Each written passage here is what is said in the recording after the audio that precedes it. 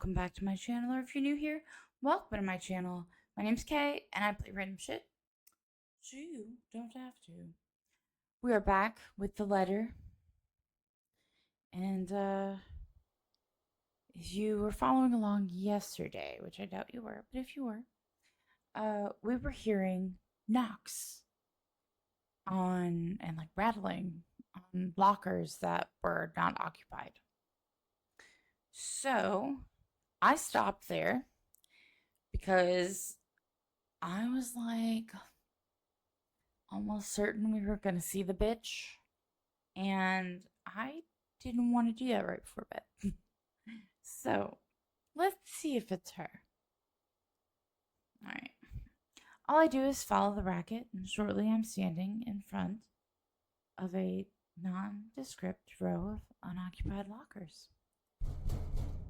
And from inside, one of them, sitting in the middle, comes the noise. Annoyingly disruptive now that I'm facing it. Let's see. Like someone's pounding on the metal door from the inside, hoping to get out.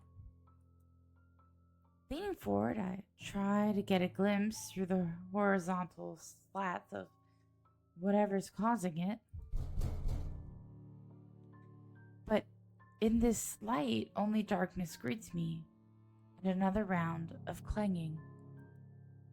Louder than the previous one. More desperate. I've heard stories before from other schools, from a few colleagues who had to deal with it once or twice. Although, personally, I've never encountered one myself, and I can only thank the heavens I haven't yet.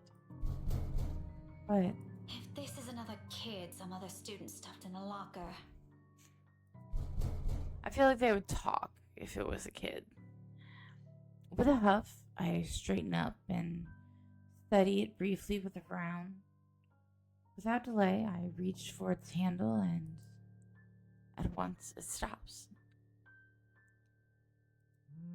Immediately replaced by the muffled sound of a mobile phone ringing. I give the door a few raps before taking my attention away. A second, another. But nothing, or no one responds. I finally avert my eyes, and I pull out my mobile. Ashton's voice greets me from the other side of the line. Oddly cheerful in light of this morning's matters. Or maybe because I'm just expecting some grave or serious news from him. Instead, I get this. Hey, Becca. Well, you sound happy. I do? My voice still sounds the same to me. There are only two things I know of that could be the reason for that tone. Sweets, or he's gotten a good lead in this case. From the sound of it, I'm going to assume it's the former, since lately that case is all that's running inside his head. If there's ever a third one, I've never heard of it yet. It can only be one of two things. One of the two. How's Isabella? Drove her home a few minutes ago. I think she's sleeping now. Sorry this took a while. Z-Man gave us the puppy eyes after we tried to leave. Had some food prepared for us, apparently. We didn't have the heart to say no. That's all right. Is she okay now? I'm not really sure. She didn't say anything to Zach, but she mentioned a plan to take a few days off from work.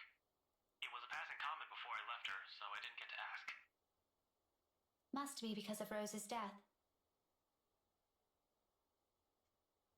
Could be. It doesn't seem like it from Zach's story, though. He said she was shaking when she got there. Shaking? The word triggers a memory. From 3 days ago, on the way home from her little treat, after she sold the mansion. I didn't think much of it at the time, but I won't lie, it scared me. The terrified look on her face how she sounded when she suddenly screamed. Becca? Still there? Yeah, I just remembered something. Sorry, don't mind me. Look, if you can talk to her, get the story out of her. That would be great. She wouldn't talk to Zach or me even when I tried. Maybe she'll speak up if it's you? I'll give it a go, but I can't promise anything, okay? You know how stubborn she can get.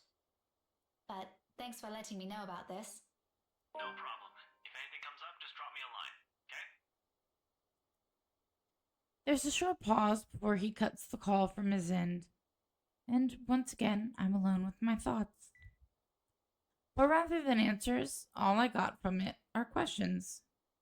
More of them, one on top of the other, as if the world isn't planning to give me a break anytime soon. But that's a problem I'll tackle later.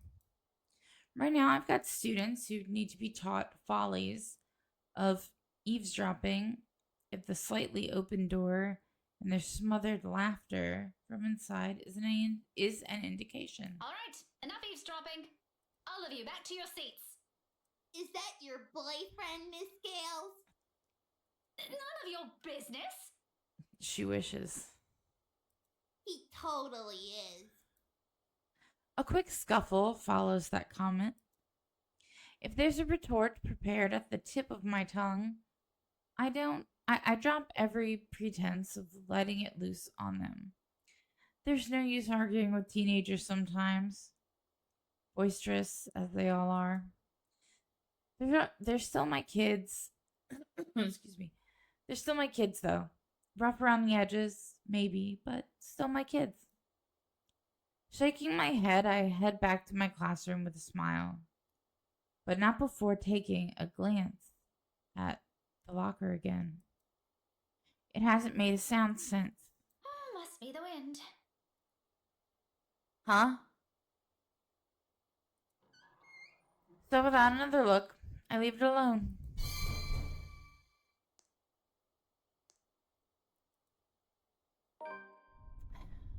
I knew it. I knew it. All in all, the entire school day ends without a hitch. It could have gone better, mind you, but with the exams nearing, getting out of work before the sun has set looks as though it's a far off dream for now. At least until they're over. Then we have the holidays to look forward to. There really are times when you simply take what you can get. Oh my god, for the time being. Nothing wrong with that. All I'm hoping for is this will continue until the whole day ends. Let's just get. I hate notification thingies. Lockers. Whatever that was. The call from. Is that Ash?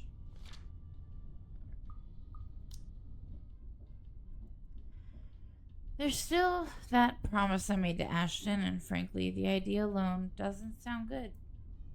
If Isabella didn't talk to them, what makes them think she'll talk to me? It's not like there's a hierarchy, is there? Just because I can handle Isabella's childish tendencies doesn't mean I can do it all the time. Really, those two give me too much credit. Nevertheless, I'm keeping my fingers crossed, if only because I'm also worried about her. And both Zachary and Ashton deem it important that somebody get the story out of her. Here's to hoping it's got nothing to do with that letter. Again.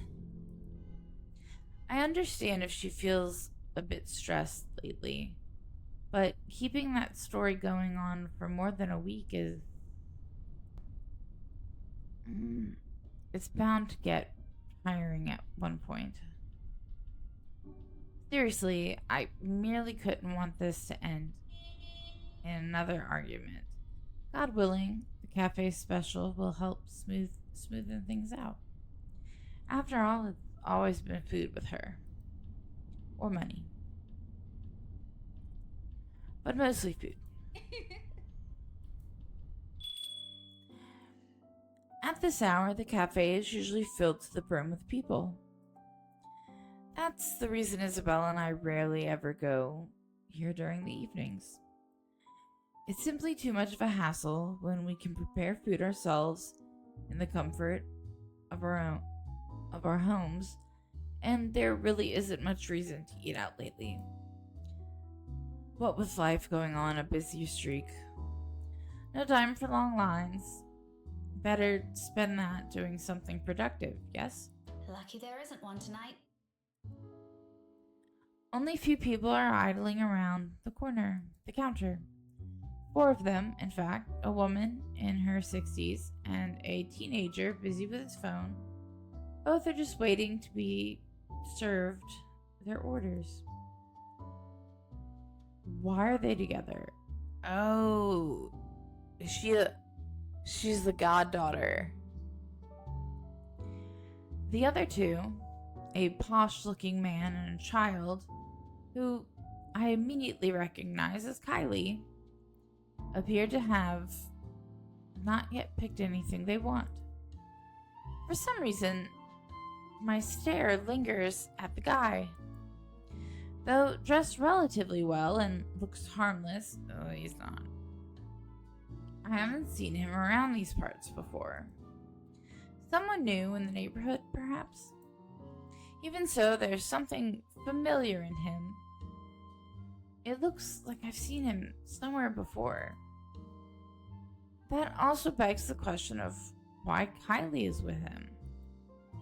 Of course, the girl easily takes a liking to anyone who buys her sweets, so it's both a bit worrisome and unsurprising. The blonde bloke doesn't look particularly thrilled with the company, though.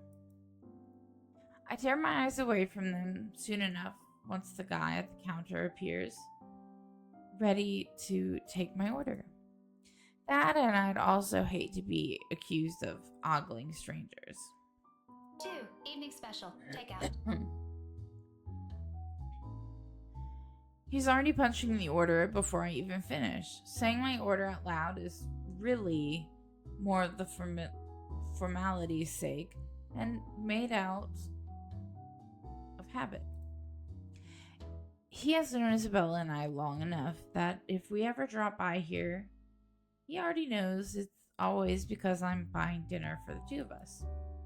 I rarely visit here alone if I can help it, but Isabella can sometimes be a bad influence.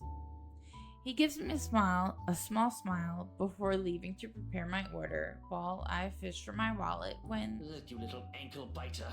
If I buy you the biggest parfait they have, will you please behave? I would just like 10 minutes of peace and quiet. You said you'll get me some bread pudding this time. Yeah, well, darling, they said they ran out of it.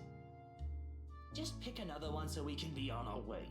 Their parfait doesn't look as cute as the one my mom bought me. Parfait is just ice cream, sweetheart. It'll melt no matter how dainty it appears. In the end, it'll all look like an ugly puddle. Now come on, just pick one. It could even be the most expensive one on that list. I don't give a shit.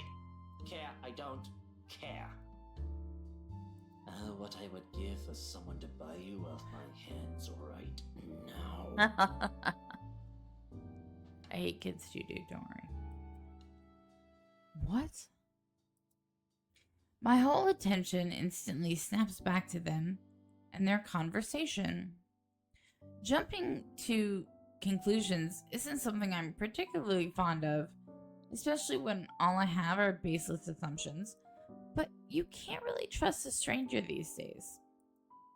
No one around the cafe seems to have noticed his words either. Very suspicious words. Still, I don't move. Yet. But my hand has already shifted from my wallet to the book I'm carrying. A hardbound textbook. Looks harmless, but if a situation calls for it, it might be a good deadly weapon. Might. I haven't gotten the chance to try it anywhere so far. Today could be the day. But you promised. Look, if you don't want a parfait, how about How about a Bonifay pie? I'm sure it'll taste just as good as any other bread pudding. I'll even buy you the entire tray. How does that sound? Dude, we have a place here that has some of the best bread pudding I've ever had in my life. Ever. And I've been open. This is new for me to try bread pudding in other places. And I've been trying a bunch. This is not the same. And they have like this really good like creamy rum sauce that goes on top of it. Ugh, I might go get some later now that I'm talking about it. That's not what you said before. Well, sweetheart, adults change their minds sometimes. You said if I come with you, you'll buy me a bread pudding, and I did, and now you won't keep your promise. Oop.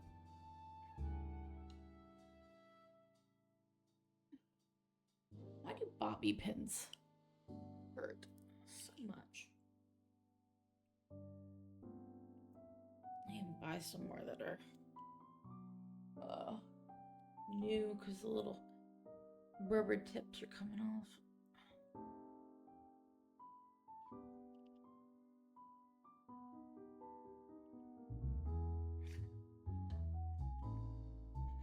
I want to go home. I miss my mom. No, darling, if I remember correctly, and I have a good memory, honey. What I said was, if you come quietly with me, I might buy you one. The quiet part didn't happen. Though now that I'm sober, I think this is a bad idea. I should just ship you someplace else for that peace and quiet. Jesus Christ, he's such... We hate him. I'm gonna say it every time. We hate him. Oh, that's it. No hesitation.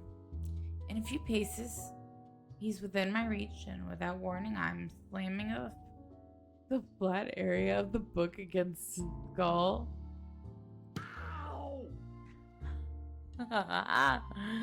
There's a cry of pain, followed by him instantly crouching down, hands nursing the sore spot.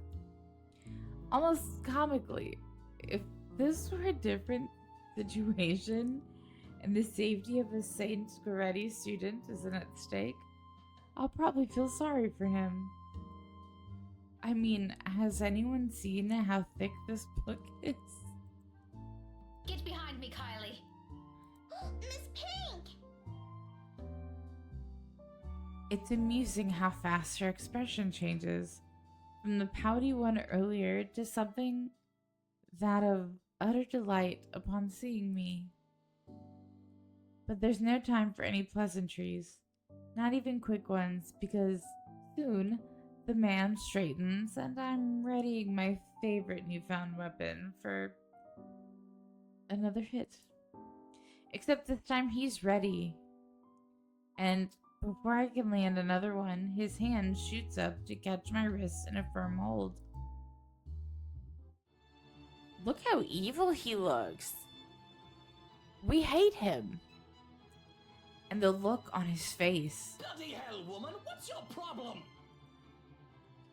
To say he's pissed would be a complete understatement. Had I been the weak-willed sort, I'd probably cower under his sharp gaze. But that simply isn't how I roll. But if he thinks he can scare me and do as he pleases here, just because I'm a woman or whatever his reasons may be, he's got another thing coming for him. So instead, I return it to him with the same intensity, with the same venom. What's my problem? You're the one who has a problem here. Fun fact, the last Venom is on Netflix right now. Rotten bowbags like you don't deserve the freedom to run this town. What are you doing to this girl? And why is that any of your business, pray tell? Oh, it's my business if I make it to be. Now, release me or I'll call the police. You think that scares me, Daisy? I have a name, you sleazy douchebag. Why does he call everyone a type of flower? Oh, I'm sure. His grip on my hand only tightens when I attempt to shake it off. His tone may be dripping with anger and sarcasm, but the gleam in his eyes says it all. He's getting a kick out of this. We hate him. Riling people up, getting on their nerves, invading their personal space. He knows exactly what and which buttons to push. The nerve of this person. The nerve of this arsehole. If he thinks I'm going to give in to his goading, please, he might as well just kiss his sorry behind. In fact, why not do the most sensible thing right now? Teach him a tough lesson. Mister, you have until the count of 5 to let me go and step out of my personal space. A fair warning. Fairer than any I can offer for people of his kind, and I'm already being considerate. Hell, this arsehole doesn't even deserve a warning. If he doesn't listen, well, he's as much responsible for what will happen next as anyone. Or else what? Dude, he's so wicked. Such vulgar words coming out of that pretty mouth. A gorgeous flower like you shouldn't even be saying. We hate him. I'm sorry. Don't say I didn't warn you, Bowbag. Love that intensity, Daisy.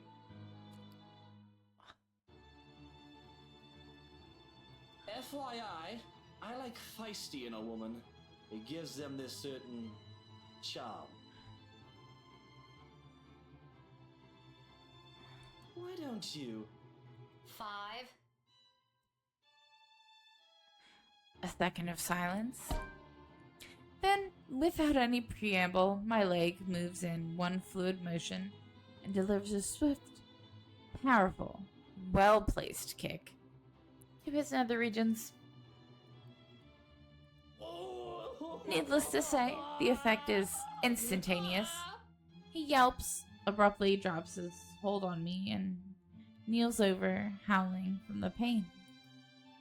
I can see tears forming at the corners of his eyes, too, though the mere sight of it prompts not an ounce of remorse from me.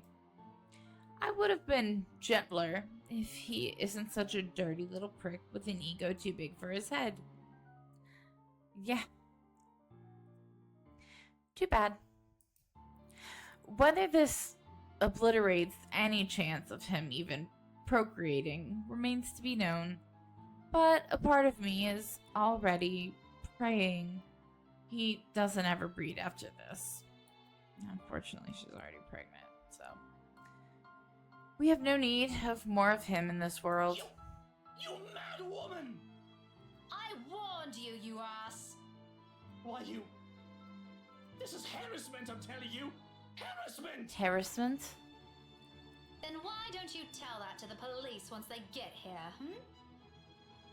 You despicable! Whatever you're assuming I am, I'll have you know it's all in your head. None of it's true. You best have that pretty brain of yours checked before that gets worse. What is wrong with you?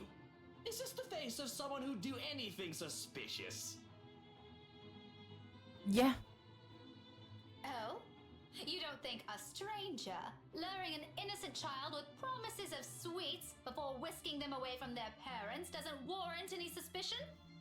You have a very funny definition of suspicious, asshole. Maybe you're the one who should have that head of yours checked.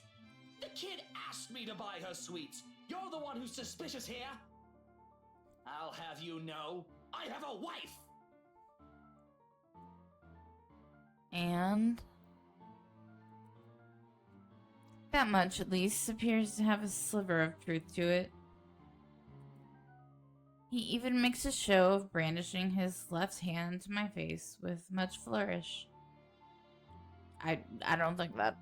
I mean, literally, a wedding ring could not mean anything. It could just be there. Sure enough, a wedding ring is there, though all that earned him is an unimpressed glare from me. Immediately, a small part of me starts to feel sorry for whatever poor woman married this sod. I don't understand why he has to bring her up either. As if the mention of her alone will magically present a solution to his problem. She must truly be a remarkable woman if she can handle a dirtbag like him. And even my wife of all people in this bloody city, has never, I'm telling you, accused me of such a scandalous thing! You crazy woman! Married or not, you're still a sleaze. Honestly, I feel... Yes, he is. Miss Pink, why are you fighting with my teal? Whatever words still left to be said here dies on my tongue. The same thing goes for the sleaze. Beside us stands Kylie, gawking at us with what same curious stare she often brings with her. I know that look all too well. A precocious child through and through. She doesn't say anything further. Her gaze simply moves between us, eyeing us both carefully, clearly anticipating an answer.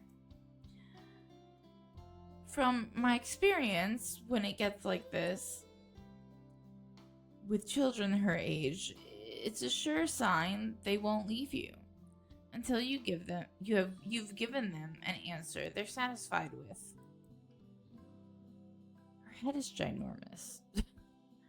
Lying won't do either. It has dissolved into a shouting match, for heaven's sake. And did she just say Dio? Something falls straight to the pit of my stomach at that. But my tone is gentle when I finally address her, void of any apprehension and what might be the first hints of embarrassment. I pointedly ignore the latter. It can very well be just the hunger speaking. Kylie, sweetie, do you know this oaf? Yeah, he's Teal Lou. Right at the moment, my brain stops. Every line of thought, every argument I still have against the man beside me, dissipates in a haze. Amidst all of it, one memory gets triggered from a few days ago. Tio? The one you mentioned before? Oh. The uncle? The guy Rowan wanted to impress? Or was that a dare? I'm sorry, I can't recall. Is it the one who promised he'll take Big Brother someplace cool?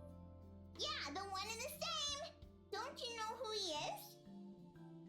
It's cold in here.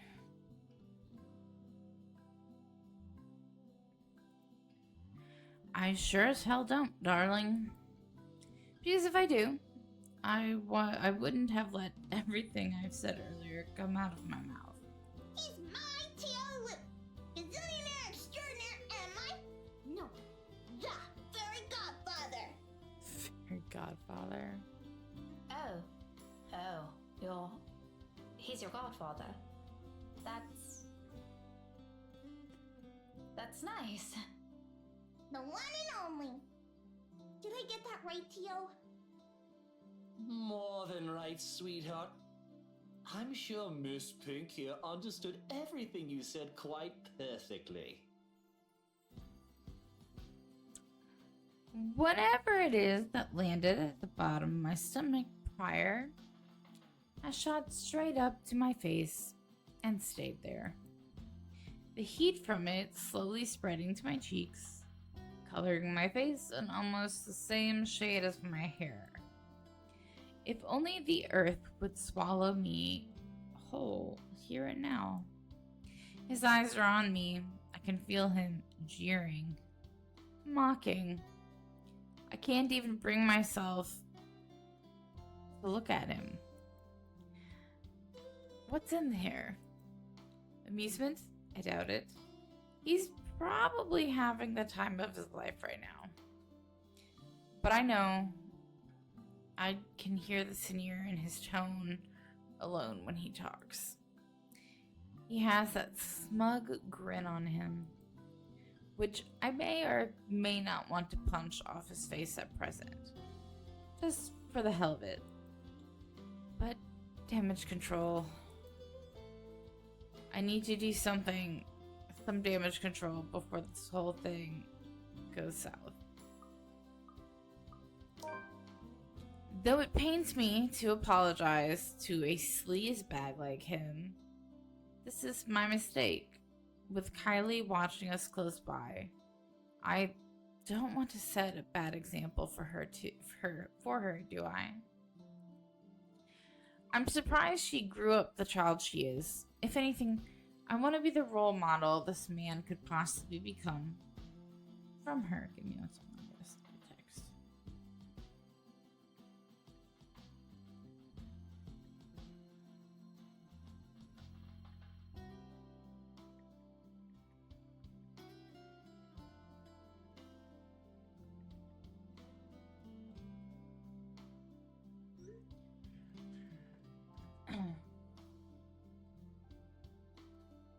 Even if it means taking a few blows to my ego.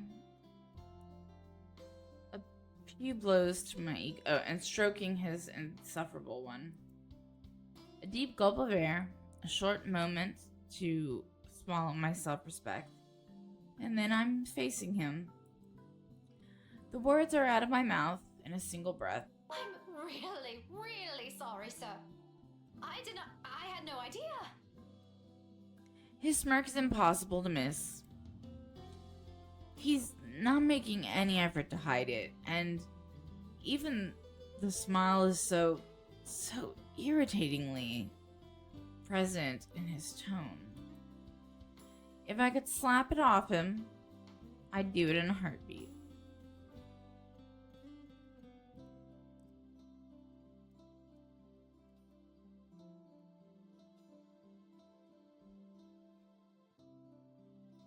Now, it's an honest mistake, Daisy. No, I really mean it. I actually thought you were... And then... It's fine now. It probably happens quite a lot to a few people who look suspicious to you. Sorry, it's my mom.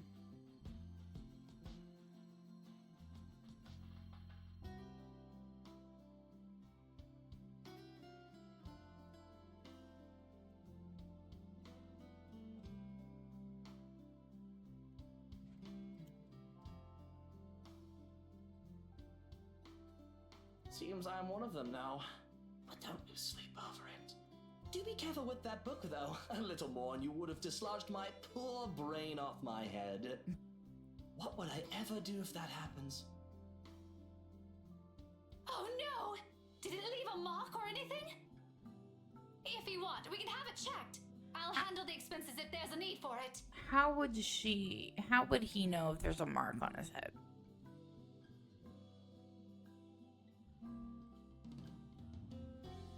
Now, what kind of man would I be if I let an attractive woman such as yourself do that? Why don't we just look at it this way? My forgiveness is coming from the utter goodness of my heart. So full of himself. Exactly the kind of person I'll happily leave to die in a ditch somewhere. Of course, sir. Why didn't I think of it that way? I know, right? But even someone as capable as you is bound to have a few lapses. No harm done, Daisy. Let's move on from this. Well, if you're going to put it like that, then I guess there's nothing left for us to talk about. I figured as much. Ugh, awkward. The whole exchange is nothing but an awkward display of fake pleasantries. One that brings much agony to the very pride I've willingly held back a while ago. I might need a drink later so I can forget any of this ever happened. Who'd have thought the time would come when I'd meet someone tougher to handle than Isabella?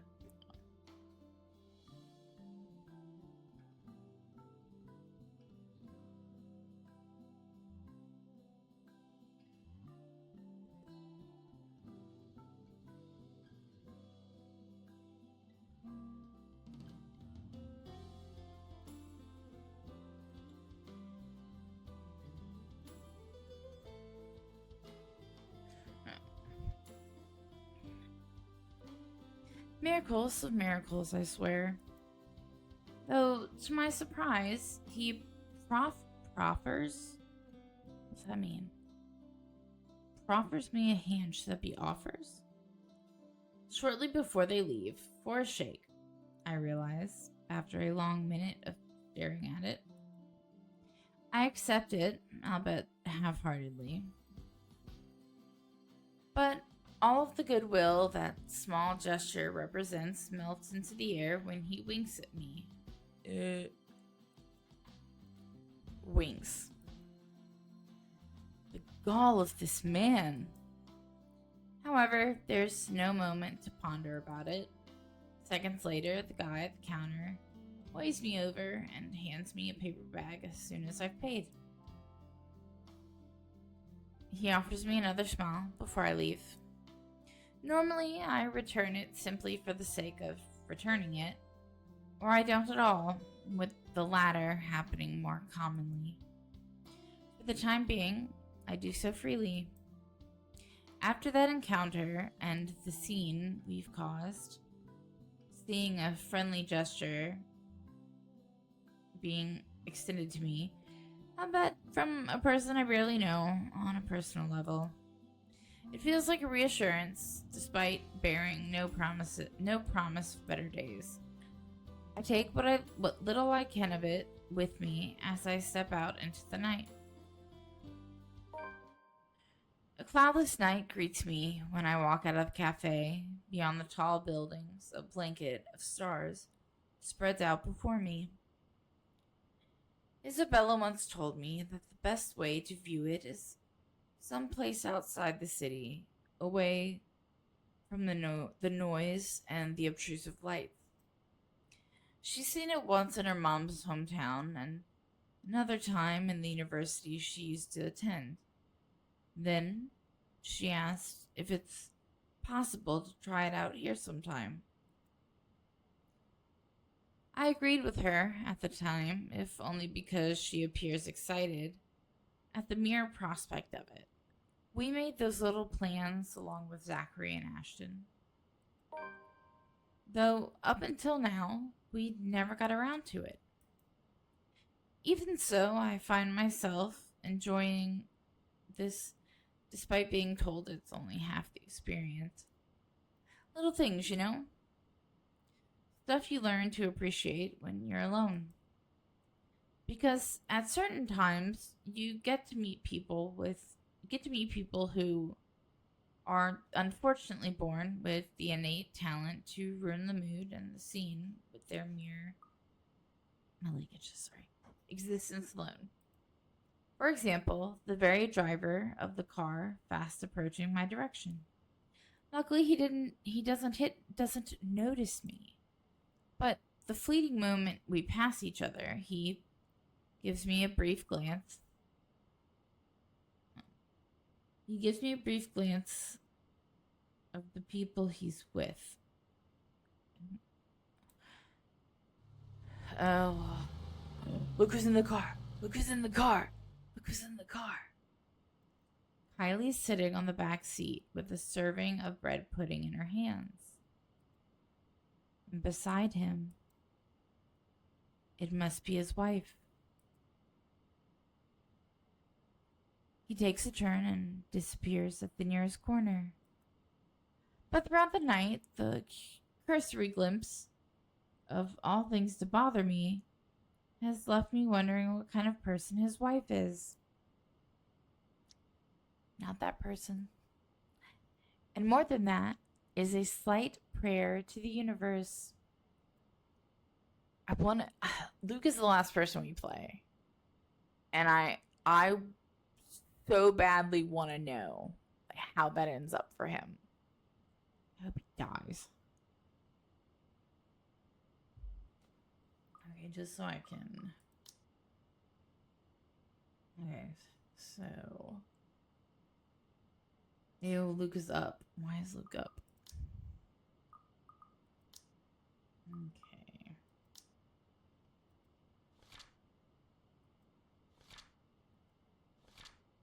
We hit Luke. Got it.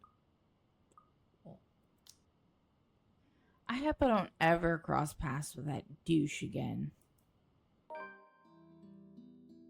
After having such an eventful day, anyone will think nothing will surprise me anymore. But here I am, standing at the top of the stairwell, watching an odd scene unfold before me. Relief crosses my mind.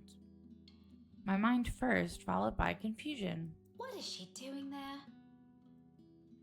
Although, given what happened this morning, the question feels a bit inappropriate to ask directly.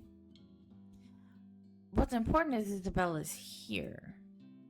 She's sitting cross-legged on the hallway, just right in front of her room, with several papers and folders scattered about. Each of them seems as important as the next. More than once, upon giving the scene as a quick scan, I spot Briar Realty's logo at the topmost area of the pages. Everything considered, it looks like a mess made by a third grader working on crunch time. The landlady will have a few things to say about this when she finds out. I have a few things to say about this myself, in fact. But something in the calm, focused manner she holds herself at present keeps me from disturbing her with that reminder. She's going through each paper with this intensity. Her brows are furrowed, lips in a tight line, both hands moving in precise movements as she shifts through each sheet. When she finds something of note, she moves closer, nose almost touching whatever paper she's holding, and grabs her phone to call someone. Hello. Sorry to call you this late. There's something I just want to confirm, if that's okay. Yeah. Oh, okay. Thanks anyway. Oops. Not that one either. It's a cycle. She goes through call after call, then, after the last one ends, she shuffles through the pile again and dials another number. Is it work? I've never seen her this engrossed with her own work before. Otherwise, she would have noticed my presence the moment I've reached our floor. After the 9th call, she still appears as oblivious to it as when I've arrived. When she lets out a loud sigh this time, I immediately take that as an opportunity to interrupt. Isabella, you know the house rules here. At once, her head jerks back and hits the concrete wall behind her with a thump. Ow. There's the Isabella I know. Glad it's still there. I allow her a moment to nurse it before speaking again. Becca, you're late. Yeah, I ran into a little trouble at the cafe. But I brought food for the two of us, if you haven't eaten anything yet. As anticipated, she grins once I raise the bag of food I'm holding. Yet it doesn't reach her eyes. There's nothing of the cheerful glint in them this time. Just a hollow tone for the sake of being polite. Ashton's right. Something's happened. Yeah, maybe later. I've gotta finish this first. Just leave it here. I'll eat it once I'm done. Thanks, Becca. You Keep can't leaning eat this forward. Here. You know how the landlady would react. My posture's so terrible. Why are you even working outside? Your room's right there. I know. Sorry. It just feels stuffy in my apartment right now. I'll go back inside once everything's been aired out. I promise. That has never bothered you before. Well, it bothers me now. Oh, really? Just now? I find that hard to believe.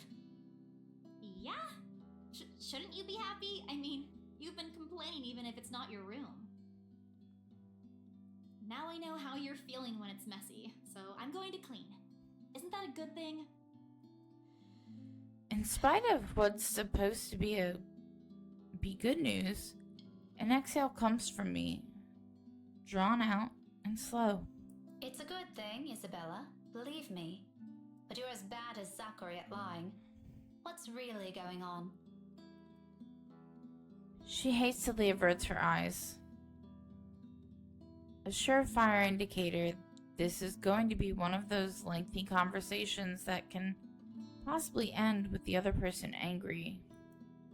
Again. It's one thing I'd like to avoid tonight at all costs. Still, I made a promise to Ashton and Zachary.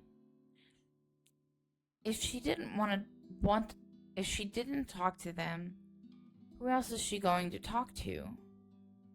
If she keeps this all to herself, who knows what might happen? Isabella, you can tell me. Is it about your family? A slight movement of her lips, although a frown. It's a reaction, at least. I'm getting there. Rose? She merely shakes her head. Just a little more. Come on, I know something happened. I don't know if it's because of Rose, but I know it's related to her somehow. You weren't here when I visited this morning, and both Zachary and Ashton are worried about you. If you don't want to tell them, you can tell me. Does it have something to do with work? Office? If I didn't know her, I might have missed it. She shifts, then, her fists clenching tight, teeth biting her own lower lip. And there's fear. The looks of terror in her is the last thing I expected to see out of everything. Her mouth trembles briefly before she opens them. When she finally voices it out, the words simply spill out of her mouth. One after another. All of it. True to what I've promised. True to what I've promised her, I listen. Because this is something she's been keeping to herself. Even from the two most dependable people I know. The fact she chose to tell me this speaks a lot to me. Becca, she was there again. Last night? In the office? Boss passed me all of Rose's workload yesterday. For the Ermengarde mansion. I had to stay late to finish them all. And then, when I was about to go home, I saw her. I saw her again. She was standing in front of me again last night, Becca. I couldn't get away. She was blocking the door. If I hadn't hidden myself, even if I made the tiniest noise, if she found me, Becca, she almost did. If she saw me under my table, I I think that would have been the end of it. I'm scared. I'm so scared I won't be able to do anything. By the end, her hands are trembling, and her breathing comes out in rasping intervals. For a long moment, I let the silence stretch out between us, let her sobs fill it instead. But even as her soft whimpers die down, minutes later, there's a heaviness hanging in the air. Not just from her, but also from me. From my exasperation over this whole matter. From my own frustrations over her stupid superstitions. When she could do us all a favor and grow a backbone. She may be young, but she's no longer that young. It's about time to put and check your grammar. To put an end to this. She can't keep going on like this. She's still got plenty of years to live out. And what if she goes home? What if we're no longer there to keep her fears in line with what's real? What would she do then? I'm more afraid of her for what that kind of imagination will do to her than of what some imaginary monster could do. But when the manner she's looking at me right now, with whatever, there's an expectation in it, a hope and a plea sewn together. She wants me to believe her this time. If it's like that, then what am I supposed to say now? What she wants to hear or what she needs to. As much as I want to set her straight, a reprimand isn't what she needs right now. With that pouty face she's giving me, I doubt it'll even end well if I push it. I know her. When she wants to be stubborn, she's stubborn. But there are moments when she can be acquiescing too. Times when she'll be more accepting of what I tell her, despite her inclination to disagree with it. That talk can wait. In the meantime, I'll be the ear that listens to her without judging her, without criticizing her despite my own opinions on it. You should have called me.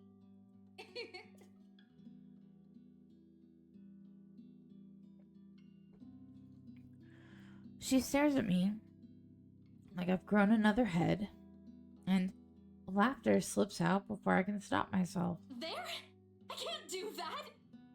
What'll you do? Hit her with a book? You'll be dead before that happens. And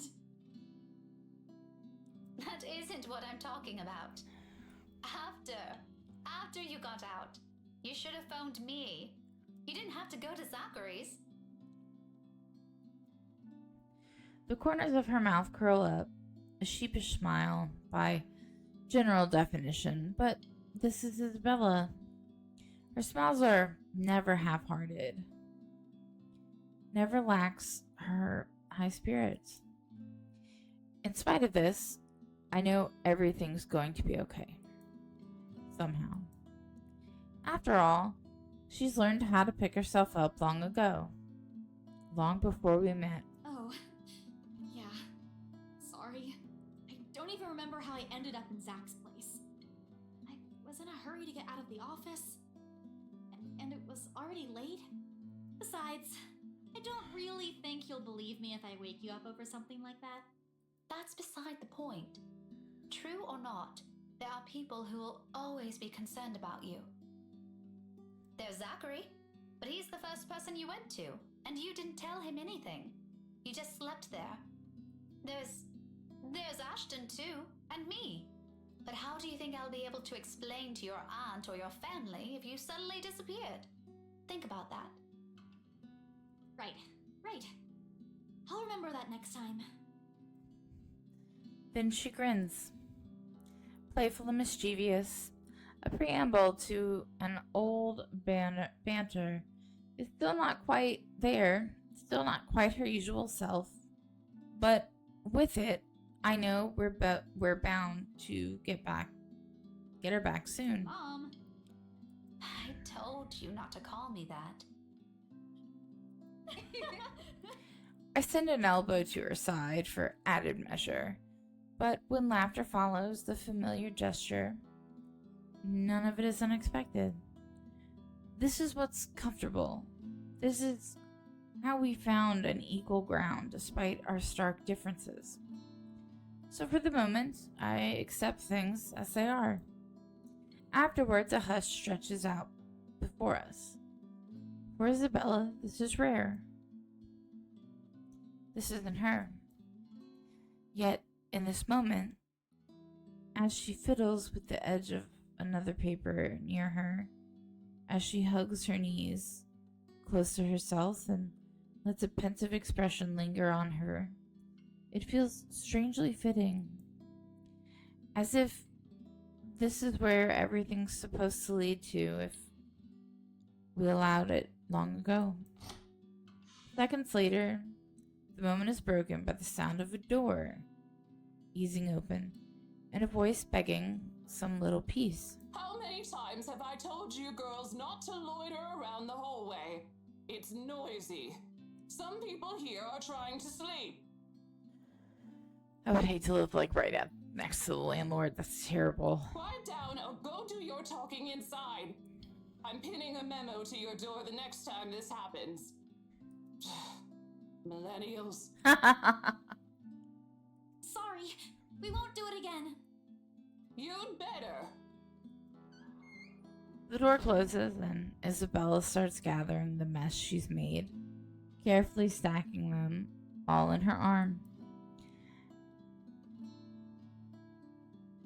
At a loss for what to do, I help her pick them up, and for the first time I get a close look at it. Completely unintentional, of course. But it catches my attention nevertheless, and a confused frown makes its way to my face. Why is she looking through this? I look at her for an explanation, but she merely ignores the question in my eyes, takes the paper off my hands, and finishes cleaning up. The last paper she puts on top is a letter. The one she supposedly found in the mansion, and what's probably the root cause of this odd behavior. I shoot her a questioning look for that too, but all she gives me is a smile, and in a halting tone, so completely unlike her. Becca, I'll find a way out of this. You guys don't have to worry about me. Anyways, I should go. I'll see you later. Where are you going? Getting myself some food. Don't wait for me. I literally just told you I had food for you. Isabella walks away before I can stop her. Before I can remind her that I've brought food enough for the two of us. She quickly disappears down the stairwell while I'm left standing in an empty hallway holding 2 bags of takeout. One of them will go uneaten tonight. Just an innocent passing thought. One that I don't dwell much on as I head back to my room. I ignore all of it in the same way I've assumed I won't ever encounter that douche again.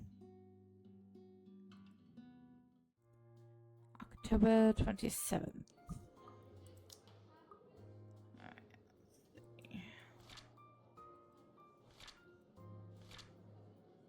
Papers. Okay.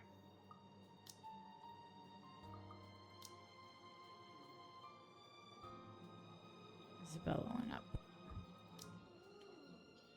The brief lull the past 2 days has offered is nice while it lasted. Or as nice as it is. As nice as it can get. With worries of Isabella's whereabouts creeping up to me every now and then.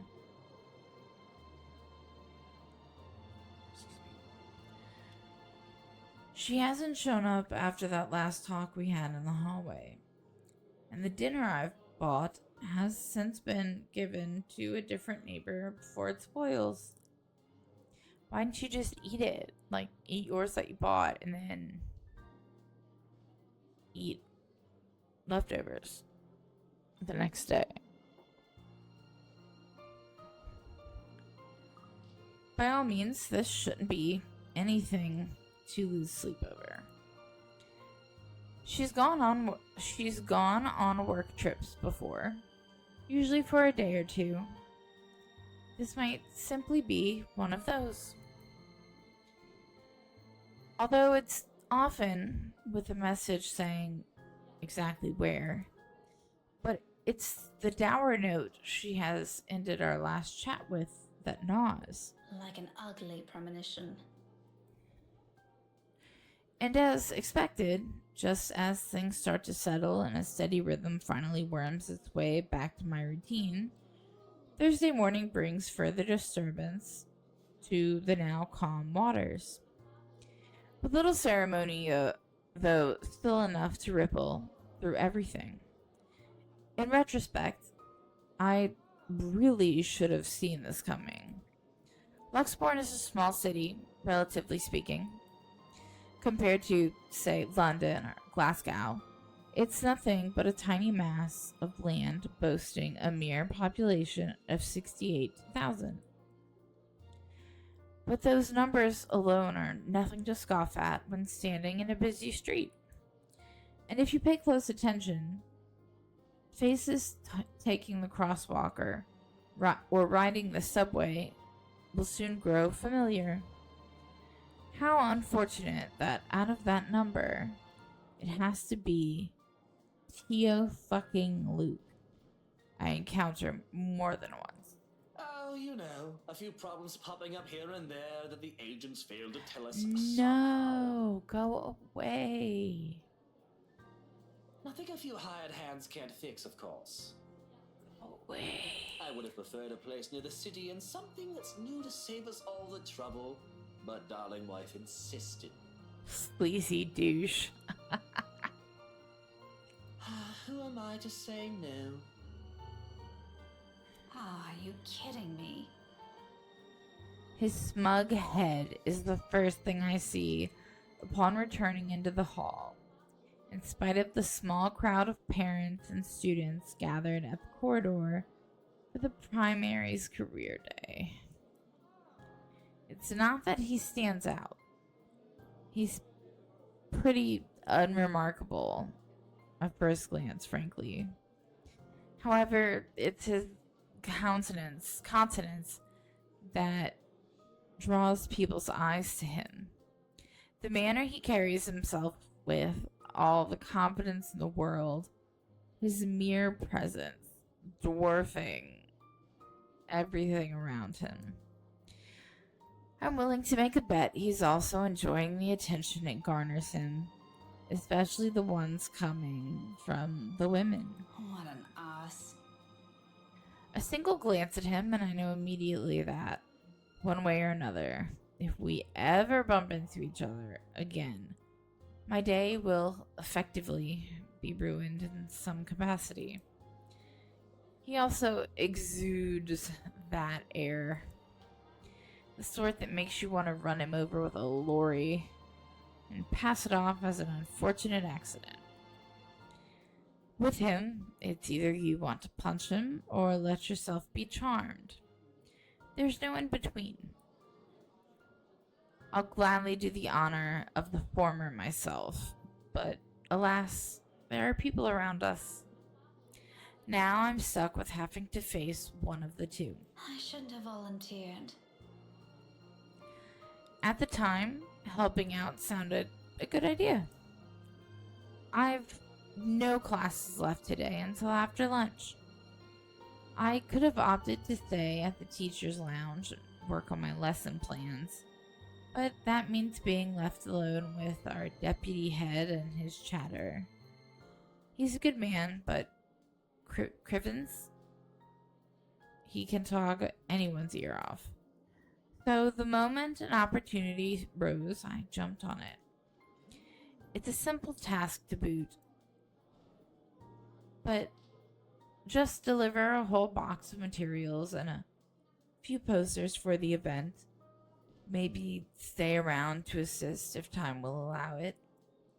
I just wasn't expecting him to show up here.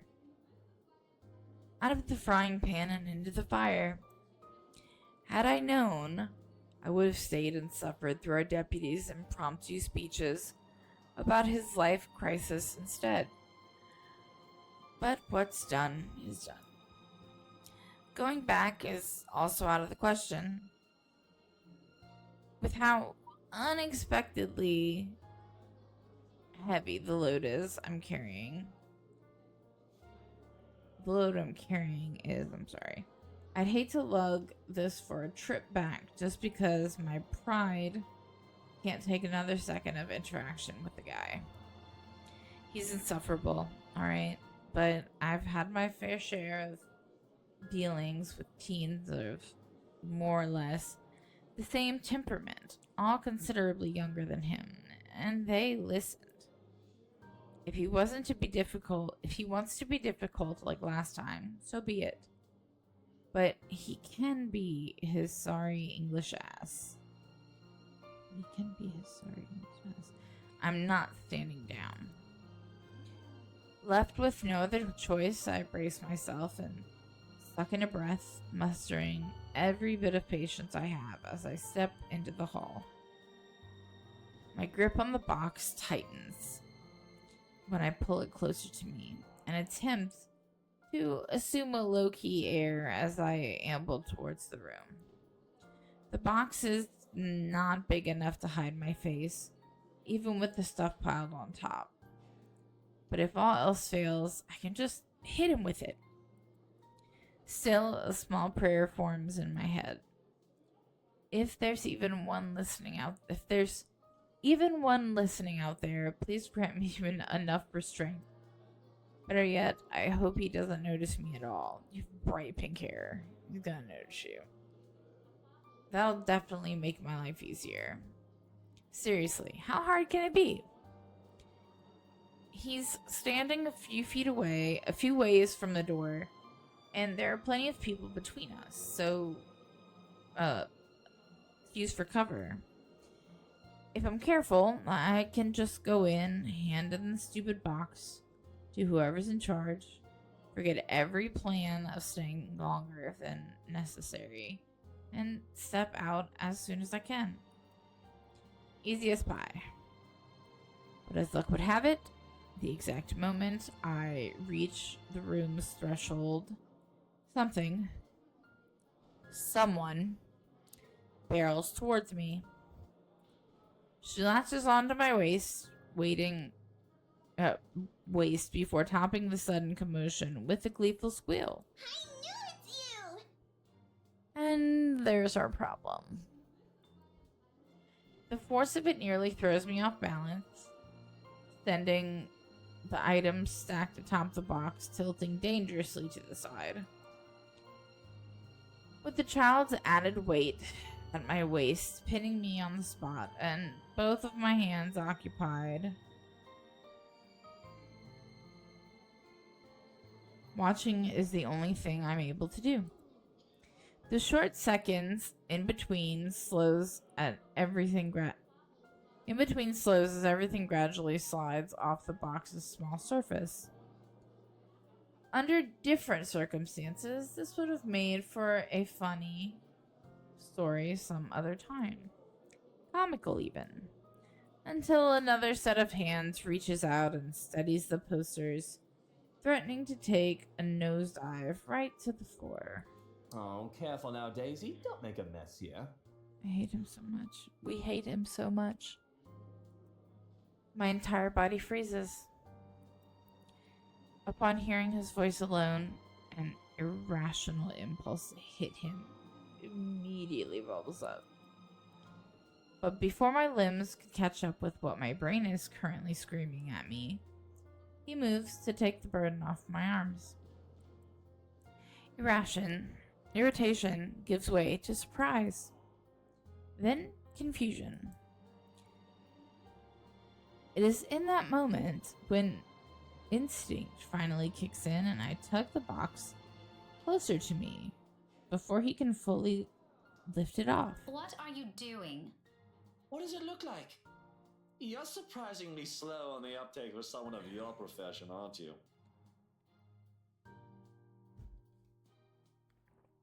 Bloody, doesn't this school have people for this kind of work? So much for being a center of academic excellence. I'm going to ignore that slight to my alma mater and my work, because that's not what I'm trying to get at. You know what? Why don't we just rephrase that to something you'll easily understand? Why exactly are you doing this? Well, you look like you could use a bit of help. Have you seen your face while you were heaving this around? Mister, I'm pretty sure if there's ever a look on my face, it's entirely because I saw something extremely unpleasant this morning. Yeah, you. Aren't you a ball of sunshine today, Daisy? Having a bad day, aren't we? Oh, you have no idea. I'd put it away if I were you. You might scare the children. You don't have to worry about that. This isn't my department. I was just asked to bring these. Anyway, I can handle this myself, mister.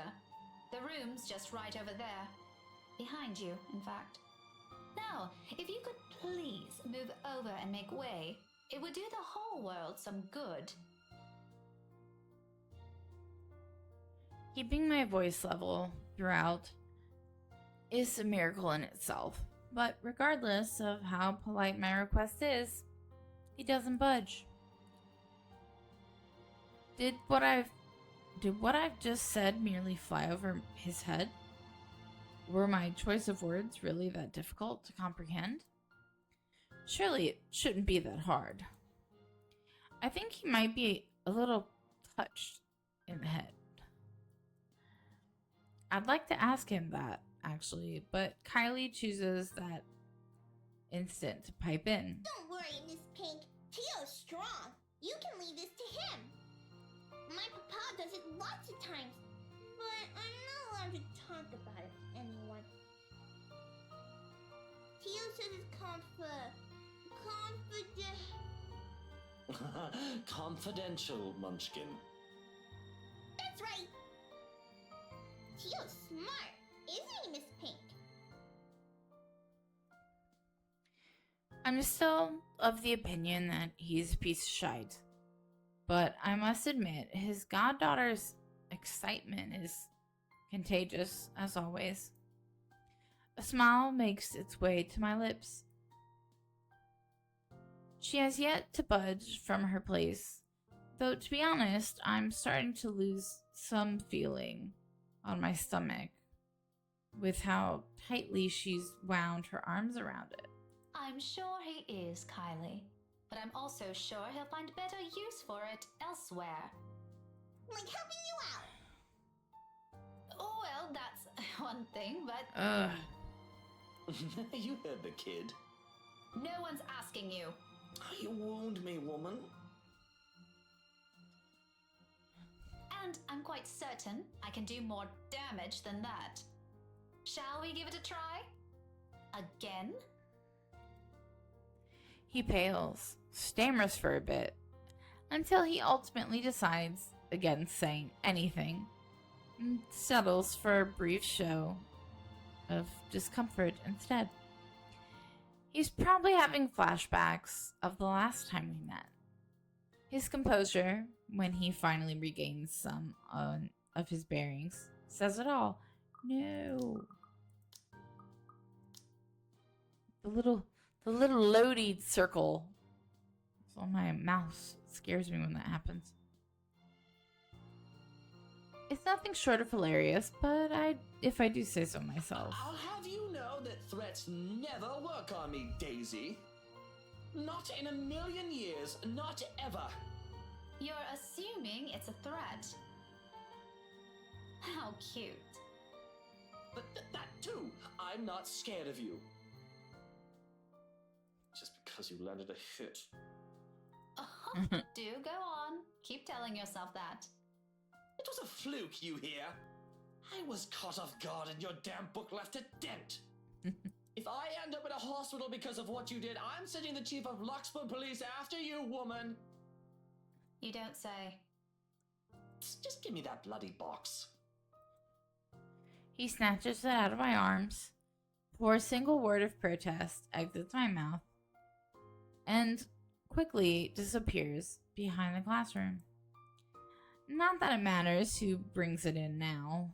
My prior irritation has already melted into amusement.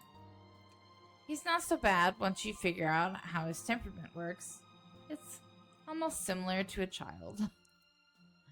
Though I still have to ask. Kylie, did your Tio eat something bad before coming here? He's unusually nice today.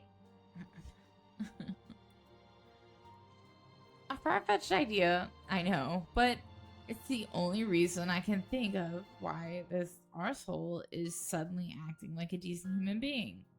A decent human. He's, quite frankly, far from being. First and foremost, why we didn't end our last meeting on a good note. If I were him, I'd avoid the very person who put a dent on his skull, as he so aptly put it. Why is he acting friendly 2 days later? He always is. But I made him promise to be extra nice to you since you helped me so much. I think you're gonna be great friends. Yeah. Great friends. I quickly stomp on the urge to groan loudly or gag at it. He's the last person I'd ever want to be chummy with in this whole city, but Kylie doesn't need to know that. Are you sure it's not something he ate during breakfast? I gave him some jelly babies this morning. Fuck is a jelly baby? Ruin brought me lots of them. Mama said I should share, so I offered half of it to Tio when he picked me up. He likes the black ones. Ew, I would assume that's licorice. And I think you're a psycho if you like licorice. Oh, that's probably why he's weird. Jelly baby overdose. He could have done everyone a favor and choked on them while he's at it. Do you want some? I've got more. I kept my Melody to Kako this morning, but I'm sure he'll be fine sharing some of it with you. No, I'm not really very fond of them. I was just asking. Oh, where's your mom, by the way? Out of town with Papa. An unexpected pang hits me at her words. The statement, though innocent enough, unearths a whole trunk of memories from childhood, so eerily familiar. Nights spent eating dinners alone, the number of days coming home to an empty house growing with each passing year, and sometimes several Christmas Eves spent with relatives instead of my own family. It's too late to think about it now, but when I remember, the dull ache is still there. Familiar, though lessened by the years now. Beside me, Kylie takes a step back, having gotten tired of clinging to me. There's nothing but cheer in her. She doesn't seem too affected by the fact. Although it makes me wonder how much of it is real. And how much is there to mask the loneliness? If there's even one. What a lucky child. Weren't they informed of career day beforehand? Yeah, I told them all about it. Mama was looking forward to it. And they still left? Uh-huh. It's important business, so it can't be helped. They promised to tell me about it when they come back tomorrow, though. Papa said he'll give me a gift if I behave. I've been a good girl, right, Miss Pink? You always are. But they asked that douche. They asked your Theo to look after you for this. Nope, they didn't. No? Then how? It was supposed to be Tia. Mama likes her better than Tio, so she asked her, but she's sick and had to visit the doctor today. Is she pregnant? Oh, that's supposed to be a secret, by the way. Oh, but I think it's a bit confusing because Tio said she also went shopping. That's unfair. Don't you think so, Miss Pink? Mama doesn't allow me to go out when I'm sick. It's still okay, though, since Tio always buys me sweets before we go home. I'm gonna ask for a parfait today. Extra large. Don't tell Takako, okay? Listening to her like this, it's easy to get a picture of where Kylie's fondness for the guy comes from. Excuse me. She's far from a demanding child, unless you've made a promise of some sort. She never forgets those. She'll make friends with anyone, wherever she is. Buy her a few things, and voila, you're settled. No wonder she's so attached to the man. The douche probably showers her with gifts whenever he can. I can't say if the sentiment's the same for the latter, however. He doesn't seem the type, and probably just does it for the sake of getting some peace and quiet whenever he's with the girl. Classic techniques. But before that, I'm gonna show him to everyone first. It's gonna be great. No one else has a gazillionaire fairy godfather. Also, when I grow up, I'm gonna be exactly like him and marry someone really handsome. Like Tia did. That way, I can be awesome too. There's some sort of misguided logic in there that I'd like to correct. But before I can say my piece, douchebag steps in, fresh out of the commotion from the classroom behind us, and plows into the conversation with every subtlety a wrecking ball has. No shite given, despite no one asking for his opinion. Munchkin, sweetie, trust me. You don't have to marry someone for that to happen. I don't? Just do your thing, darling. I'm quite sure you can do great things on your own without lugging around an extra baggage with you. Is that how you feel about her? Tia married you.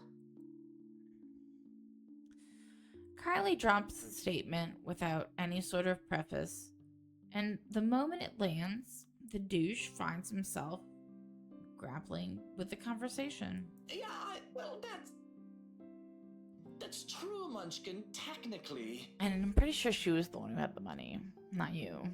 But it's not the same thing. A small frown creases the girl's eyebrows as she tries to comprehend her Tio's rather vague explanation.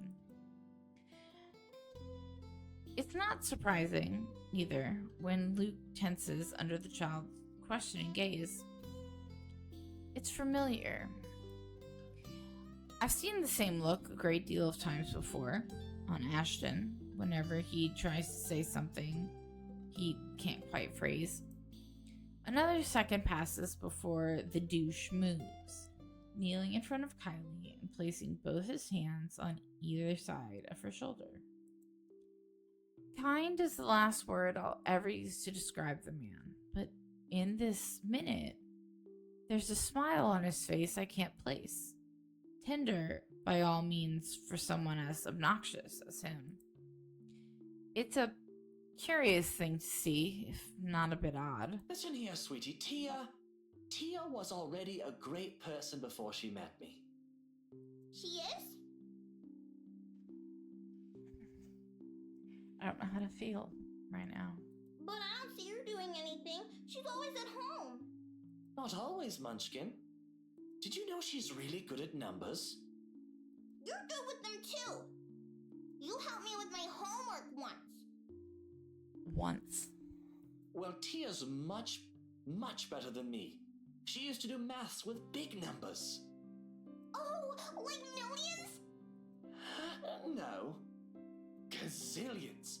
And she's really, really good at it. So much so that her dad let her manage anything that had to do with it. That was even before she met me, too. Does that mean she's better than you? Oh, leagues, Munchkin. Way, way better than I'll ever be. For some reason, I don't think he's still talking about his wife's mathematical prowess as his voice trails off. In fact, if I'd had not been paying closer attention, I wouldn't have noticed the change in him. The slight shift in his smile from one that's tender to something wistful, like remembering a memory he has always been fond of, but has often kept to himself. And at the fleeting glance of it, a tiny, insignificant part of the world somehow also shifts. Opinions change, impressions moving. You know what? Why don't you ask Tia next time you have homework, Okay, next time I'll ask her to help out. See? No need to marry a good-for-nothing bloke. Can I also tell her to not stay at home anymore? If Tia's good at it, I'm sure she can help you out too. I'm Papa. He computes a lot of numbers too. Tia can help him. You go do that. I'm sure she'll love to hear it, Munchkin, even if it's been a while since. Another silence from him. Then, without missing a beat, he turns Kylie around and lightly pats her shoulder. In a gesture to end their conversation right here and there. Probably before he can say other things he's never intended to say, or a child is not meant to hear. But off you go first.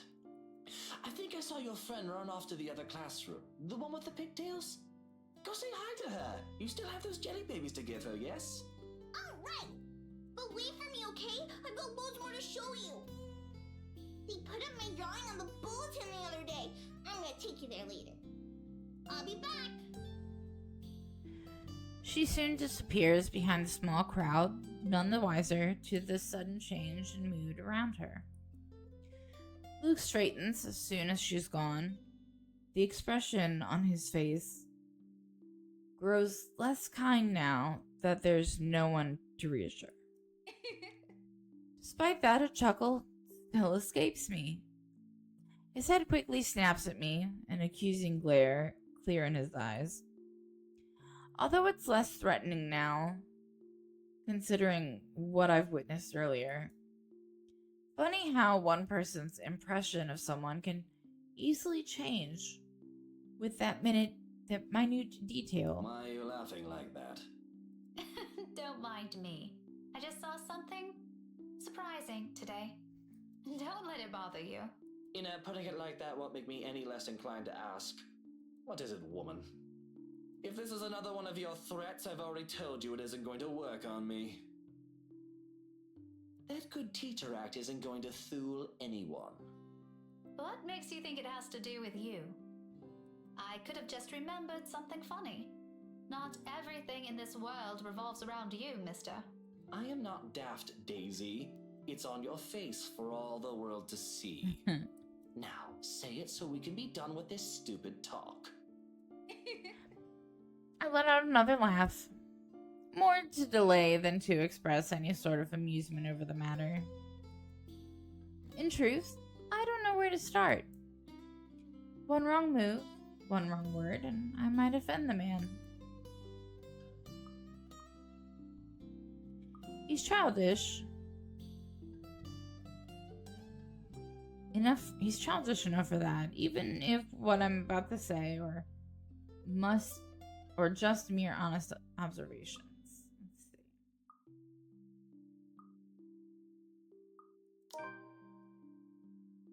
Well, regardless of how he reacts, it's not like it'll have an impact on anything between us.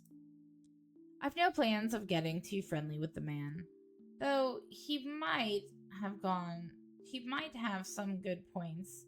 Emphasis on might. The best treatment I can hope myself to give him is to stop thinking of him as a sleazy douche. Besides, after seeing that look on him, I figured someone like him can use a little compliment here and there. He probably doesn't get it much, considering how coarse his own language can be. Can't you act a wee bit polite for even a second of your life? It won't kill you. You'll easily get answers that way, you know? Instead of demanding things from people like a temperamental man-child. I'll be nice when I want to be, woman. Don't tell me what to do. And here I was just thinking how you're doing a brilliant job as Kylie's guardian. Was I mistaken? Was I mistaken? What? Sorry, I didn't catch that. Stop playing dumb. I hate to admit it, but you actually seem to be good with kids. Possibly even better than most of the teachers here. What do you know? I've expected him to just take it all in, bloat his ego more, and even brag about it. Instead, what I get from him is a sound resembling a squawk.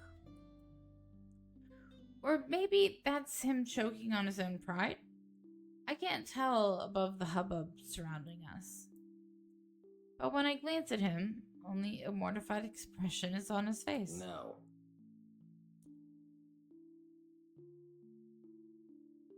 No, you should be proud of yourself.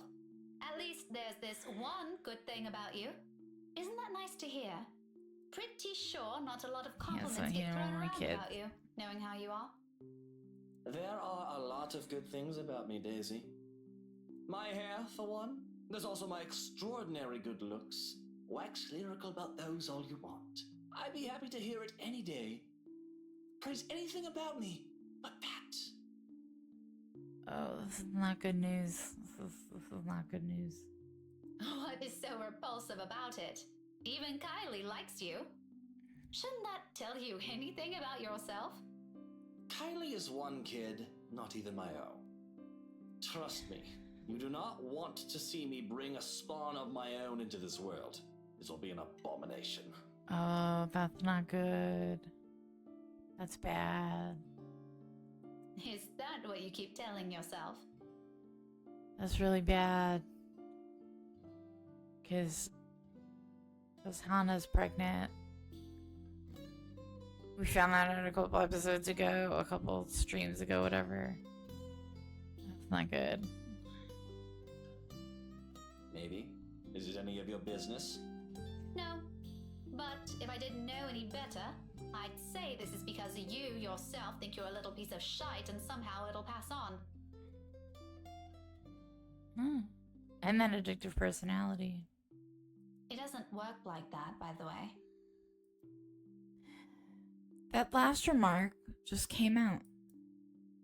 There might be a sliver of truth in it, but I shouldn't have phrased it like that. Even for my own standards, or the kind of person I'm talking to, it's still quite rude. An apology is already at my throat, but the minute I open my mouth, all of what I've prepared myself to say dissipates. Lost in the moment in front of me. He has turned gaze outside, staring at some point past the buildings, blocking the view of the sky, equally lost in his own thoughts. He's a vexing man under so many lens of features, a certain air, softer, less severe than what he often flaunts. I might as well be looking at a different man. There's a tender note in his voice when he finds it. The words muttered under his breath, not intended for anyone but himself. Nevertheless, it reaches my ears, unintentional as it may be. You're right. She deserves someone far better than me. I mean, she does. We all know this, because he's a racist piece of shit. All that talk about self-worth makes some sense now. It isn't some profound knowledge he pulled out of his arse. It has come about because he's already been there, likely still stuck in the middle of it. Preaching about your own personal experience is easier, after all. Less room for mistakes, more for a dose of self-loathing. What a complicated man. Just when you thought you've already figured him out, he does one thing and says the other. People like him are the most difficult to gauge, far harder to understand. Yet, it might be exactly for this reason why some are so easily charmed by him. It's the mystery that catches them, of wanting to figure out what's underneath that bravado. I won't count myself among those yet. This winning personality isn't exactly my cup of tea. But sometimes, once you get a glimpse of what's beyond the machismo, empathizing with a man isn't such a steep hill to climb. If the comfortable silence we now shared tells anything, that is. Perhaps this is as close to friendship as we can get. Several insults flung around with a few shared silences in between, and that's not exactly a bad thing. He's not exactly a bad guy either, despite the awkward start we've had. Maybe it's for this reason that I can't resist throwing in a little comment to lift his mood before leaving him. You know, Luke, you're not such a bad person. Is that supposed to make me feel better?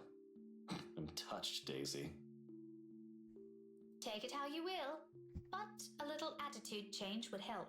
A lot. Ah, bollocks. Right, of course. Let me know when you're done with your lecture, ma'am. I said this before and I'm gonna say it again. I'm really impressed of the voice work. It's not bad at all. There are moments where I think it kind of sucks, but then it saves itself. So, just my 2 And cents. you can probably start by not leaving your wife out while you're having some quality time with your goddaughter. Who knows? Maybe that'll help change how the child sees her. Where did you even get the idea I'm leaving my wife out? Have you ever even met? No, but I did see her with you two last time. His indifferent expression quickly dissolves into a confused scowl, while I meet it with matching perplexity. It has only been 2 days. Surely his memory isn't that bad. What? When was this? At the cafe, after you left.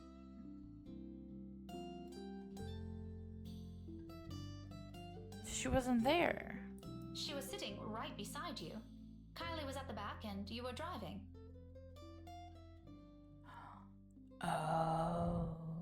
Daisy, are you sure you haven't accidentally hit yourself with your own book? Because that damn thing's quite thick, and I'm really getting worried about you. Oh. It has only been a few days, and concussions can be dangerous. I suggest you have that checked.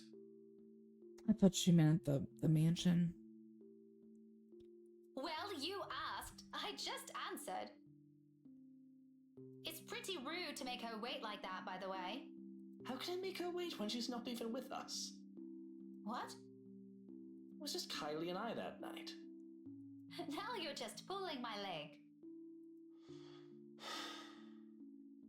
Luke exhales, long and drawn out. His impatience rapidly changed the companionable air around us. In the face of it, I tense. I've accidentally stepped into another minefield. Any chat I've had with him so far has been like this. Why this still surprises me escapes me. But above my worries of offending the man is my own bewilderment. I remember well enough what I saw that night. Yet he says something completely different. Wifey was out with Kylie's mummy that night. She wasn't with us. How do you think I ended up on babysitting duty? But in the front seat. And Kylie's. Miss Pink! Kylie's sobs reach my ears first, and then her familiar weight returns around my waist again. Hot tears seeping through my blouse as she buries her face in it, her arms winding tightly around me. Luke and I briefly exchange worried glances, his own lips shut tight with concern. Her cries are soft enough not to attract much attention. Most of the visitors have been ushered inside the rooms by now, anyway.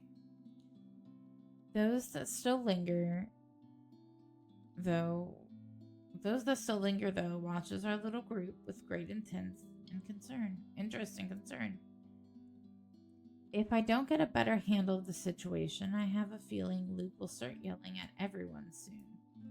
Kneeling, I gently pull the girl away from me, cupping her face and wiping away tears, creating little trails on her cheeks. Her mouth is drawn in a miserable pout when she peers up at me. All right, Kylie, calm down. What happened? It's my friend! That's a little too vague, Munchkin. Let her speak, Luke. Who is it, Kylie? Melody?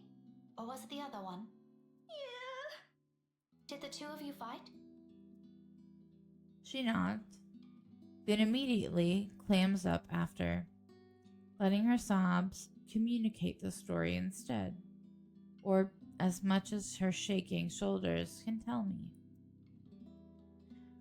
Right behind me, Luke gives a nervous huff while he shifts on his feet. He must not be used to handling children crying. What a voice. Sweetie, I won't be able to help you if you don't tell me what happened. Seconds pass before she responds again. The tears are already gone when she finally musters the strength to talk, her cries subsiding at mere sniffles. I wanted to give her the rest of the jelly babies, but she won't come out! Huh? Where is she? In the little girl's room. It's gonna be the lady. Is she still there? Another I nod. won't say what's wrong! I kept asking her, but she told me to go away! Career day's going to start soon! I saw the prizes Miss Alice will give us for good! She's gonna miss it! Is that what you told her? Yeah, she won't listen! She won't even take the jelly babies! After I saved it for her, too! Who fucking cares? She and Luke wanted to eat the red ones, but I told him it's not for him! Miss Pink, can you talk to her? Tell her to come out, and I'm really upset with her. Ah. Just a little childish argument then. Times like this, I'm glad I teach teenagers, mature enough for petty squabbles. I do love being around children, and I won't mind having one or two of my own in the future, but it takes a whole different level of patience to teach several of them. I honestly admire my colleagues who willingly took the challenge. Normally, I'll leave this for their homeroom teacher to fix, but I can't just ignore the imploring look she shoots me. Oh my god. My back has been killing me, and I just cannot get comfortable. Oh, that's another weakness I'll have to steel myself against before I ever think of having one of my own. For now, I give in to it. Okay, tell me where she is, sweetie. Sighing, I stand up and gesture for her to lead the way. Luke trails quietly behind us. Even with the small distance in between, his apprehension is palpable, understandably so. No one wants to be caught in the middle of a children's spat.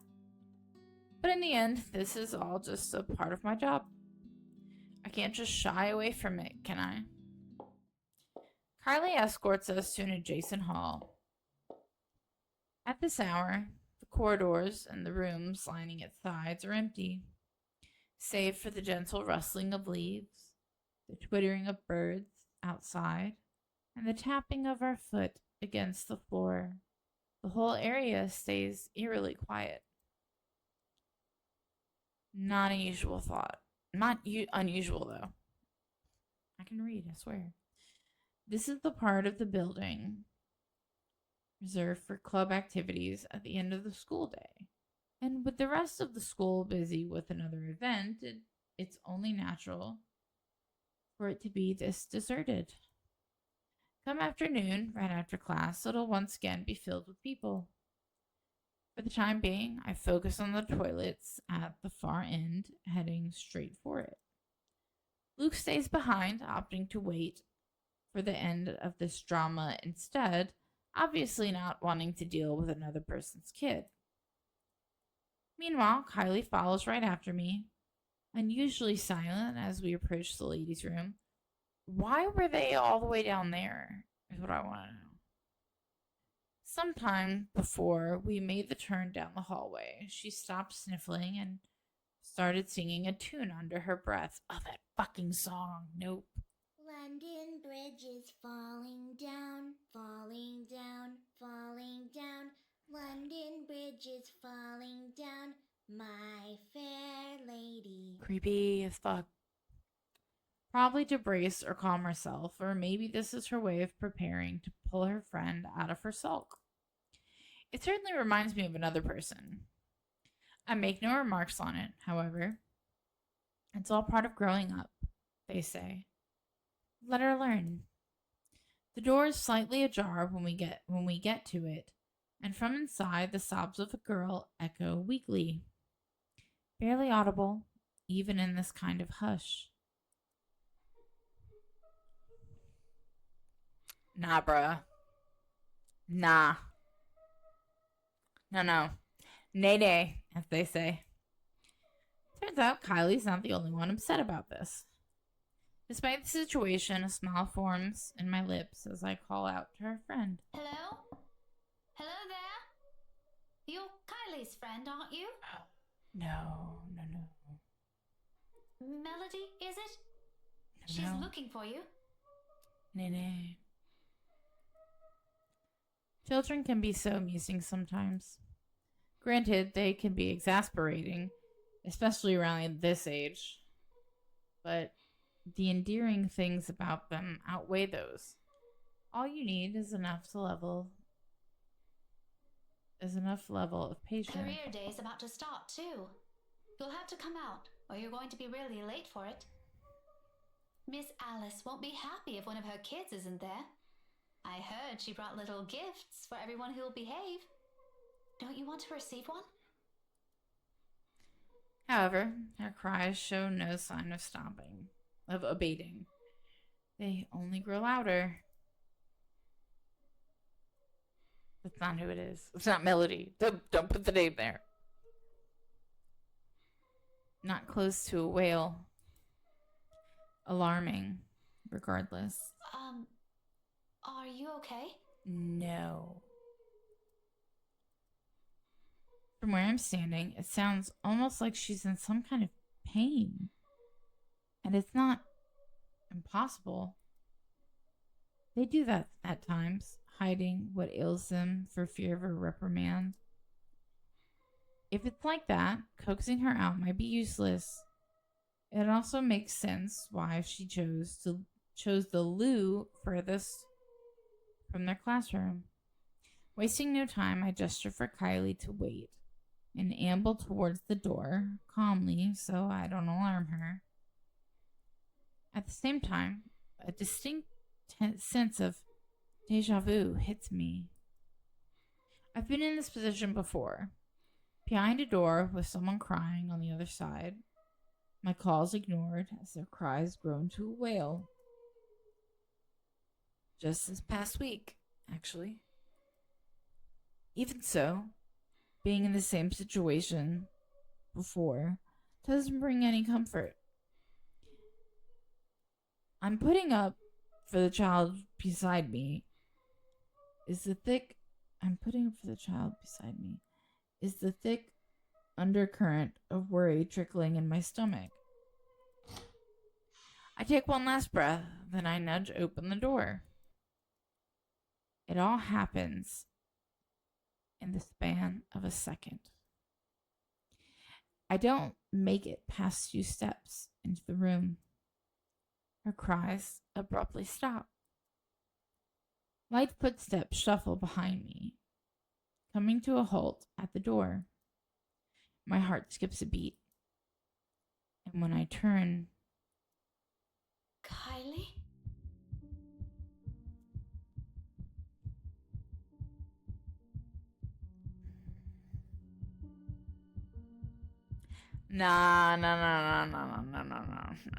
no.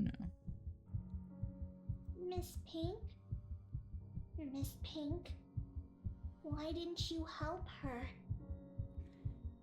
My whole body becomes motionless at the sight of her. Words catching in my throat and heart pounding rapidly against my chest. This is Kylie. I'm sure of it. Yet nothing in the manner she speaks or the way she tilts her head in question carries the youth, innocent vibe she always brings with her. Her head is even smaller.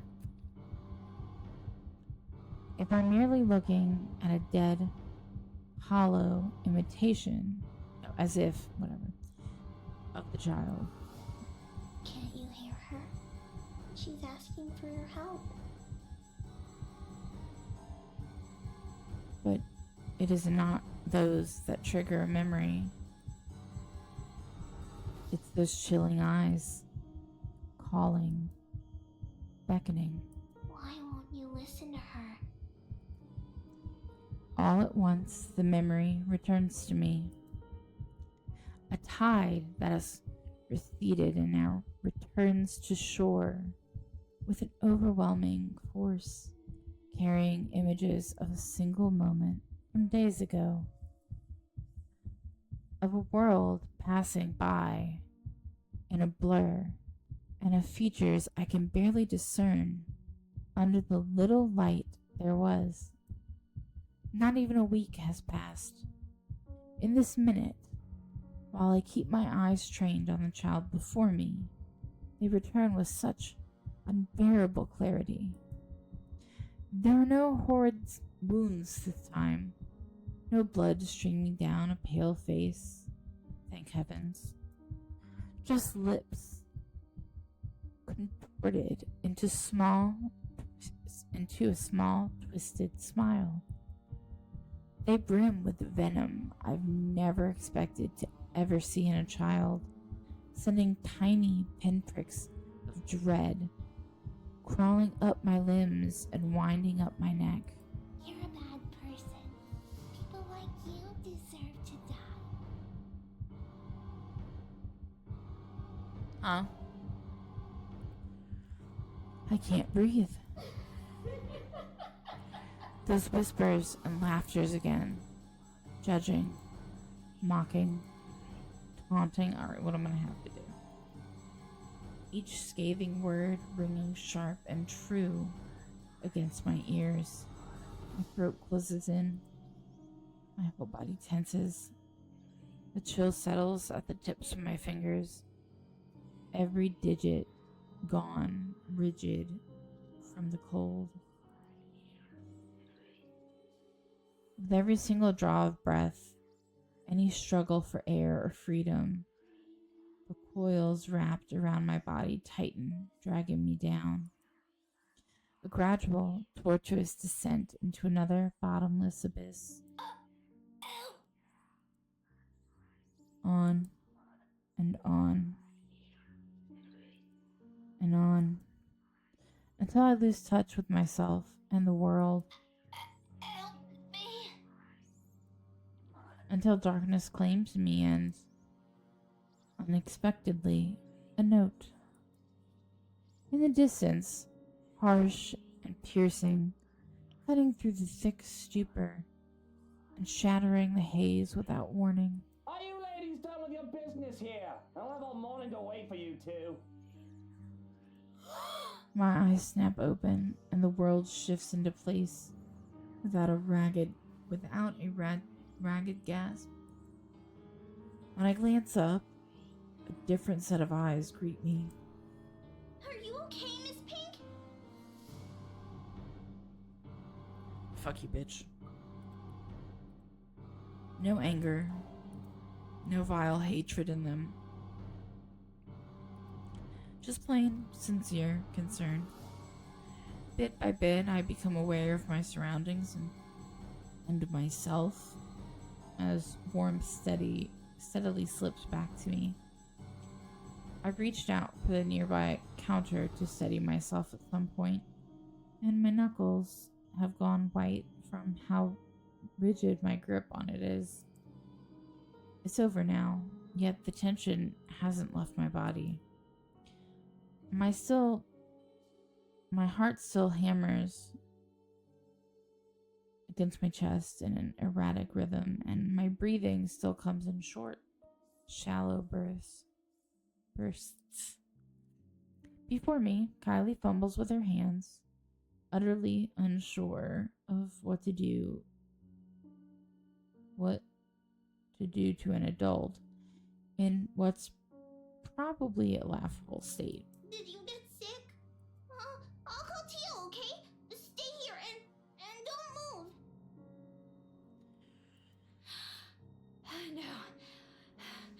No need. Just leave me alone. Tia will know how to fix you. Oh, wait, okay? I wish I can speak reassurance to her, but I can't shake it off. The dread is there, twisting at my insides in anticipation of what? I am no longer sure. Pushing myself off the counter, I break off into a run,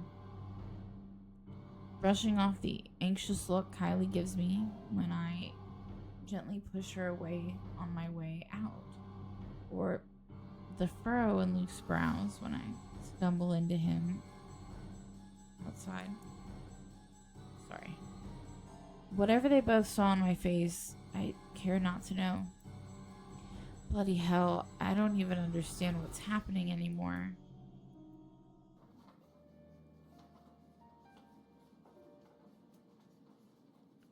The tremors continue long after the last of my classes have ended. Although none of my students have commented on it, I've caught a few sharing anxious glances every time a pen slips from my hand, good lord, or my shoulders tense whenever called. How unusual it must be for them to see the normally composed Miss Gales become a bundle of nerves. Even the most boisterous ones have given me less grief today. You'd think being on my fourth cup of tea would provide any sort of comfort. Or is it the fifth? Egad, why does counting matter now? The fact that I can't easily shake it off this time should tell me something. The last time this happened, I passed it off as some lapse in my part, after having been sick the week before. And it is a natural conclusion. Oh my god, stop. Those are just stories. 8 centuries old lore passed by the locals to keep children in line. What place doesn't have those? One of my dad's books even went as far as to describe them as a strong part of Isabella's culture. Tree giants, women who feed on unborn children straight from a mother's womb, or hell, there's even that one story about a demon baby. All folklore that never had a smidgen of truth in it, most probably told to scare off the natives there back in the old days. Much like every other one in every other place, the world is more universal than before. The world is more universal than people care to think. Why can't I read right now? But looking at it from where I'm standing now, after staring right into the eyes of that woman, after all the things I've been hearing and feeling, perhaps there's really more to that bloody letter than some awful Halloween prank. Perhaps Isabella's right all along. Yeah. A terrible thing, if true. Though that thought doesn't linger long, thankfully. Soon the ring of my mobile takes my attention away from it. An unfamiliar name flashes before me once the screen lights up and my brows knit together. Marianne McCullough. Staring hard at the screen, I try to remember when I've entered this person on my contacts list. It takes a moment, but when it clicks, my eyes zero in on the book lying wide open on my table. Loaned out the library book from the library almost a week ago. I met the woman there by sheer coincidence, a fellow history buff, apparently. We were after the same book, but in the end, she gives it to me, under the condition that I call her once I'm done. To be honest, I've completely forgotten about it until now. And, well, I haven't really taken a peek at it until today. Normally, I'd be the one with the whole volume of this size. Normally, I'd be done with the whole volume of this size a few days after taking it out. About 1 or 2, depending on how busy I am. But finding a chance to sit down and read through it has been more difficult lately than anticipated. One moment I'm busy, simply grading worksheets, attending a movie premiere the next, then someone's suddenly inviting me out, one reason or another. Days later, a friend stops showing up in her flat, right after worrying reports pop up in the local news. There simply isn't enough time to breathe and get a grip on things.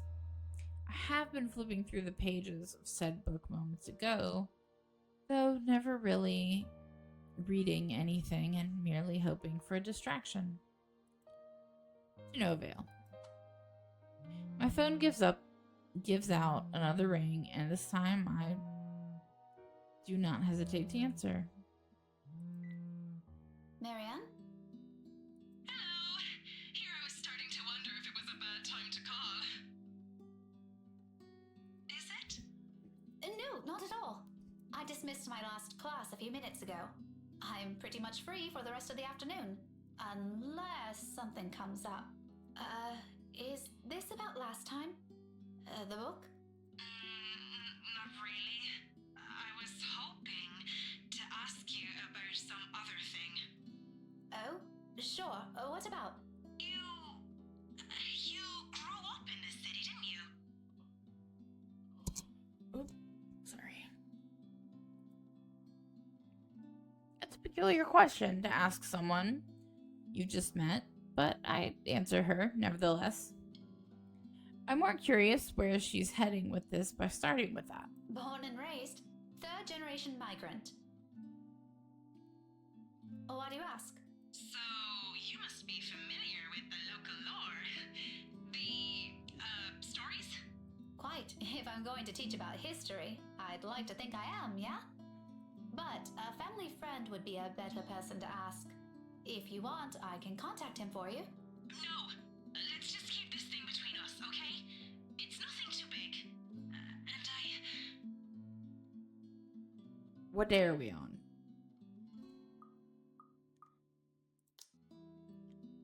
We're on the 27th.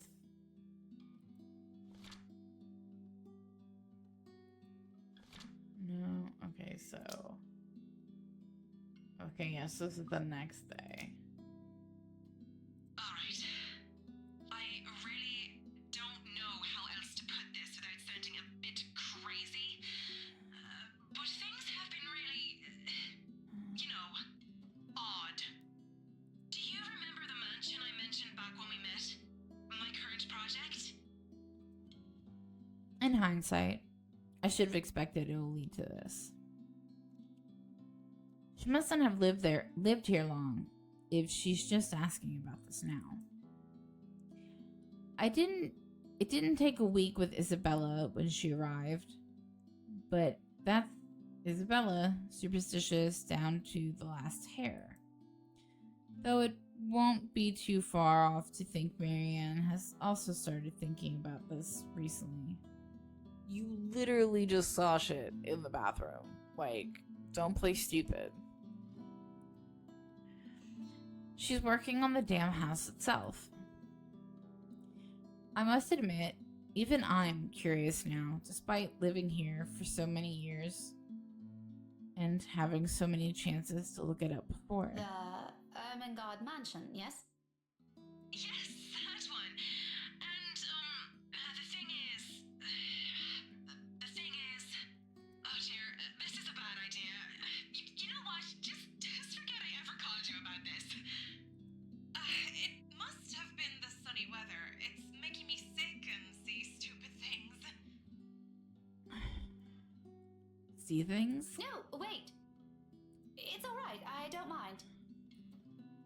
There's a moment's pause before she responds. She's right in that. This is a silly thing to talk about.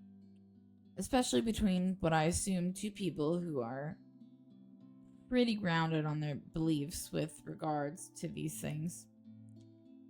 I won't blame her if she hesitates. I can't believe I'm asking you about this. It's fine. Why don't you just think of it as some form of research? Well, alright. But after this, we're going to forget we ever had this talk.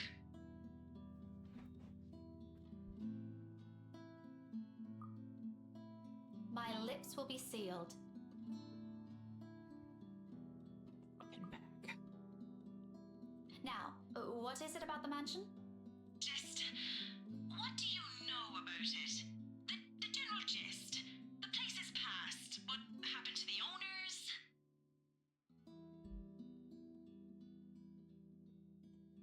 Anything you can give me. Let's see. To start off, I do my best to give her a concise summary from the time the house was commissioned 400 years ago and who had built it, or who had it built, up to the point it got deserted after the last heir's death. And the deed was passed on the Ermengarde's nearest relatives. Frankly, if it weren't for those urban legends persisting, the house would have already faded into obscurity long ago. Demolition, even. These are only stories the people that she probably hasn't heard of before, yet there's dissatisfaction in her tone once I finish. That's all there really is to it? as far as I know, there's this little bit I forgot to mention about Lady Charlotte Ermengarde's death, but most of those are just theories. Aside from that, this is really everything we've been teaching all these years. Should there be anything more? Are you going to tell us about the death? No mention of any other weird stuff? Other crazy stories?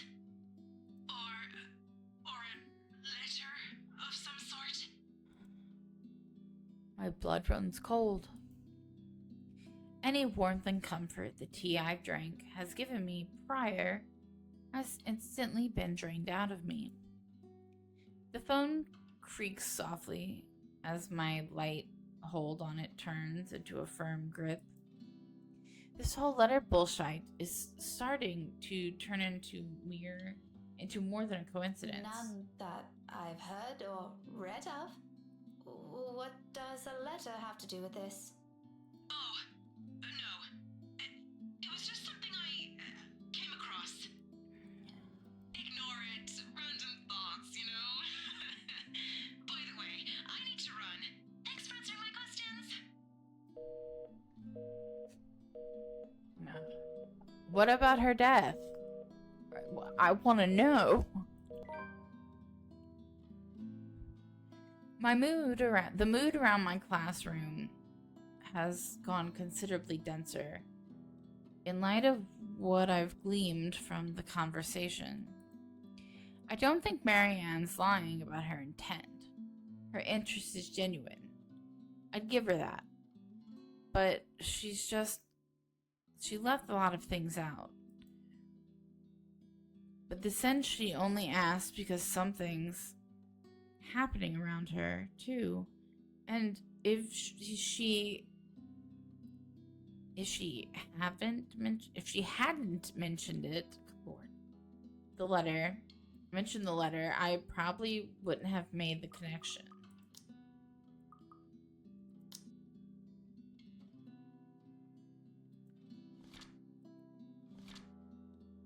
Yeah, okay, so we got the phone call.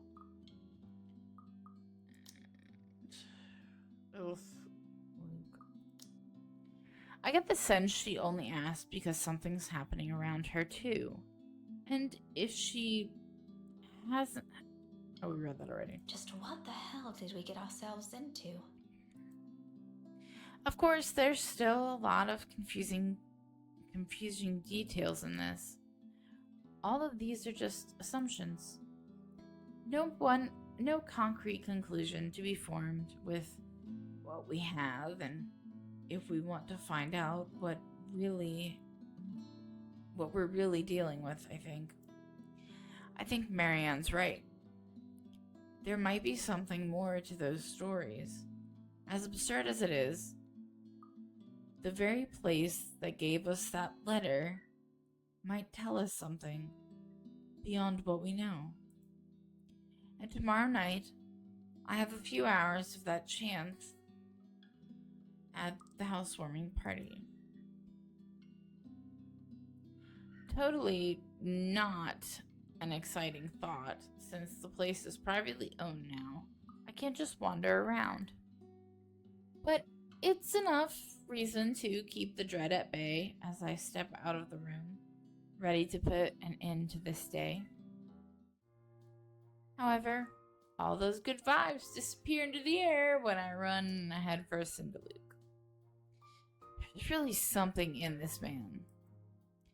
Regardless of how much my opinion of him has changed over the span of a few hours, he simply blasts through every good impression people have of him without care or thought. He doesn't even need to open his mouth, his mere presence does it.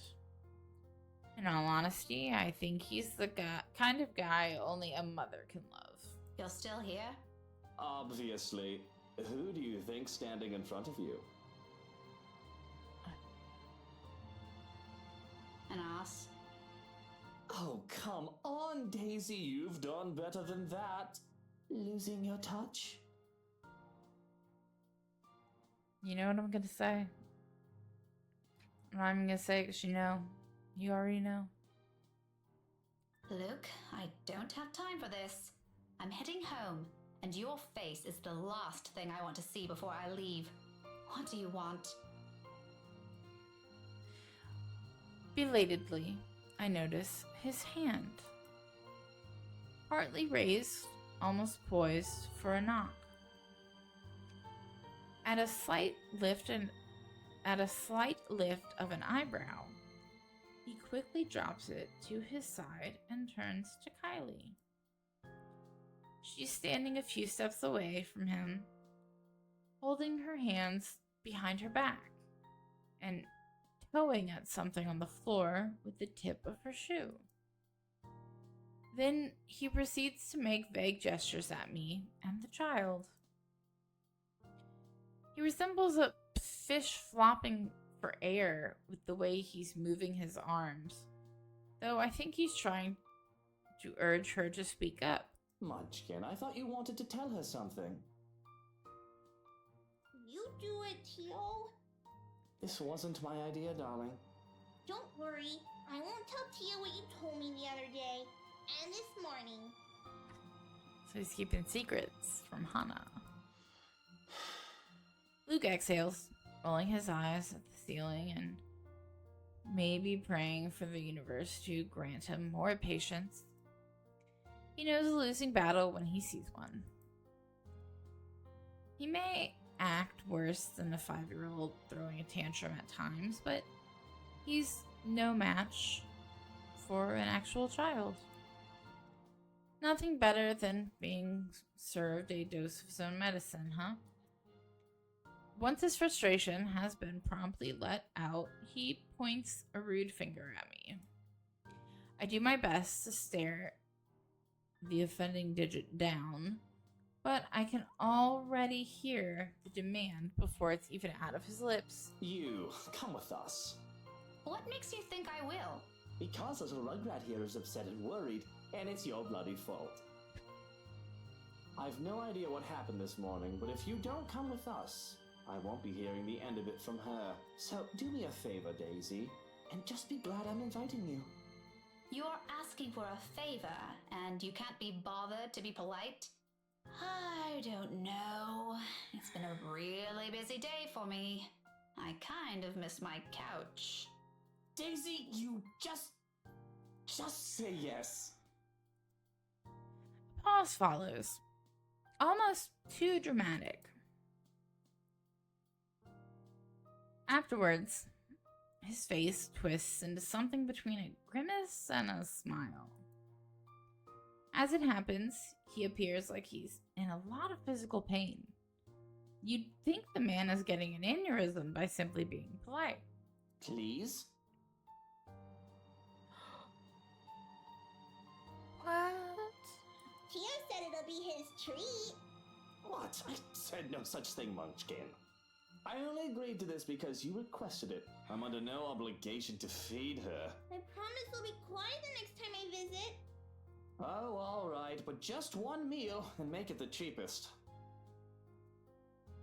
He and Ashton will get along famously on that department. On a different front, the offer of free dinner does sound enticing, however half-heartedly given it is. Mostly because Kylie has wisely put on her puppy eyes, and by the second, I find all my choices slipping away from me. See, Miss Pink? It'll be fun. You don't have to feel sad anymore, okay? Oh, well, My mobile buzzes from my pocket, cutting me mid-sentence, and for a second, I'm spared from the act of giving an answer I'll regret either way. Fishing the gadget out, I wave a hand at him and excuse myself. A disgruntled expression is on Luke's face before I turn away. I'd be lying if I said it didn't amuse me. He's as eager to be done with this as I am, but what can I do?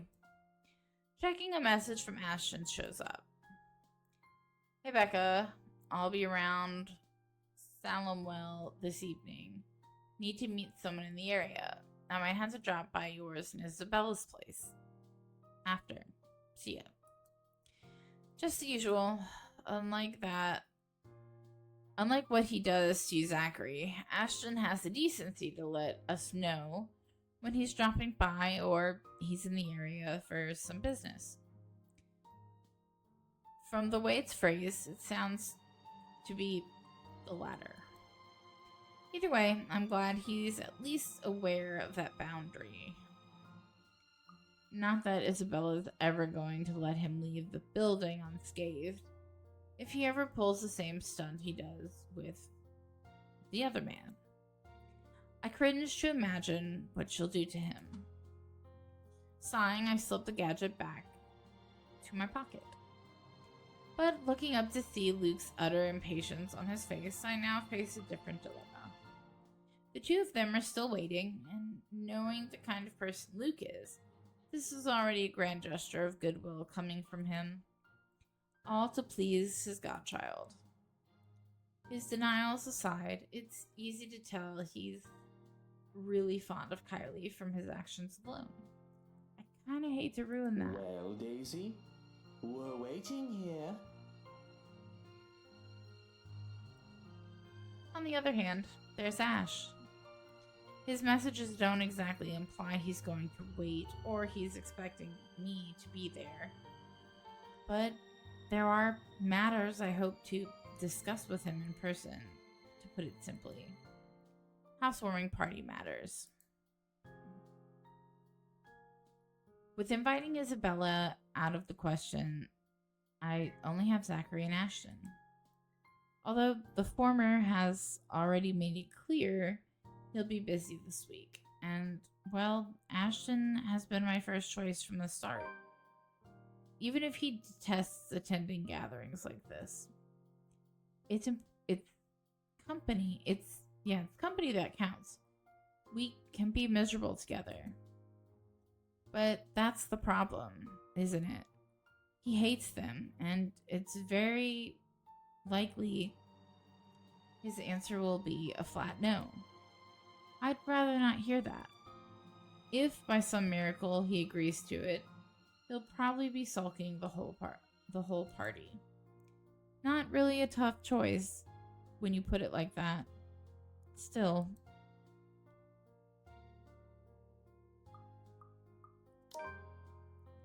But when you look at it closely, it isn't such a difficult decision to make. First and foremost, no matter where I look at this, it is inappropriate to some degree. Disregarding Luke's honest intentions. I've only known the man for a grand total of 2 days, including today. If I'm going to be thoroughly specific, I'll give it a grand total of around 10 hours. By all means, that's not enough reason for me to join them for dinner, even if he says Kylie's the one who requested it. To other people, it would appear as innocent as he makes it out to be.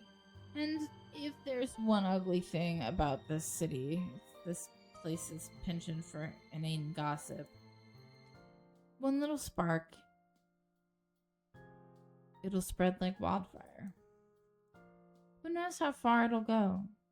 How many ears it'll reach? What if Ashton hears about it? I'd rather not think about the consequences to that. I've got enough on my plate lately, as it is, being at the center of a rumor mill, along with this man, in whatever form it takes, sends unpleasant chills down my spine. My answer must have already shown in my face as Kylie's smile immediately dissolves into a pout. You're not gonna join us, are you? I'm sorry, Kylie. I'd love to, but I have other things to do. Another time, maybe? A friend just texted me about something urgent, and he wants to meet tonight. Just say it's a date, Daisy. A little rugrat will understand. She's not an infant. No need for blatant lies. Heat instantly crawls up my face at this. His baseless insinuations. I like that word. Oh, what I would give for another chance to put a real dent on his skull. What even gave you that idea? And even if it is, why do you care? Stop sticking your nose in other people's affairs. Oh, your face says it all, woman. You think I won't recognize those longing looks? There isn't a look, you There isn't a look, all right? Sure, whatever helps you sleep at night, Daisy. You already have a story written inside that head of yours, don't you? Oh, please. It's not that interesting. The color of your face does suit you, though. Matches the hair. Well, come on now, Munchkin. I'll just buy you an extra glass of that parfait. With extra strawberries? I'll get you a basket full if you want. As long as you behave. And no complaints if they don't have enough syrup again. Deal? Deal. Have fun with your date, Miss Pink. Luke's already leading the child away before I can correct her. Upon reaching the end of the hall, however, he doesn't miss the chance to shoot me another one of those infuriating winks. Does he really think women enjoy those? I'd sue him for harassment if I can. Though I must admit, the two of them walking together hand in hand is an endearing sight in itself. He says he dislikes the idea of having children of his own, but it's easy to see some part of him genuinely wants them. What's stopping him? It's something to mull over, along with every other confusing and frustrating about this guy. Some other time, though. Ashton's waiting. His car's headlights have been left turned on, illuminating the otherwise empty parking lot. If it's like that, this is probably going to be a quick visit. Although our landlady would probably have a few hundred words to say about this before letting it go. Not many in this complex own a vehicle anyway, to warrant the space's frequent use owing to this area's proximity to downtown Luxbourne. No one's going to be disturbed if one car stays parked while with its lights on for a few minutes. Right now, though, it serves as a pleasant company while I idle inside my own car, thumbing the invitation's fine print, flipping it over and over until the motions become similar enough. What should I say? How should I say it? There's a very high chance he'll say no, but on the off chance he accepts it, what should I do? Fears, doubts, questions I haven't asked before, and more often than not, the anxiety is because of him. 17 years ago, I've been in the same position, a different letter in hand. Somehow, nothing has changed. Perhaps if he'd noticed how I've always felt about him years ago, I wouldn't be in this predicament. Honestly, he managed to ace all those exams at school without even lifting a finger, and he could figure this out. And he couldn't figure this out? How dense can he get? But I can't very well wait for another 2 decades just for something as measly as an invitation, can I? It's not like it's going to be a date. Although, frankly, I wouldn't mind if it is. However, that's a wish best reserved for some other time. I won't get anywhere if I just keep thinking about the what ifs. Gathering all my thoughts and courage, I step out of my car and gingerly make my way upstairs, invitation in hand. Ever since the incident 3 days ago, there's a strange air permeating the atmosphere here. Weighted, but the sort that slowly trickles through you, until the burden of it finally bogs you down with some kind of disquiet. The days since have been uneasy, and Isabella's absence from her flat does not help settle it. Every day coming home somewhat feels like an uphill battle in itself, leaving you spent. Come on, Kate.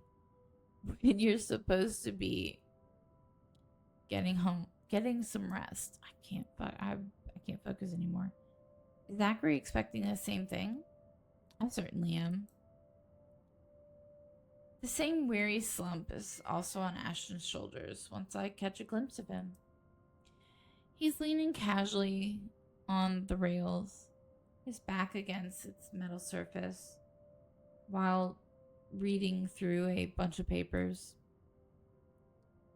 Each one appears more important than the other, despite me having never read a letter of it. He'll probably head back to the precinct after this, if he's going to drop by Zachary's for a bit of shut-eye. No rest for the wicked. No matter how occupied he seems, he pauses anyway and looks up from his work the moment he hears my threads. He raises a hand in greeting as a small smile spreads across his lips. Exhausted as I am, I can't help but return it to him. What brought you here?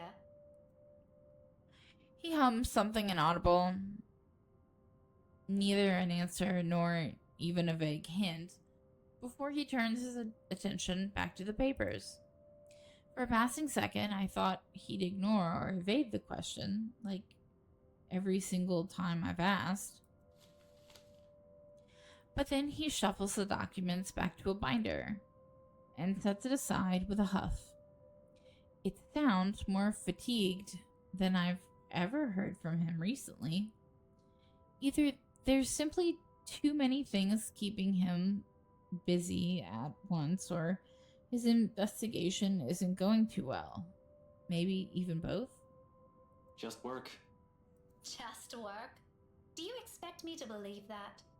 In a way, I didn't think an important contact ditched me and now I'm stuck would make for a cool alibi. Did it work? As if there's going to be any difference. You're still a dafty. Anyway, do you want to come in?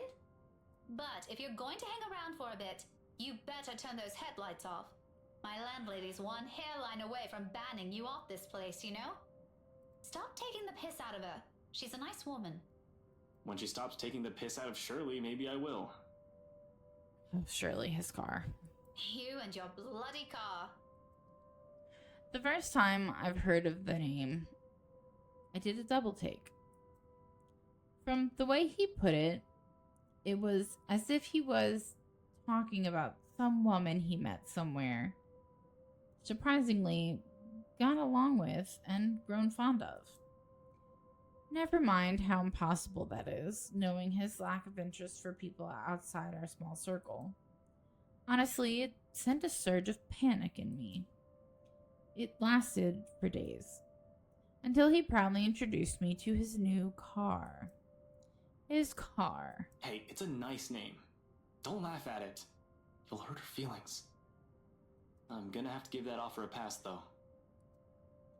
Nothing unexpected, but admittedly, I'm hoping he'll stay for a few minutes. Suddenly asking him to accompany me to some housewarming party is starting to turn into a bad idea. If he can't even be bothered to spare a second of his time to his friends, what more if he has to stand some hours in a room full of strangers? I need to get going. I just dropped in to check on something and...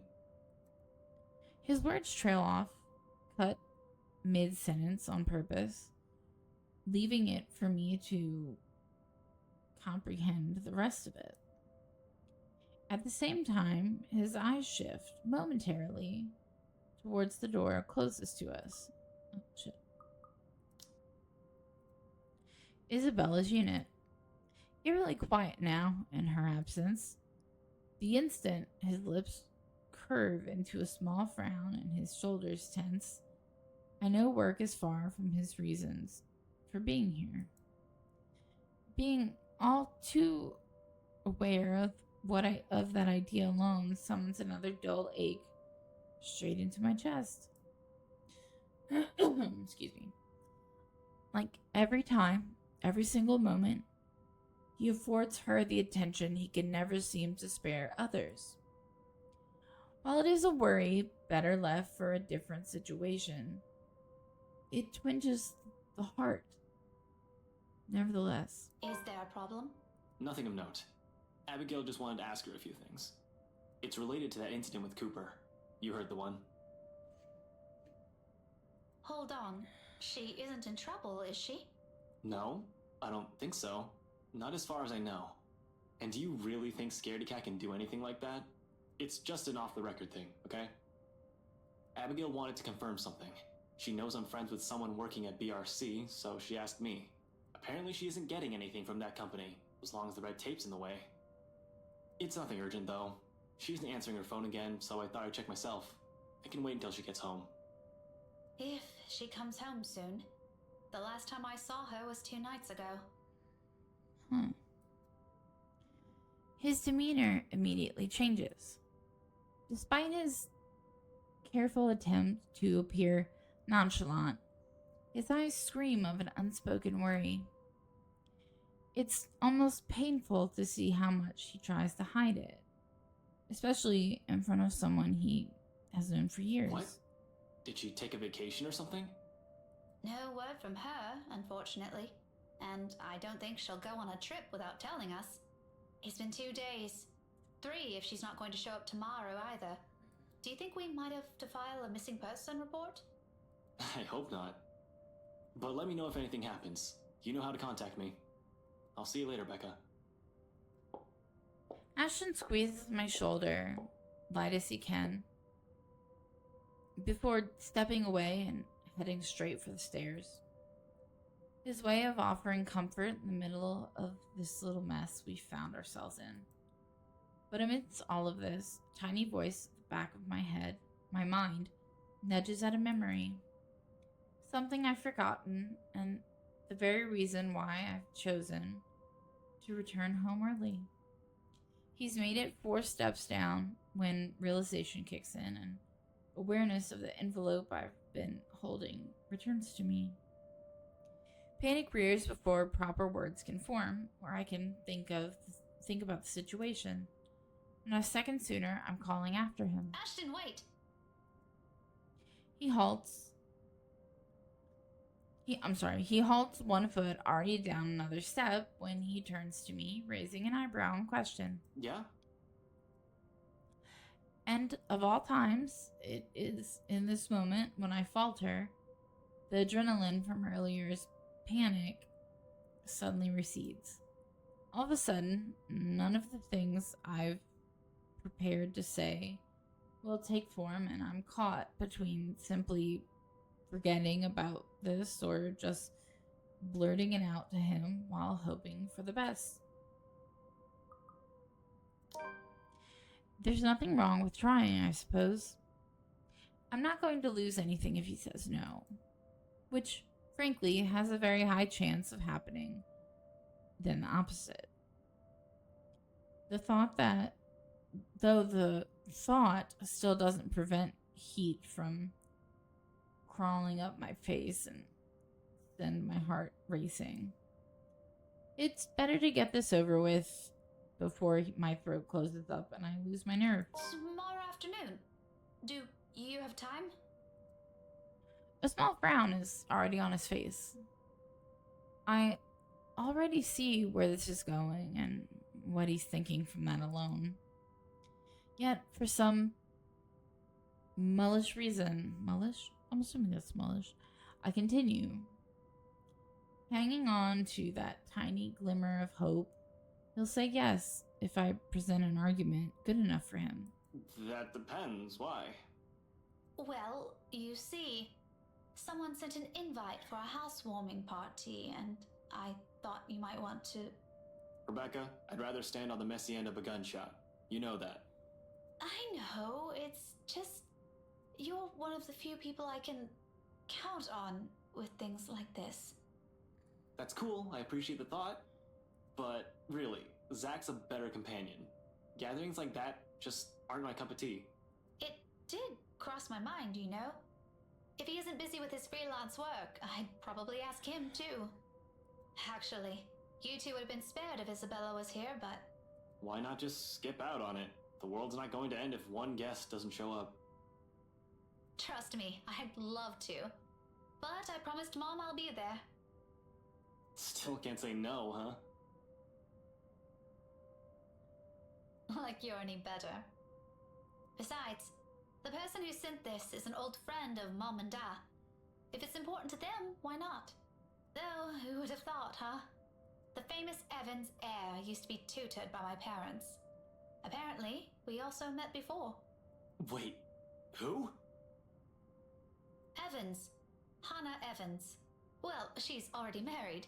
She goes by Hannah Wright now. Now he wants to go. Remember the couple who bought the mansion Isabella's selling? The same people? Ugh. As far as I know, unless I misread their address, or there's another Hannah Wright in this city that we don't know about. Let me see that. Without waiting, he walks closer and takes the invitation off my hands. Gently, but with the same force of urgency in his voice. I don't know what he finds in it, but his eyebrows draw together as his eyes scan through the little lines of text printed on the small piece of paper. His hold on the envelope tightens with each pass, and by the time he has finished reading, his mouth has formed into a thin line. You never mentioned this. Why would I have to? We met just once. Or at least, that's what Mum told me. Honestly, I can't recall anything from it. Otherwise, I would have told you about it. After this conversation, I'm gonna leave it here. He hums something inaudible under his breath, all while thumbing the paper, staring at it as if doing so will prefer him answers to every unspoken question in his head. When he gleans nothing from it, he merely folds the envelope back to its form. All right, I'll go with you. What? I'll go with you. That shouldn't be a problem, right? Unless you've already made up your mind about asking Z-Man. No, I told you already the guy's busy. Why would I bother him for this when I can go alone? But what about your own work and... I can make time for this. 3 o'clock, yeah? I'll pick you up an hour or so before. That's a really early time for a party. My head reels. Less from what this implies, more from how easy all this seems for him. How fast this turnaround is. He's already halfway down the stairs when any semblance of sense returns to me, and I can finally string 2 words of protest together. Yet, all of it dies on my tongue at the small smile he shoots me. He disappears from view seconds later, his footsteps gradually fading as he descends the stairwell until all I can hear are my own shallow breaths and heartbeat, loud, pounding hard against my chest.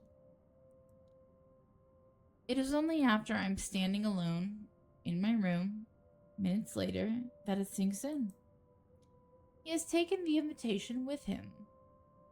But besides that, more than that, he has also accepted mine. Calling this happiness is a complete understatement.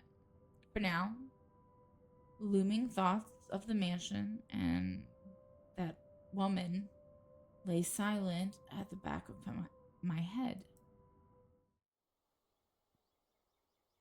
Okay. I'm gonna get these notifications out of here.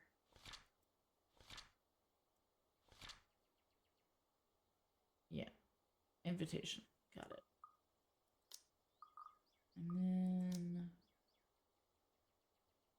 Ashton went up, which is good because we made it go down before. Luke went down. I don't give a shit. I'm going to save. Double tap because it's what we do.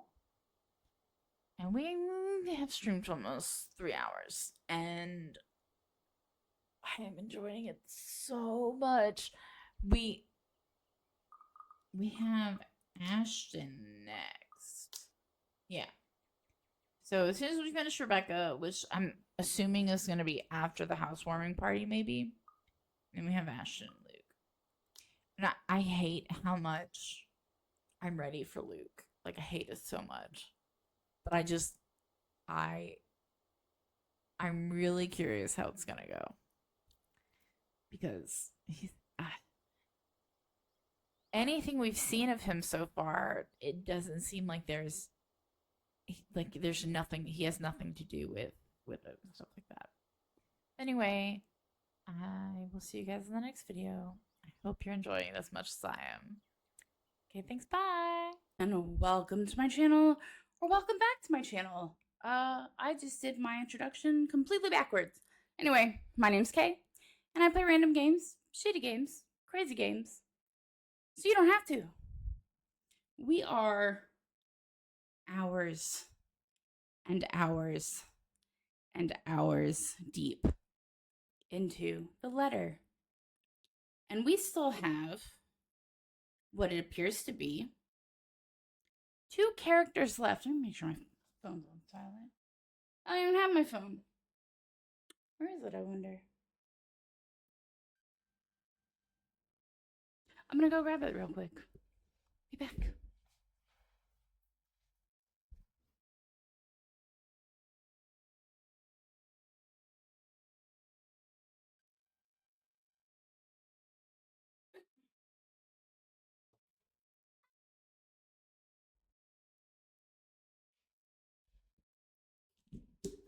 Okay, guys. So sorry about that. I just want to make sure I had it in case it was needed. Make sure it's on silent. I'm clearly totally not prepared. Anyway, we are many hours into the letter. We are on our 3rd to last character. Let me pull it up. We still have, so we're on Rebecca. And after that, it appears we have Ashton and Luke following that.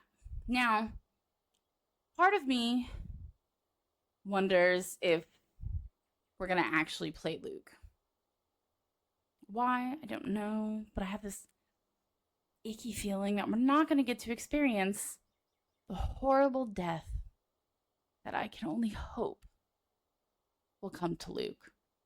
Because if this game sets up to where he ends up being like the hero, I need you guys to know that I will flip lots of furniture. And I can only do that figuratively because I am not strong. I am weak. And one of my monitors is already cracked. So I can't fuck up the other one. But metaphorically, figuratively, which one is it? Anyway, I will be very upset. Because we have been made this entire fucking game. We have been made to hate Luke. Hate him so much. Like, he's racist. That's mainly what he is in my eyes, but he's so many awful things. And I hate him so much. So we are where we are. I don't know how I feel. Sorry, I have a problem with chapstick where I have to put it on like layers and layers and layers. I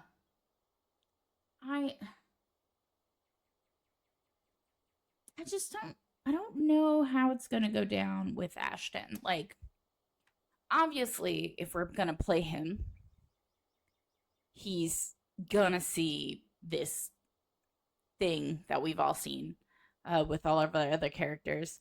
And I hope that somewhere we're gonna find answers. Like if we go through all of this and we don't get any answers as to like what it is, why it is the way it is, obviously I'm assuming she was murdered. We found out that there's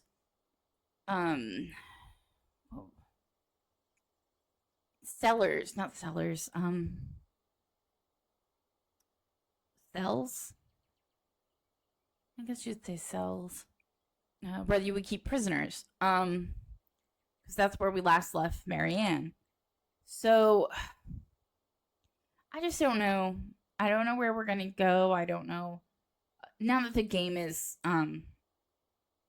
slowly coming to an end, very slowly, because we have 2 other characters. We don't know how long it is, because every character we've played seems like it's lasted a decent amount of time. Zachary, to me, I think was a little shorter, if I remember correctly. But everybody else so far seems like a decent amount of time. Isabella, I think, was the longest. Because she was, like, I believe to be the main character. But now it doesn't seem that way, obviously, as we've progressed.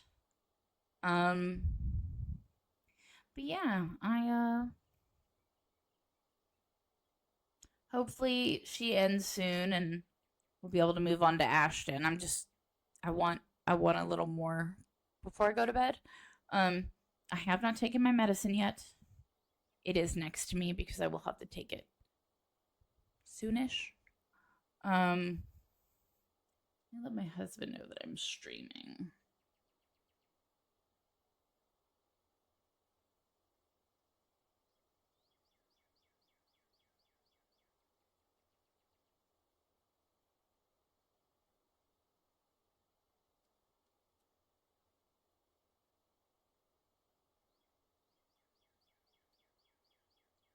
Okay.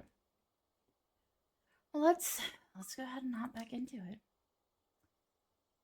So before we left, where we left off, the night prior, Ashton had came to the complex where Isabella and I live.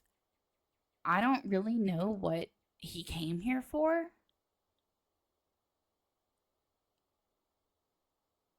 He said it was to. Sorry, I thought I heard something. My neighbor, like I've said it before, my neighbors on the corner. He brought the dumb bitch back in his life, and I thought I heard yelling. So I was wondering if they were fighting, and she would leave again for like the 3rd time, 4th time since I've lived here. I moved here in December. But yeah, so right before we left off. Ashton had came, said he wanted to talk to Isabella, but he didn't talk to me, which of course made her jealous, as Rebecca. And we invited him to the open house at the Wrights Mansion. And as the player, at least, we know that he only agreed to go because he wants to investigate the Wrights. He doesn't. Something about Luke, right? It's not Hannah, it's Luke. And we know that's his reason for wanting to go. So let us continue. The night wears on without further incident, despite the great number of thoughts swimming inside my head. Come morning, there is only a hush, a strange sort of stillness, unlike the ones greeting me every morn. This one's uneasy, tight with anticipation, like a string stretched thin, merely waiting for the proper time to snap. Granted, it doesn't make any day any less pleasant, but the edge is there. And as expected, the second I step out of my flat, it comes apart, broken by the voices of 2 squabbling adults echoing from a floor below. The quiet was nice while it lasted. Shame. What the hell were you thinking? That's Ash. I wasn't. And Isabella. Ow! Could you let go? Not a few seconds later, they both ascend the stairs with Ashton pulling Isabella by her wrist. She struggles, as she should, but his hold on her remains firm. Freeing herself means having to draw blood as she attempts to pry his hand off with her other one, or using unnecessary force to push herself away, neither of which is better than the other. One could potentially end in an accident, while the other means having to hurt him physically. She has the good sense to realize that, at least. However, it doesn't take the desperate edge in her voice when she answers Ashton's temper with her own. So, on they go, none the wiser to my presence. Do you have any idea how much trouble you could get in?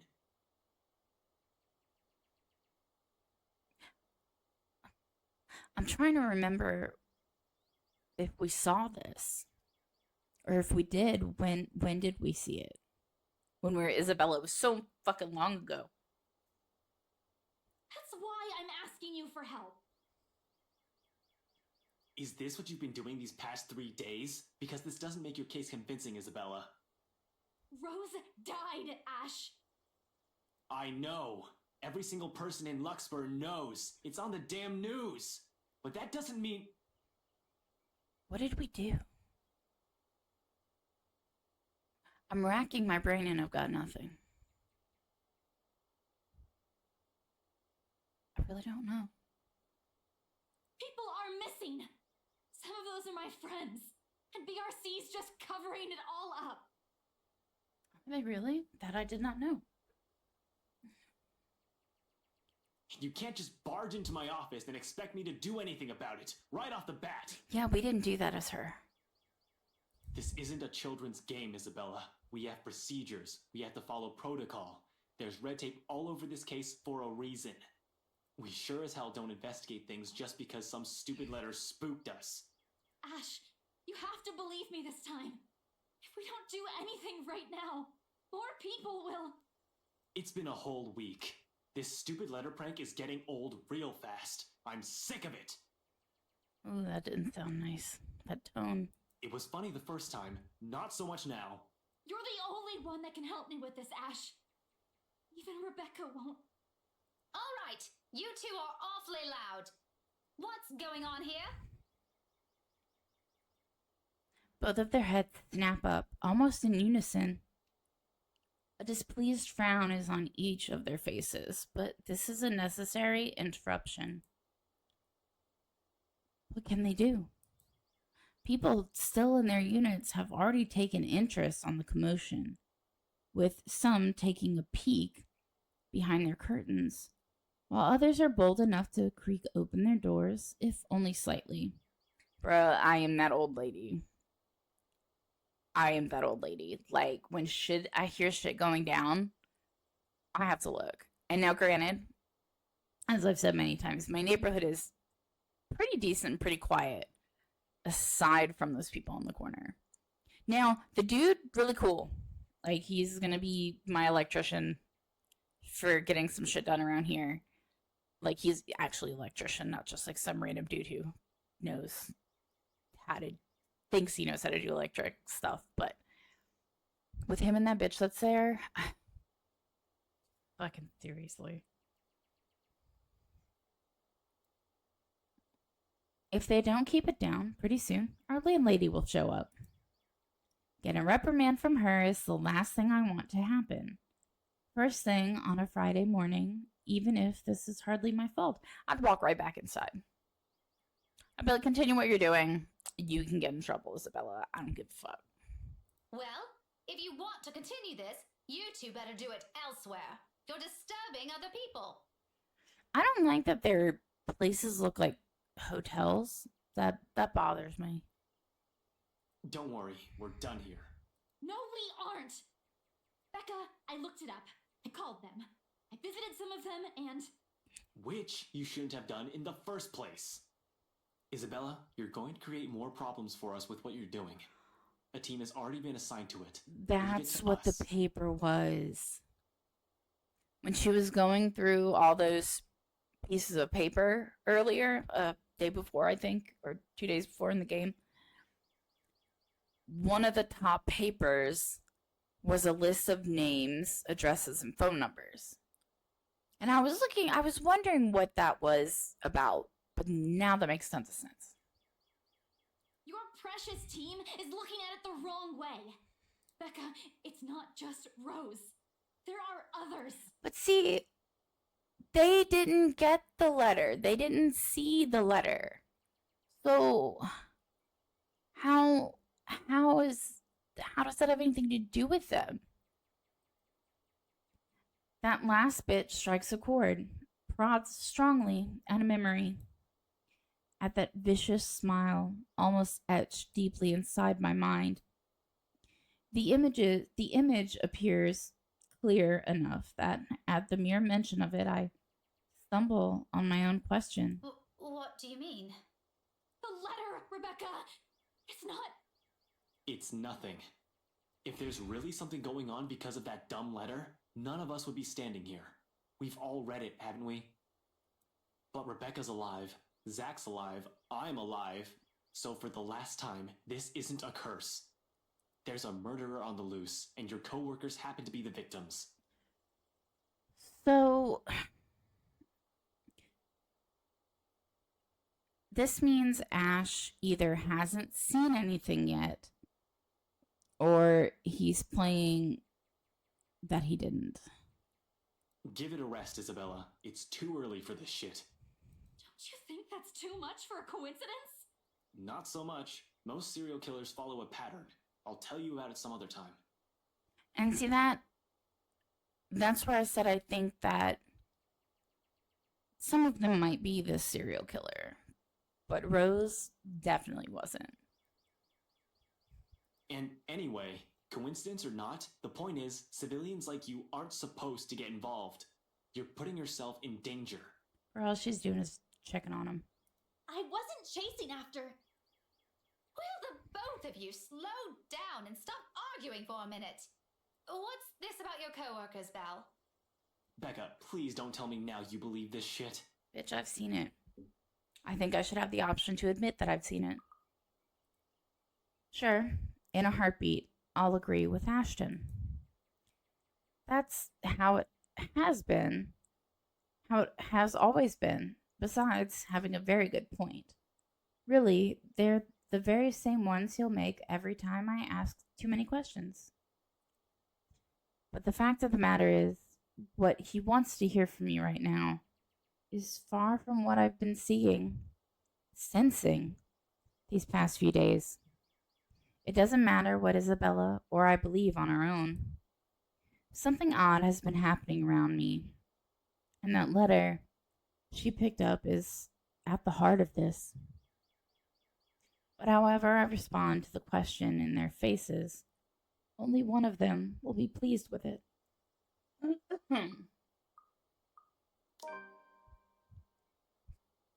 That just fucked up our shit, didn't it? Yep. Ashton, in particular, won't be too happy to hear it. Imagining the look his face doesn't. The look on his face doesn't take too much effort. His entire posture shifts the moment my reluctance shows. Shoulders tensing, brows furrowing, eyes gaining a sharp edge. He's already bracing himself from the disappointment. And it will be a disappointment. Not in a million years did I ever believe I'll be saying this either. I might have seen her. The woman Belle's been telling us about. The one she said she saw in the attic. Both of them stare at me like I've grown an extra head. And for a few moments, Ashton looks as if he's about to have a fit. A pause treads at its heels after a silence thick enough one can almost hear a pin drop. You're kidding, right? Do I look like I'm joking? Really, Becca? Not funny. Ash, I'm not lying. Why would I lie about this? It's been this way since the film fest. The past few days have been really odd since we read that letter. Last night, you mentioned Zach hasn't been acting like himself. Maybe you should ask him, too. Or maybe you're all just feeling under the weather. I'm not sick. I'm really Don't tired you of think I that. know that by now? Becca, you're starting to sound like Scaredy Cat. Give me a break. Why don't you? I'm sorry. I'm so sorry, you two. Isabella's voice cut sharply through the conversation, abruptly putting an end to the brewing argument. It's all my fault. This is all my fault. Yeah. I was only hoping I could fix this before any of you. I'm sorry for dragging you all into this. She breathes in, deep, steadying, and in that moment, something falls behind her eyes as she looks away. I'll fix this. I promise. How the fuck are you gonna do that? A quiet resolve. The same one I saw in her that night from 3 days ago. But this time, it burns brighter. Even Ashton wavers at its sight. When she looks him straight in the eyes, gaze unflinching, gradually his grip on her wrist loosens. Oh my god, he's still holding on to her? Belle, there's nothing to fix. The problem is... Just this once, Ash.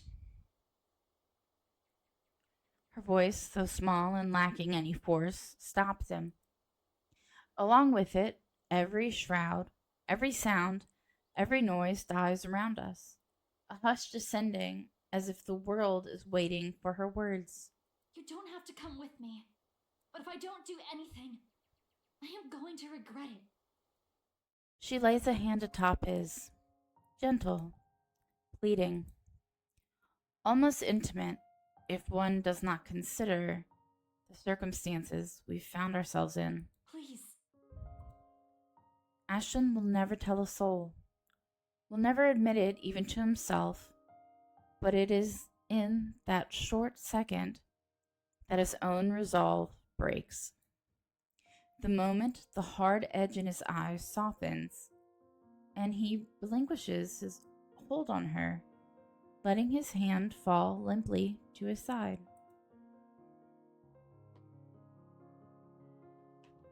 Wordlessly, Isabella steps back and runs off, leaving only a muttered thanks and a small, lackluster smile.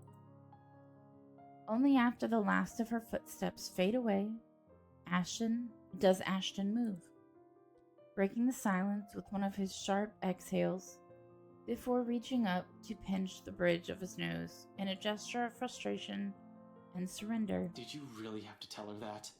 What do you want to hear from me then? That everything's fine? Why are you yelling, Rebecca? You just said the landlady would get you. No, I want all of you to stop putting these ideas in her head. None of it is helping.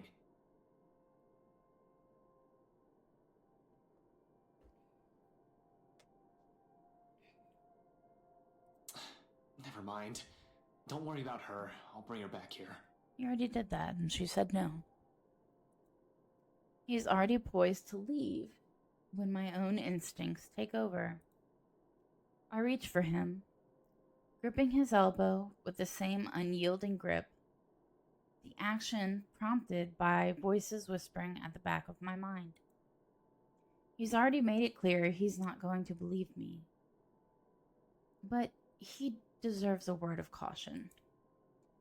Who knows where all of this will take us? How all of this will end? He shouldn't be caught off guard, beliefs notwithstanding. Ash, I know you don't believe in those things she's saying. And you know me. I'm less inclined to believe in those things as you do. But I've seen something. There's something strange going on here. You don't have to buy it. If you don't want to listen to me, fine. But please, try to hear her out. It's bad enough that Isabella goes off like this without telling anyone. I'm just worried something might happen to her if she keeps at it. Talk to her, okay? As if she trusts me enough for that. Doesn't the fact that she approached you first about this, instead of me, already say a lot?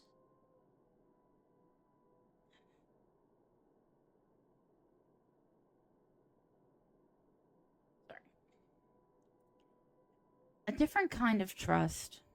Granted, implicity and never spoken. Sometimes too big, too fragile to last. He falls silent for a moment as he turns it over in his mind. In the end, all he manages to offer is a small nod before he departs, and a promise to at least listen to her without the teasing or the jibes. A favor for me, and the least he could do for her. This is as much as I can do for him as well, until I've understood what's happening myself. Tonight, hopefully, where this all started will provide the answers I'm looking for. Except the whole thing's off to a bad start, and all of a sudden, whatever Bella claims dwelling in this mansion becomes the least of my concerns. Severely underdressed is a total understatement to describe how I look. Cars worth more than my own apartment and childhood home combined line the mansion's front yard. Men and women, decked out in their best, also flock near the entrance. Most are eager for the festivities to start, while some are simply idling about, enjoying the warm afternoon sun before it sets. If I'm correct, they said this started at 3. Yeah, a long time before the sun set. But once the woman standing at the front porch speaks, their undivided attention immediately shifts to her. Presumably, Mrs. Wright, from the confident manner she holds herself among present company.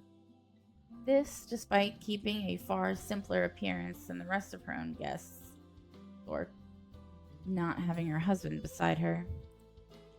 A trait worthy of utmost admiration at best. At worst, she's the envy of every woman, the subject of every gossip in Luxbourne. Welcome everyone. And Mom said we could have been good friends. I can't even picture myself mingling with the kind of guests she has. Though I admit she does seem familiar now that I've seen her this close. Memories of sitting in a vanity not mine, being dressed in clothes too fancy for my taste. They flit briefly in my mind, until her cheerful tone rises above the buzz of her enraptured audience again. Please, make yourselves at home. I wish I can share her enthusiasm, really. But being surrounded by all this extravagance, for lack of a better term, merely makes me dread how the rest of the night might go. Also, knowing there might be some truth to what lies inside the place helps drive the unease further by a notch.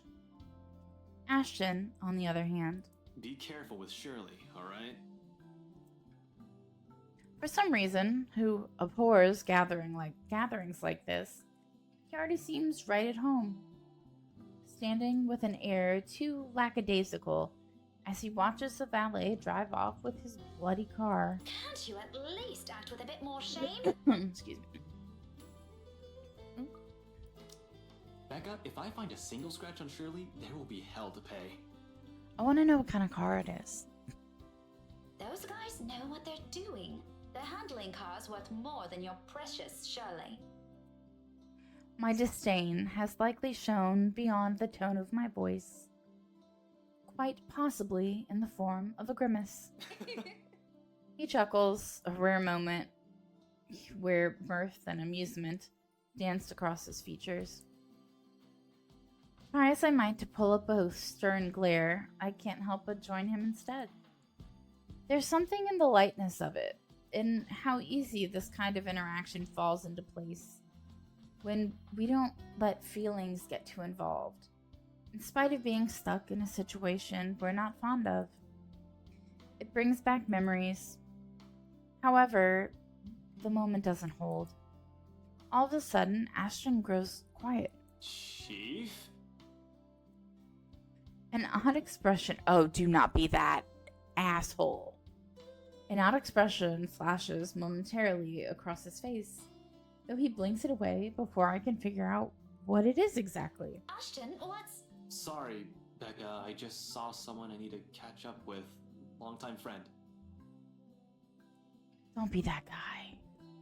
Lee. The one with the pregnant wife that's probably pregnant from Luke. Oh. It doesn't help that he isn't even making an effort to spare a glance my way when he answers. Instead, they're focused at some point in the crowd. His gaze darting between... I'm so sorry. Between people walking past us until a small frown forms in his face. Oh, wait, Ash! Oh, This won't be long. Be careful while what I'm about- gone, okay? I meet the smile he hastily throws my way with a frown of my own. What does he mean by that? But before I can ask, already he has turned his back from me and is walking away without a single explanation whatsoever. In some desperate effort, I try to catch up to him, if only to know what warranted this sudden departure and his odd warning at the end. hey, be careful! About what exactly? Only for my attempts to be interrupted by a muffled ringing in my pocket. Mum's cheerful voice greets me as soon as I answer. Yes, I'm at the party already, Mom. Yes, I'll say hi to her if I can. The conversation itself doesn't last long. Just a simple hello, a reminder to enjoy the party, and to send their regards to their old student. But when the call ends and I get to look up, Ashton's already heading inside. With a sigh and admittedly a little disappointment, I tuck my mobile back into my pocket and follow him after him. So much for a date. Bruh, even if you were actually on a date, like a real one, I don't think that he would even know, like, what to do. Even with familiar company, this is somehow shaping up to be a terrible evening. The party hits full swing an hour later, with the host's opening remarks given. Still no sign of her husband, the poor woman, and the guests promptly fed, and band hits the melody to a livelier tune. Soon laughter and the rhythmic, I had to look at that word for a minute, tapping of shoes fill the room, all in accordance to the lifting strains of music. It seems fun, I admit. Fascinating, at certain moments, the flurry of dancers making the music their own, almost with no care in the world. If I weren't so indisposed, I'd have joined the crowd for a song or two. There isn't a lack of invitations anyway. Plenty of them, in fact, with some asking more than once.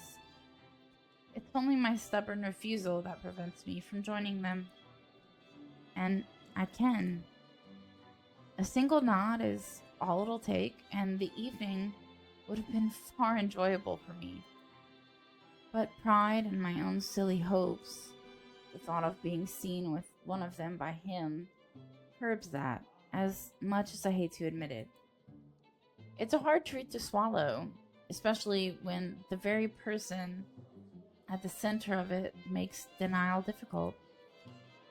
Can't even spare me a minute of his attention, or a single glance at me the whole evening. Hell, Zachary might have spoken more words to me.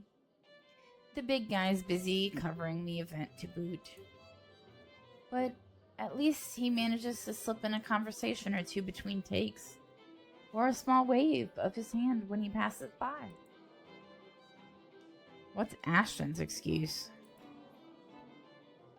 He's been flitting in and out of sight the whole time. One moment he's hanging around a small group, and another he's hovering around the string band. Just a second ago, he's wolfing down some deviled eggs by the buffet table, a glass of wine in hand. The next thing I know, he's gone. If I didn't know any better, I'd say he only agreed to come with me for another reason. Yes. Oh shit, I hit outside the screen. I swear, the next person who asks, I'm dancing the night away with. Ashton can go fuck himself.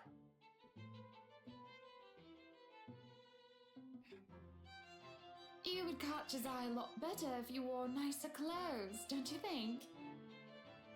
Yeah. Her voice almost makes me jump.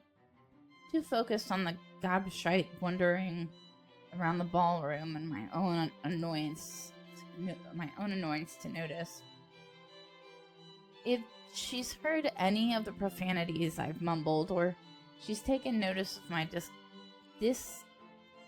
discomfiture, she makes no comment on it, merely greeting me with a smile when I turn my attention to her. Miss Hannah Wright gives off a whole different air when she's not speaking to an audience. Homely, a bit too friendly for my liking. But I guess that comes from being raised in such an environment and having to deal with pompous, snooty people. Though, I suppose nothing has really changed from years ago. I remember her carrying herself in the same manner during that one and only visit. Does she remember any of it? I won't be surprised if she doesn't. It has taken me a while myself. She's probably met a lot of people like little Becky throughout the years, might have already forgotten about me or my parents. People like her thrive on confidence, after all. Nevertheless, I return her smile, awkward and stiff as it may be. Didn't realize the housewarming was going to be this fancy. I would have gone with a nice dress if I knew. Oh, you're fine, dearie. It's only really the parvenu, those who climb, that come to these parties all dolled up. Quite the black-haired beauty, isn't he? It takes me a while to realize who she's talking about. Until Ashton walks by again, in closer proximity than any of the times he has done so far this evening. Still, without a look of acknowledgement our way, though. Even if Mrs. Wright speaks loud enough to catch the attention of anyone within earshot. Who, Ash? You know, you really shouldn't have turned down those offers. If I wasn't married, I'd happily go dancing with those young men. But you said a name. Ash. That's the exquisite lad you've been looking at all this time. I don't know him, and I'm the one hosting this party. That must mean you know each other. Is he your boyfriend then? Because that would explain those rejections.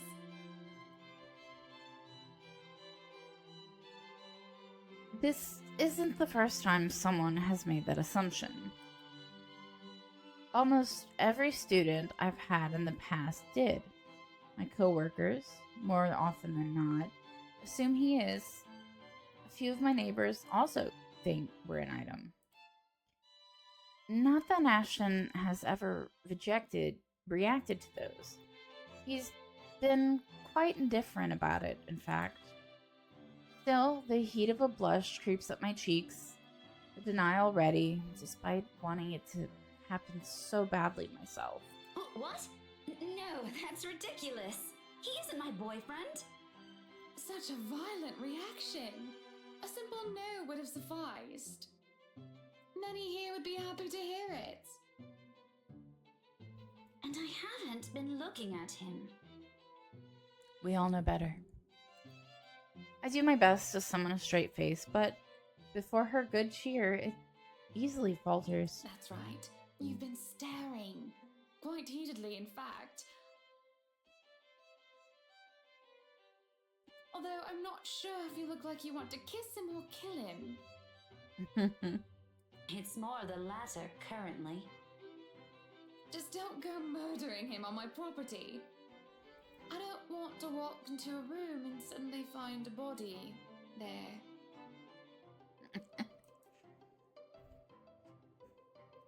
It's infectious in a way. No sooner I find myself enjoying our chat more than I've imagined myself to. Although her attention briefly wavers at one point, she remains a good companion. Even more once I've mentioned who my parents are. Her face quickly lights up and fondness graces her face, despite the meeting from several years ago being a short one. But of course, there are some things we really can't avoid talking about. After all, it's one of the few things I remember her asking me the moment she spotted little Becky in the room. Do you have a boyfriend? In retrospect, it's an odd thing to talk about as children, when there are loads we could have started with. Yes, oh, I remember you! You were the cutest little thing with glasses! And when we met, you were having boy troubles with this lad called something with an A. Ash. I believe I still have the clothes she gave me. Chosen. Also, I could impress him. And even back then, Ashton has always been denser than a rock, and that one attempt to get him to notice backfired spectacularly. Sure, he's keen. He's a detective, for heaven's sakes. But feelings, more often than not, escapes him. What was it again? Aaron, Alan, Adele, Albert, Alexander, Andrew? Which makes this whole talk all the more embarrassing. And the more names she lists off, the more my discomfort grows, until my smile turns into a grimace. What will she think of me? Here she is, married, to a man she most probably loves at that. Did you not read the invitation? Did you not know who the man is that lives in this house? While I'm still stuck in the same place, yearning for the same person. Ashton! Ash! That man is that boy! The same one. Oh, goodness me, after all these years! I can see why, though. He's quite dashing. You don't really need to announce it to everyone within earshot, you know? Keep it down. I'm so sorry, but it really is cute. She says that, but for a short moment, a hint of pity flickers in her eyes. I take that as a chance to change the subject before anything more can be said over the matter.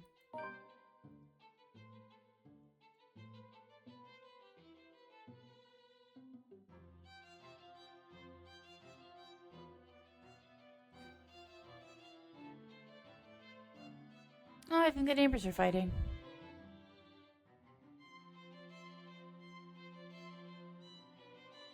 I want to go see.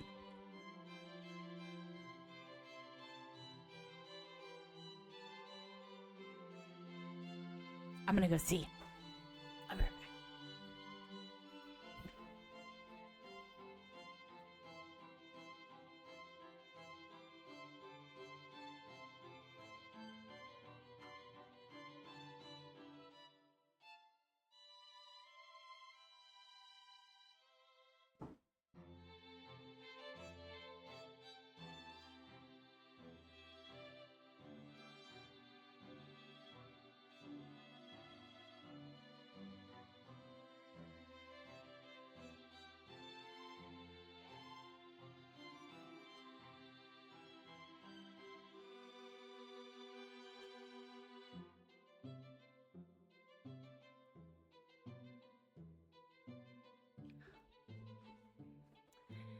I was so excited. But it wasn't. they weren't.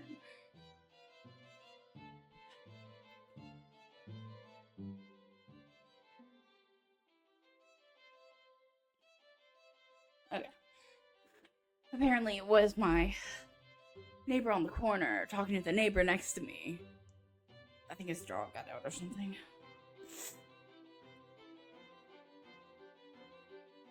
Okay. I had to climb over shit to look out my window because we still have half a storage unit sitting in our fucking living room. Oh, okay, now I'm out of breath. I haven't sorted things out for myself. This is a nice party, Miss Wright. I like how she never corrects somebody and says, like, she says miss. A lot of people have said miss, and she doesn't go, it's Mrs. Though to be frank, I doubt she'll be so willing to pass this up. The topic has already captured her attention. Please, Anna's fine.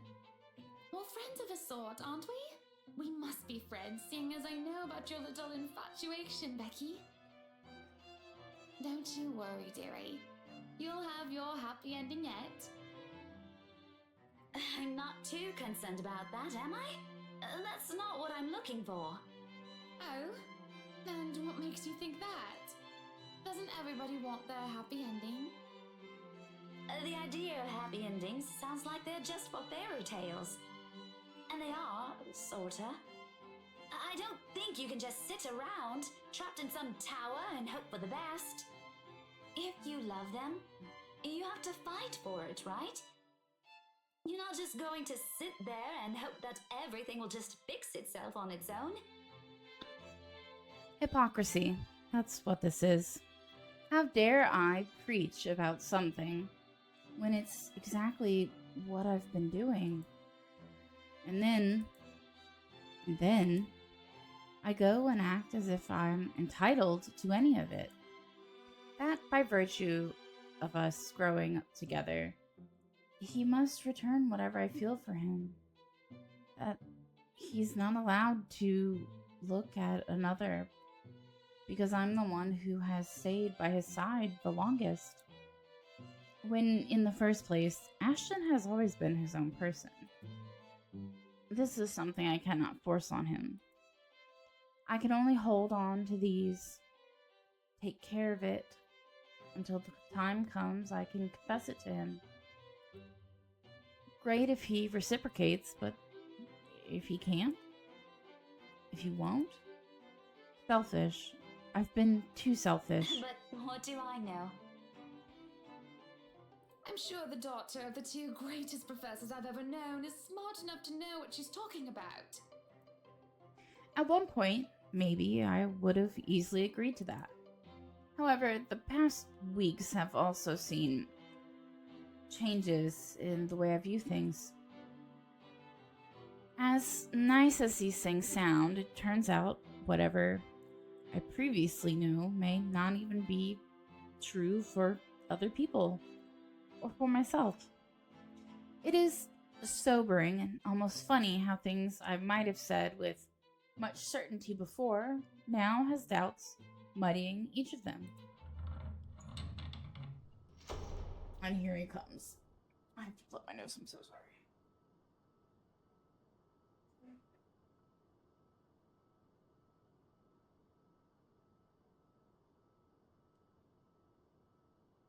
And anybody who watches this on YouTube, I'm sorry I don't know how to edit, so you have to deal with any noises or me running off to see if the neighbors are fighting. But there will be time to mull about these later, because when a hush suddenly descends in the room, a whole different issue rears. Especially when fucking Luke, strides into the now quiet ballroom, fashionably late and oozing with the same pompous mine he always carries around with him. Good evening, ladies and gents. Enjoying the party? I hope I'm not too late in welcoming you all to the right mansion. Before long, Hannah leaves my side to join him And it doesn't take a genius to piece it all together. Welcome, one and all, to our humble abode. I don't know how you didn't fucking understand that when you opened the goddamn envelope. Tonight, if you have yet to find yourself in your roles, you are our ladies and lords of the court of your king and queen. If you would excuse my presumptuousness. So, enjoy the feast that has been laid out for your senses as we only allowed the best to be served. Enjoy the rest of your night, everyone! His attitude, the manner he carries himself, and carries himself around people, his unfamiliarity with that part of the city. Of fucking course. I should have known. Although I'm partly at fault here. Tabloids and the gossip columns have never been really my thing.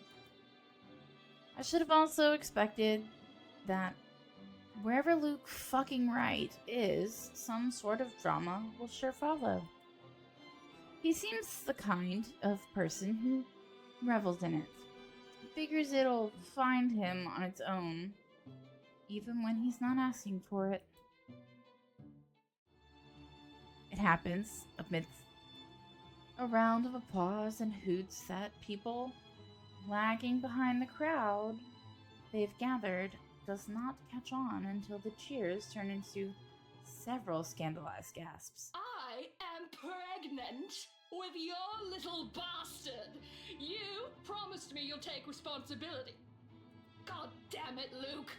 I finally got you to talk to me after months of silence, and you do this to me. What do you mean you're pregnant with? Luke, is this true? Lies and slander, woman! Security! Johans, take her out of here before she makes an even bigger fool of herself! No, you do not do this to me. I was so ready to leave my stupid oaf of a husband. I told you to leave that damn wife of yours.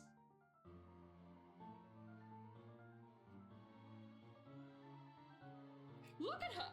Does she look like she wants a baby? If you guys don't know, she's pregnant.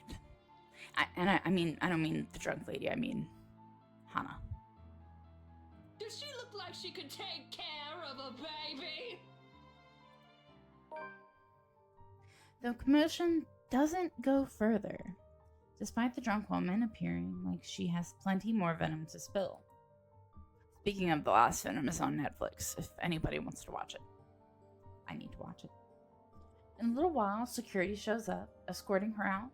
Apparently, she's the chief inspector's wife, too. As if this whole thing can't get any more fucked up than it already is. What a mess. But the damage has been done, and beyond the repercussions this will bring, I'm more worried about Hannah. Maybe Luke too, in part? I've seen the man that hides behind his self-importance, and it is someone who cares for the person who stands beside him. No matter how questionable that is now. After all, no anger is worse than that of a scorned woman. And Hannah, well, as refined and well-mannered she is in front of other guests, I'm not sure if she'll be all too willing to tolerate this. Her party, her home, her husband, and that woman has just dared to walk over it. Yet, when I glance at her, there's only defeat, a weary slump on her shoulders, and a certain depth to her breathing. Like the fight has already been drained out of her long ago. I don't know since when this has been going on. I don't know either of them well to judge for myself. I'm simply an outsider who appears to have some kind of connection with both of them. But the air of a person who wishes for respite, it's all too easy to see it in her as she quietly watches the commotion carry on around her. In a moment, before I can think it through, I'm pulling her to the side and waving Zachary over to us. Becca, this is a real oh, hey, Miss Wright. Hello, Zachary. I told you to call me Hannah. Did I not? Yeah, you did. Admittedly, this air of familiarity between them catches me off guard. I won't put it past Hannah. Her standing in society compels her to keep appearances. The be nice to everyone sort of thing. While Zachary's growing client base sometimes calls for rubbing elbows with the rich and famous. Although, from the way it appears, this one seems to go beyond maintaining a facade or work. I wonder how this friendship came to be. I'd ask, but we're starting to attract some curious eyes. Most of them are probably searching for more gossip, something to add fuel to the fire. Thankfully, there's no need to explain it to Zachary. He's aware of the situation all too well. So, this is what you called me for? We gonna get Hannah out of here? That'd be great. Excuse me. Soon he's leading the three of us out of the ballroom. Anyone who dares speak or approach on our way out, I shut down with a sharp glare. Medicine time. So, bear with me. It is Friday. Yeah.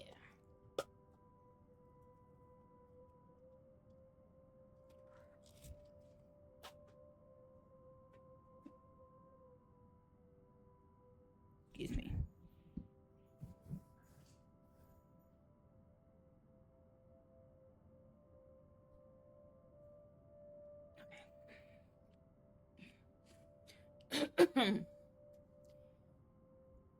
In a few steps, we're out, away from the commotion and the suffocating tension.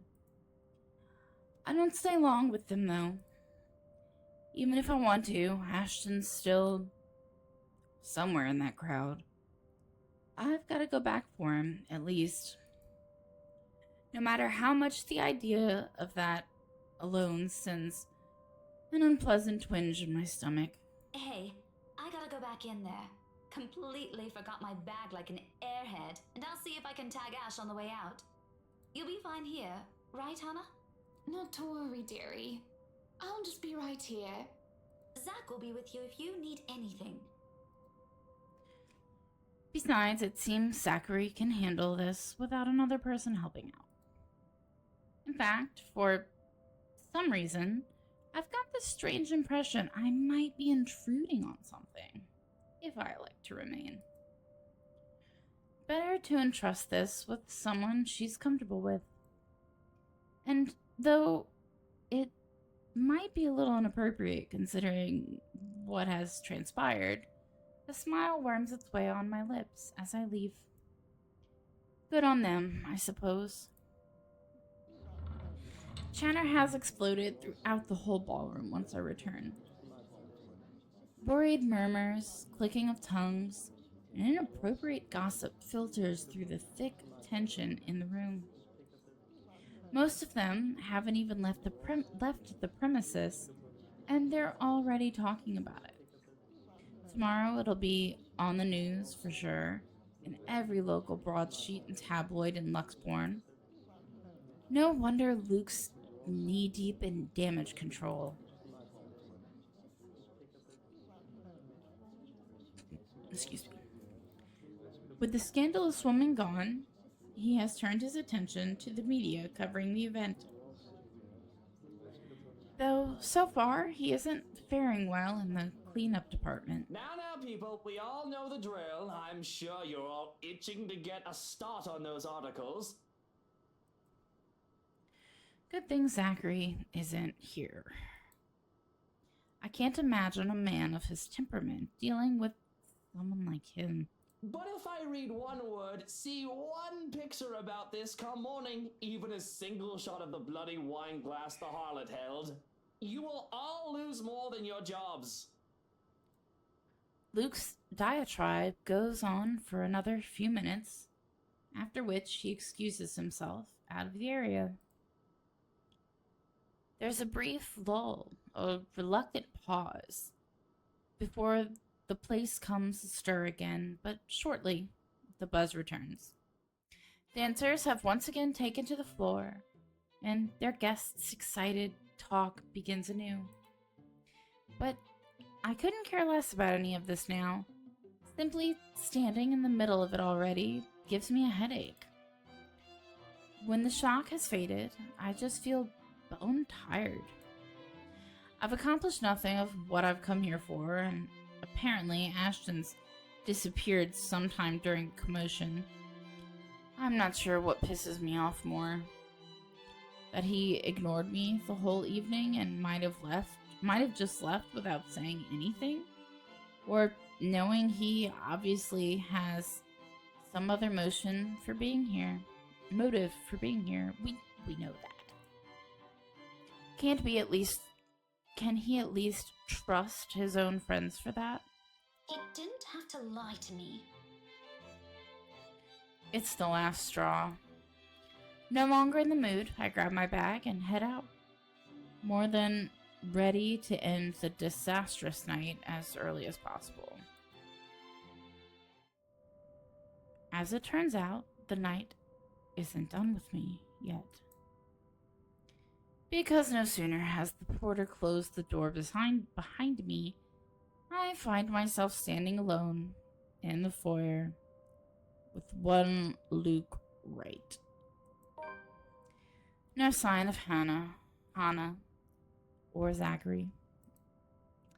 Just him and the agitated clicks his shoes make while he treads around the empty room, away from the media's prying eyes and their guests' judging stares.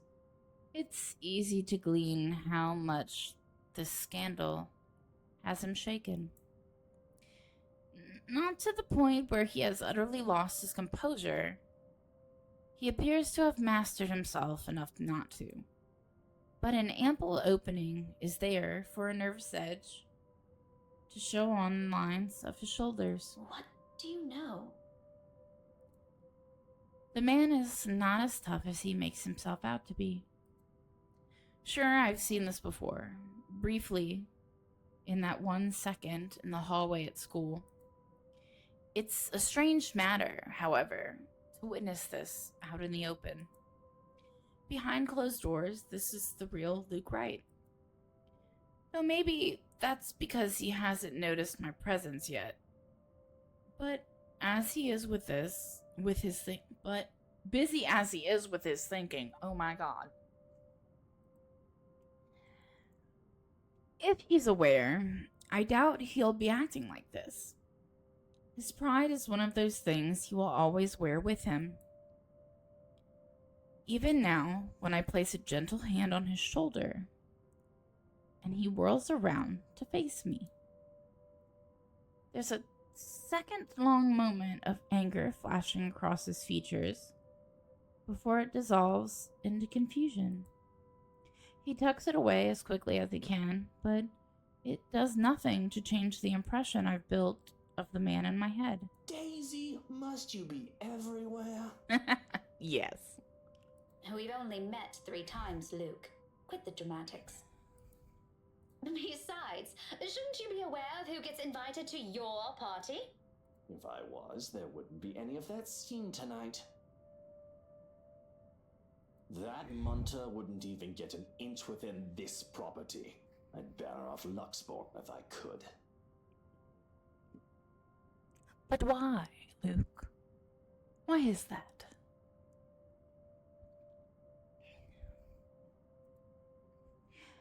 He probably pawns everything off to their servants and Hannah. Pompous, elitist douche. Did you just come out here to lecture me about it? Because, Daisy, I can already feel one coming tomorrow. I don't need to hear one from you tonight. You are a very unpleasant man. So I've been told. Will that be all? If so, I suggest you go back and join every bloody goss in that room. Not everything. As unpleasant and frustrating talking with this man is, he deserves the benefit of the doubt, at least. The questions and criticism aren't lacking, of course. But right this instant, there's only one that comes to mind. You know, brooding over here isn't going to fix this mess. Again with the lecture. Will you stop calling it that? Oh, we got it. I think it went higher. I think it went higher. Very well, what should we call this then? A heart-to-heart? Please don't, I might puke.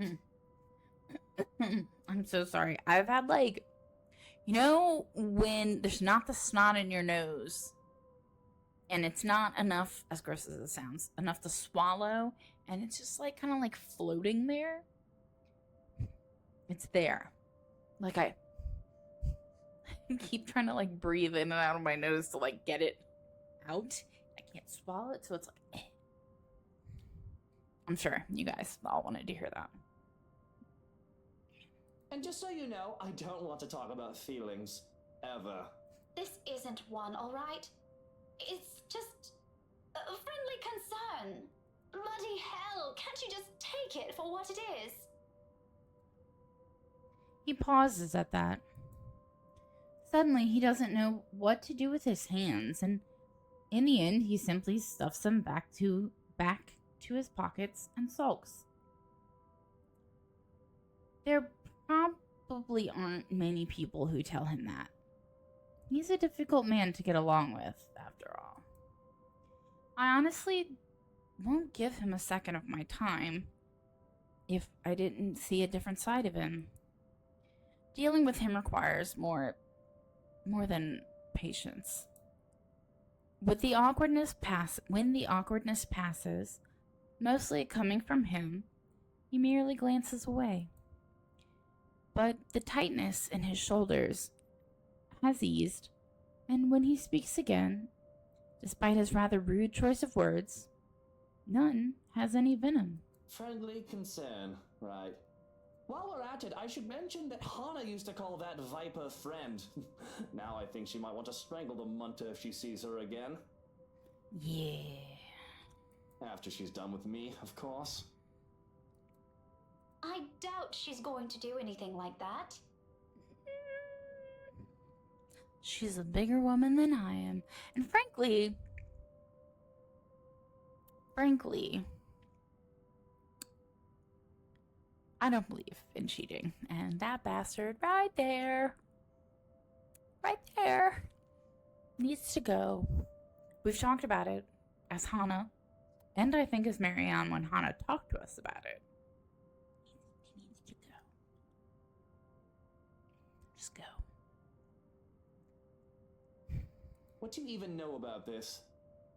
Oh, I know enough. You may look like a sleazy douche, and you still are, by the way. It's almost comical how fast his face shifts from mild disdain to offended. But I don't let it distract me. These things need to be said, and he needs to hear them. Even though they're coming from some meddling stranger. But you have your few good moments. I might even say that you're a decent person, if I'm in the mood. Now go.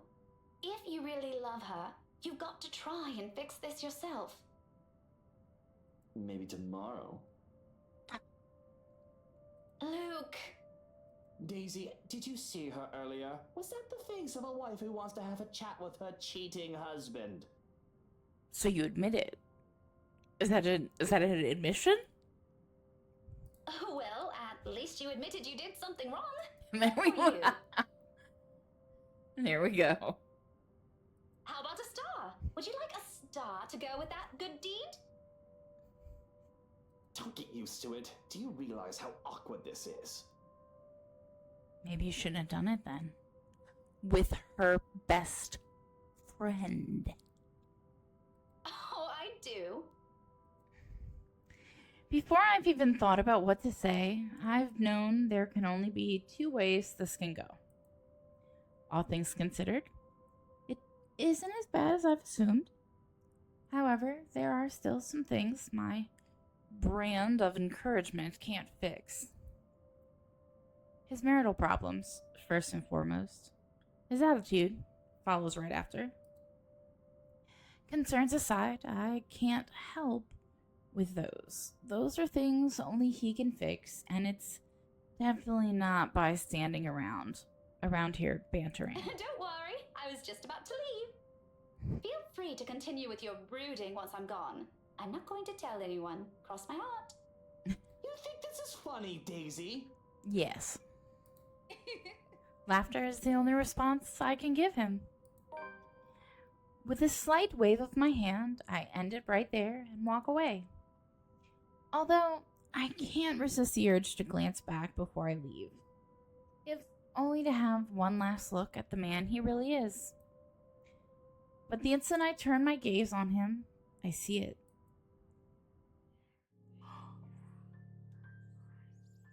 I was wondering if we were going to see her. Looming, hovering over his shoulders, drawn to him like a moth to a flame. Like the first time I've stepped inside this place in search of Isabella. He was there, too, wasn't he? That man, along with his wife and another person, Miss McCullough? And that shadow. No. A woman now. Her.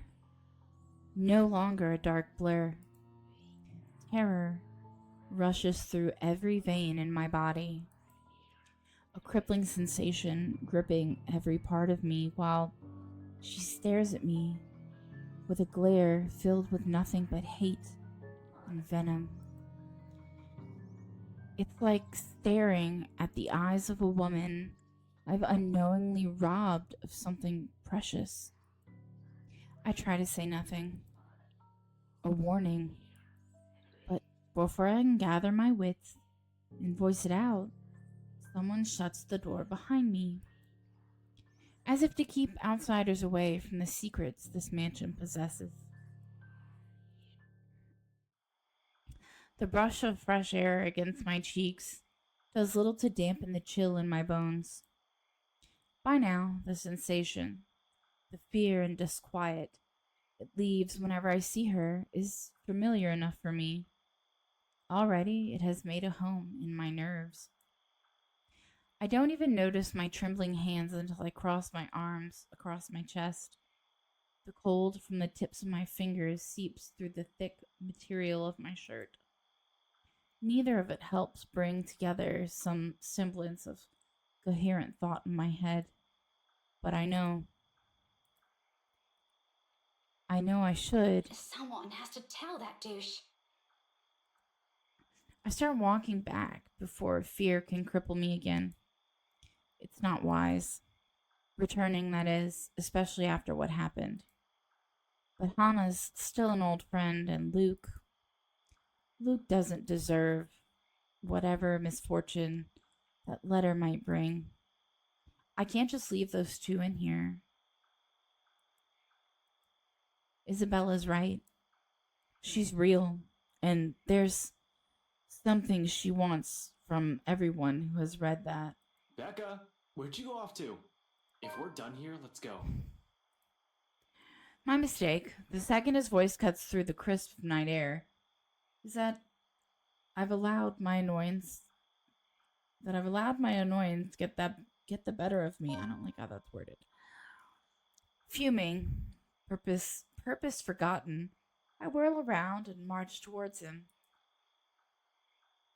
One accusation after another piles up at the tip of my tongue, ready to be hurled at any moment. There's no hesitation holding me back when I fling it at him. That straight face he keeps as I do so doesn't help temper my anger either. It only makes me want to slap some more sense into him. Shouldn't I be the one asking you that? Becca, I've been waiting here the whole time. I told you I hate parties like... And before that, where have you been the entire evening? Right then and there, I might have forgiven him if he's shown some ounce of remorse for leaving me like that. Maybe he could have looked away, given me a sign that my assumptions might be right. He doesn't even need to put them into words. A single gesture of confirmation is all I need. Rather, what I get is the same impassive look. He does that whenever he can't disclose anything. He does that whenever he's lying. In the face of it, amidst the thick tension, a frustrated huff is the only thing I can summon. Be that way. Fine. Suit yourself. No more words. After everything I've seen and heard tonight, I'm already too exhausted for those. So, without speaking any further, I simply walk past him and stomp over to his car. Although, before I can pull open the door, he calls out. One hand outstretched, a gentle weight on my shoulders. Wait, Becca. This better be worth it. He pauses, his brows furrowing and lips curving into a straight frown. I can almost see the gears turning in his head while he tries to piece together everything he wants to say. Before, perhaps, I might have waited patiently for those. He's not a man fond of using words to express himself. More often than not, any gesture of honesty will only come out blunt and coarse when forced. But today, for one reason or another, I simply can't summon that forbearance. Ashton, if you're just going to waste my time again... Becca, listen. I don't know how else... That much is obvious. Why don't you just take the whole bloody night? Go on. I can wait until next year. Better yet, why don't you just keep it all to yourself like you always do? It's not like... Rebecca, will you hear me out first? The silence I can offer him. But whether I'll believe what he's about to say is still up for debate. A very long debate. I honestly don't know how else to put this. I'm aware your parents have some kind of history with Hana Wright, and somehow you're friends with her. But you should stay away from these people for now, especially the husband. That's another reason, another thing why I'm really interested in playing Luke. Who? Luke? His expression deepens into a scowl at my mention of the name. But whatever opinion he has, he doesn't immediately voice. Still, something about it has greatly displeased him, evident in the stiff note his tone assumes. Yeah, he's bad news. Bad news bears? It's my turn to frown this time. What does he mean by that? Care to explain your reasons? Oh, did it go up? It went up, I think. I probably should be paying more attention to this, but I don't. Same with this. We already know what happened. It's just kind of there. The argument with Isabella. I think that's it.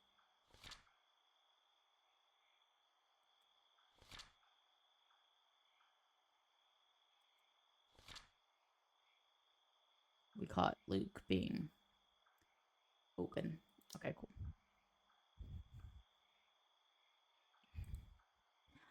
I've not meant for it to sound as harsh as it does, but anger and frustration have never been a good match in me, particularly in nights like this. It's not surprising when Ashton jerks back as if I've struck him. For a fleeting moment, something akin to hurt darts across his features, his eyes narrowing and hands closing in tightly into a fist at his sides. Then, swiftly, he glances away and shifts his focus on the line of trees nearby, like an answer can be gleaned from the dark expanse. I'm really sorry, Becca. What is it for? For the party? The vague answers he continues to give? Does it include all those times before this? The year's worth of it? I don't doubt its sincerity. However, at the moment, the forgiveness he's asking isn't something I'm all too willing to hand. Furious as I am, it's frankly a wonder how I can keep myself from raising my voice at him. We'll talk about this tomorrow. And you better have a proper answer for me by then. There's a brief hesitation before I step away. A short moment of wanting to say more, of waiting if he has anything to add. He's only silent, eyes still trained at a distance. It is the last glimpse I see of him before I climb inside his car.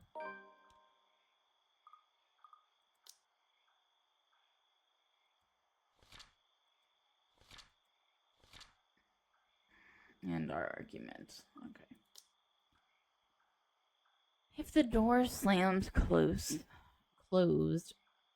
with the same force as the anger I'm holding, its sound merely vanishes in the night unnoticed. He follows soon after, and shortly we're on our way back to the city. Yet, even with the city's bright lights welcoming us, the dense, somber air from the mansion still lingers. I keep waiting to, I look and I keep waiting to see her in a window, but I never do. The moon is almost at its highest by the time we reach Salemwell. Is it Salemwell or Salemwell? Salemwell makes more sense. Even after our respective heads have cooled off, the atmosphere within the car remains rife with unspoken tension. This isn't a problem so easily fixed with a few handshakes. Quite frankly, I don't know what will. Ashton himself has no idea what to do when he alights and dawdles awkwardly in the middle of the car park, unsure. It almost seems like he's having an internal debate, whether he should say goodbye or mutter another apology. I could have driven him away, purely out of spite, the second I've gotten off. Still, old habits die hard. It's late, and Ashton's flat is on the other side of the city. Irritation might still rear its head over time, every time I look at him right now, but I'm not too cruel to put him up on another long drive. Especially when he appears as if he hasn't gotten any rest. You can borrow the couch. I throw the keys to my flat his way before a protest forms on his lips. Although he catches it with ease, he eyes it with a worried expression and shoots a puzzled glance my way. You haven't been forgiven. We're still going to have that talk, believe me. But I'm not about to send you out on another drive looking like that. It's late. Go get some rest. Well, why are you giving him your keys? Where are you gonna go? We're setting aside a lot of loose ends like this. But he appears to have accepted that reason, at least in the meantime. He does give me another questioning glance when I shove past him, pulling my mobile in the process. Where are you going? I thought... You go ahead upstairs. I need to contact Professor Andrew. Andrew? Why would you... Ooh. Oh, please. Is this that thing Isabella said this morning? Again? I already gave her my word, Becca. I'll look into this BRC crap. No need to drag the old guy into it. Of course, he's still skeptical. It makes one wonder if he's even seeing anything at all. Figures this curse will stay away from the scoffer. But this is another loose end tonight that I can't just leave alone. Ashton's beliefs notwithstanding. It just so happens that it's one I can delve into using means other than taking a look at the mansion itself. Ashton, do you really think I still give a shite after that stunt you pulled tonight? No, but this is... I've spent so many years with him to know this is about to turn into another argument. Before he can finish it, I cut him off with a firm raise of my hand. Look, I don't care. There are weird things happening around here. And yes, it's Isabella's brand of weird. Ghostly voices, strange sounds, and a bloody woman sitting at the back of my car. You don't have to believe me.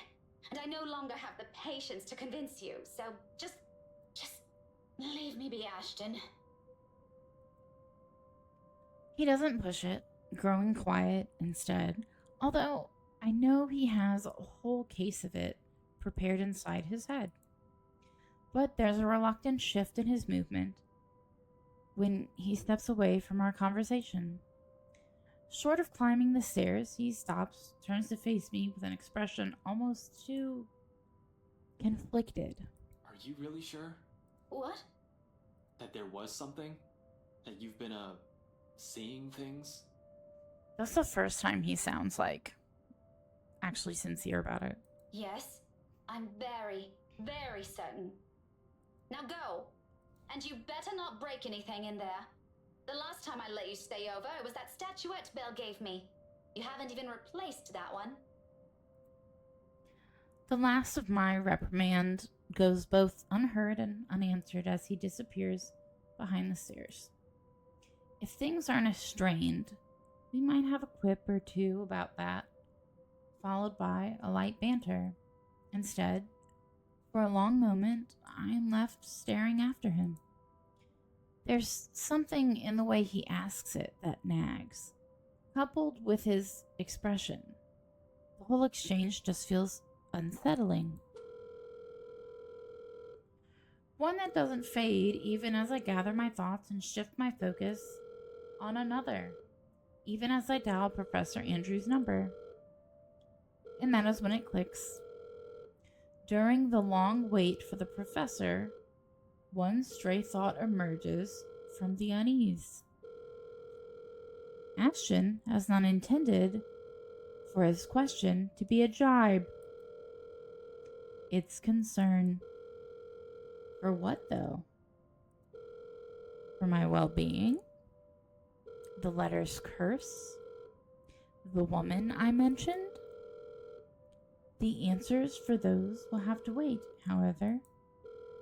Finally, the call connects and Professor Andrews' voice echoes from the receiver. Professor Andrew? Dude, I'd be pissed that someone, called me for that long. Rebecca? It's late.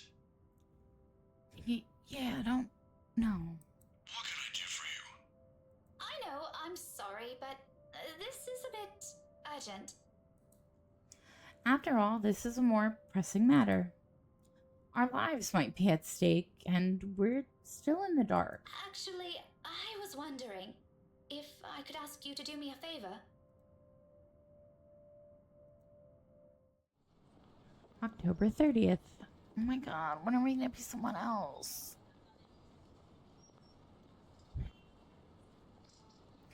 Professor Andrew Clark has agreed to meet with me 2 days later in front of Luxbourne's public library. He has other commitments, but being a longtime family friend has its perks. I gave my parents connections to thank for that. I have my parents' connections to thank for that. Of course, I'm not the sort to impose on him often, but the situation is well, it's not entirely bad, although it does require calling in a few favors from friends like him. Without his signature, I won't be able to gain access to the library's restricted section. If I want to get more in-depth information on the Ermengarde mansion, that is. Not simply what they choose to show to the general public. As much as I hate to admit it, there's always something people censor. And whatever it is, I won't even find it in the general section. It has to be what they're keeping here beyond the public eye. The thought of that alone makes me antsy. Thankfully, I don't have to brood over it. The wait for the professor doesn't last long. He never did enjoy making people wait. Likewise, he dislikes people who are tardy. He arrives 5 minutes after I do, greeting me with that kind smile and casual wave of his hand. I haven't seen him in so long, and it appears he hasn't changed much. His familiar presence alone is enough for a fond smile to spread across my face. Professor Andrew. Rebecca! Didn't I say long ago you could drop the professor? You know I can't possibly do that. Even if I can, it feels disrespectful to call you by your name alone. I would think it's just weird. Both you and Ashton never listen to this old man. Kids these days. All right, but just for today, since you're doing me a huge favor, Andrew. I guess you simply can't have it all, even at this old age. But pleasantries aren't what we're here for, yes? You mentioned you needed a permit. Yes, sir, if that's okay with you. I would hope you'd make sure it's okay or not before you go there. More than fine. Anything in pursuit of knowledge, as they say. He hands me the permit without further prompting. And just like he promised, he's also written a recommendation after his signature. This is more than enough to get me into those files. I mutter a small thanks before slipping it into my pocket. Although when I look back up, his brows are furrowed with the very face of curiosity. Not surprising, considering how vague I've been during our little talk over the phone. Right then and there, I decided to tell him if he ever asks. Maybe not all of it, but stuff he needs to know. It's the least I can do to thank him. As expected, true to his inquisitive nature, he asks, If you don't mind, though, I know you've always been an eager learner, but may I know what in the restricted section that piqued your curiosity? It's the Ermengarde mansion, sir. He's quick to raise an eyebrow at that, and for a while I fear he'll take the slip of paper back. Is there something in what I said? The ones they have out in the general isn't enough? No. I'm, hoping for a more in-depth read, sir. More about the history and the people who once lived there. The general section doesn't have anything much on that.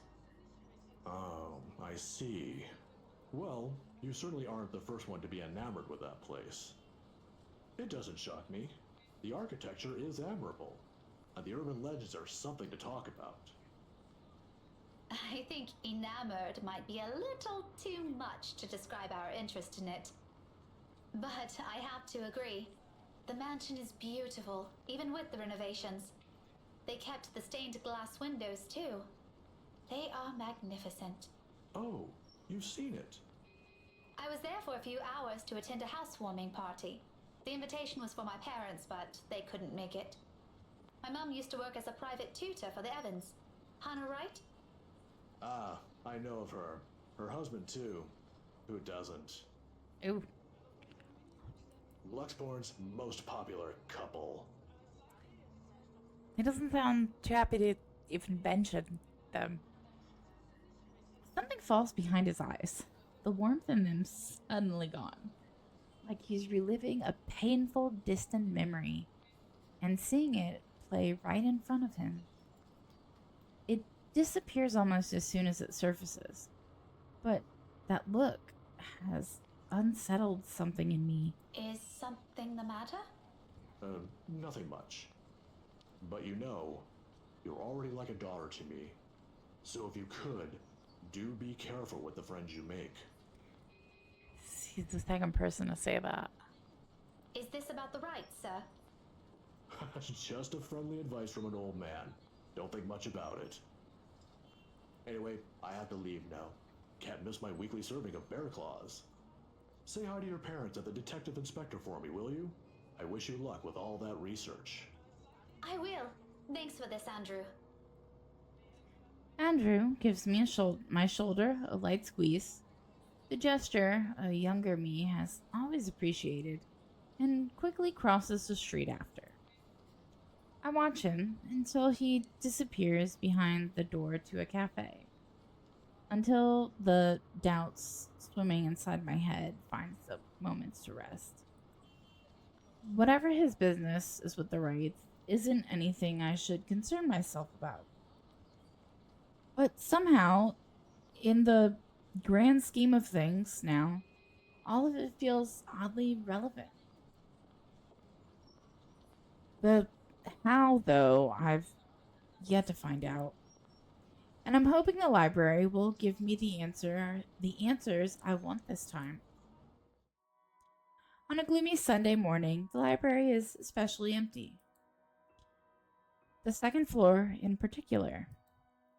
I've always considered this place to be a sanctuary, a respite away from the hubbub of the city.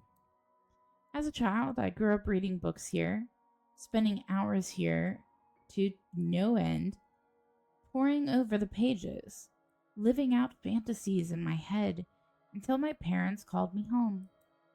Now it feels nothing like it. The silence is smothering, suffocating, even with how clean they've kept the microfiche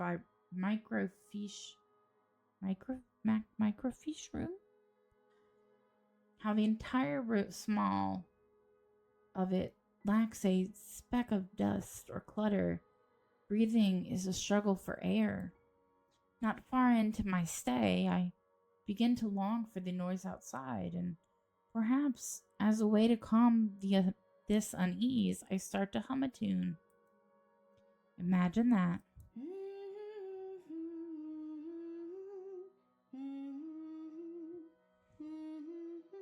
I really am starting to hate this song.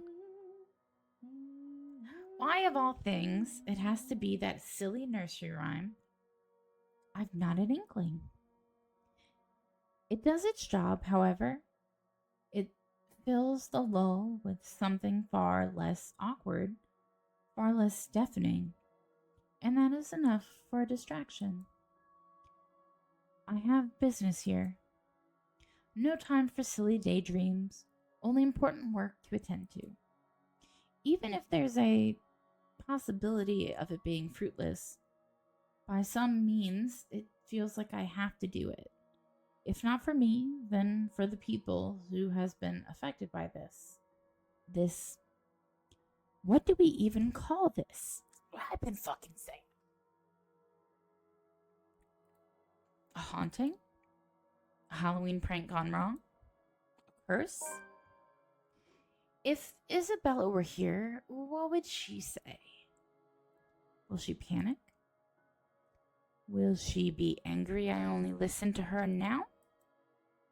It all stems from that one moment in the movie house, doesn't it? We could have avoided this had we only taken her warnings to heart. One stupid mistake is all it took to send our normal lives on a downward spiral. Frankly, I'm no longer sure if I'm angry at myself for it, or at the universe for throwing us into this mess. But we can only make do of what little we have, and that's exactly what I'm doing. Going here might not be the right decision, but it's a start. A good start. It doesn't take much time for me to find what I need. a what the fuck is that? Of old newspapers, long kept in special storage cabinets at the far end of the restricted section. The year is 1620s and beyond. Before the city of Luxborn even exists in the records, when the mansion has just been built and Anselm is nothing more but a small sleepy hamlet near a river, a lot of pieces are missing. Days, sometimes several consecutive weeks, without any record remaining. Often it goes on for years. Oh, 1 second, let me check.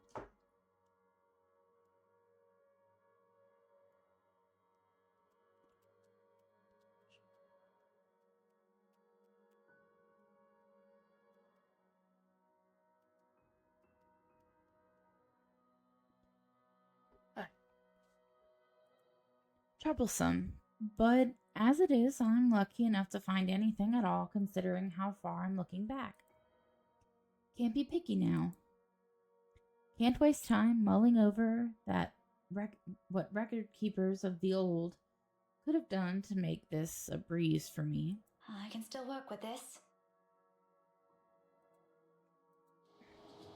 The faint whir of the microfiche, if I have to keep saying this word, machine keeps me company as I go over each slide, each image, hoping for something that goes beyond what the local lore knows.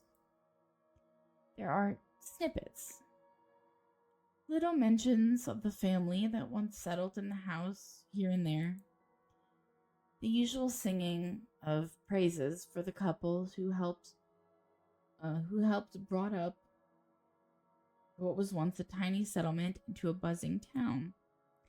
Sometimes if I stop in the middle of like a sentence, it's because I'm trying to like process exactly how the sentence is supposed to be like done. Nothing substantial, nothing I didn't know before. It continues on like this for a good while, until I come by the years after their deaths.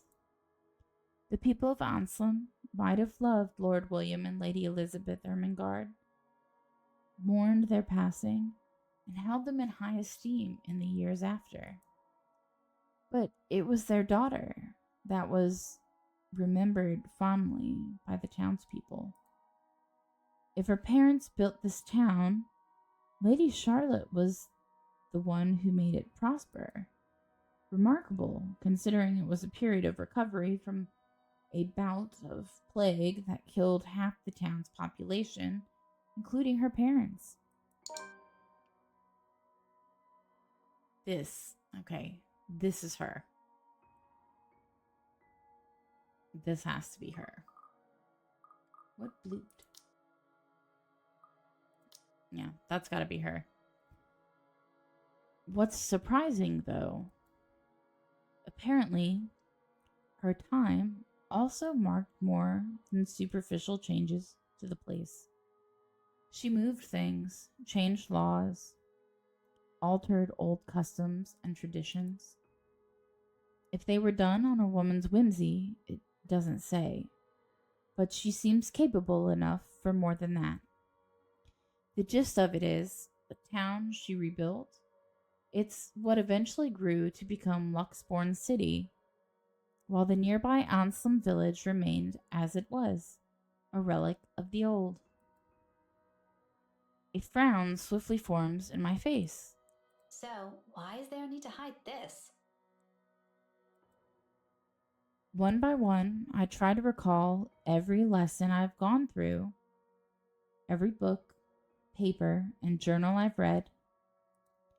None of those ever mentioned this.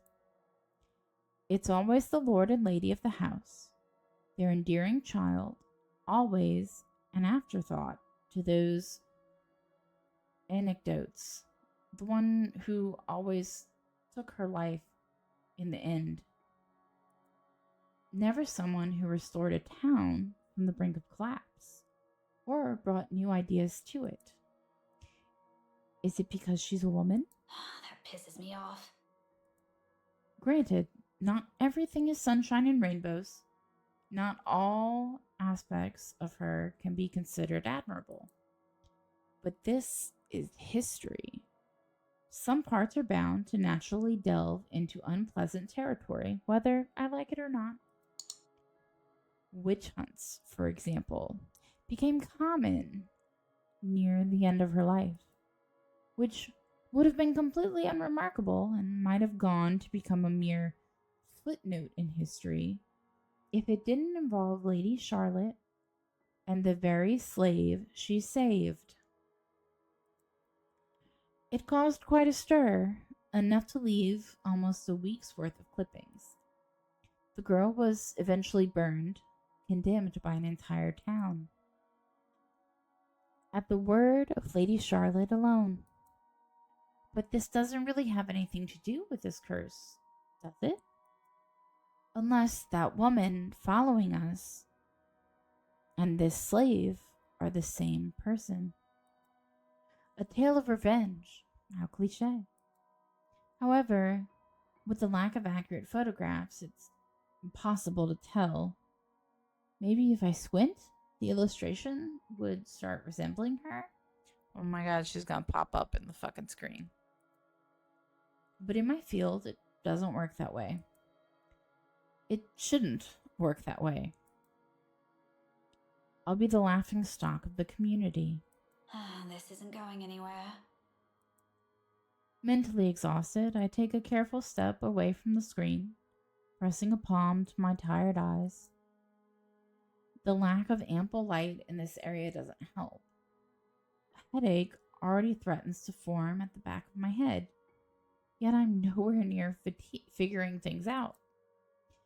This is simply too much to take in all at once. I should have asked for someone's help.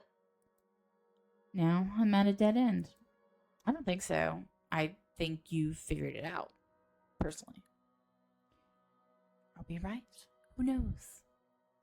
I start gathering everything around me and placing them back in their respective envelopes for storage. The motion's no longer new after volunteering here a number of times. I didn't make much mess anyway, considering the lack of materials available to begin with.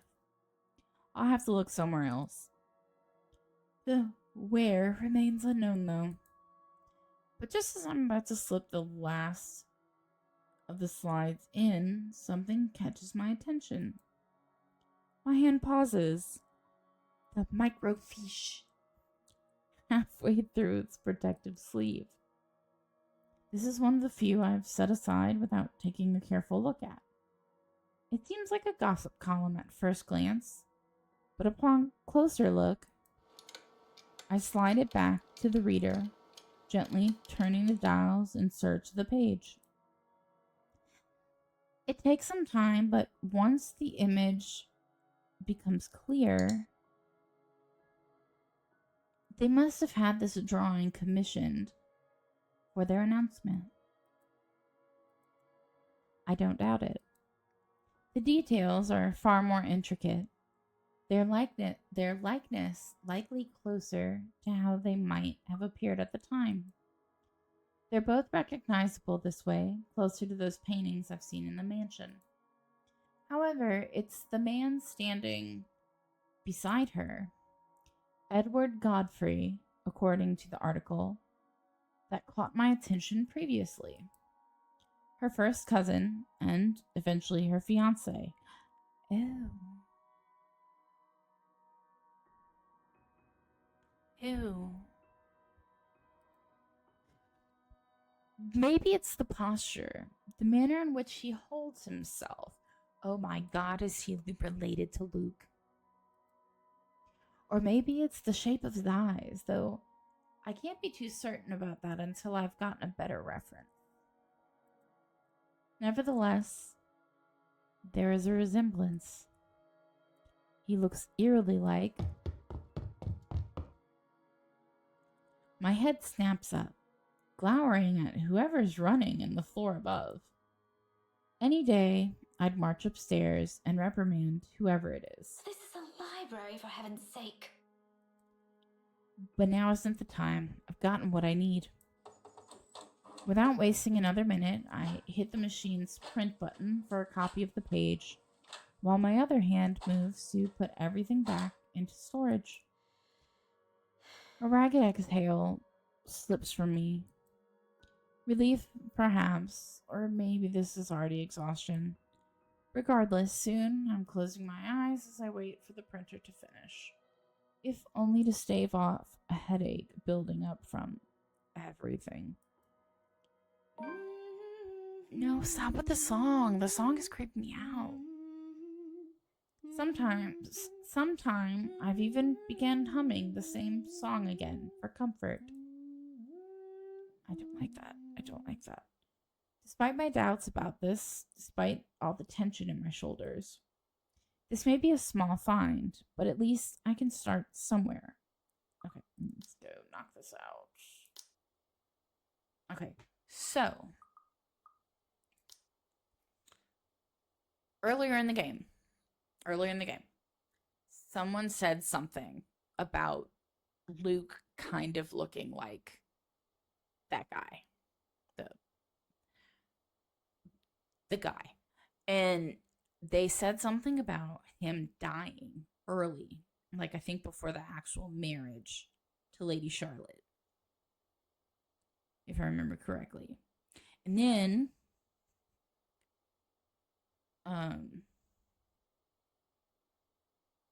I think that slate they burned is her. I really do. We can start somewhere. There's a way out of this. I know it. The printer sputters to a halt. However, its sound isn't what makes me snap my eyes open.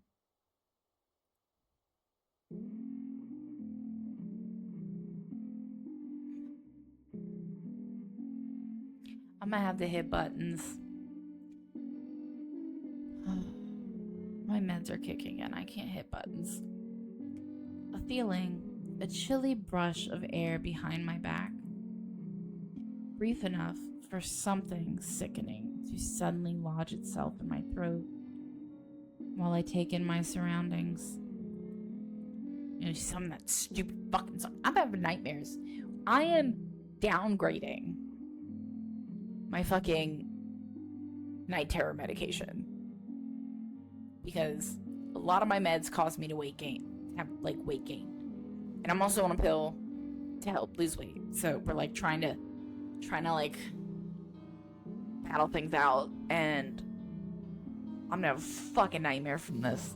Fucking swear to fucking God. I should stop now, but I'm not. Because we all want to know. Unless I have to hit buttons, I don't want to fucking have to do that. It's that suffocating sensation again. Creeping. Every part of me. Crawling under my skin. Draining me, little by little, of any strength. From that day in the mansion. From that brief moment at the school.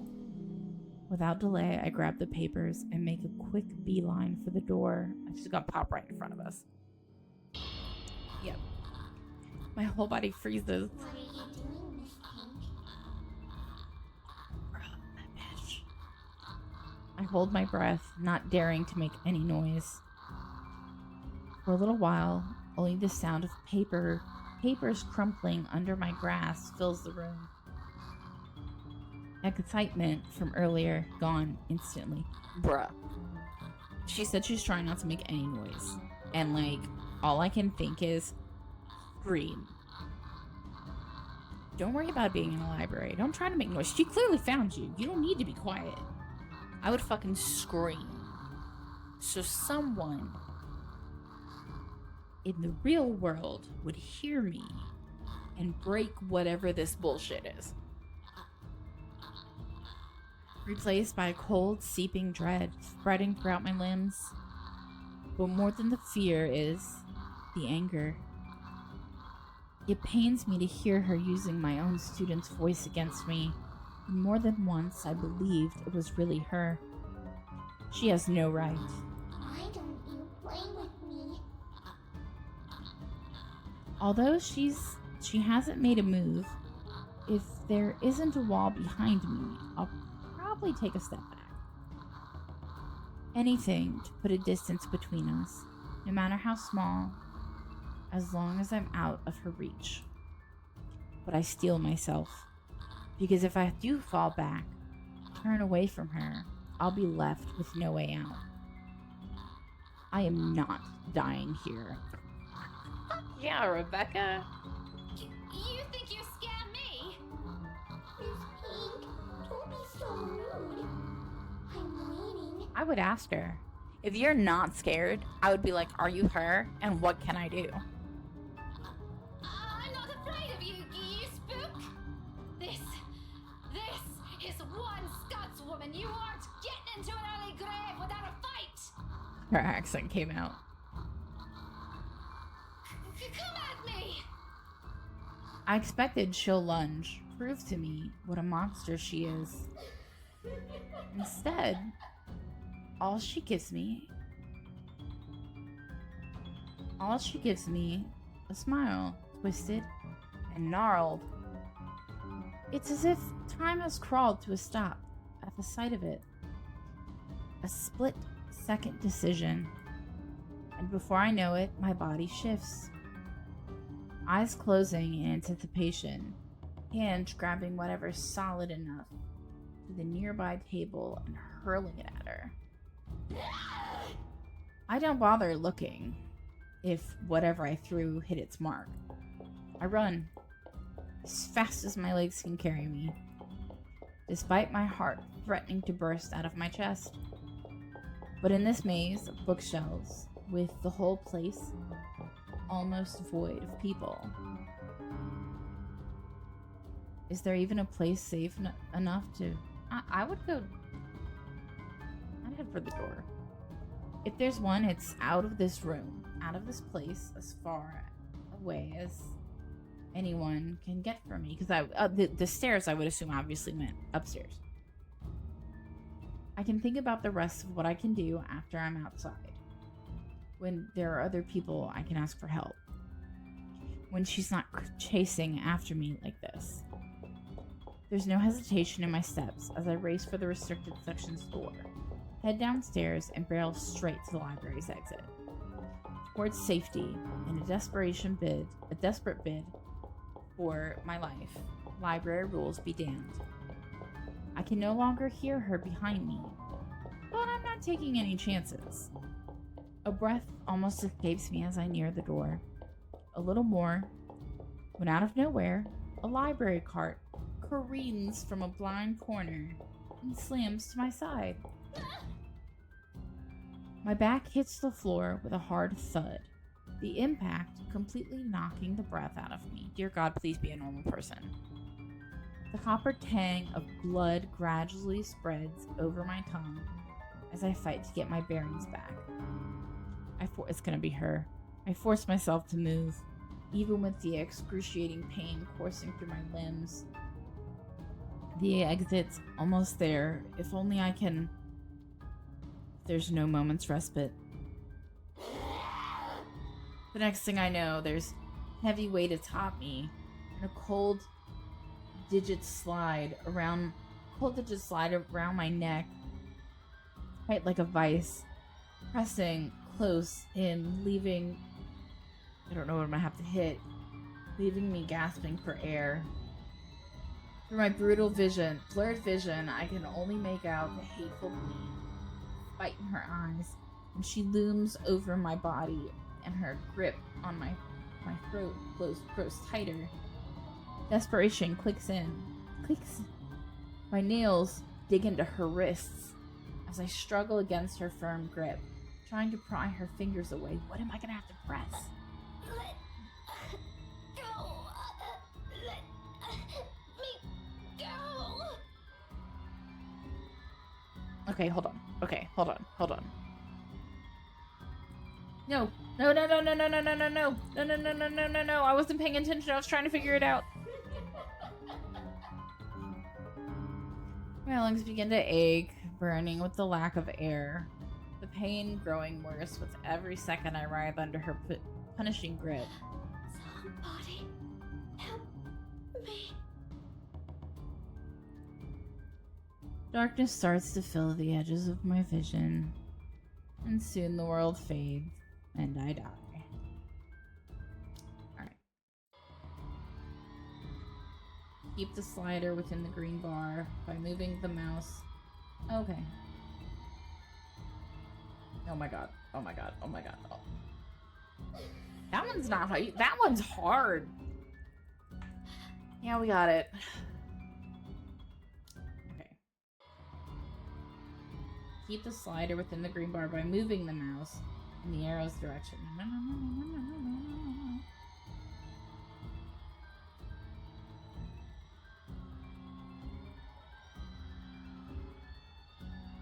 God, this is fucking hard. Okay, there we go. I don't think twice. My limbs are moving on their own before what I did could fully register in my brain and my lungs could recover. Behind me, she lets out a cry, sharp, loud, and thunderous against the empty walls of the library. But the fear her wails bring compares nothing to the relief washing over me when I finally make it out. My knees buckle as soon as my feet hits the pavement, its surface cold and hard against my skin. I've only been in there for a few hours, about 1 or 2 probably. I don't know anymore. It feels like an eternity all the same. My breathing hasn't slowed down yet, and I don't expect it to after going through that. I probably look the most undignified creature on a Sunday morning right now. Out of breath, disheveled, slumped here with a bloodied lip and all. Now my question is, and I don't think anyone's talked about this either, like, does she not have, like, bruises or whatever on her neck? Like, anyone who's been grabbed or touched by this thing, no one's talked about, like, that it's there. But at present, I simply can't bring myself to care. Even when a few passers-by start giving me a strange look. Stare at me all you want. I don't give a single shite. I'm alive. I'm safe. This isn't the end yet, but I'm safe. I really respect Rebecca for, like, telling that thing to fuck off. And inside my bag is something that could get us out of this mess. Nothing definite yet. I don't want to get my hopes up, but it's still something. If Isabella is here, I'm sure she'll feel the same. Okay. I'm going to save. I don't know why I did that. I'm going to save. And double tap because that's what we do here. I'm going to go. My meds are kicking in a little earlier than I expected, and I gotta go let my dogs out. So, yeah. I'll see you guys tomorrow in the next video because I need more. Also, the fact that this creator made another game that I'm really excited to play. So, yeah, that'll be after this one. But take care. And welcome back to my channel. If you're new here, welcome to my channel. My name's Kay, and I play random shit, so you don't have to. And as far as random shit goes, we are many episodes. Well, I say episodes. Streamings into the game. And we have 2 characters left to play after the one we're playing right now, which I'm assuming is going to be done soon because we had our big encounter where I had to do crazy things with the mouse or with buttons on the keyboard. QTEs, I think they're called. Someone correct me if I'm wrong. Anyway, fuck, I don't have my watch on. I fed my dogs about 5 minutes ago. This is important because let's start placing bets. One of my dogs, I've spoken about her before. In fact, in one of my videos, I didn't turn off the stream like I thought I did. And you can hear me telling her to shut the fuck up before I realize I'm still streaming. And I can hear her across the house. Her name is Nova. She's a little black dog.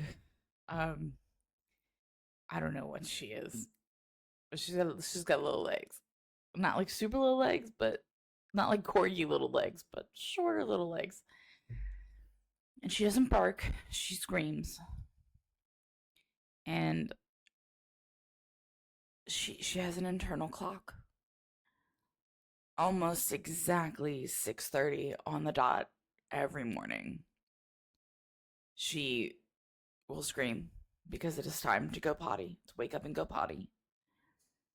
I'm not fucking staying awake that early. So we have a routine. I let them go, they potty, and then I pick them back up because fuck that, it is still bedtime. And she goes to bed, no problem. Everybody else doesn't give a shit. One of my dogs doesn't even want to be up that early. Like my cane corso will literally look at me like, I'm not getting up. Everybody is crate trained. And yeah, he just lays there like, I really don't want to get up right now. But he will because everybody else does. And so yeah, I say about 5 minutes ago. Because at whatever time it was on the dot, she will start screaming. And I'm not gonna stop streaming. Sorry. So but it's just for funsies, you know? That we're gonna see if she does it. So it's 9:45 and I fed them at about 9:40. So about an hour and a half from there is 10:15. Is that right? I don't know if I'm right, but I think it's 10:15. And yeah, so we'll see when she starts screaming. And nobody else like joins in. Like nobody starts barking. Nobody else takes part in her shenanigans. Because they don't give a shit. Why she gives a shit, I don't know. But she will alert me most of the time when she has to potty. Unfortunately, even if it's like the middle of the night and I have to get up, go let her out. I don't even get out. Nobody else even wants to get up. Let her out, do her thing, pick her up, go to bed. But I mean, I appreciate it because I don't have to clean up pee because that's usually what it's for. If she poops in her crate, she doesn't tell me because she's so gross. If she poops in her crate, if she doesn't tell me she has to potty, she'll poop in her crate and then she eats it because she's fucking disgusting. I love her though. She, like, temperament-wise, one of the best temperaments I've ever had in a dog. She's so good, other than that. Eating the poop and screaming. Other than that, she's one of the best dogs I've ever had. She doesn't bark at anything. Because she can bark, I assure you. But she usually doesn't. She just screams. And I'm going to catch it on video one day for y'all. I almost did this morning. And then I thought about it too late because I was already like almost to the dog room. But I almost videoed it for you guys. Be like, so who else gets woken up by a dog that's a rooster? Also, I'm chatty this morning. I got this new juice, and I think Minute Maid makes it. But it is orange juice and pineapple juice. It's not that bad. It's odd, but it's good. I don't know how to explain it. I don't know how I feel about it. I am obsessed with pineapples. Pineapple juice. I'm like the love of my life right now. But I'm autistic, so I could start hating pineapples at some point. Anyway, let's go. If Isabella is here, I'm sure she'll feel the same. But where else would she be? She'll even be the first one who'll put her faith on it. Wherever this will lead us to is a victory on its own. Now, all that's left is to find the others. The rest of us trapped in this bloody nightmare. Right on cue, as if in answer to my previous thought, my mobile phone lets out a beep. I pick it up, simply hoping it'll be one of them. Only it's a voicemail that greets me. From Ashton. There's a pang of disappointment, of course, but it brings some reassurance that nothing's happened to at least one of them. Hey, Becca, call me back when you're free. We need to talk. ASAP. He ends it right there. The message, less than a minute long, curt, and gives nothing away. I let it ease my worries regardless and do as he asks. Because this, too, is another triumph for us. One last thing to worry about. Do we just start as Ash? Yes! Fucking finally! Like Rebecca lasted forever. Okay, sorry. I keep the mic close to my face because I'm trying not to be loud with this game. But apologies if I get loud for a second. I'm so excited. Okay, let's just go knock this out. We know about all this. We know about the creepy thing. Okay. I'm really excited to see how this goes. Luke is the one I'm most curious about, though. Okay. Parties have never been really my thing. They're always such a hassle and take so much time off my day. Prior plans and commitments canceled, all for the sake of playing along with others. Welcome everyone. I hated them even as a child. Please make yourselves at home. But Mom often insisted she'd slick my hair back, put me in one of those stuffy dinner jackets, and if there were any children around, urged me to make friends. Never mind how utterly loud or tedious it was all for the sake of keeping up appearances. To some extent, lies have already surrounded me, long before I've chosen what I wanted to do with my life. Luckily, there were easy ways to tune everything out, and much to my mom's frustration, I always managed to sync my CD player along. I kept to myself and to my music, had my own little world, until I learned to observe. It's a simple matter of awareness, really. And for someone with keen eyes, skewed necktie, or a simple flick of wrist alone would tell volumes about a person. I still don't like parties. Especially one as big and fancy as the Wright's housewarming. However, when there's actual reason to go to them, I figure they're not too bad. Be careful with Shirley, alright? Besides, like it or not, it's all part of the job. I'm here on a mission. One that has the name Luke Wright plastered all over it.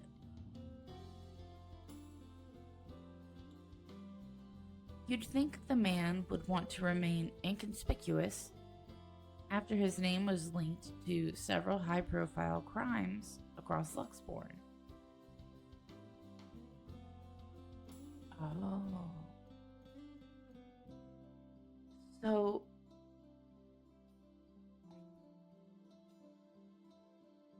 that would only mean he might be the butcher, the serial killer they've talked about in previous episodes.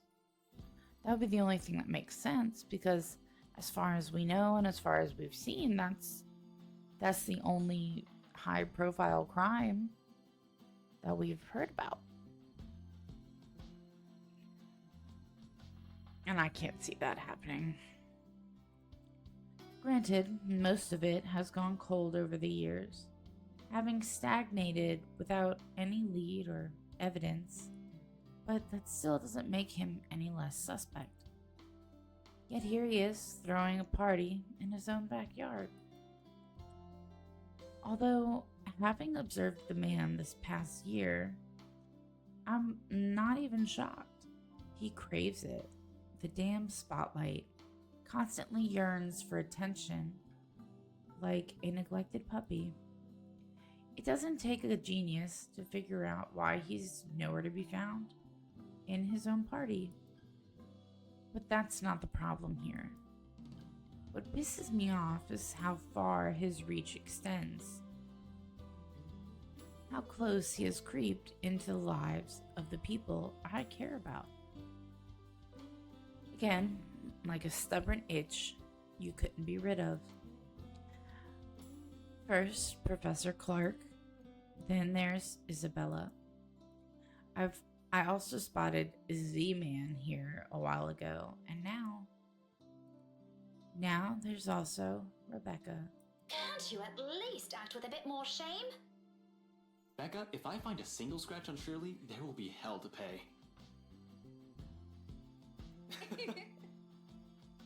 There will also be hell to pay if he so much as harms a hair on either Zach's or Rebecca's heads. Worrying about Isabella's brief dealings with him is stressing itself already.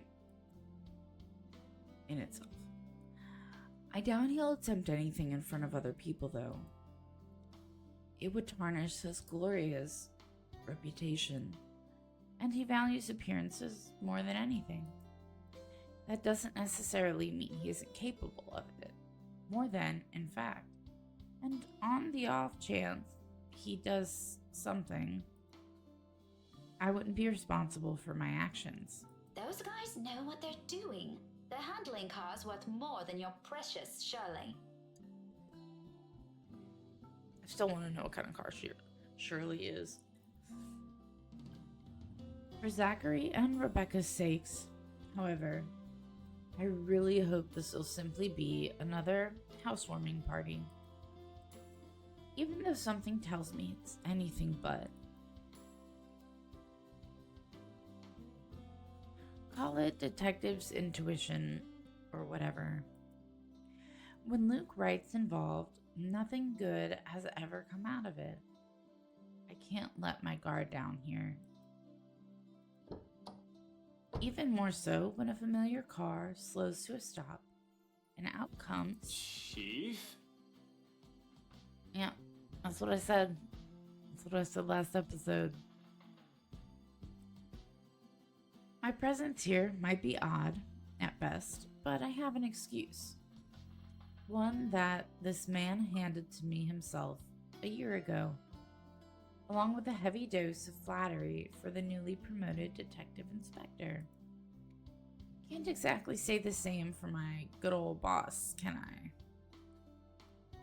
Although, to see him here, chatting it up with Luxborn's rich and famous, isn't such a big surprise in itself. No disrespect meant, but the guy is obviously a social climber.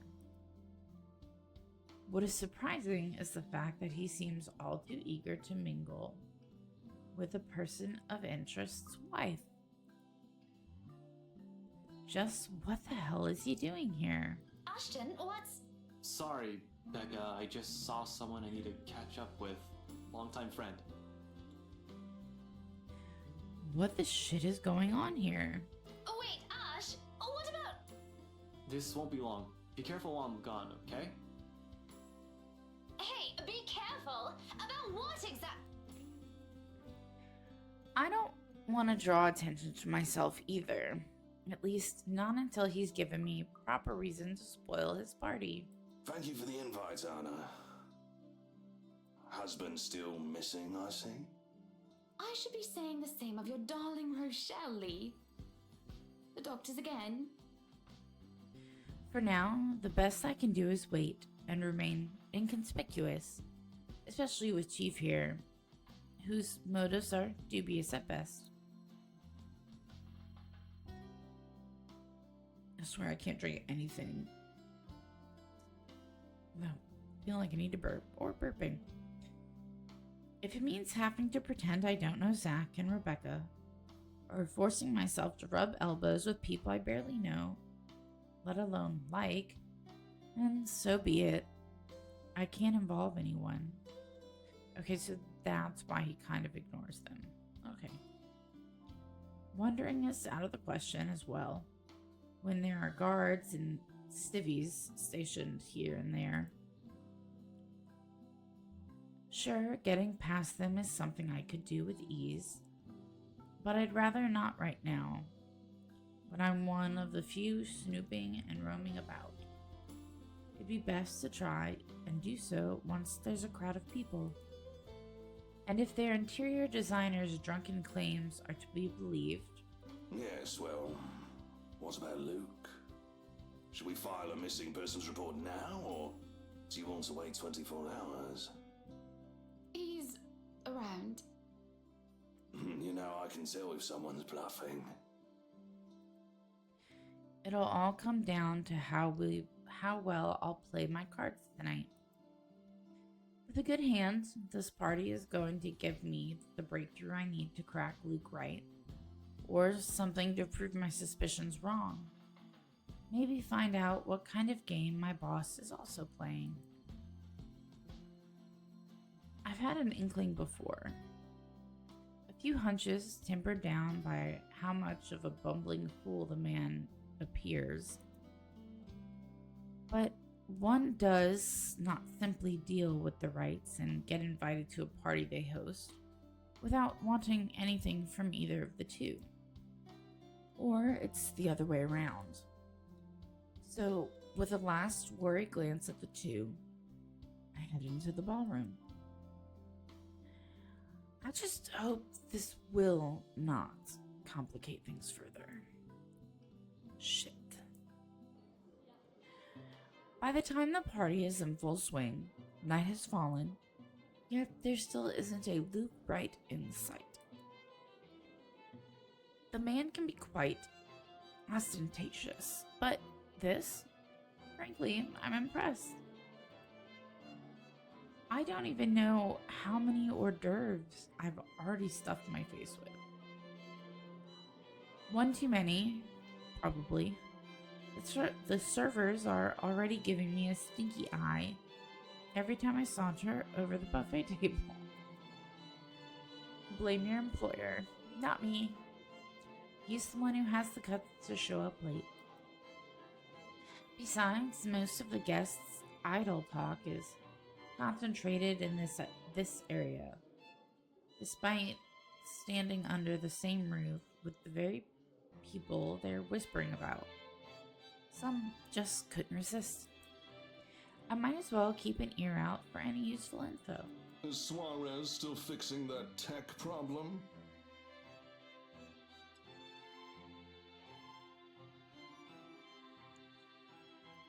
Tech problem. I don't know how to feel about how that tastes. I'm not gonna waste it, but like, it doesn't taste. I don't know. It's weird. It's been 3 years. Sooner or later, the Blighter will put 2 and 2 together. He might have already. If the red tape I'm being slammed with these past few months suggests anything, that or someone has been pulling the strings. I wouldn't be shocked. The case would not have gone this long if Scumbag didn't have a mule of some kind in the force. Shush you, we all know Suarez just wants an out. I knew he was bad news the day the merger with Evans Incorporated happened. Interesting. Fair. Glad I did not have to deal with that. But keep it down, someone might hear. The wife especially. This kind of negligence has always been an advantage. But sometimes I wish I could be smashed drunk while doing this. Having sharp ears also means you get to hear the most unsavory things. Who cheated on who this week? One person's motive for bashing someone's skull against a wall. Or a father's excuse for burning his own daughter alive. That sort of stuff. After a few years, it gets tiring. You get desensitized to it. But humans could also be downright awful. Sometimes there simply isn't enough brain bleach in the world. Interesting way to put that. Sadly, the wine is a no-go tonight, mostly for show. I'm up for another drive later for one, and I definitely want to be sober in case anything comes up. And sometimes, and something always comes up in assignments like this. A detective inspector dying of cardiac arrest, for example. Wait, what? Did I read that right? Is he dying of cardiac arrest, or is the guy above him dying of cardiac arrest? I don't know if I read that right. Because I can feel the moment my heart grinds to a halt. Okay. The second I shift my eyes to a corner of the ballroom. Hannah Wright. So, like, legit, is he really dying of cardiac arrest? Because if so, maybe that's why he keeps everybody at such a distance. I don't know if I read that right, but I don't want to go back. So, some will say I'm acting a touch bit paranoid, and maybe I am. This is a party, and she's the hostess. It goes to say that she'd make time to mingle with her guests. But Hannah Wright, nay, Evans, I think I said that right, isn't without her fair share of accolades. At least to the public, she doesn't seem like it. Unlike her husband, she's the one with the business sense, not to mention the impressive track record needed to manage a company. Or effectively hide whatever irregularity there might be. She's clean, as far as my agents and I have found, but it doesn't rule out a possible involvement with whatever her husband's up to. Hell, Luke Wright came out clean in previous reports until I bothered to take a deeper look into it. What I've found may not be sufficient to bring anyone to trial yet, but it's enough to nurture suspicion. This may be a bit of an overreaction, but no one lasts long in my line of work by being careless. You would catch his eye a lot better if you wore nicer clothes, don't you think? Didn't realize the housewarming was going to be this fancy. I would have gone with a nice dress if I knew. Nothing to be worried about then. She's probably even more careful with appearances than her own husband, having grown up with the spotlight focused on her. Yet, even knowing that, the anxiety stays. Has been here since the party started. I brushed it off earlier. Who wouldn't feel edgy, right? I've gone undercover in a party hosted by the very person I'm investigating. That in itself is risky and has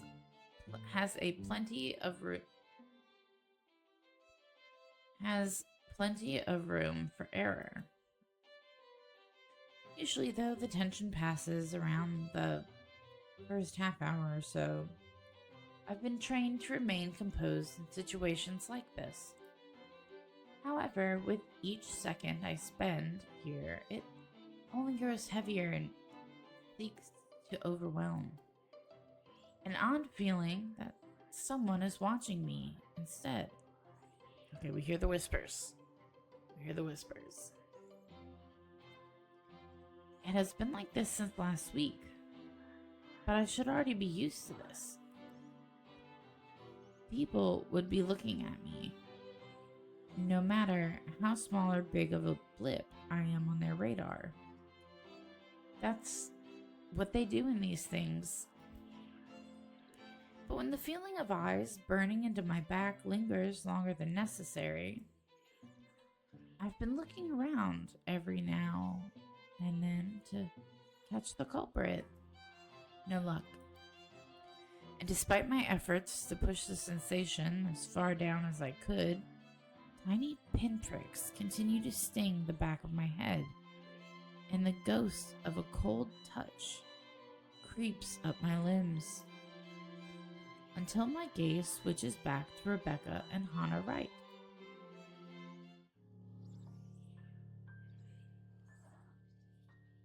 Oh, gosh. She stands there, dark-haired and dirty, sticking out like a sore thumb. Okay, this is the first time we've seen her. Even so, no one seems to notice, except Hannah. Although she's looking away from me, her mere existence here strikes, disturbs. A sense of tunnel vision binds while I stand stock still and gape at her, like my life depends on making sure she stays where she is. I feel trapped in her presence until another guest bumps into me, yanking me out of my stupor. Only then do I realize that I've been holding my breath. Before I could figure out what happened, she's gone. A quick scan of the room yields no sign of her. The party continues as if nothing's amiss.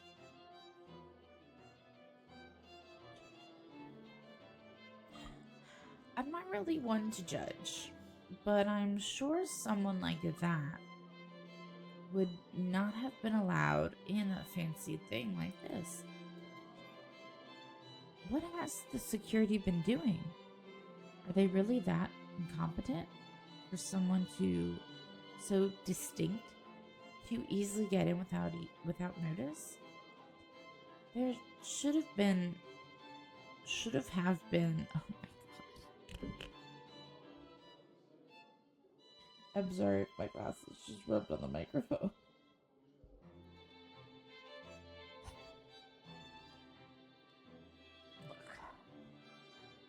I know this is a long game, and I know that it has probably taken so much time to make, but some of these grammatical errors are just ridiculous. There should have been an outcry by now, particularly from the host. She's been standing almost at arm's length away from the woman, and yet she simply continues her talk with Rebecca. Oh, the professor! And your little Becky! My parents couldn't make it since they're in Scotland right now. And Mom says hi, by the way.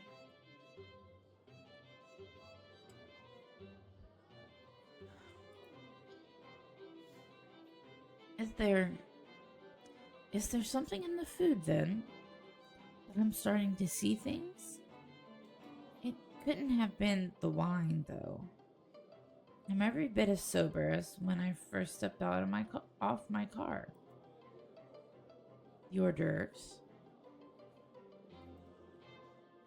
But why would anyone want to do that? Why would Luke Wright want to do that? He's fishy, but I couldn't see why he'd ever think it'd be a good idea to lace the food he'd serve in his party. With someone like Chief Lee on his guest list to boot.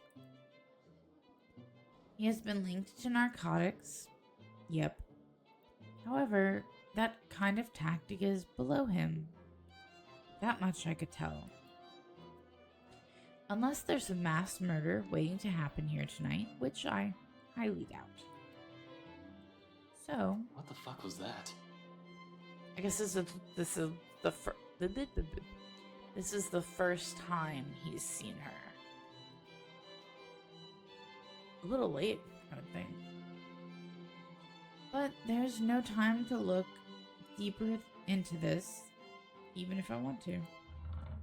Not when a telling silence comes upon the room and draws everyone's attention to the main doors of the ballroom.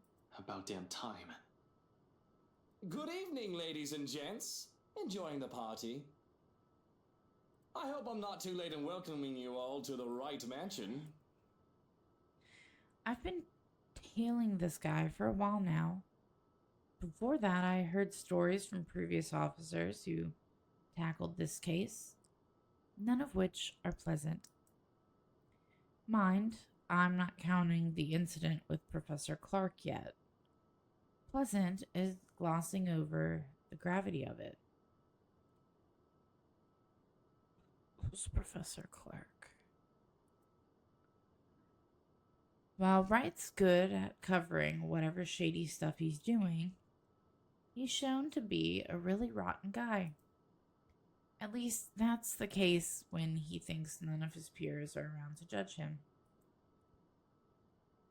I've lost track of how many counts of verbal abuse and harassment cases the guy could be pinned with. I believe it. I believe it. Fuck, he even tried to make a move on Isabella back in the open house. Right in front of his wife. Standing in the same room as him doesn't make me want to punch him any less. Actually, the urge is stronger, but protocols. My case first and foremost. My own opinion of the man shouldn't get ahead of my purpose here. If I want to put him in his place, it should be in a court with all proper charges filed against him. And I'll only be able to do that once I gather enough evidence to pin this bastard down. Welcome, one and all, to our humble abode. Tonight, if you have yet to find yourself in your roles, you are our ladies and lords of the court of your king and queen, if you would excuse my presumptuousness. So, enjoy the feast that has been laid out for your senses, as we only allowed the best to be served. Apologies. Enjoy the rest of your night, everyone!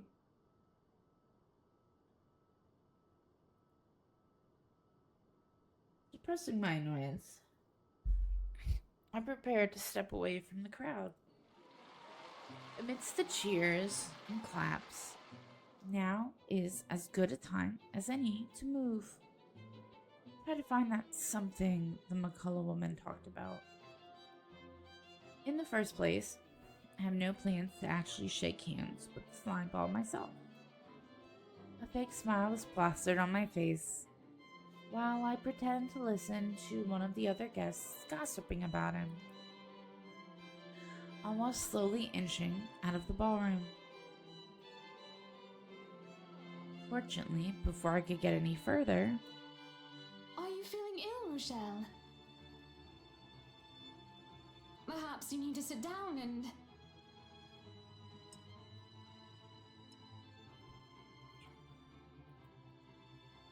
Rich people only have two ways to resolve their mess. Either they quietly deal with it behind closed doors, or they create an even greater problem out of it, and it just blows up in everybody's faces, one way or another. Fun. No! Shut it, you monster! I ain't talking to you! I'm talking to this scumbag over here! I'm also, apologies, I'm still dealing with the same issue I had last night where, like, I can't blow it out my nose. I can't swallow it, and there's just like phlegm in my throat, I guess. You bloody bastard, standing there with your smarmy smile. Not even a few seconds in, and this is already proving itself to be a big public spectacle. Why spend money on a television to buy daytime soap operas? You could just go to one of these parties and see the action unfold in real life. You get free food too. Really, if I were an actual guest, I'd just take this as some sordid form of amusement. Watch your tongue. You're on thin ice, Rochelle. Where's your husband? Who even invited you? But I'm not a guest who's here for a good time. I need to focus on him, even through this whole sorry tale. So I wait, I listen, I observe. Interesting, isn't it, though? That's the chief inspector's wife.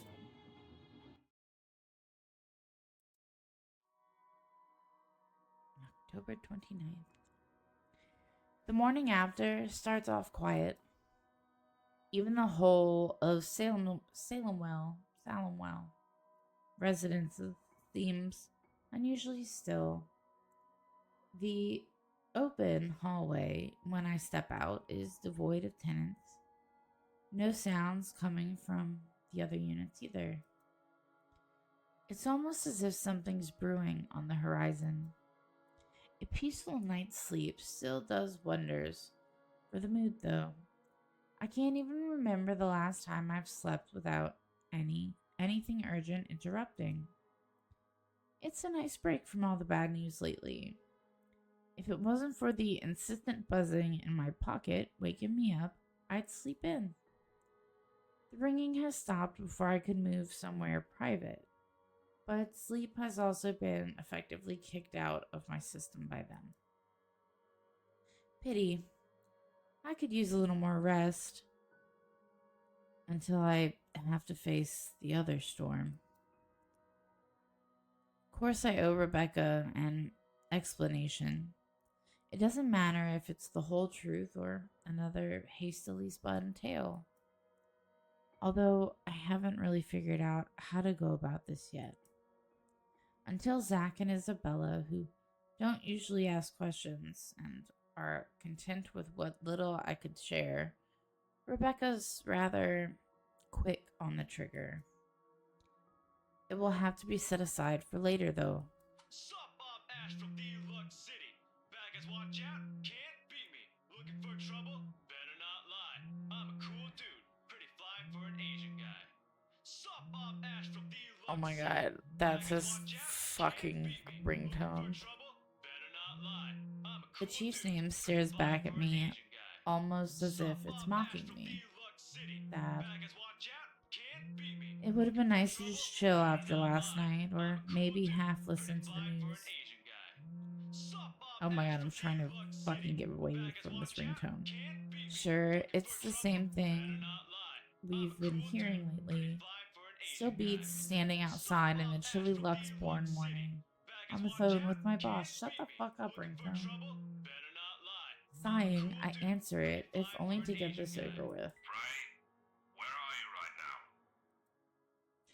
Now that's a tone I didn't expect from him at this hour.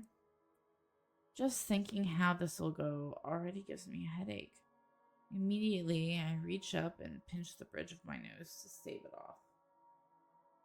This is why I won't ever drink myself senseless. What was that? Nothing, Chief. A pleasant morning to you too. He's probably calling to rag on me or complain about his wife, which is really none of my business unless it affects my case. It seems like the usual rich man cheats on wife deal. Although I would have followed up on it if it were somebody else's wife. But figuring it's the chief's, hey, I trust him to come clean if the missus is related to the right shady dealings. This is why I left before they even hauled the woman out last night. I'm not going to go around investigating cheating husbands and wives when it's probably just that.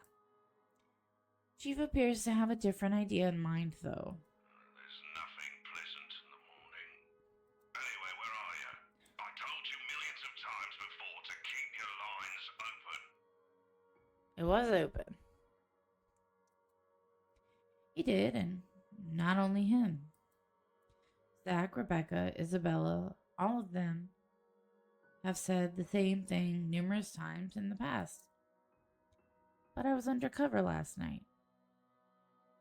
A phone call is the last thing I want to happen when there are other things I need to focus on at the time.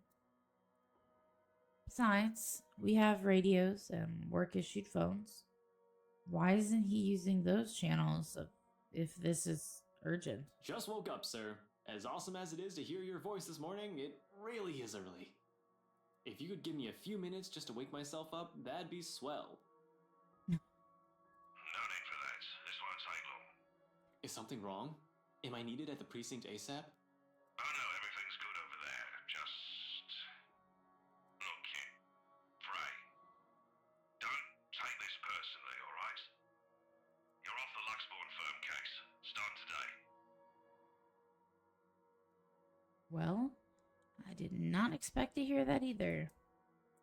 This must be some kind of a cosmic joke. I allow some awkward seconds to pass. Chief must be pulling another one of his awful pranks.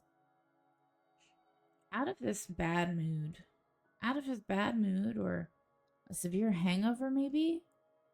Everyone knows that when given the chance, he exercises no control with his drinking. If it wasn't for his wife causing a stir, he'd probably be trashed an hour in at the party. He likely drank more after they threw her out of the ballroom. Besides, his sense of humor has never been good. It's just infuriating most of the time. But when he doesn't follow it up, if I sound a tiny bit frustrated speaking to my own superior, I'm not the one to blame. Wait, no. What? Are you kidding, Chief? Is this one of your practical jokes again? The temps won't say anything about it, but It's not that. They're orders. From the higher-ups. I think I remember them saying that earlier in the game, but now maybe we'll get an answer? The higher-ups. Yes, my favorite word. Since when did the higher-ups ever cared about what the criminal investigation department did? As far as I could tell, they don't give a hoot if CID is filled with cold cases, as long as we keep the spending low. When I need to view those old case files, though, they're locked away in the archives. You're going to have to check with the higher-ups. I need access to these reports. See if the higher-ups would allow it. Every step, every move in this case, there isn't one that hasn't been gated by some authority. If it's not the chief, it's the commissioner. Or so they always tell me. It makes one wonder why they even bothered assigning it to anyone. Not a single one of them has done anything to help move the case. And they wonder why it has taken this long for even a hint of progress to show. you can't just drop this on me. You can't just take me off like that. Yes, I can. And I'm sorry, Ashton. Tell me why, though. You're a good detective. One of the best I've seen in years, but 3 years, Chief. 3 years. 3 years since that anonymous tech leak blew up. Since Luke Bright's name has openly linked to several nasty dealings within Luxborn's corporate world, some of them involving deaths. 3 years, and I was the only one who made it this far. made much progress that officers with more experience weren't able to do when they handled this case. Just within a year, and with barely any help from the damn brass at that. Of course, I'll be pissed. Do you know what would have happened if I didn't work my ass off on this thing? If I didn't dedicate a whole year of my time on it? It would have gone cold, like every fucking case Luke Wright has been linked to. I saved this from getting thrown into the archives, sir. I'm getting close. If you could just... I'm fully aware of what you've done, Frey, but the Commissioner hasn't been happy with your progress. Something's not right. Still too slow by their standards. Too slow? Well, what about those reports I filed? I've documented every freaking thing for them. I've given you every important lead I can gather.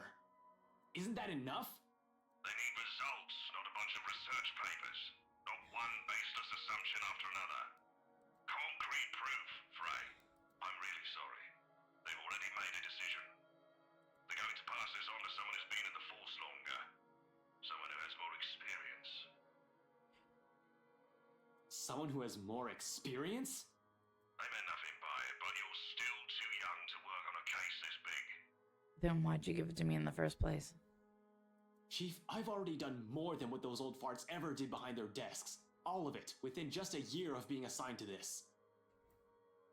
Watch your language, Frey. Those are your superiors, I'm not some damn rookie fresh out of training.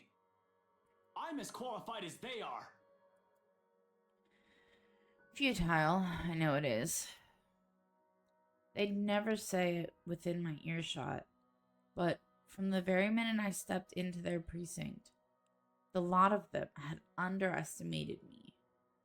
From their stares alone, to the assignments I get. To them, I'm still just a kid. Too young, too green, too inexperienced. And once they pull that card on me, every argument I have gets thrown out the window. No matter how logical it is, how much I've accomplished, what the record says, or the amount of work that I've put in every investigation, they've thrown my way. We're all aware of your skills, kid. You wouldn't have that badge and rank if you weren't good enough. However, this case is just not for you. Too high profile, too risky to put a good officer like you in harm's way. A little late on fucking, why would you let me do this for so long? Can he even hear himself? The reason is odd in itself. No one joins this line of work without knowing the dangers of it. Don't I get a second chance? You said it yourself. I'm a good detective. It'll just be a matter of time before we can close this. It doesn't matter what I think, Frey. You're off the case, and that's final. I expect all related files and documents on my desk by Monday morning. No, bitch, I would keep copies. Do And it off the don't even books. try to go touch anything. I know how hard-headed and determined you are. Chief, please. A few more weeks. I'll have the proper evidence left on your desk by then. I swear it won't take longer than that. Afraid it's too late, boy. I've already informed the other officers. You aren't to be allowed access until you've been given a new assignment. Hell, just keep out of the precinct, Frey. Take the weekend off. Seriously, Chief, is this about last night? If this is about me being at that party, I have a good reason for... You were at the party. We literally talked. It makes me pause. His worried tone, the sudden, careful note in his voice. Slowly, a frown forms in my face, my eyebrows knitting together in confusion. Much as I hate to say this about my own boss, there's also suspicion in it. Hard not to think of it that way, seeing how he acted around Hannah Wright last night. Is he worried? Why should he be? Everyone who's anyone was invited. I didn't doubt for a second why he received an invite, even if he has presence, even if his presence was questionable. There's something wrong, and I've unintentionally walked into it.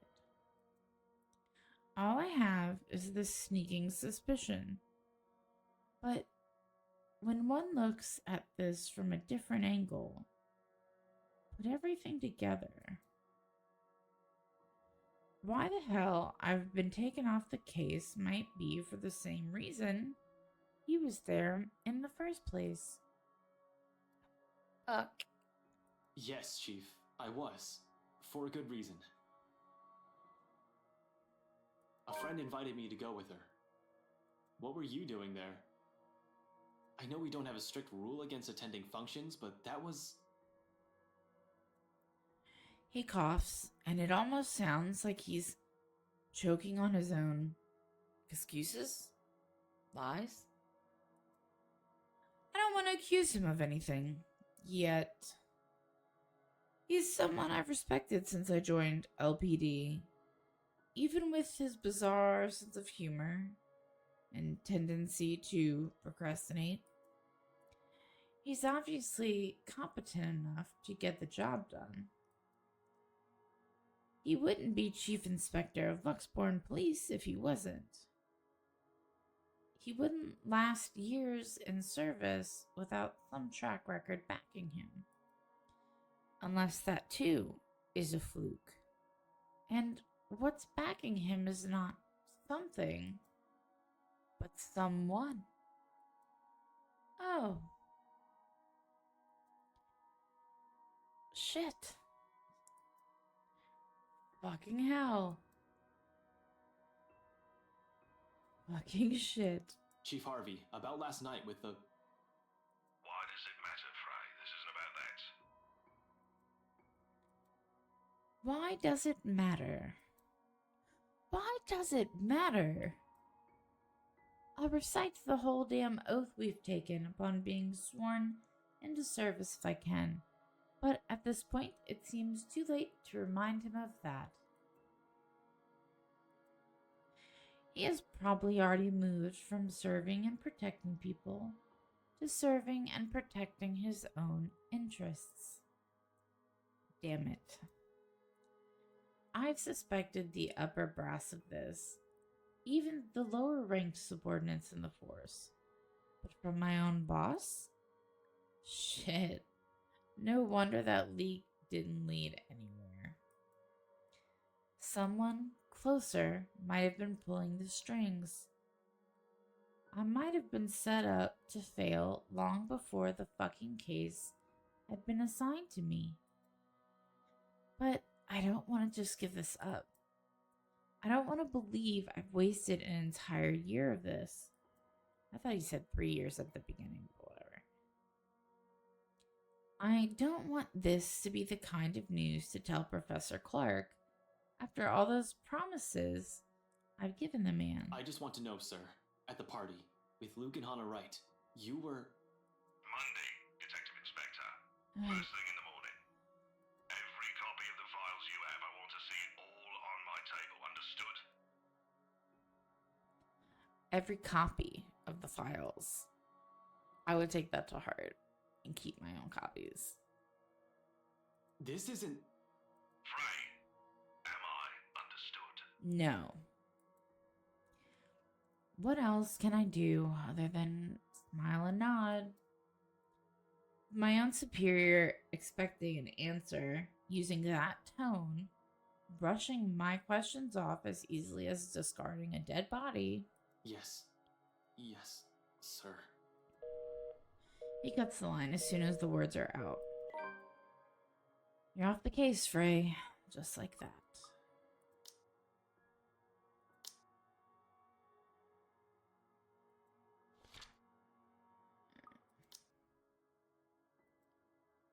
Funny why this still caught me off guard. I've discovered years ago how different the actual thing is.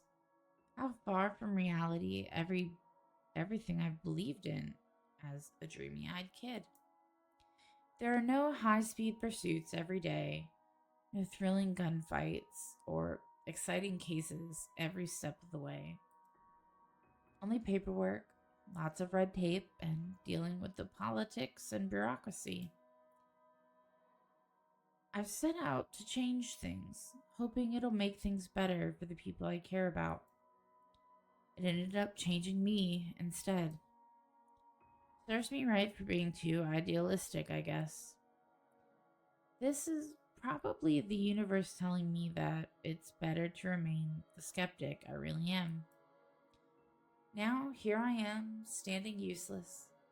Can't even do anything but grit my teeth and kick the wall.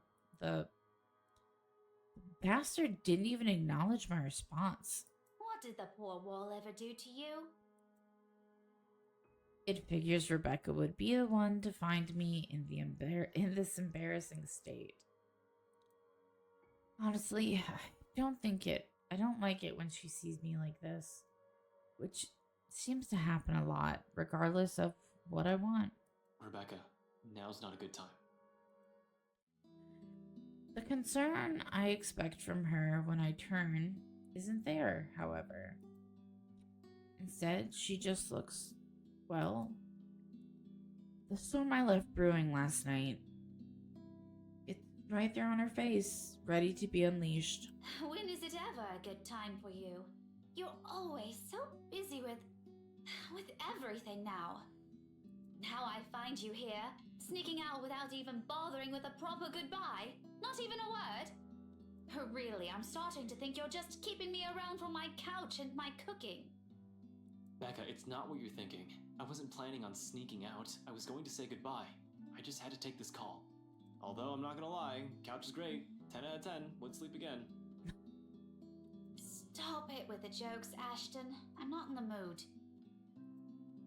Her bitterness is not lost on me. But at this point, our friendship and our lives, how does she still expect me to answer that? What am I supposed to tell her now? Are you still mad about last night? Yes.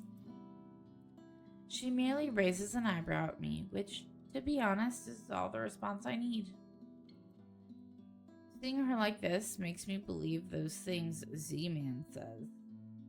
Part where Rebecca scares him sometimes.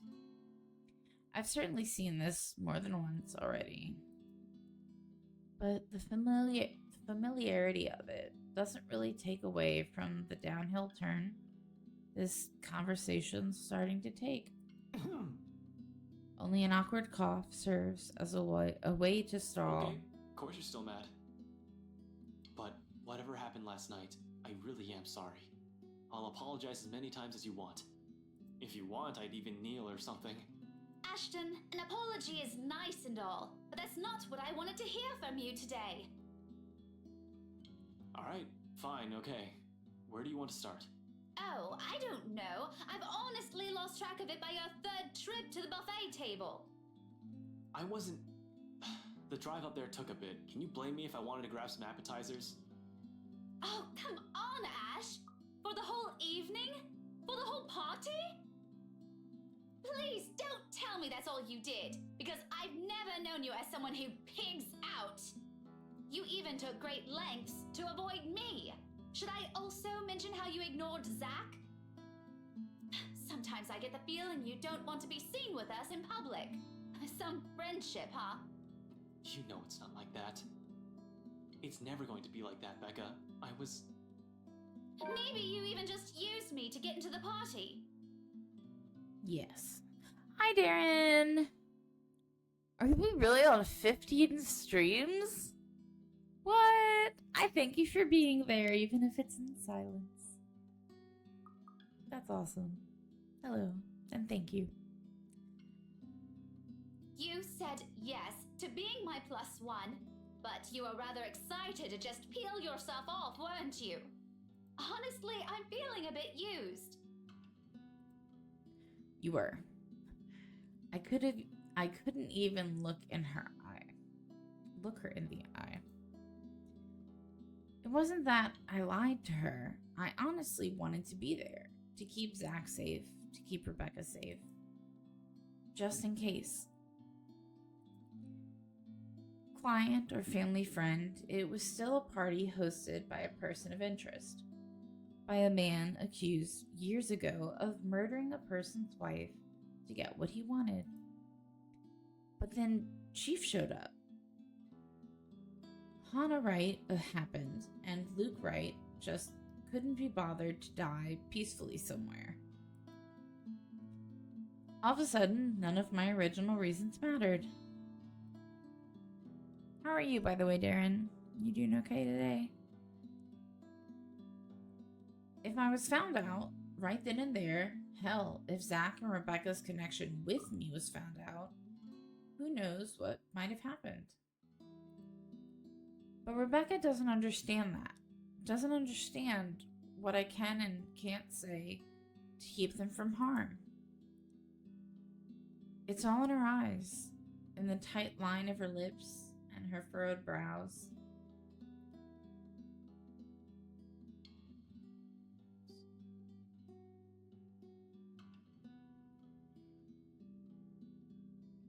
Oh, are you gonna get to go?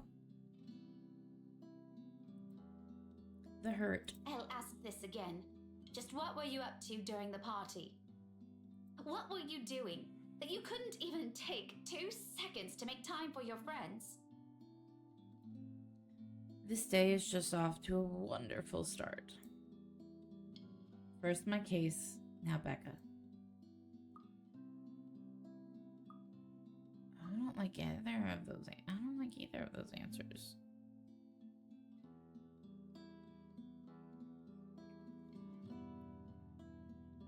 Oh, that's really cool.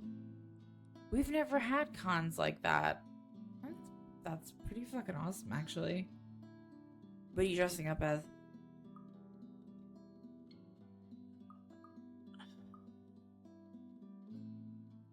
Well, you're off the case. I wouldn't call it confidential anymore. In my opinion. I don't want to lie. I don't want to stretch the truth and lie. These are both stupid choices. Stretch the truth. Obviously, I couldn't just say, hey, Becca, you know the rights. They're suspected to be ringleaders of a crime syndicate and shit like that. Protocol or otherwise, there are so many things I'm not allowed to tell the others. Even if I'm able to share information with civilians, knowing anything could very well put them in danger. It's why I keep it vague, obscure the facts, or when push comes to shove, stretch the truth and lie through my teeth. It's a necessity I've grown to deal with. It has already become a part of me, no matter how much I loathe doing it. I mentioned it, didn't I? I saw an old friend and I thought I'd catch up. Didn't really notice how long our chat got. You know what they say about time flying when you're having fun, and Lloyd is a fun guy. She doesn't look convinced at all. Although she's the very picture of someone who's at least willing to listen, her glare effectively takes a good 20 off my current years. I feel like a kid again, being reprimanded by my junior high teacher for sleeping in class. But getting away with that is easier than this one.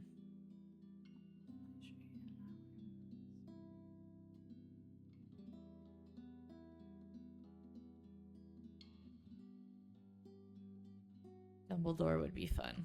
I would need to see pictures of that.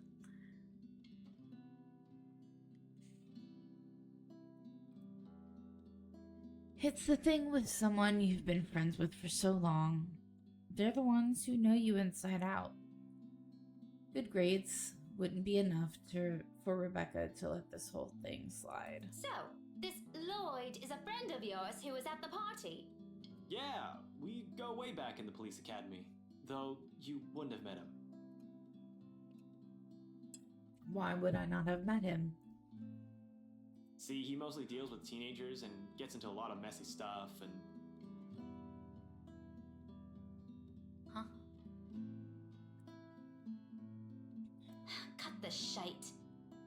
not a very good storyteller, Ash. Don't try to make up a character just so that you can lie to me. Why did I ever think this is a good idea? Although I'm not making those people up, only twisting the facts for someone who's already angry beyond reason. Everything will sound like an excuse.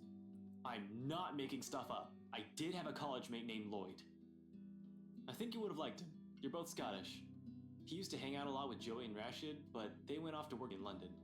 Bunch of good guys. I should really ask if they're swinging by Lux anytime soon. That doesn't make things any better. You were there because I invited you, and you just up and turned your nose from me. You might as well have disappeared completely for all you cared. Just say you don't want to talk about it instead of lying to my face. I do feel guilty. Still, we've already been down this road. This is something I've done so repeatedly in the past. Something she's heard from me more times than all of my fingers could count.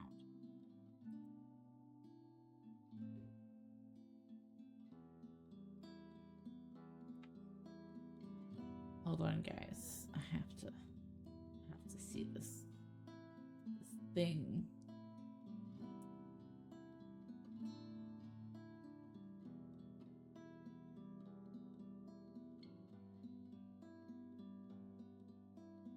Oh my god, that's so much fun, Jared. That is fantastic. That's great. That's funny. Thank you for posting that. Okay. Something I'll just have to get over with at this moment. I'm sorry, you know that, Becca. I really, really am. I wouldn't do this shit if I didn't have a good reason to. And you know that I don't like you lying to me! If you can't tell the truth, just don't say anything and shut your gob! I swear, Ashton Frey, you are just so dense! I'm so angry, I can't even bear to look at you right now because I swear I'll knock you right off your block! I mean, what good reason could you have to act like an antisocial asshole? The only time you did talk to me was to spout some vague nonsense about Luke. What was that all about? Were you somehow expecting me to just accept everything as it is? You really shouldn't go near that man, Becca. Why? Because you don't trust him? I wonder if you actually trust anyone. Aside from the three of us, Zach, Isabella, and myself, do you even have any other friends? I'm gonna go with no.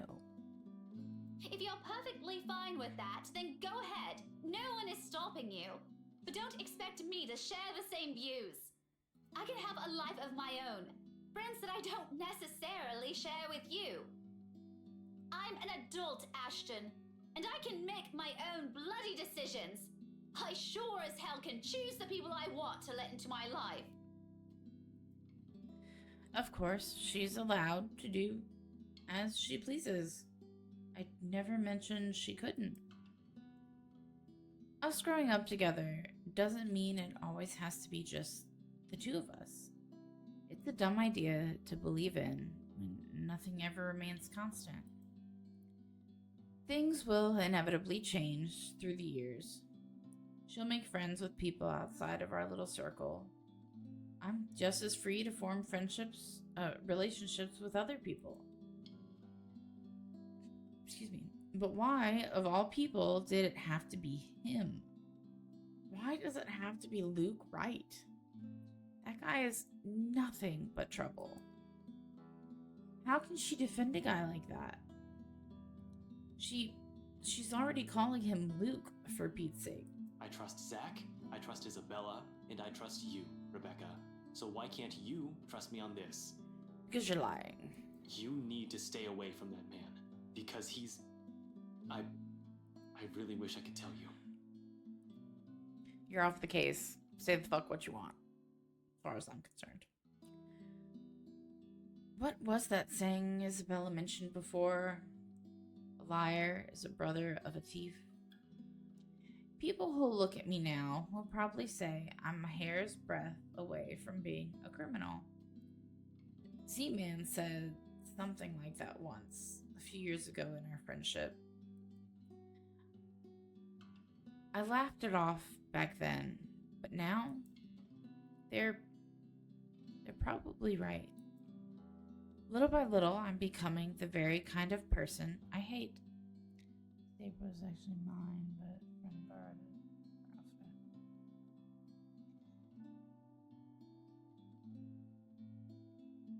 That's still really funny though. Like, I think it's great.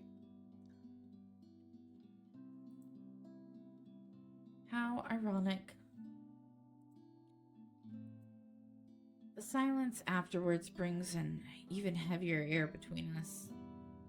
Something that Rebecca thankfully doesn't allow to linger more than necessary. I suppose you have to go now, huh? The situation's already awkward as it is. Dragging this out will only make it more... what? Difficult? Messed up? As if it isn't already? Back to your case again? I don't really have to. I have no case. As far as the job is concerned, I have the weekend off until I have to report to Chief on Monday. Although I don't want to just throw in the towel on this. Orders are orders. This isn't like the movies. I don't get to say fuck off, throw my gun and badge at him, and become some vigilante, save the day, and get my job back. I'd rather get my ass thrown in jail than do any of that. But it's also not in my nature to sit still and do nothing. It'll drive me crazy if I just idle about. Besides, there's someone who has to know about this whole Luke Wright thing. Yeah, I need to go talk to Professor Clark. And there's something else I need to look into. Why don't you give me the option to talk to her? Oh. Also, I have one with someone who is just...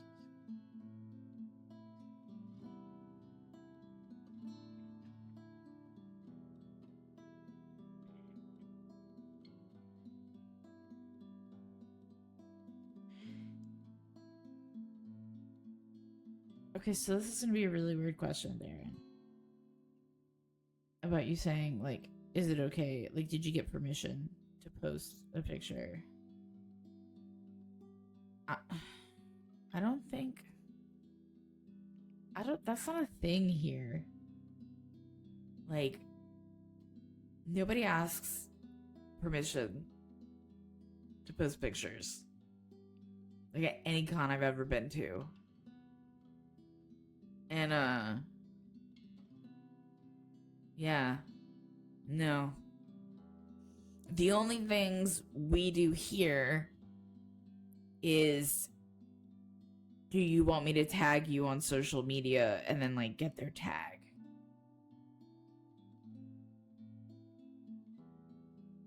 Dude, for real? That's crazy. Like it's really a law? How would you write that up? How would... How? Like, if it's really a law. I want to know how that would be, like, typed up as a law. Like, law 42.5. All images containing a person that is not you, permission must be asked to post it on social media. It's on my brain. That's how it goes in my brain.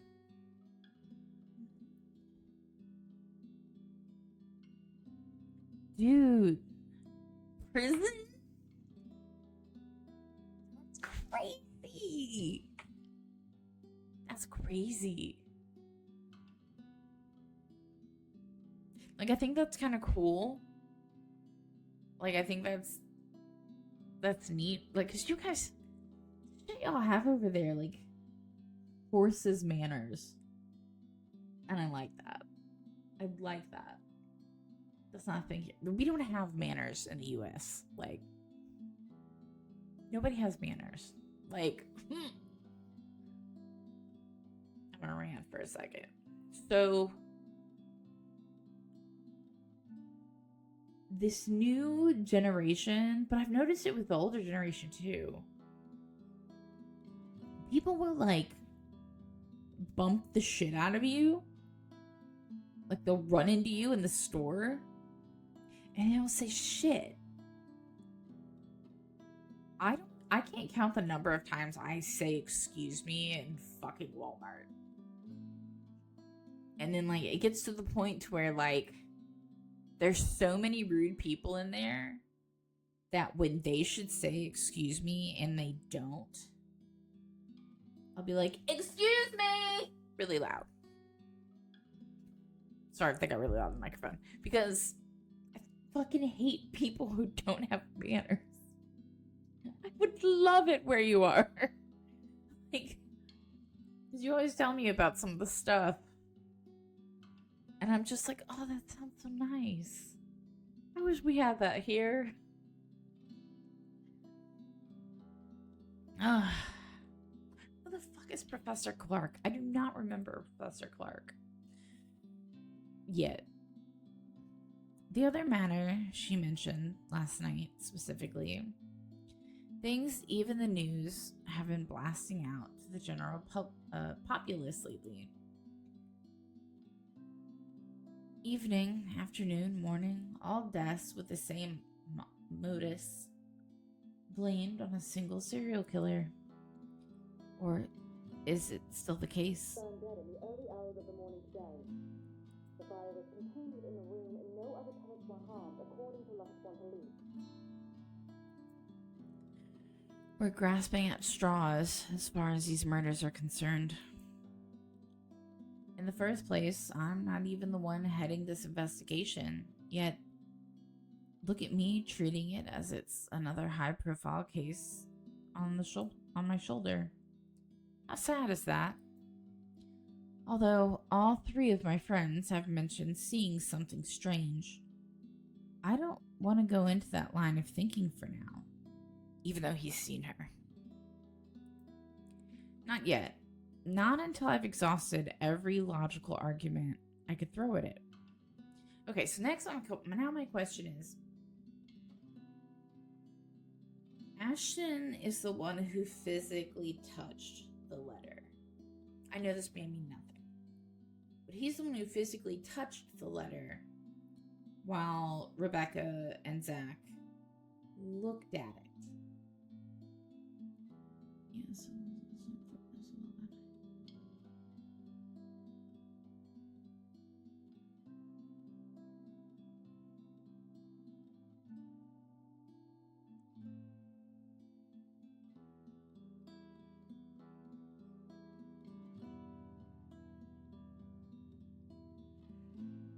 But wouldn't social media technically just be things like Instagram, Facebook, Twitter? Like, would it be wrong to show a friend? That wouldn't be bad, right? Just thoughts. Just curious thoughts. Because I always love to see costumes and shit from cons. Not yet. Not until I've exhausted every logical argument I could throw at it. I think I read that already. To be honest, though, I don't know how to take all of this anymore. But I've already given Isabella my word. It'd bother me more if I didn't follow up on a promise I made to her.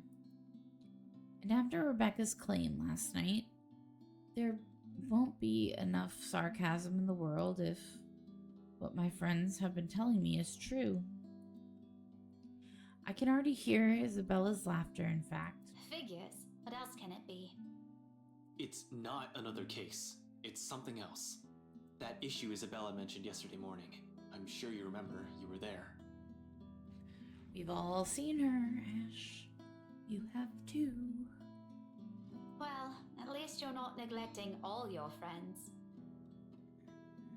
There goes the green-eyed monster. Becca, I promised her My mouse is dying. She doesn't wait for me to finish. With a roll of her eyes, she turns around and shuts the door in my face. I have no idea what I've said this time, but it's what you didn't say. Showing on one friend should be fine, but posting... Yeah, I get that. I probably deserve that. You did. We'll just have to fix this some other time.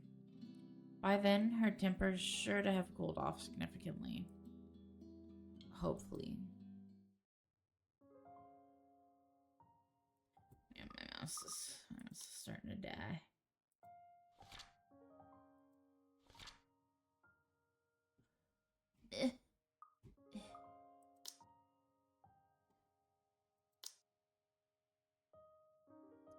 He is a Christian. I would have never guessed. Oh, he's only 5'5", little baby boy. I say that because I'm 5'4". I'm allowed to say it. Oh my god. Fucking mouse. I don't want to have to get up and get him a battery.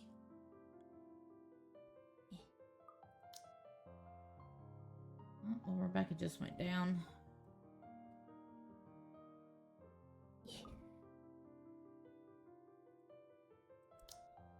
Yeah, I'm 5'4". So I'm 6, I think it's 63 inches. Yeah, I think that's what it is. Something like that.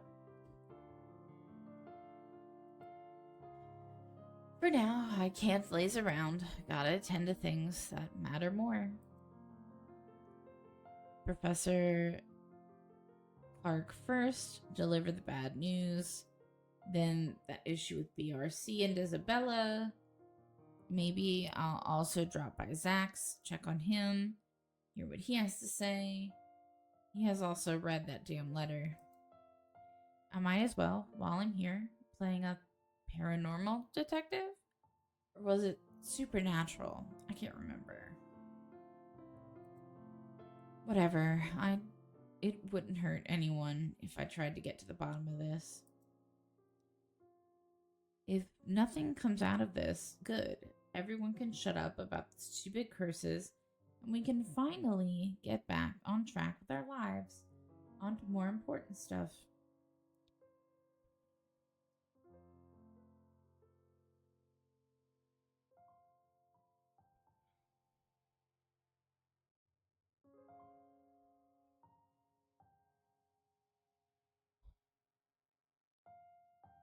Yeah, but y'all use... America's the only place that uses feet and inches, I think. Everybody else does it by centimeters or millimeter? No. But yeah, y'all do everything different. We're stupid. I have no shame in saying that. If there is something... Are you two done? There's a moment of confusion when I don't see her familiar ponytail about, only to find her standing behind the door to her apartment seconds later. What time is it? Hold on. 11:07, so we're almost on the dot. I said 10:15, but I was wrong. It's 11. It is 11:07. 11:15, I believe, would be an hour and a half. Right? So 9:45.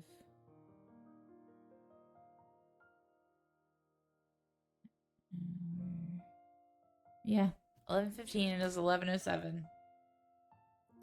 And she's starting her chorus.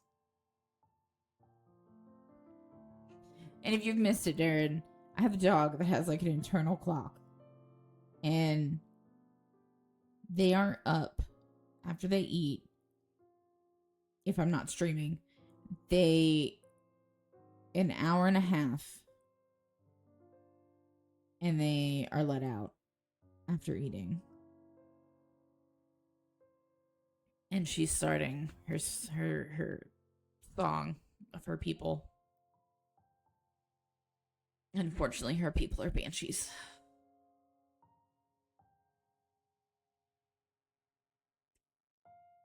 Isabella holds it open, though only slightly, as if to hide from anyone who might happen to pass by.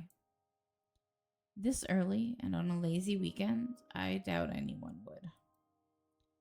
But from the gap and what little light there is behind her, I could make out the appearance of someone who has just clearly gotten off from bed.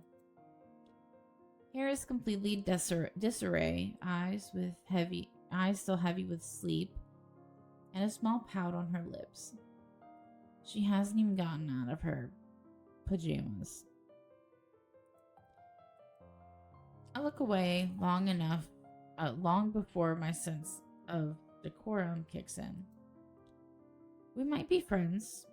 I'll even dare say we've grown closer over the years, but that doesn't extend beyond the boundaries of propriety. Christ, even Rebecca never greets early visitors in her sleep clothes. Bro, if it's like shorts and a shirt, calm the fuck down. Though, maybe it's our fault why she's up this early. It is. No doubt. Still, heat makes a slow crawl up my neck, one that I quickly downplay with a solid cough. Isabella, you're up early. Lame. No, I'm not. I'm usually up at this hour. You're the one that usually sucks at getting up early. Says the person who looks like she's just fallen out of bed. I swear to God, if he has a crush on Isabella, my heart will be broken. Instead of the usual quip, she simply averts her gaze to some point beside her. And although it only flashes briefly across her face, an expression of hurt flickers in her eyes. It disappears the second she turns her attention back to me, but that moment has sent a worried twinge in my stomach. I've seen it on her plenty of times before, just never in a manner that unsettles. I feel, off this time. I didn't say anything wrong, did I? Hey, are you... Anyway, was that Becca with you? You both sound like Mama and Papa when they fight. You're awfully loud. If we get another memo from the landlady, I'm asking the guard to ban you from ever entering this place. Me? Becca's the one almost shouting. Yeah, well, she lives here. You don't. You have no excuse. You're the suspicious-looking person. Thanks. Glad at least one person appreciates how I pretty up this place. Don't flatter yourself. This place would be so much better without having to see your face every few days. She follows it up with another pout. But her ruffled appearance, particularly how puffy her eyes are, I noticed just now, takes away from the intimidating effect she's trying to show. Really, right now, she just looks more like an angry puppy. I might have laughed had it not given me another nagging sense that something is definitely wrong with her. What? Has she been crying earlier? That is worrying. She rarely does that. The only time it happened, the one time I've ever seen her genuinely tear up over something, I think it was after Devlin Court, the night at the bridge. I want to ask. She seems determined to keep it to herself, though. Belle, did something? About yesterday, Ash. The things we talked about. Do you think we can take a look at it today? We? I never said you're coming with me. Don't worry, I didn't forget about it. You'll be the first to know if I find anything. No, I want to go with you. I'll be ready in a few. This won't take long. Isabella, you really don't have to. I can handle it on my own. You'll just... I won't get in the way, I promise. Besides, maybe I can help. You know, if there are files you want to check. I don't think I don't like what she's implying. It's true, LPD's having a hard time with this, but taking Isabella with me, it's out of the question. Under normal circumstances. You're the one who's going to get in trouble if you do that. You said it yourself. You need information, and I can help you get that. And it's not like it matters anymore. I just don't want to stand around doing nothing today. There it is again. The slight shift in her eyes, the mild crease forming between her eyebrows, and the mild slump in her shoulders while she crosses her arms tightly around herself. Like she's shielding herself from whatever painful thing there is out there. I have plenty of reasons why I shouldn't let her tag along. First and foremost, she's a civilian. Second, I have no concrete plan of action yet. I'm going into this blind. No matter how I look at it, it's simply better for her to just wait so she won't dragged into... Y'all forgetting words. Why is it so hard? So she won't get dragged into what might be another one of my failures. Her assumptions might be a dead end, for all we know. But seeing this expression on her, hearing her speak those words out loud in a desperate, almost pleading tone, I can't bring myself to say no. So I give in, because right there, I see myself in her. The person who doesn't want to stay idle, who doesn't want to think of the problems haunting them. All right, 5 minutes. What? You're timing me? Well, I can't wait forever. I'm a very busy guy. 4 minutes and 45 seconds, Isabella. I hate you so much. 4 minutes and 30 seconds, 29, 28. I'd hurry if I were you. Ugh, you're awful! I hope you never get a girlfriend. She slams the door right after, although my chuckles, the mirth and the lightness in it, linger. With her, those have always come easy somehow. Even as its echoes fade and only the ghosts of a smile remain. It's not like I'm looking for anyone else.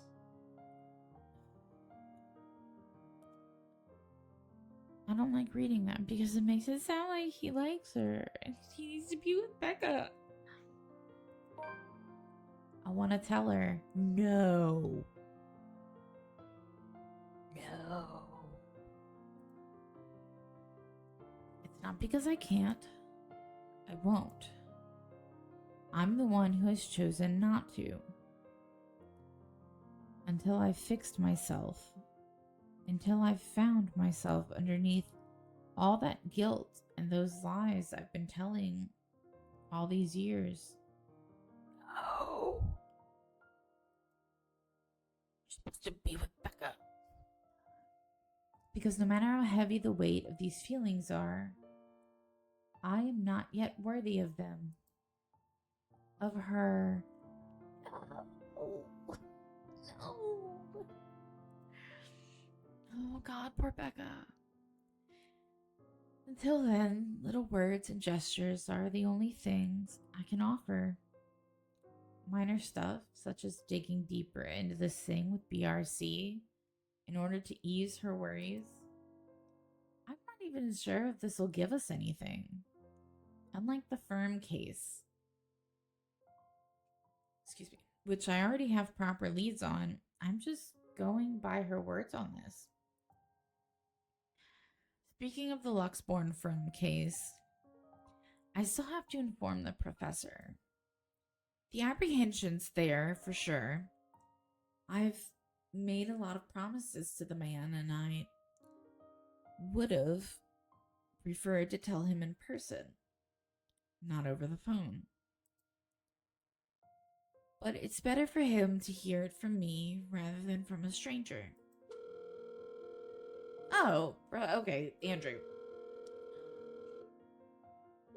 The railings offer a steady support while I wait for him to answer. I'd like to think I can do this without losing my nerve. The grip on the bars surely tightens though, once the call connects. Not running today, Professor? He's usually at the park on late Saturday mornings, as long as it isn't raining cats and dogs. Keeps him young and healthy, he says. And he's certainly fit for a man of his age with a sedentary job. Oh no, not today. He's definitely at the usual place though. Cheers and laughter, likely from children and families, filter through the receiver. I tend to avoid the park precisely because of this. No use reminding myself of the could-haves when it's already over. Mom's doing well with her career. Dad's also fine the last time I visited. Although neither remarried, they're both content with their lives as it is. I'm probably the only one still caught up with it, hence my aversion. But all in all, it's still a pleasant sight to see, if you're the kind who takes joy in such sights like Professor Clark does. Just thought I'd enjoy the nice weather before it takes a turn for the norm again. To what do I owe the pleasure? The guy certainly seems happy right now. In any case, I almost don't want to break the news to him. But it's better to get this off quick, as long as he doesn't shoot the messenger. He's not the type, however. Long-held resentment can change a person, even someone as mild-mannered as the professor. I was hoping to talk to you about the case. I suppose I'm just the downer today. As soon as I say those words, he pauses, and the lightness in his voice is gone in an instant. Every time we've talked about this in the past, he does that. He's probably trying to gauge the situation on the tone of my voice. Perhaps it's a good thing I'm delivering this news through the phone. Who knows what he'll see in my face and my mannerisms. The art of keen observation, I learned it from the man. He probably already has an idea what this might be about, from my manner of speaking alone. You aren't in trouble, are you? Okay, I am gonna go grab... I'm sorry they don't have my Be Right Back screen up yet. I'm gonna go grab some batteries because, yeah, my mouse is about to die.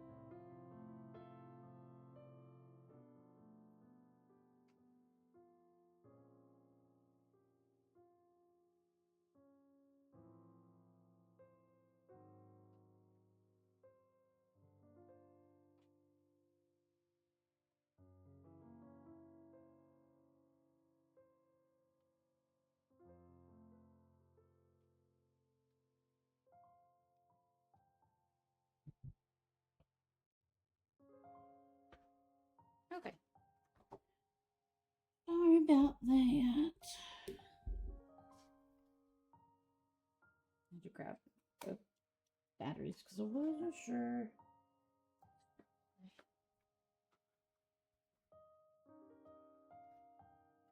Sorry about that, people.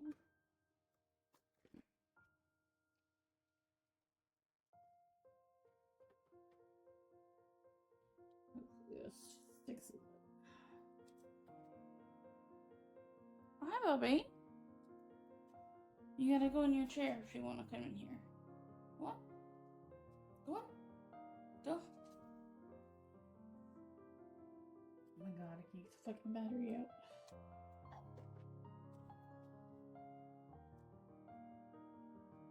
Baird, I would love if you fetched, but I know you fucking don't.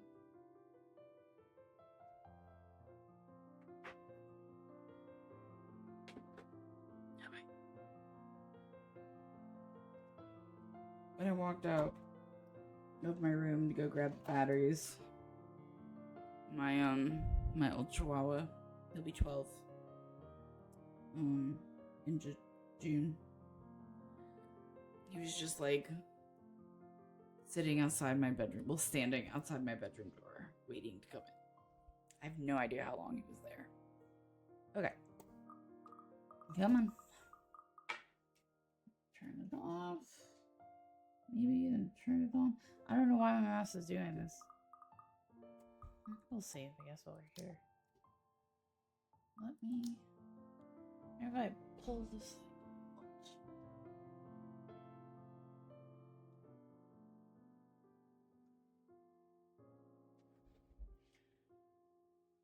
There we go. For a second, I hesitate, looking at the dirt beneath my shoes. It's still kind of being stupid. But I manage eventually. After a long, ragged draw of breath, I pick up where I left off, though still fumbling with my words. Well, I'm in a bit of trouble, if you can call it that. Stupid fucking mouse. He only assumes that tone when there's a reprimand at its heels. But I'm not in danger or anything. You've said that same excuse a million times before, Detective Inspector. That exhausted rasp in your voice tells a different story. It's nothing like what you're thinking. Don't worry. I was just... I was taken off the Luxborn firm case. I expect anger, frustration, maybe even disappointment. But all he gives me is a small sigh of relief. Is that so?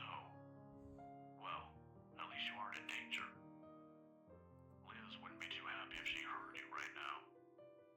I guess that's his wife. Liz. Aunt Liz. She insisted I call her. His late wife. A sweet-tempered woman by so many standards. They were never blessed with kids and contented herself with simply managing their bakery. But she's the closest I had to a mom in the few years I had known her. The professor, too. In the absence of my own parents in my life, the two filled the ache their divorce left in me. You'd get an earful. What's going on with my mouse? You don't want to show up at her doorstep looking like you haven't slept a wink either. What the fuck? This happens sometimes, and it makes me very angry.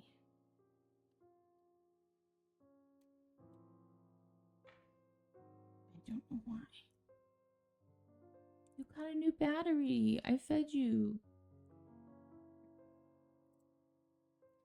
How many years has it been since? 9? 10? I can still remember it vividly. Two men, primly dressed, briefcases in hand, and a stern look on each of their faces. They were already frequent visitors to the bakery for a few months.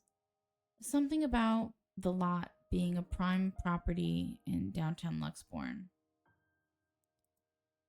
I think they were hoping to settle a deal with them, but Neither of the couple gave in to their demands. Why should they?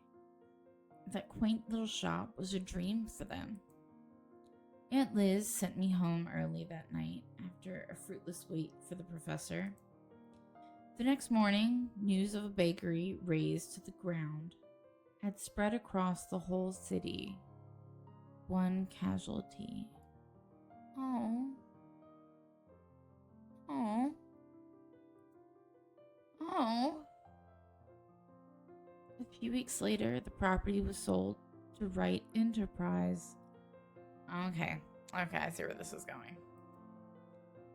Fucking hotel now stands in its place. Of course, an investigation was launched after the incident. The name Luke Wright was briefly at the center of it. But when the lack of any evidence, the case ultimately went cold. The professor hides it well. However, I can tell that he hates that man to this day. He might even blame Luke Wright for every tragedy that happens in the city. He has never blamed me, though. When I'm as equally responsible, why would you be responsible? I knew something's off the moment those men stepped inside the shop. Oh. I could have saved her that night. I could have prevented anything from happening to her. Called for help or whatever. I didn't. So it continues to eat at me until today. The guilt. The Luxborn firm case would have been our chance at reopening that old case if we could prove Luke right of his crimes. Instead, we're back to square one. Yet, all he has for me are words of comfort. To think he can still be this concerned about me after my carelessness, after I've broken another promise a second time.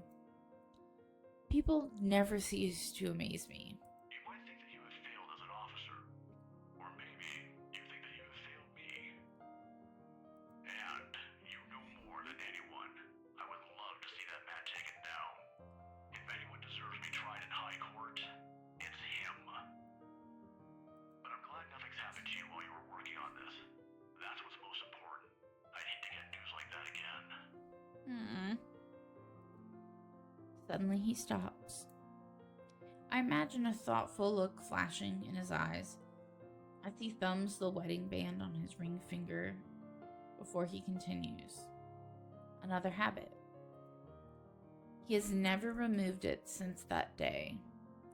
Has never thought once to remarry. Even when he managed to continue with his life and return to some semblance of normalcy. It's his way of honoring her, I suppose, when he couldn't bring to justice the man responsible for his loss.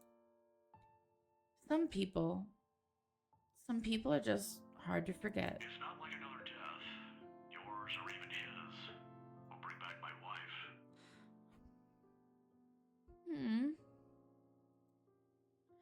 Silence falls between us afterwards.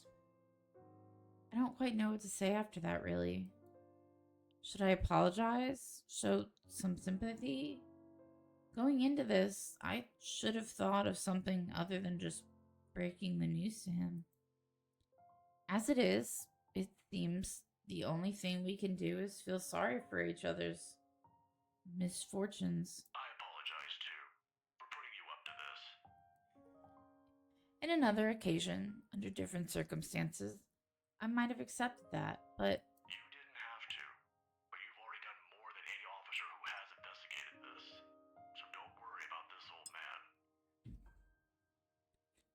I know your department's people all have their hands full recently too. What with the upsetting news we've been getting as of late. Deaths almost every day. I'm not entirely sure if that has anything to do with the other. It seems too big even for someone like him. But if this is that man's doing... Professor, please. Maybe if things around me hadn't started going beyond my control, the letter, the mansion, the supposed curse behind those, I'd still be quick to blame it all on the bastard too. But as much as I want to keep holding him responsible for it, to add another to his list of sins, it might not be the case. Agreeing will only cut a deeper word on the professor. I don't want him to keep clinging to the resentment for much longer. He has already gone through so many years of it. This kind of anger, it's the sort that blinds people. Despite his reassurance, the bitterness still seeps into every syllable he utters. It's one thing for me to act like this. It's painful to watch someone I've considered a second father to go down this path. Please don't apologize. It's really alright. I can try to get it back on Monday when I meet with the chief. No promises, but if not, I'll make sure to keep an ear out for any news. Chief said he's passing it on to a senior officer. I should be able to catch a few tidbits every once in a while. But I swear I won't just give up on this. I'll do everything in my power to get Aunt Liz's case reopened for you. I don't know what's going on with my mouse. Promises, again, a bad habit at this point. I wish I could do more for him. All this time, I've prided myself over being the one to always know. Because suddenly, aside from Wright and the murders plaguing the city, I have ghosts and curses to worry about. Things that are completely out of my depth. Professor Clark's right in some way. Things would be so much easier if we just blamed Luke Wright for all of this. At least finding evidence would be a breeze, and I'd be all too happy to put him in a place he belongs. Although, if he was, in any way, also complicit to what's happening, legalities have my hands tied. Sorry that took me a minute to but maybe that's my fault. I might have missed the ticket to closing the case once and for all last night. If only I had done a better job during the party. But then, the commotion. There was Hannah Wright and Rebecca distracting me from my purpose too. I'd include that gate crasher as well, even though it's only for a moment. So many things have gone wrong last night that... This isn't a prank! I saw something! See? This is why I didn't want to tell you guys! It's not a joke! Will you guys listen to me first? I saw something in the house earlier. It stood right in front of me.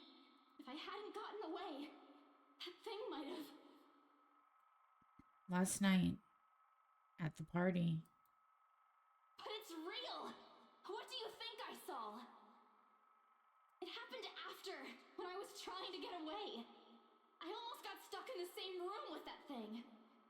We're all in danger. I thought you were my friends. Why don't you believe me? That woman. Why don't we all calm down first? I'm sure Isabella has her reasons too. No need to be hard on her. Shit. If that was what Isabella had been warning us about, if it was the same thing Rebecca talked about last night, how many of these instances have I dismissed since reading the letter? How many have I ignored and passed off as some effect of fatigue or lack of sleep? Even last night, a hallucinogen lacing the food is the first thing I considered. purely because that's what my training dictates. It's a mindset I've grown used to.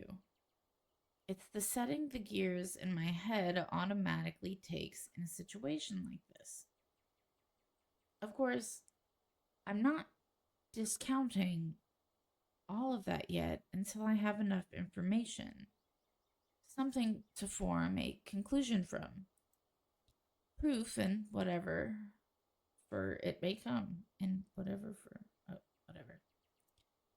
But thinking straight is impossible when all of a sudden all your beliefs are being upturned in the most violent way possible at that.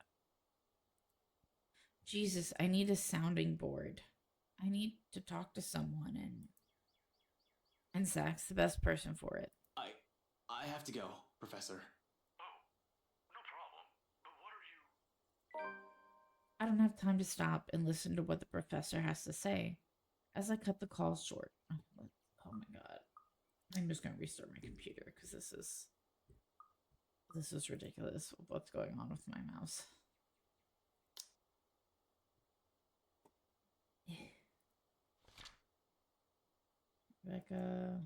Isabella. Okay.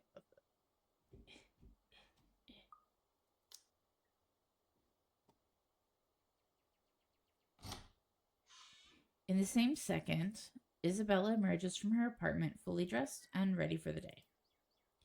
As usual, she greets me with a smile, but it falls short just as fast once she catches a glimpse of my face. Shame, that would have been the first comforting thing I see today. It annoys me that I'm particularly responsible for the worried one replacing it.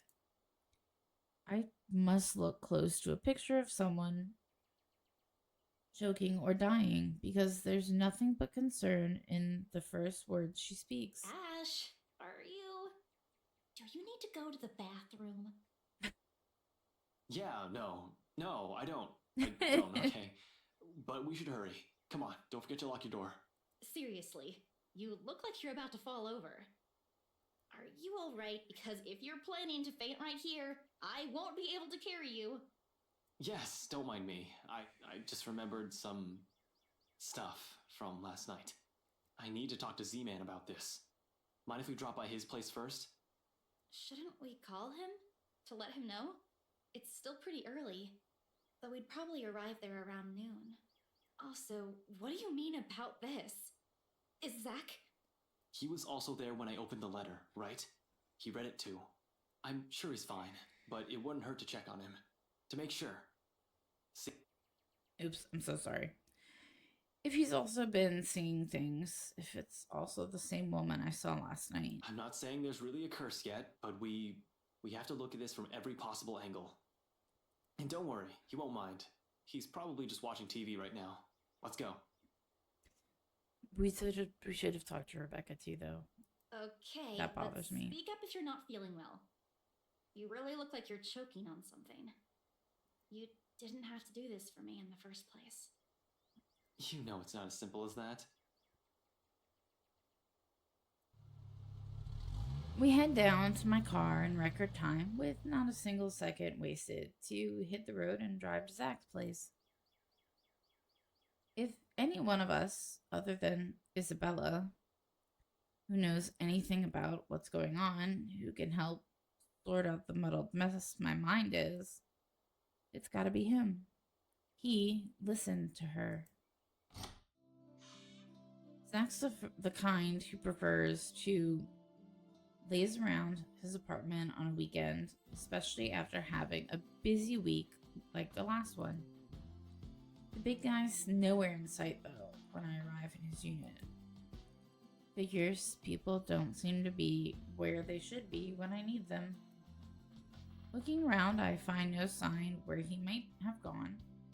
He usually leaves a note on his fridge if he's out for the day, just in case someone drops by.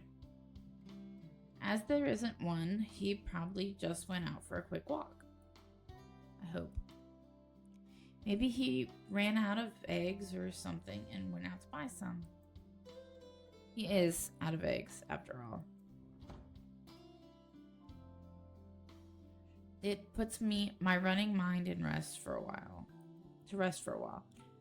He always has to have some, be it for an omelet or something he's baking. Ash, should you be rummaging around? It's bad enough we went in here without asking for his permission. Chill, I'm just looking. Actually, I could also go for a fucking pie right now, but Zach's fridge is next to empty, save for a few leftovers. All I can do is sigh as I close it behind him. If you see me take anything, feel free to call the police. Isabella is quick to shoot me a sharp glare, and another chuckle slips from me, despite the unease in my stomach. Excuse me. But the cheer only lasts a mere few seconds. Mostly because she hasn't been in the mood for any sort of friendly banter. It's a silence that's telling, and a quiet Isabella? It's usually the first recipe for an incoming shitstorm. Do you always do this whenever you visit another person's house? Because I have a lot of questions about your methods. Just with Zach. I'm still worried for our friend, of course, and despite what's bothering Isabella, she's anxious too.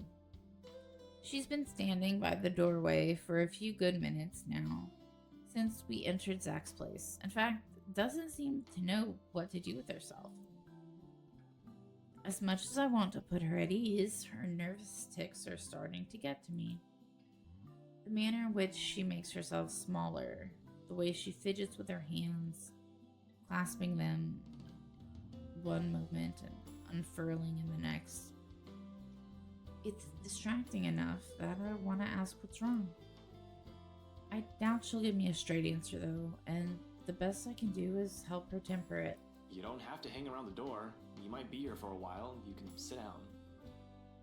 She hesitates for a second, but eventually takes the empty seat by Zach's study table. Aren't we going to look for him? Sure, we can, but where are we going to start? I can think of a few places he might be, but Luxburn's a big city. I don't want to miss the big guy if we leave, and... I trail off, making a vague gesture in the general direction of Zach's bed. The messy bed suggests he was out in a hurry. He didn't even bother to fold the sheet. And he left his phone. His cell phone's been left behind as well. Another odd thing when he has made it a habit to never leave it behind in case a client calls. At least the locked door points to the fact that it wasn't a forced exit. That seems to reassure her, but not too much. Understandable. Anything might happen. In hindsight, I shouldn't have left Rebecca alone either. We'll have to check on her later. In the meantime, Zach. But with no other clue where he is and no other way to contact him, we have no choice but to wait. Sure, I could give the room another thorough run through, but I don't think Zach would appreciate me upending this place. Isabella won't let me do that either. Besides, I haven't eaten anything yet. Isabella probably hasn't too. We did leave in a hurry. Might as well take this chance to cool down a bit, right? Anything to distract myself so that I don't just charge headfirst because of whatever paranoid scheme that comes to mind. Isabella is with me. I can't be reckless. Returning to the kitchen, the first thing I see is a bag of chips when I rifle through his cupboards. After muttering a permission and an apology its owner won't hear, I grab it. Isabella doesn't miss shooting me another glare, but she doesn't really make an effort to stop me this time. She ignores my offer of food though. So instead, I set myself on Zach's old couch and turn on the television. Isabella's silence may not be too heavy, but it sure as hell is awkward. The screen lights up, right as rain. Right as some awful. That's not right as rain. Some awful noontime drama starts airing on Channel 9.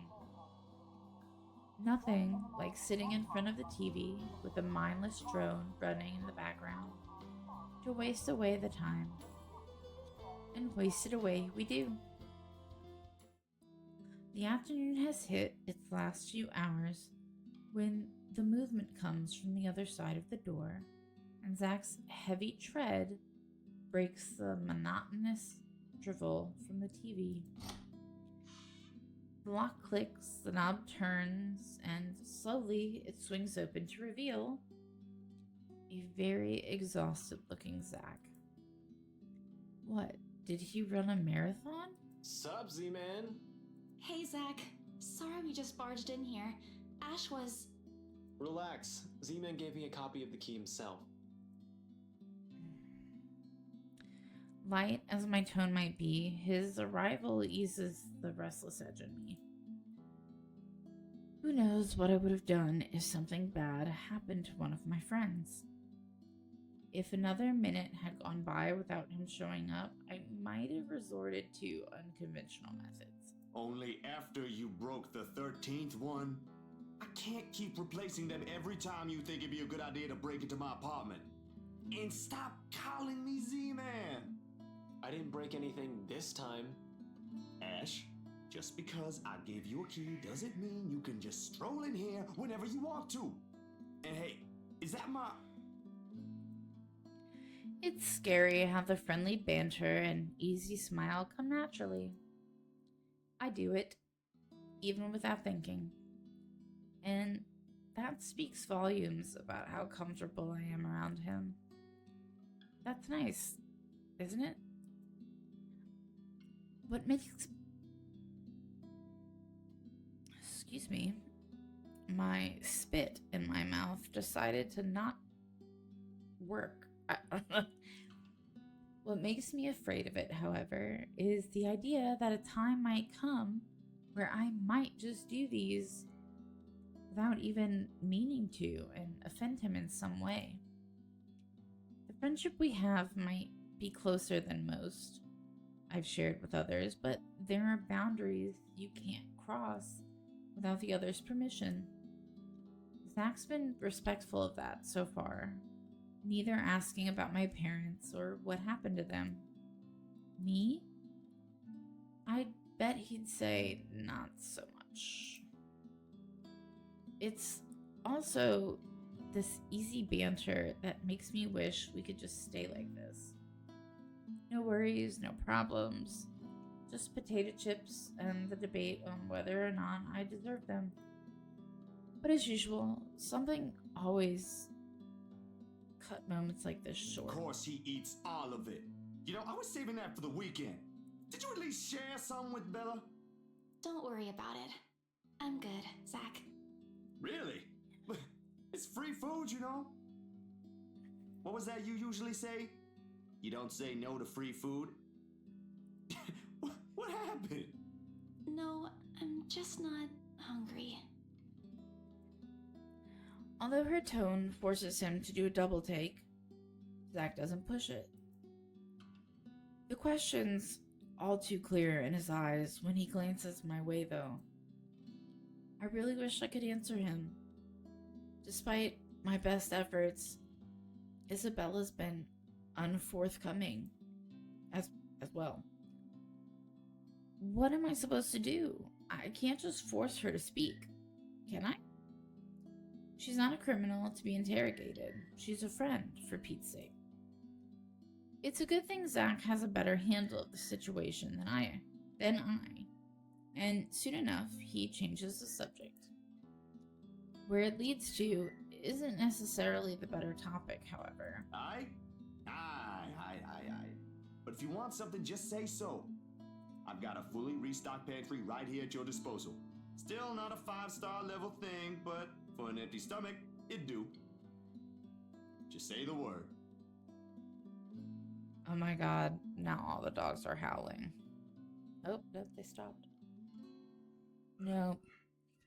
Okay, I'm gonna go ahead and save. Now that there is a choir coming from literally all the way across the house. And we saved twice because double tap.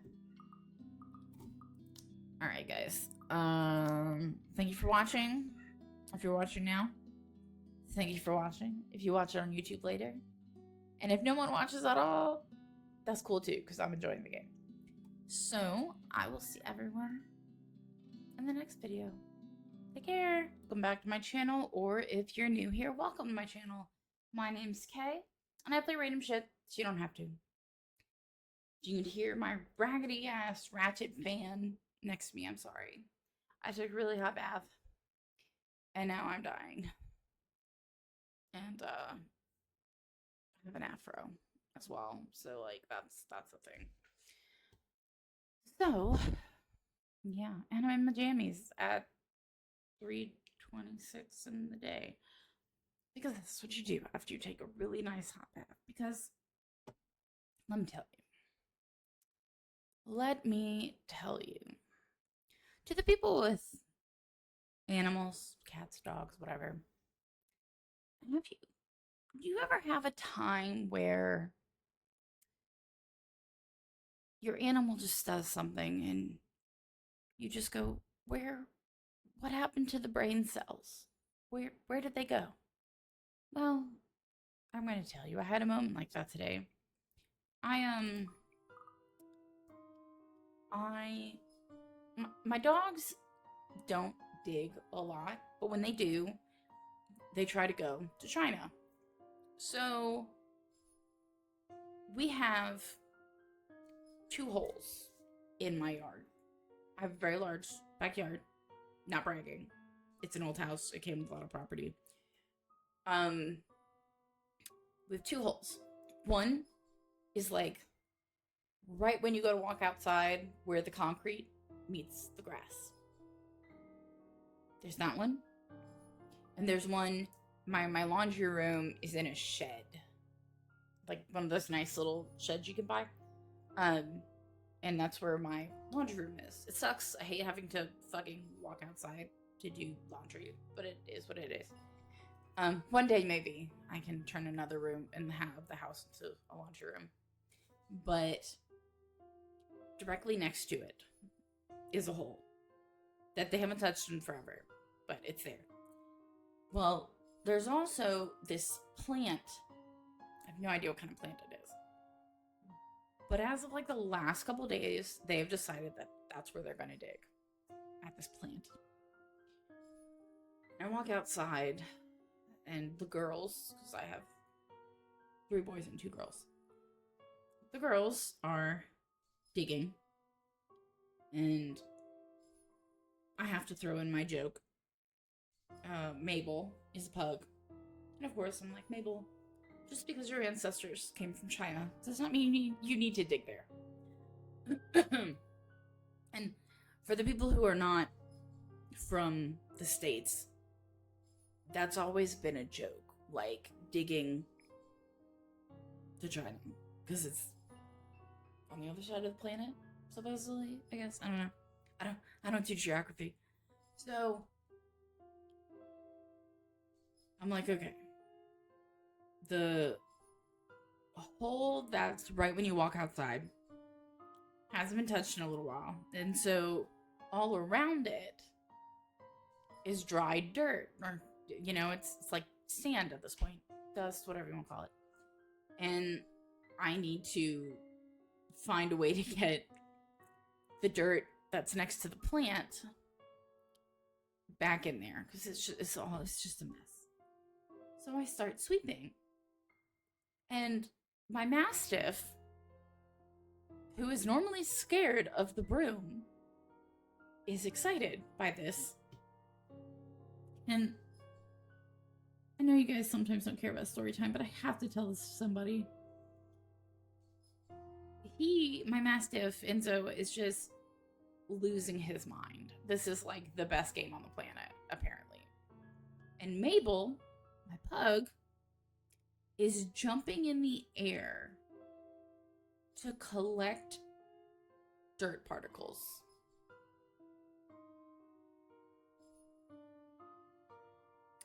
That was the worst one. She has moments where I'm like, oh, she's got like 2 brain cells. That's it. No, I can't. Dirt particles. And she was trying to catch them like it was snow. I can't. Bugs, one of my boys, and Nova, my other girl, they're like excited about it for all of 2 seconds. And then when they realize my Corso, my Mastiff, is losing his shit over this, they're like, we're not going to get involved. But yeah, I had a hard time sleeping any of it because my Mastiff just thought this was the greatest thing on the planet and kept trying to grab the broom from me. And I'm happy for him. I am. But the one that got me the most was my pug trying to catch dirt particles. Yeah. I just had to share that. I shared it on Facebook, but I'm sure nobody cares. Yeah, okay. So we are back with the letter.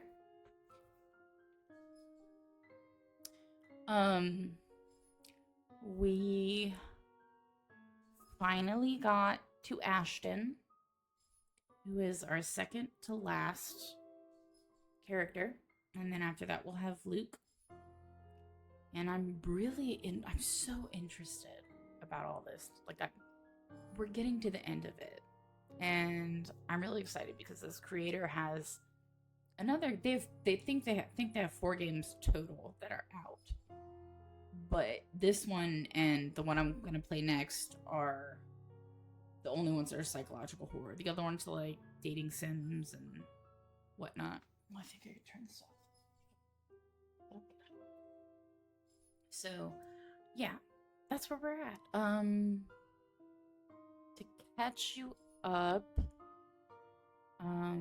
Ashton was originally, because he's an investigator, he was originally on a case involving Luke Wright. But no real, things were there, I guess. I don't know. I didn't quite understand his, what was going on with that. I'm sure we'll find out more, because now we're at Zach's house now with Isabella. So I'm assuming, I haven't gotten there yet, but I am assuming that with both of them seeing this thing, we're gonna get more information. Also, right before we switched to Ashton, Rebecca got some information from the library. She looked really far back to Lady Charlotte, who was the last Edinburgh, whatever the fuck the people who owned the house, whatever their name was. But her, and she was marrying her first cousin, which to an extent I know is kind of like normal back then, but like your first cousin, when I like cousin number 3. And then earlier in the game, we found out that he died. I don't remember what from, but he died. And then there were also papers talking about how there was, she burned someone. A slave that she took in, she then turned around and burned her like a witch. And I personally believe that's who this thing is that's following her, following everybody. That's who I think it is, but I don't know yet. None of us know. But that's what I think. And sorry I'm saying so much, but I'm trying to catch up, like, you guys up on what I remember. It's helping me remember.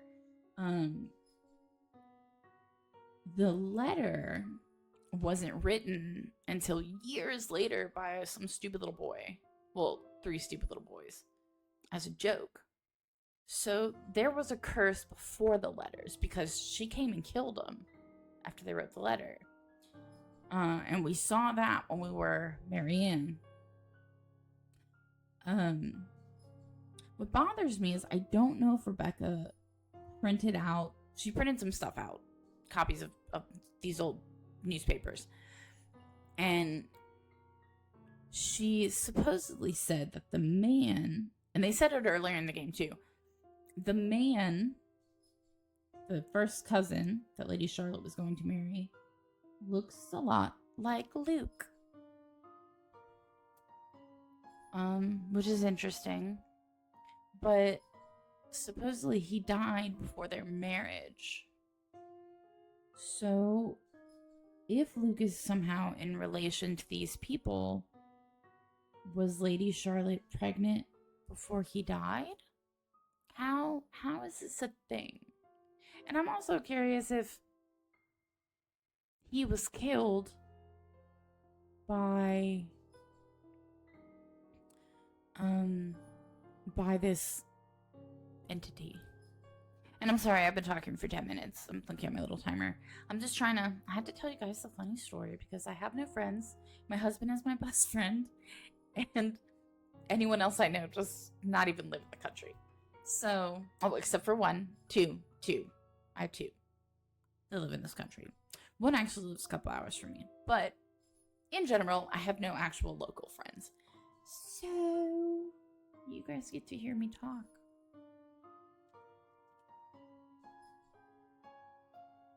My dog just scared the absolute shit out of me. Oh my god.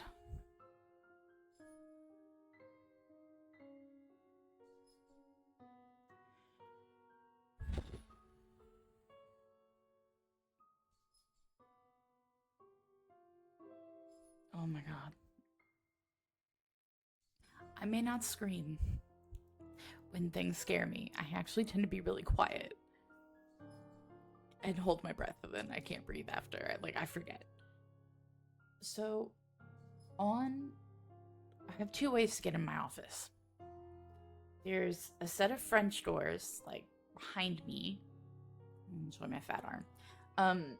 Behind me, that go from my office to my bedroom, which is usually how I come in here. And then over that way is a regular door without a doorknob right now. Because I need to find antique looking doorknobs to put in there. But on the other side of it is it's a toddler bed frame with a giant ass dog bed on it. And Barrett tends to lay there. Barrett's my old Chihuahua. He tends to lay there, or he has a particular perch on my couch. And he must have jumped off of it, and it hit the door, and my heart just shit itself. Okay, let's get into the game. I'm so sorry. My husband's offshore, and I have nobody else to talk to. He doesn't get off till 6. Alright, let's load the game file and get into it.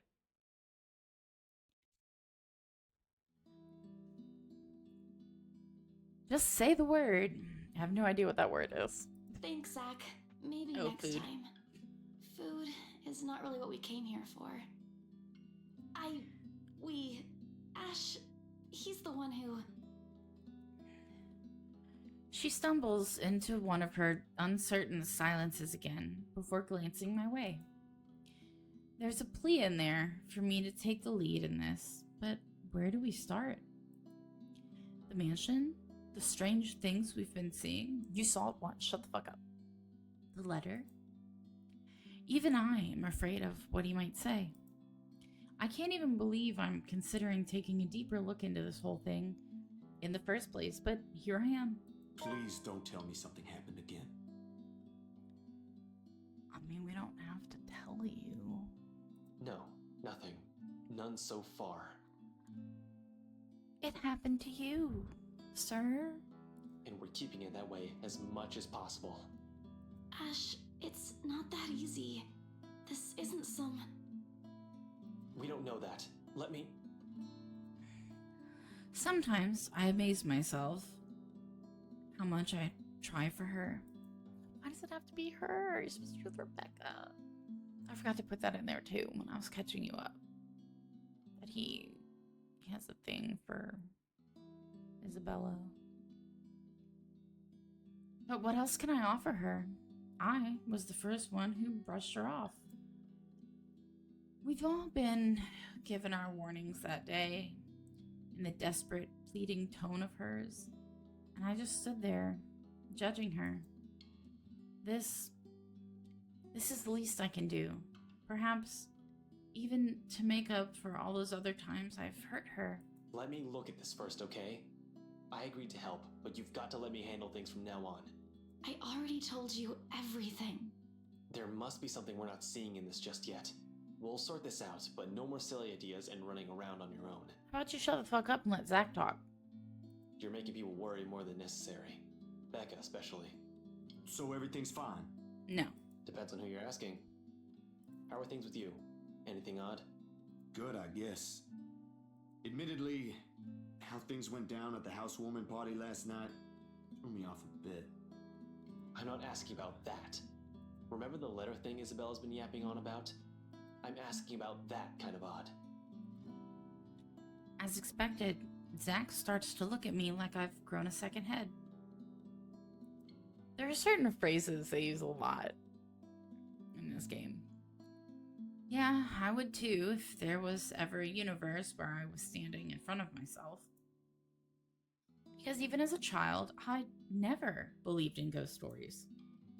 The Lucky Charms and mystical objects from my mother have often been stored away or given as pity gifts to those who would appreciate them more. Well, the dreams, they're a lot worse than usual. There's a woman now, ever since we saw that letter.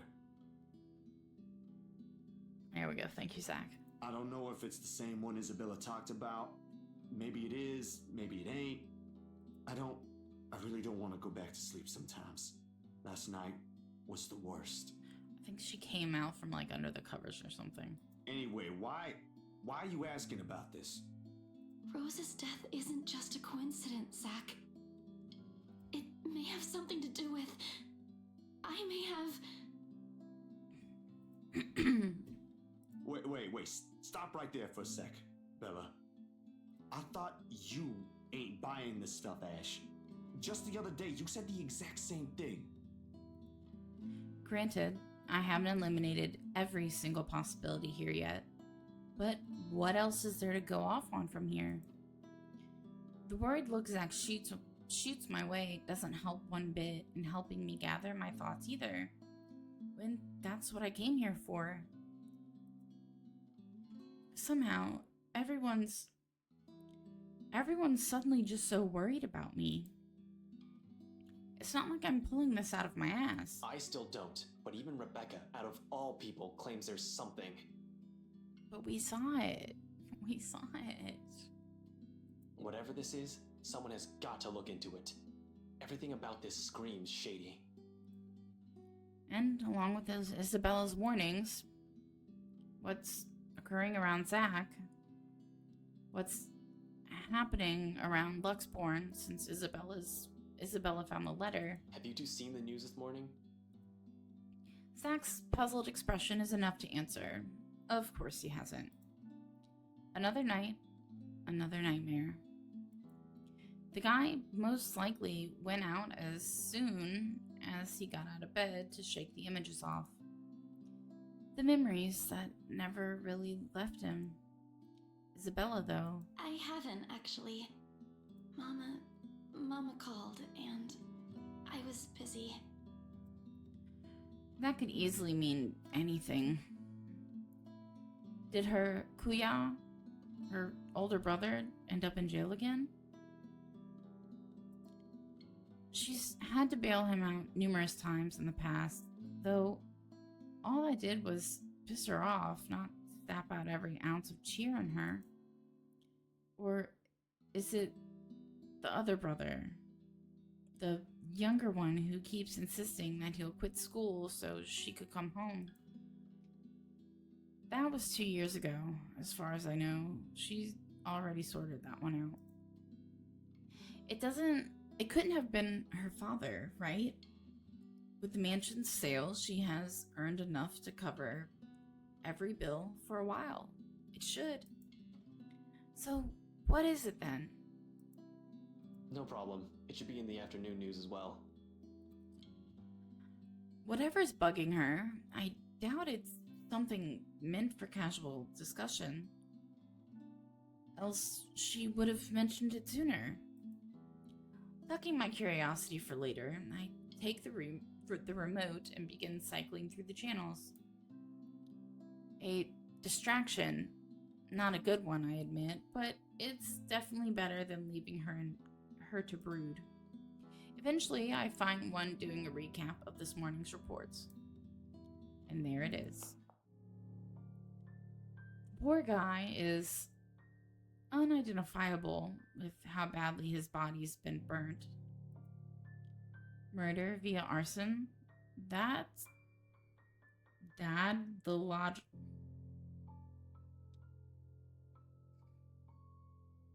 Dear creator, I really enjoy this game. Please fix this bullshit. Murder via arson? That's the logical explanation if I was the officer looking into it. Except they couldn't find the source of the fire. The fire didn't even spread. Found dead in the early hours of the morning today. I need to okay.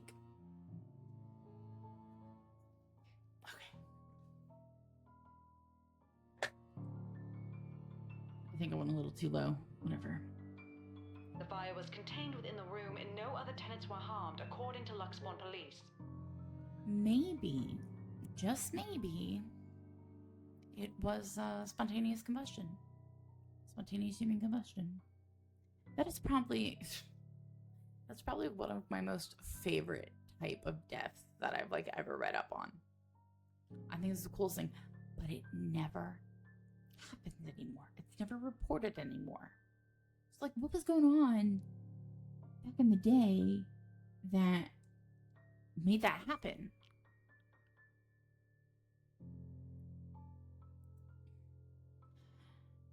They're going to consider spontaneous. Oh my god, look. Spontaneous human combustion soon enough if they don't find anything else. Look at that. Look. The game and I, even with its terrible grammar, are on the same wavelength. But what's important for everyone to note is the state of the room. A similar writing was found in another victim's room from last week's incident. Both were employees of Briar Realty Corporation. LBN has reached out to the... Like what happened to Cooper. Hell, I wonder how many other deaths like this that I've missed while I've been looking into right. Okay, theory. Rose was killed based on the letter. Okay. They mentioned something about the butcher, the something butcher, Luxborn butcher, whatever.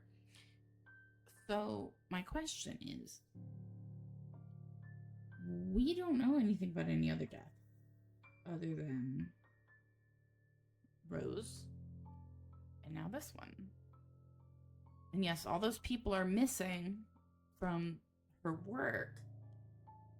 Why? I'm wondering if there's some sort of copycat with the help me on the walls. That's all. I'm gonna shut up. The LPD's already thinking it's a serial killer at this point. Well, a serial killer requires 3 or more.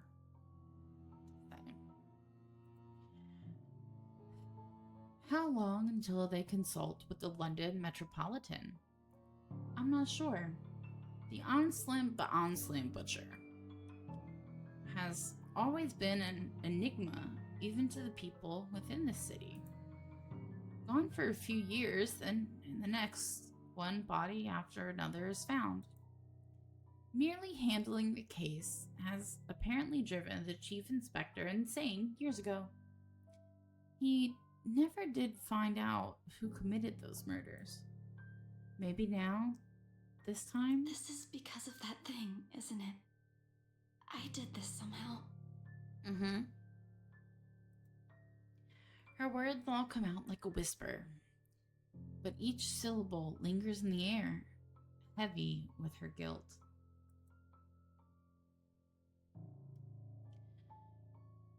In the thick tension of the room, they strike harsher than any of the things we've said. Why is this like this? Oh, we have a gun. Oh, don't make me shoot things. Don't make me do that. I need this to, like, be fixed. This is aggravating me. Okay. No. Hold on. I have to fix this because it's gonna drive me crazy. No, I just need the menu.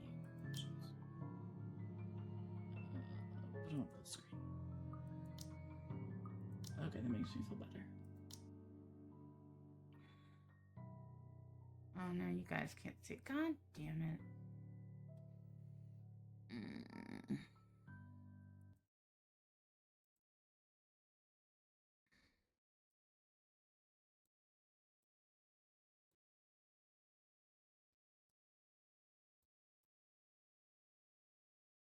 Sorry, I'm a perfectionist.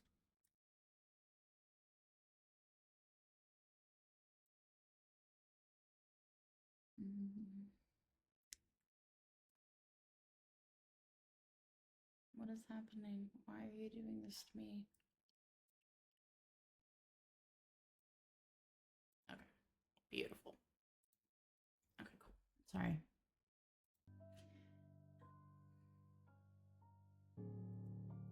However, she also has to know that she isn't the only one on this. No one has asked her to take this upon herself. I need to be smaller. I'm so sorry.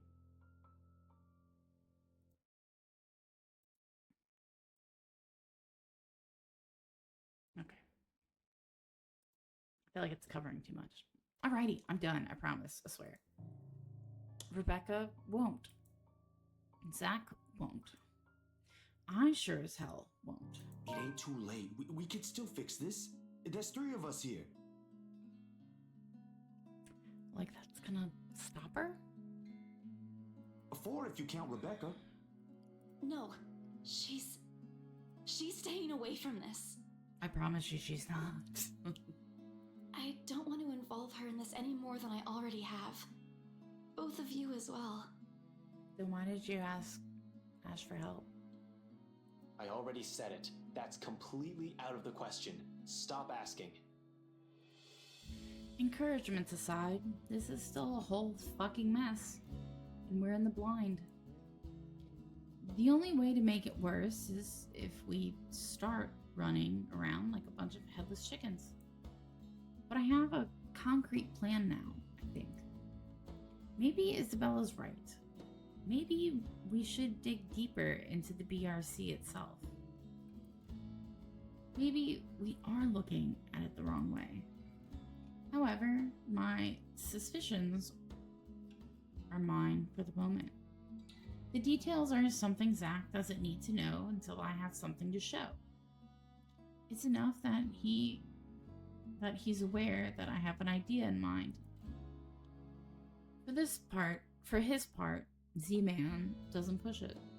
And nothing but a heavy silence leads our departure hours later. Seriously, Zach would probably make a more responsible officer than me, if he only had the heart to join the force. We could certainly use more kind people like him. But as good as that thought is, I push all of it into the back of my mind as Isabella and I head for my car. Tonight, I can't stay distracted. Except for a few half-hearted attempts to get some kind of reaction from Isabella, the drive to BRC is a quiet, awkward affair. More so, the hour-long wait for nightfall. Even with only the two of us, the place is rife with tense energy. Only a matter of minutes now. But the ticking seconds don't take away the edge, and for the 5th time, I reach out and fiddle with the radio, adjusting and turning the knobs with no real purpose. It's a nervous quirk I've developed and never bothered to correct during stakeouts, sometimes to keep my mind occupied during long nights. We're gonna hear something on the radio. What else is there for me to do? The person I usually count on for a casual, out-of-the-blue chat refuses my attempts at starting one. Ash, out with it! If you have something to say. The way she quickly falters into silence after, in spite of the tone she takes, though, it makes me doubt if she really means everything she's telling me right now. She hasn't even glanced my way since we arrived. Having second thoughts? You can still back out if you want. We're just going to my office. Why should I? Dunno? You can get in trouble, maybe. This isn't exactly legal. Scope BRC out. See if the real estate company has any more information that may be of help. Find things about Cooper and the other agents assigned. Sorry, I could just do the Ermengarde mansion. Ermengarde. That's what it was. I didn't know. I knew it started with an E. According to Isabella, it's the last property the victims have worked on. Victims? That's new information.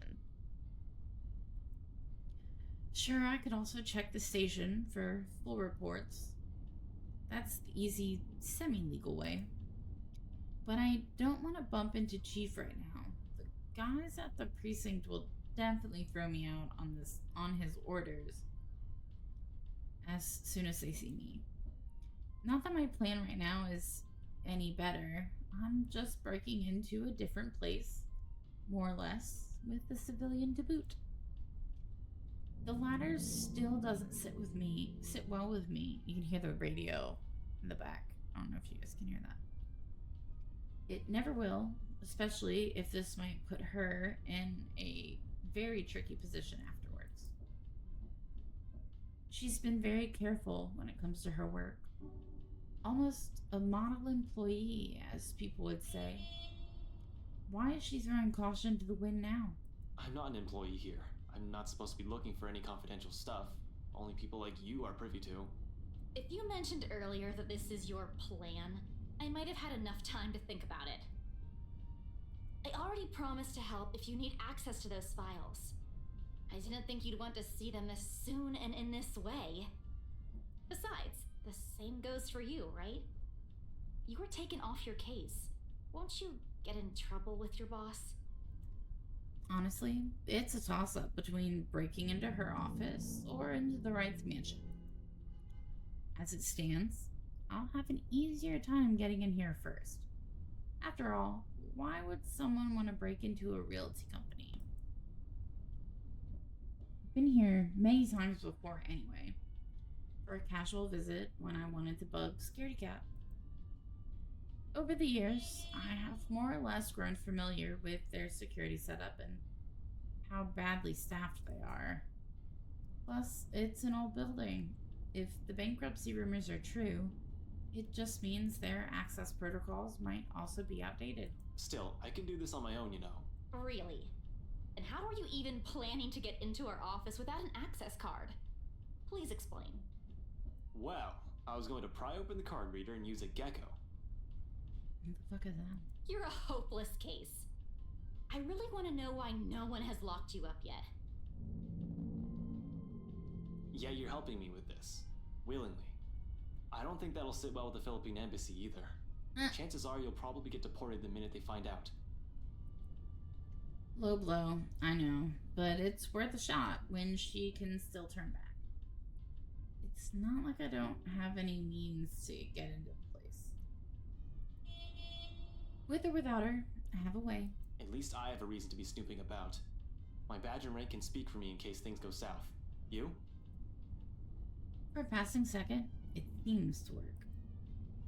A hint of panic and hesitation flashes across her features when she looks to me with searching eyes. Then, unexpectedly, it dissolves. Not behind the fear I'm anticipating, but underneath something sharp and searing. I'm not sure what she sees exactly, or what she's hoping to find in the short while she holds my gaze.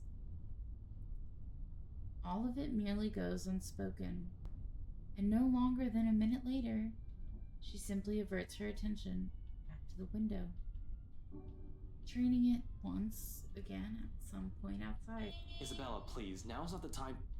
It's too late for that, Ash. Give it a rest.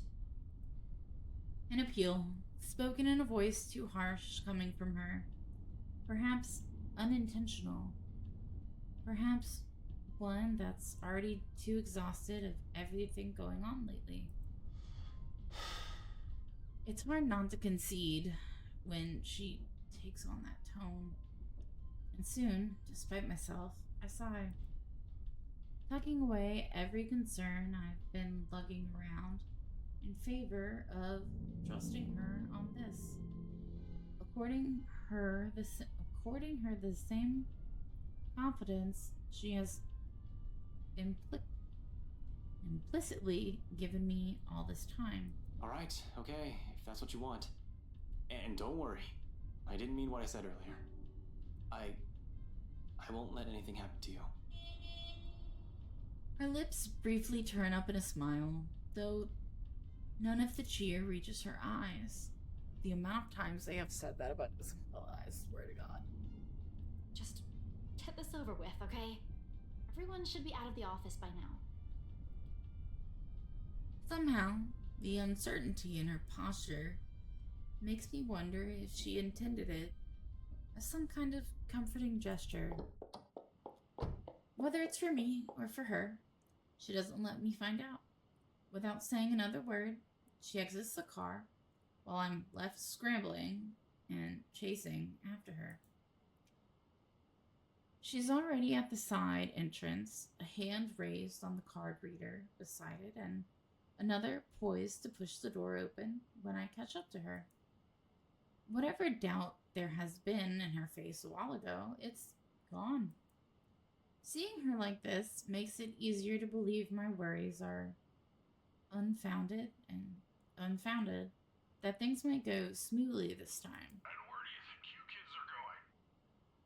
It's late. Most offices in this building have already closed up shop for the weekend. The bloke seems friendly enough, though one can't really tell from his voice alone. He might be the wary sort, for all I know. Keeping an unconcerned face and aloof air won't hurt, until I figured how to wiggle us out of the situation. Just come back on Monday if you have important business. But from the way Isabella's face brightens up, it looks as though getting through won't be too much of a problem. He's probably been working here for a few months already then. Maybe around 4 to 6 months, max. Otherwise, he would have recognized Isabella or me at first glance. I haven't shown my face here since I've been assigned to the firm case a year ago.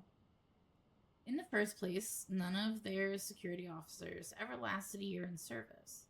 The longest was around 7.5. I'll give this guy around that before he gets fired or finds a better paying job.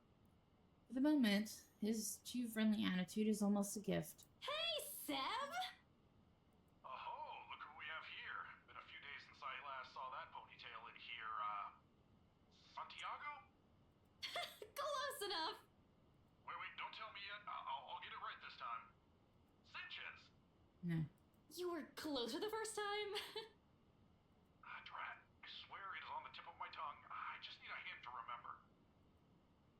I take it back. This accuser's not going to last past this month. He can't even remember a regular employee's name. Alrighty, I'm sure of it this time. Centillon? Still a few ways off, Seb. Isabella, we don't have all night. I know, just let me handle this. Sorry, Seb. Some other time. We're in a bit of a hurry. I just need to get a few things from my cubicle. Important work stuff, you know? Is it okay if we drop upstairs for a sec? Oh, absolutely. No, go right ahead. As long as you have your access card with you, we're good. Not sure if I'm allowed to let your boyfriend in, though. Who, me? My what?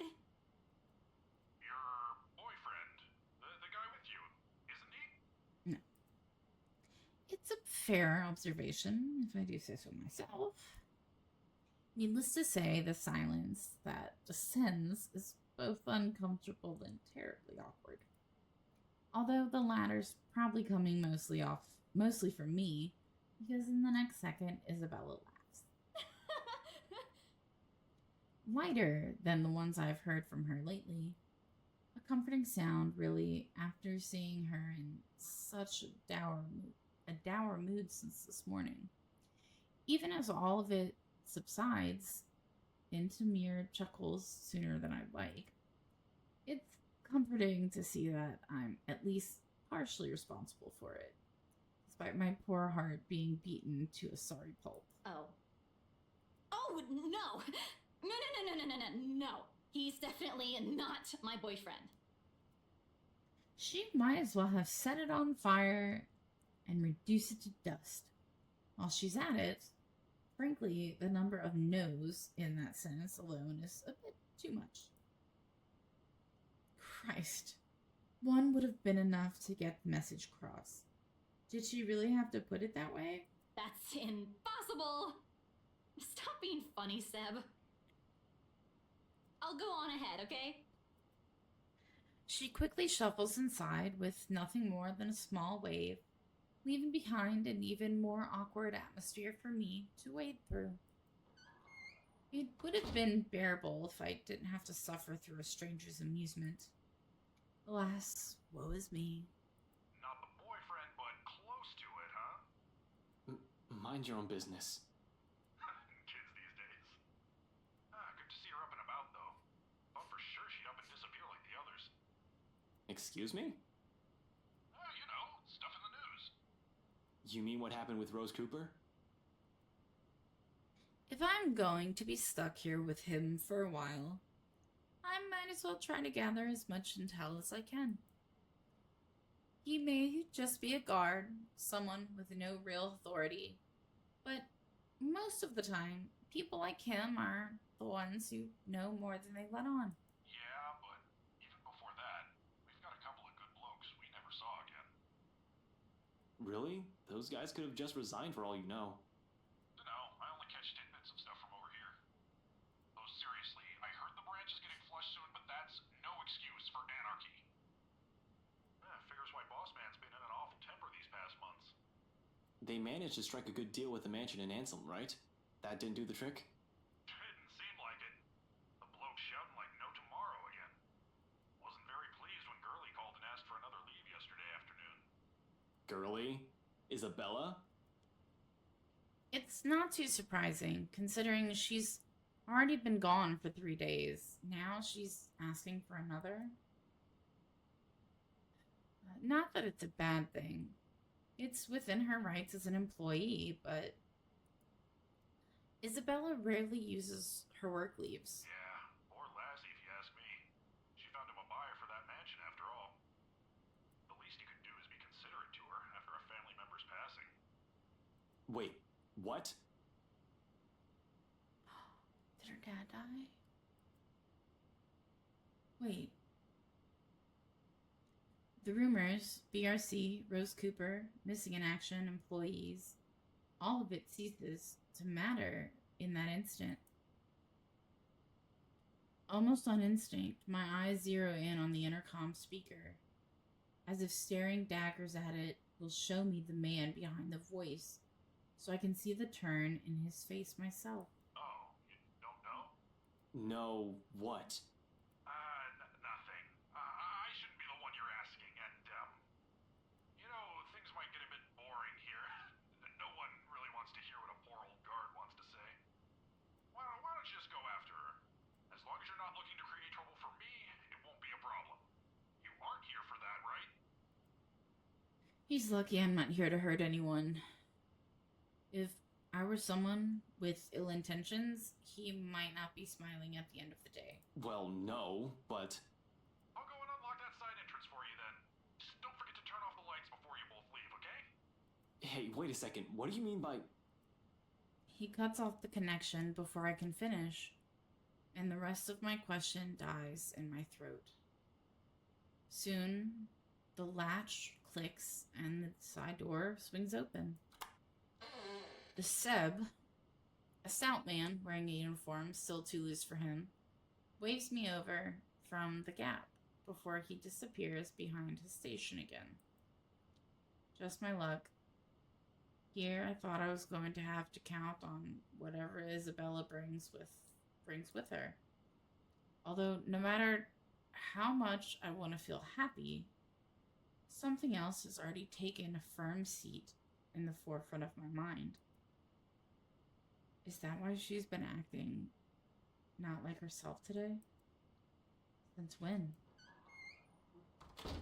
Of course, as I step into the building, I try to push all these questions as far down as I can. I need to focus. Work is work. But if what I've heard is exactly what I think it is, if it's a sign of things to come, honestly, I don't feel too good about that. It's a quiet ride up to the 7th floor where the BRC Luxborn main office is. Seb has been kind enough to swing the guest elevator's power on just as I'm about to head for the fire exit stairs. Which is a welcome relief. I'm an active guy, but stairs? I don't want to tire out too quickly in case things get ugly. She's gonna come. She's gonna pop up. She didn't pop up on the radio. She's gonna pop up here. There probably won't be any trouble with the building this quiet, but you never know. I swear, the whole place definitely feels eerie at this time of night. But until I've confirmed anything, those are still just stories. Worse things can happen. No need to scare myself. Staying calm means fewer mistakes. Oh, I sure am fucking gutsy, especially with what I'm doing. I'm breaking a lot of laws here. I'm also putting Isabella in a lot of risks. Best thing that can come of this is that Isabella's right all along. Worst case scenario? 1. Someone finds out Isabella's involvement in this and her boss fires her. 2. I find evidence that would implicate BRC or Luke Wright in a crime. And my meddling, if I'm not careful enough, makes it inadmissible in court. Though I'll be honest, I strongly prefer losing my job or facing Wright over some spirit or ghost or whatever it is. I could always work around the problems with the former. Isabella could also find a better job. BRC never did pay her properly, despite her efforts. But fighting off a phantom? How does one even do that? Do guns even work with them?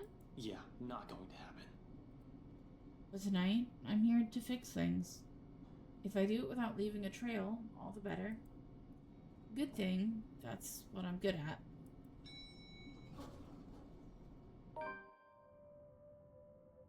What I'll probably never be good at is finding the proper words when a stitch calls for it. But seeing Isabella's small form beyond those doors, how she pushes through despite carrying an entire different burden, this time, how she's pretending as if everything's normal, it's difficult not to try. People who have never looked beyond her smile will never know, will never understand. Hell, even Rebecca's probably not yet aware of this. I get it. We have other problems at hand. I've done the same thing plenty of times to protect myself after all. But it's all in her eyes. Once she glances up at the few light rasps I give the door. She wastes no time in leaving the mess of papers on the table and opening it for me, though even her confusion as she takes in my presence barely hides it. Seb let you in? The rough edges in her voice brings a whole different tune now that I'm aware why. But knowing is different from hearing it straight from her. I can't simply bring this up, can I? It's not a topic suited for casual conversation, and I doubt she wants to talk to me about it. As much as I want to help, there is a distance between us I'll never be able to cross. One that wouldn't even be there if it wasn't for me. Perhaps if I had been more honest years ago, and less of a coward, I might have been able to. Figures I couldn't even do that for the one person I keep telling myself that I care deeply about. What can I say? I'm a very charming person. To a rock, maybe. This is the closest we can get to it, I suppose. The light banter, the fleeting glances, or sometimes the long bouts of silence. And it's enough. For me, it is. Because even without words, there's comfort. With her, it's easy. Must be a pretty cool rock then.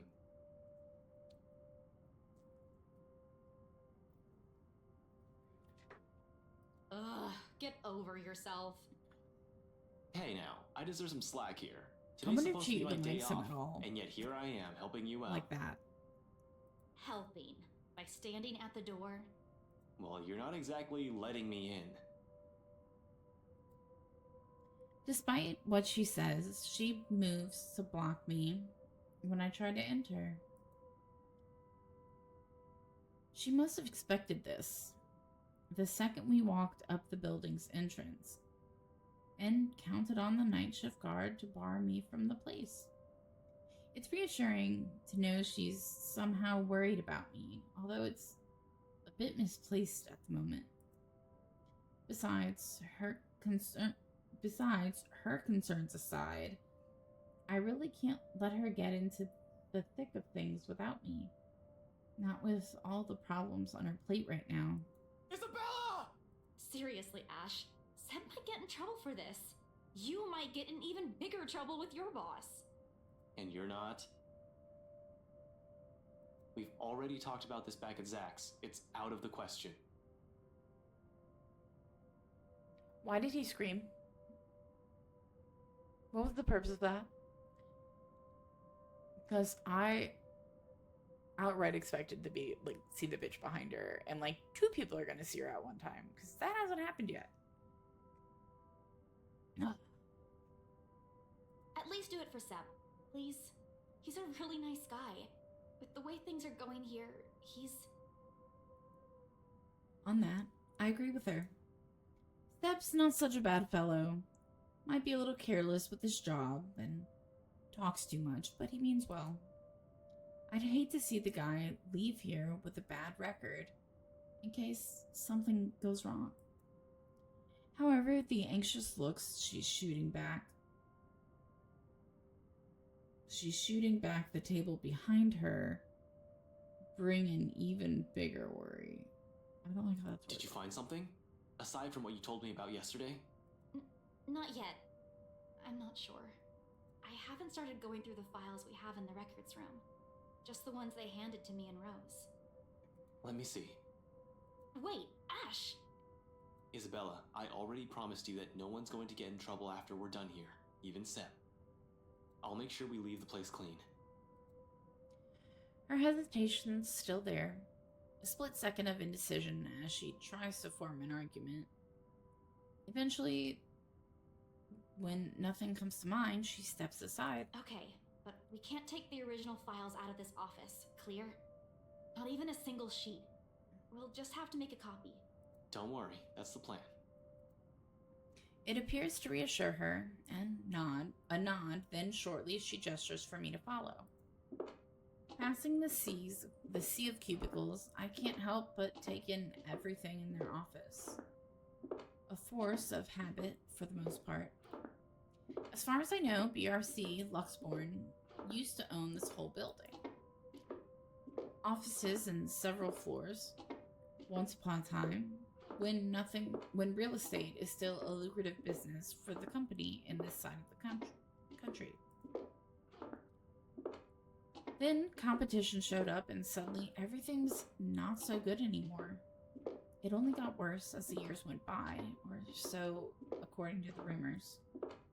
Now the branch is just this floor, despite what the huge sign in the building's facade says.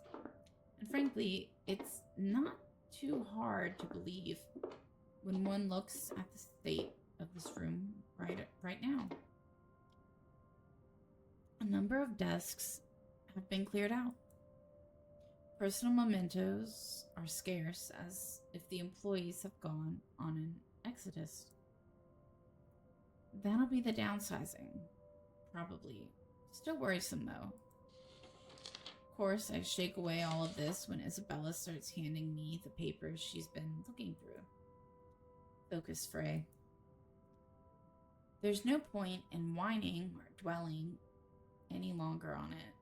That's why we're here in the first place, to find out what the real deal is the old-fashioned way. Isabella's presence is a whole other blessing, too. I couldn't imagine how long this would take if I pushed going in here alone. Is this everything? Where are the documents you mentioned? Still locked up in the records room. Do you need them now? Bring them here. Everything that has to do with the mansion's sale. Even those who worked on it during the renovations. The cleanup. Everything. Including your mandatory sign-in sheets.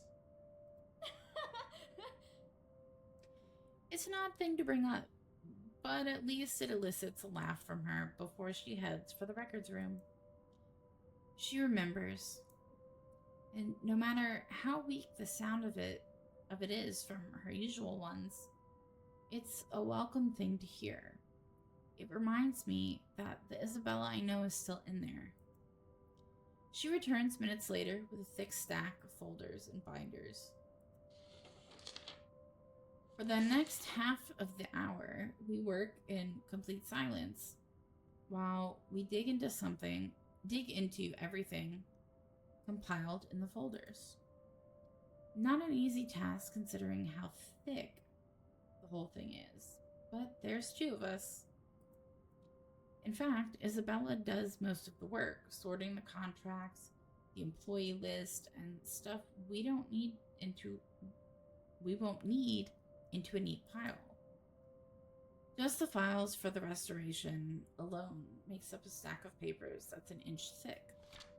Third-party service providers hired by the masonry, radiators, woodworking, plaster work, slate roofing, and a whole bunch of other things are well documented. Hell, every single contractor who worked on the project were listed individually, even if they were just there to do the plumbing. It's a high profile and high cost estate, alright. But with that scope comes loopholes. Means plenty of room to hide something in, if there's something fishy going on. All I have to do is find a pattern. And it doesn't take long. Upon closer glance, despite the original owners shouldering the renovation costs, it'll be surprising if they've managed to break even on the Ermengarde mansion. What with the additional expenses for the open house, the commission for their agents, and other overhead fees. At one point, the negotiations to get it listed under BRC's name almost broke down too. Some disagreement about the listing price. The owners wanted to be rid of it as quickly as possible while keeping the worth at a profitable level. BRC was insisting on a higher amount, double what the appraiser suggested. This, plus the rumor that their branch is closing, BRC Luxborn really is in the red, and the sale of the mansion could have easily been a desperate move to keep the branch afloat. No wonder the final sale happened as fast as it did. Did you know about this? No, they took it off our hands after I submitted the final documents for the sale. I didn't even know until I read this. I'm not sure if Rose did. I've only been given the key to the records room after she... Anyway, my point is, they've kept all the files from me. Rose was the one who compiled everything from our side, and even then, she was probably not aware of this. There's only so much they let us know. After that, they just told us to wait for our commission, and that the legal team would handle the rest. The rumors are true, huh? Seems so. Sheesh. This place is just unlucky. Going bankrupt while the rest of this crap is happening. But this isn't what we're looking for. What we need is the who. The people aside from Isabella and Cooper involved in this business with the mansion, and the how they are now. We can't do much with the outside contractors. They won't be on file. The employee list, on the other hand, even with 2 people working through the pile, the whole task still takes quite a while. It's a quarter of an hour later when we put down the papers with a sigh and move on to the clients upon Isabella's insistence. For that, the sign-in from the other house comes in handy. Something that gives me a laugh when I spy the fake name I wrote on one of the sheets.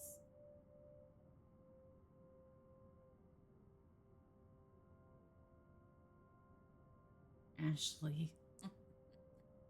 That's gotta be it. Why'd I even pick this name? It sounds so lame. What name? Nothing important. Just focus on those papers you have. We need to finish this soon, before Seb suspects anything. She snatches the paper away before the thought of hiding it occurs to me. Not that there's much secret in it. Isabella found me that afternoon anyway, but still. Ashley? I've been careless that day, tailing Luke Wright without confirming where they were headed off to. While the butlers and terribly efficient in keeping the Wrights' engagements from the public eye, there are other ways, if only I've given it the time of my day. In retrospect, I've been too eager, too impatient to find something that'll crack the case and be done with it. Maybe my failure goes as far back as the day of the open house, not during the party last night. Yeah, well, I was pressed for time. Seriously, Ashley? Were you even trying? Oh, come on. You didn't even notice I was the one who wrote it down. Of course I wouldn't. Only an idiot would use his real name. It worked, though. Admit it. It's genius. Who would have thought, huh? Oh, God. She responds with a roll of her eyes, then drops the matter entirely by shoving the paper back to my hands. We lapse back to our respective tasks afterwards, wordlessly skimming through everything. Read, set aside, get another. Looking back at the sign-in sheet, I spot Luke Wright and Hannah Wright listed up top.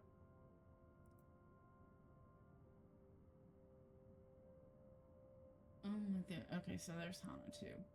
Not that I don't know about them already, of course, but scanning through the list, a name immediately comes to my attention. Let's see.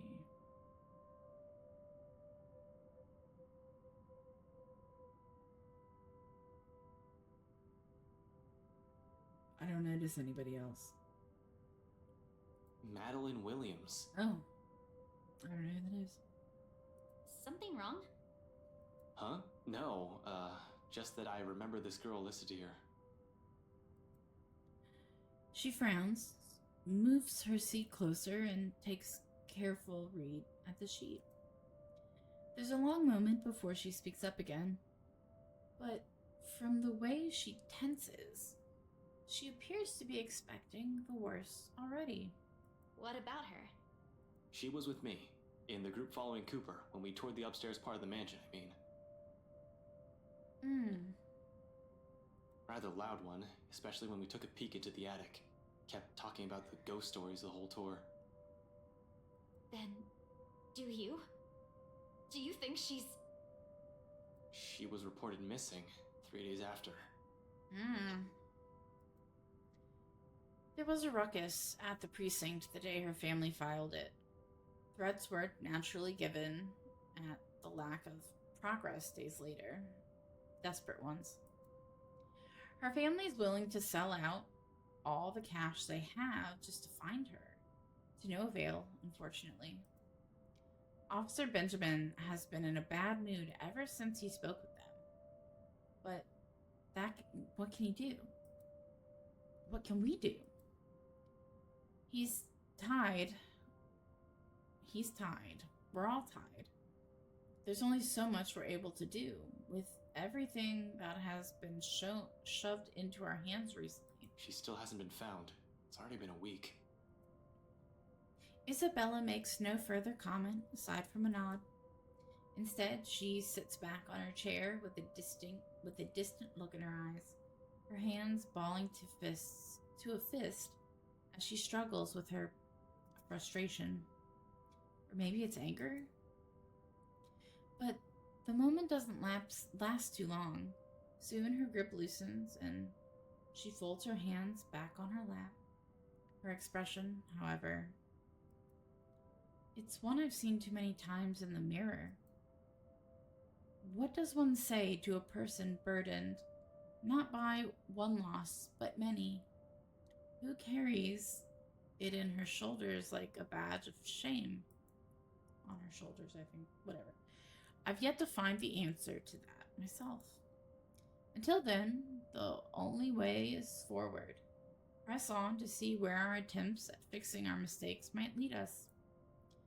And despite my own doubts, a glimpse of that look on her face is enough reason for me. I can't just give up. There's too much at stake, too much to lose. With a renewed focus, I continue. On the third and last sheet, I spot another one. Beatrice Wilde, one I recall from the newspaper obituaries. Died of a heart attack.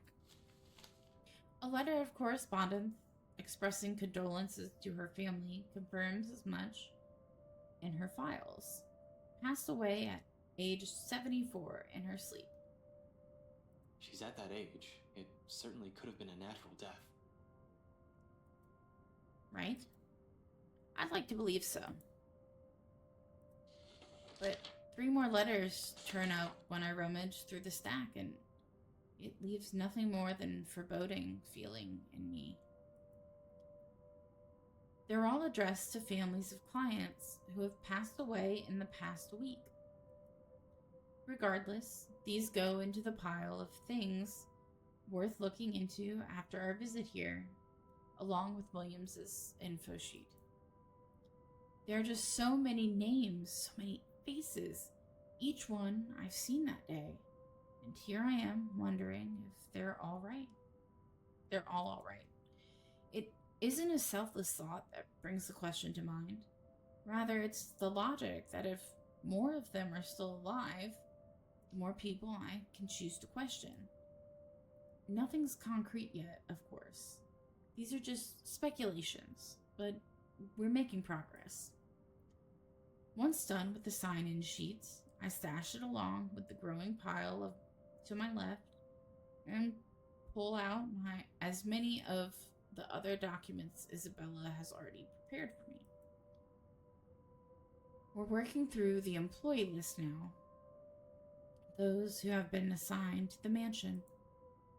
Because if Isabella was to be believed, if what she's seen and what happened to Rose Cooper is because of that letter, I need to know everyone who has possibly read it, aside from the three of us. If they've been noticing strange things too. For all I know, these may have just been a terrible coincidence. Although the thought of that starts to diminish as we dig into the BRC's company files. 15 minutes later, the stack close to my elbow has risen from 5 to 21 different dossiers. Client and employee documentation. People who have either visited the open house or worked on the property in some capacity since the letter's discovery. Turns out there were 2 more employees who handled the mansion directly, aside from Cooper and Isabella. Christian Sy, the realty specialist, and Mark Julius Jean-Marie, the estate appraiser. That is a name. This C guy, he was in custody just the other day. Really? Sir John has been looking for him. He stopped reporting to work a few weeks ago. Are you sure it's the same person? Yep, this is him. Folks at the precinct said they went to his house after a noise complaint. They found him just acting all crazy. Had to take him in when he started getting violent. He kept screaming about a woman. Oh, so he has. Immediately, she stiffens. I don't want to bring it up or imply a connection to Isabella's story, but that is exactly what happened. It was driving the guards mad, but he didn't last too long in there. A few hours in, and he just started bashing his own head against the wall, and, well... Oh my god. It was messy, to say the least. Oh my god. Oh no, we had no idea. Is he okay? HR just marked him as AWOL because none of their calls would get through. Well, he said it was a bit messy. I'm pretty sure he might not be in the land of the living anymore. He's in the hospital right now. Oh, okay. I heard they're putting him into a psychiatric ward as soon as he recovers. He's still a bit unstable. And he's going to continue to be. Jean-Marie, on the other hand, his employee file notes his date of leaving and even when his final payment had been given. Along with it, there's a letter to his family about the appraiser being found dead in the office. Communication is hush-hush, and there's mention of compensation if they don't talk about it to the media. Inspector Abigail has often scolded me for not reading the reports on a regular basis, but I try to keep up to date as much as I can. When I do, I make sure I'm aware of the gist of what's going on in my city. This never reached the police's ears or the health and safety executive. Do you know about this guy? One glance at her says everything. They've hidden it from the media. They've kept it from the police. It's not surprising this will also be a secret from someone of Isabella's position in this company. Fuck. Rose was looking for him last week. We haven't heard anything from him either. Until now. They never mentioned this to us. Business going under and someone dies while working here? Of course they want to keep that quiet. It's bad publicity. Yep, there it goes. I put the dogs up with food. 3:11. It is 4:40.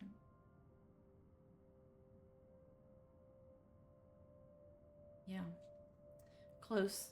She only chirped once, now it's just quiet. This whole thing is just getting freakier by the minute. Nevertheless, I hand the files for Isabella to make a copy of. The pages with their names, addresses, and contact numbers will do. We'll start with the ones who live within the city. Sometimes there are things you really can't just brush off as a mere coincidence.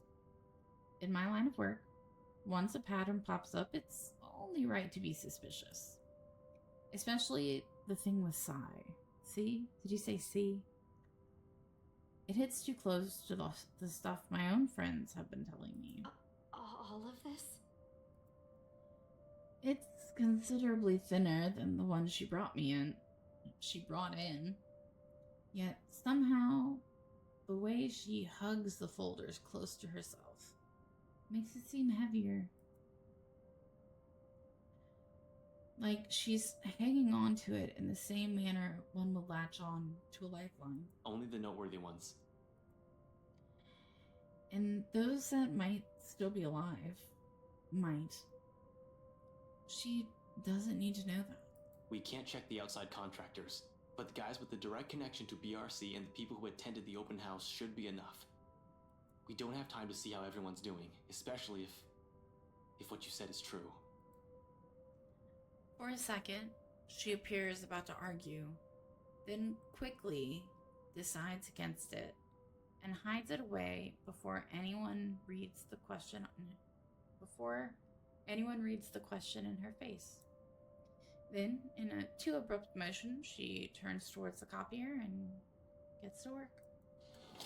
Soon, only the machine's constant thrum fills the air around us, while I keep myself busy cleaning up the mess we've made. The lack of talk is awkward, to put it mildly. Disturbing, at worst. I've gotten so used to letting her just babble away whenever it's just the two of us.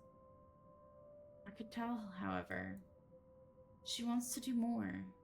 She wants to fix this mess herself, and that desire makes her antsy. But at the same time, she's learning how not to be impulsive or stubborn, exactly as I've told her yesterday before agreeing to any of this. Or maybe these so-called changes have always been with her. Dire situations have always pushed people to change after all. Although seeing this happen in front of me only makes it difficult to find the proper things to say. It's an atmosphere this tense and charged. In an atmosphere, good lord, this tense and charged. What is left for us to talk about?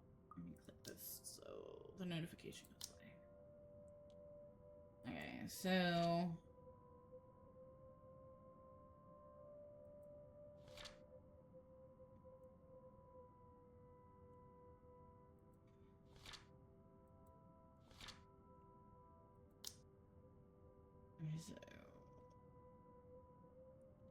the next day is when Becca finds the thing at the library.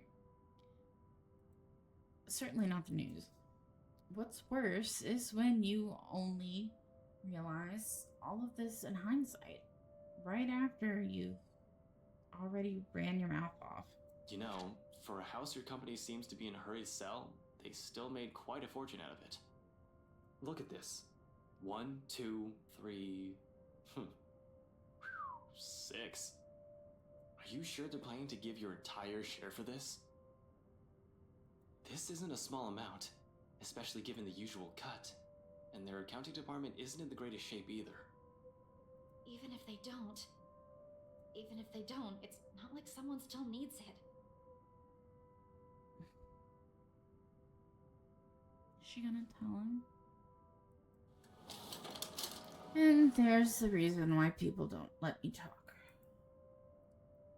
Silence once again descends throughout the room. Denser compared to the ones we've shared tonight. Behind me, I can still hear her movements, sharp and precise, while she feeds the originals to the machine. Then, with one last click, all of it stops. Her feet shuffle slightly against the floor when she moves away. Something creaks softly, probably the table, as she settles her weight against its side. By this time, an apology is already at the tip of my tongue, but... Belle, Papa's gone, Ash.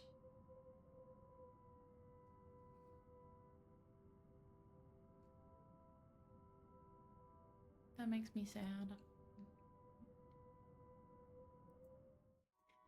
Within those scant few seconds, everything between us shifts as the gravity of her words sink. Right then and there, something harsh and immovable rises between us. Death is something I'm familiar with. Almost 10 years in the police force, and it's impossible not to be acquainted with it. But this is different from those dead bodies we examine in forensics. A far cry from the victims we found on a bad investigation. Those I could easily distance myself from. No emotional attachments, no need for pretenses. Yet somehow I still find myself grasping for things to tell her. Any words of comfort that'll dull the pain, just hug her. Because even without looking at her, her griefs feel palpable enough. Her pain, an immutable weight hanging over us.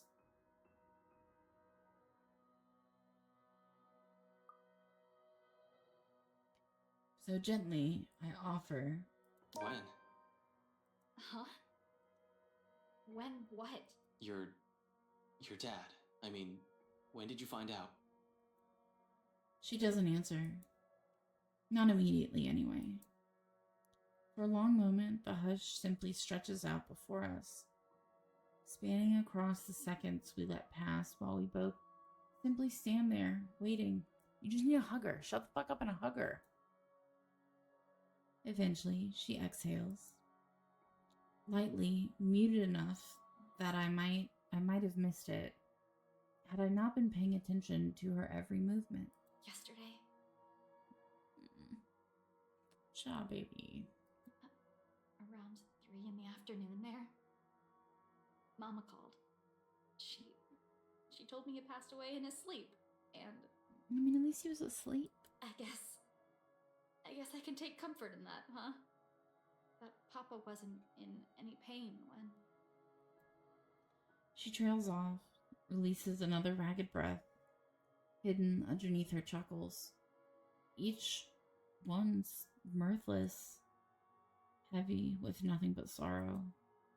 Then she falters into silence, and for all my attempts at lightening her burden, I'm suddenly at a loss. Hug her.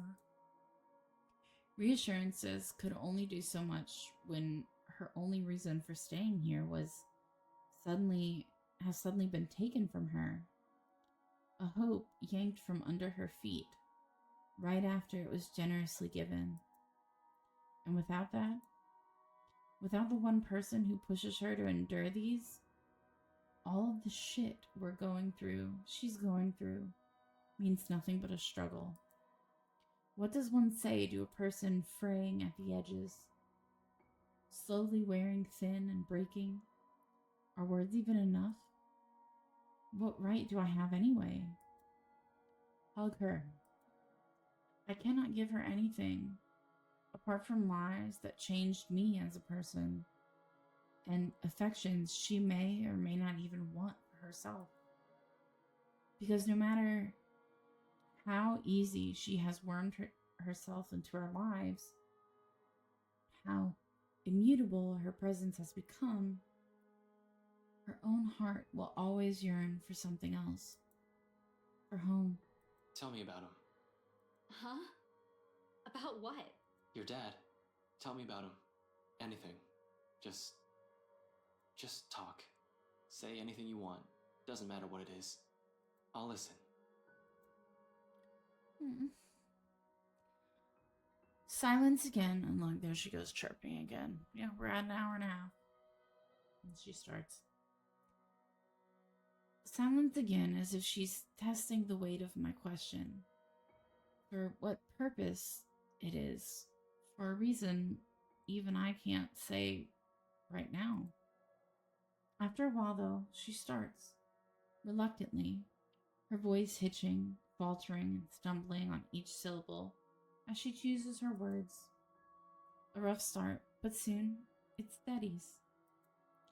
And along with it, to keep company the stories from childhood and memories she's fond of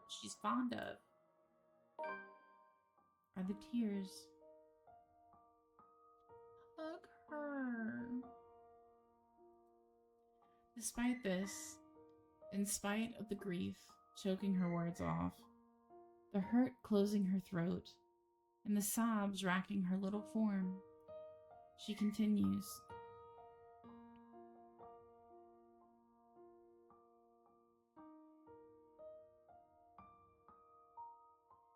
I'm waiting to see if you guys can hear her.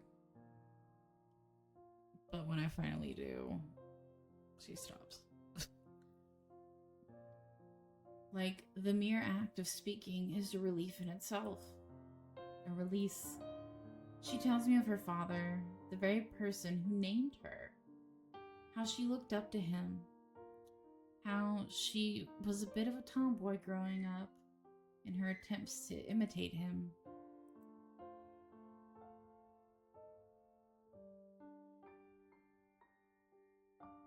Sorry, I'm just waiting to see. And how the man encouraged her to pursue what she really wanted. Perhaps even the only thing she ever did for herself. Having grown up not wanting anything more than food to put on their table. He told me I don't have to listen to them. That I can do what I want. Every day, he'd wake up at 4, Ash. Because he'd earn more that way. And every single time, he'd give them to me.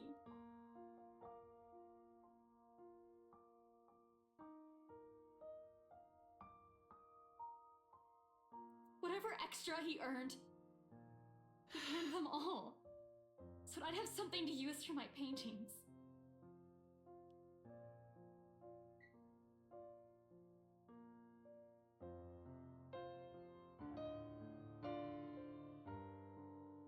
Well, my heart is broken. It is shattered. And you know what? Back home, just a good tube of paint costs almost as much as what we spend for food the whole day. Oh. But he'd always set something aside. Told me he wanted to see my paintings in a museum one day. I'm not crying, you're crying. She pours all of it out. Every little thing she loved and admired about him.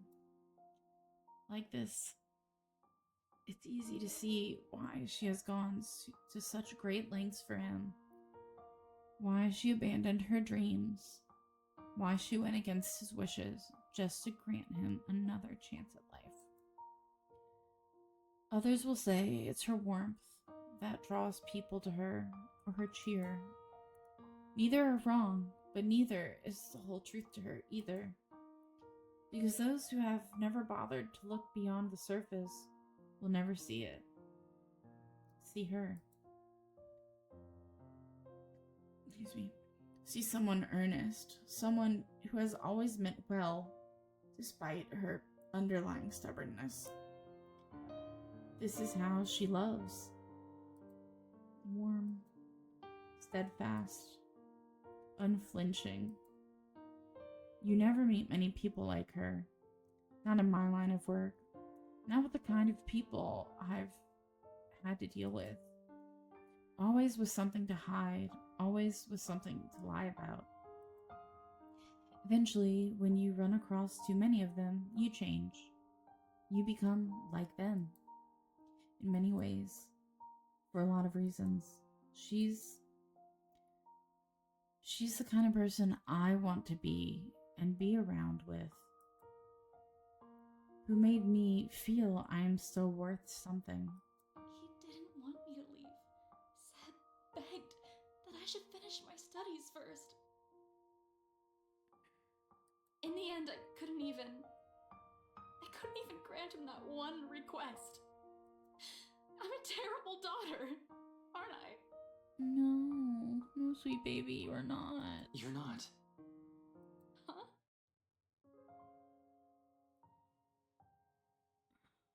You're not. I can't speak for your dad. I haven't even met the man. But I know you're not. I'm not entirely sure where I'm going with this. The remark just came out. Now I'm stringing all of these together as I go. But one thing is certain. None of what I'm about to say is a lie. The Isabella I know is a total klutz, but I've never seen anyone work as hard as she does. She's the type who wears her heart on her sleeve, though it's not necessarily a bad thing. It's always in the right place. She's intimidated by a lot of stuff, but she knows how to appreciate the smallest things in life.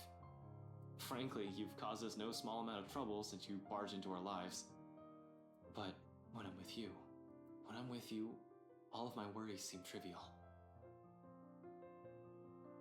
This isn't the time to confess your love, but you should anyway. Heat has already crept up my face when the turn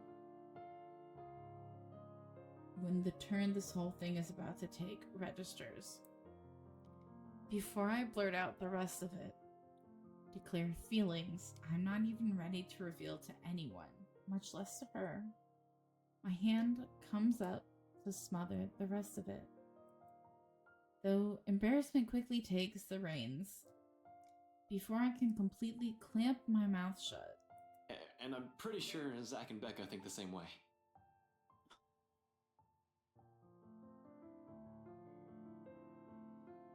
You have a nasty way of growing on people like that, and you know what? We got everything we needed in here. I'll just wipe the security recordings and we're good to go. While I'm at it, you better wipe the snot off your face. And you don't look very nice when you're balding like that. Are you fucking kidding me?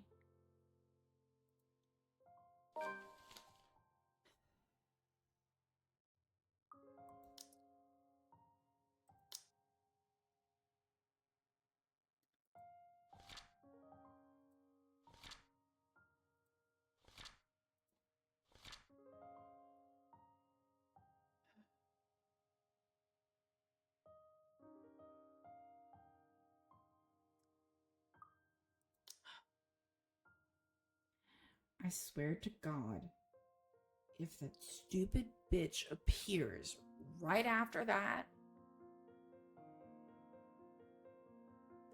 I don't know. Hastily, I gather everything: personal files, client documents, sales agreements, and contracts, anything my hands could reach. In record time, all of it has been stacked in a neat pile, ready for storage. I'm heading for the records room for a few seconds later, not a few seconds later, wherever that is. It should be an easy find unless this place is a maze of some sort, which I highly doubt. Still beats staying here and seeing the look on her face. Correct. Really? Her anger's still bearable? I can take that, including the glower she sends my way. So, yeah, I'll go get the security videos and put these back where you pulled them from. Man, these are heavy, you know? Ash, it's just paper. You don't even know where I... Oh, no, I can handle this. Easy as pie. And, yeah, security cams, tapes, videos, cams. Yeah, I'm off.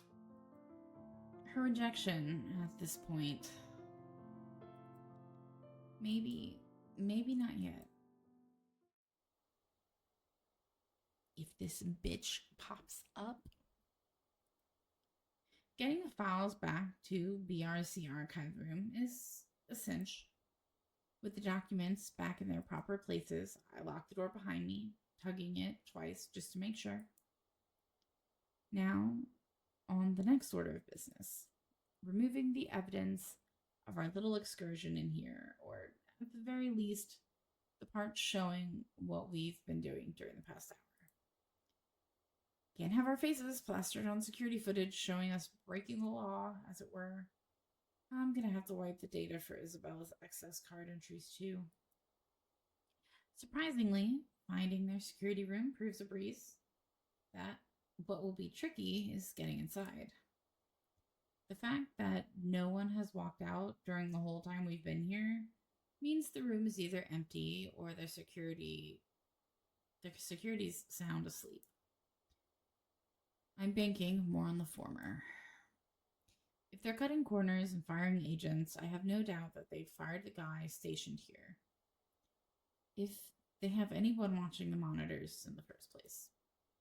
It's a rather common thing for establishments. Just leave security recording indefinitely and only check the footage if something actually happens. Just to check, I press my ears against the door, listening for a sign of anyone occupying the room. After a long minute and nothing, I give the knob a few rattles. Standard lock and key. Should be easy enough to pick.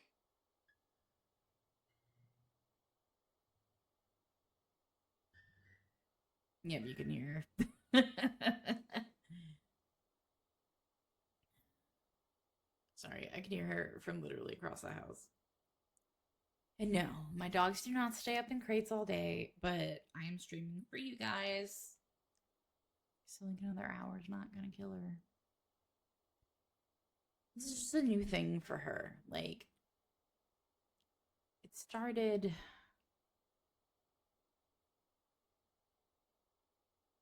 not that long ago.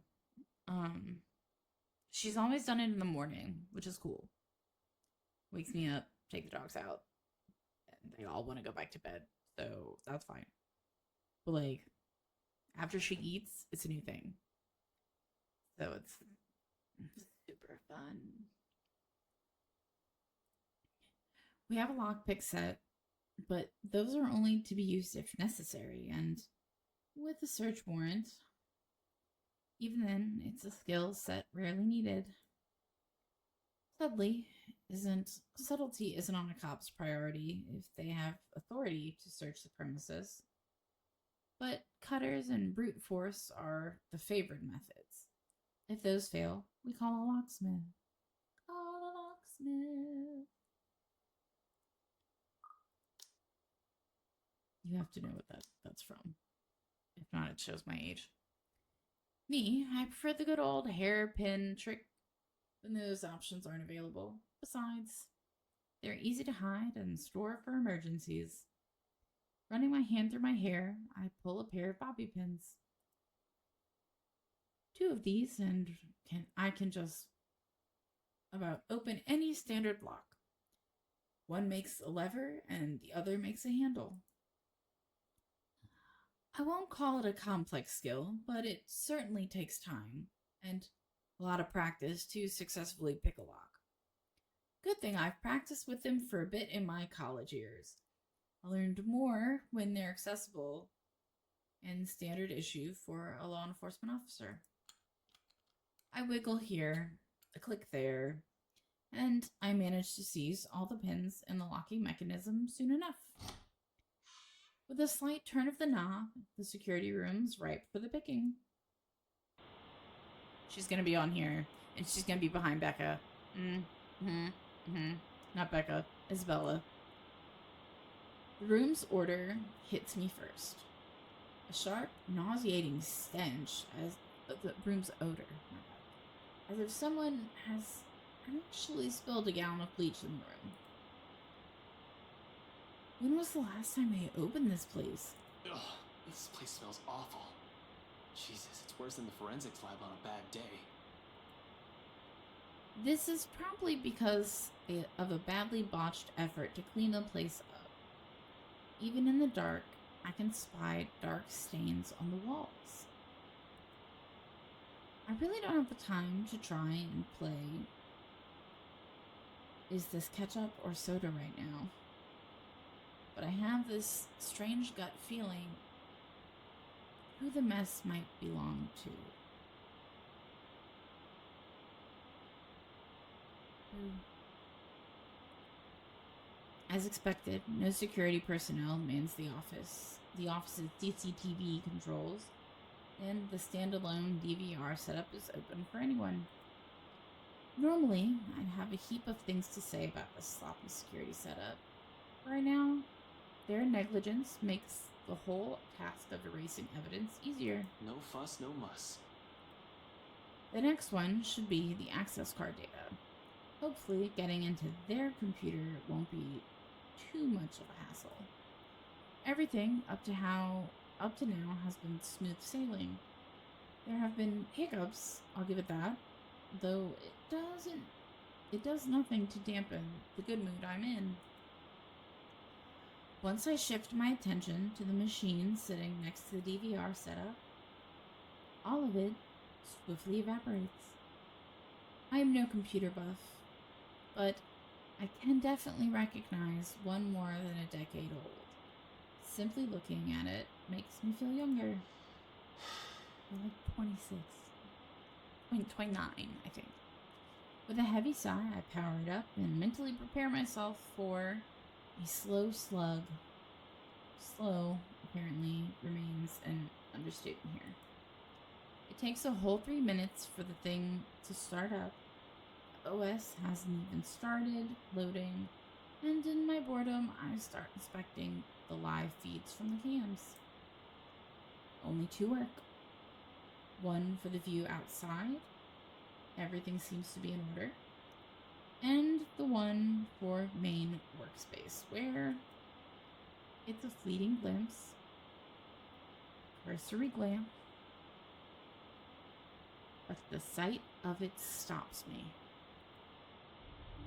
The image is a bit blurry, but standing there, right in the middle of the room, by one of the cubicles, I can make out the form of a... What the hell is... I don't get too far into that line of thought. Now, few seconds after my words have slipped out, without any sort of warning, while I'm still trying to make sense of what it is,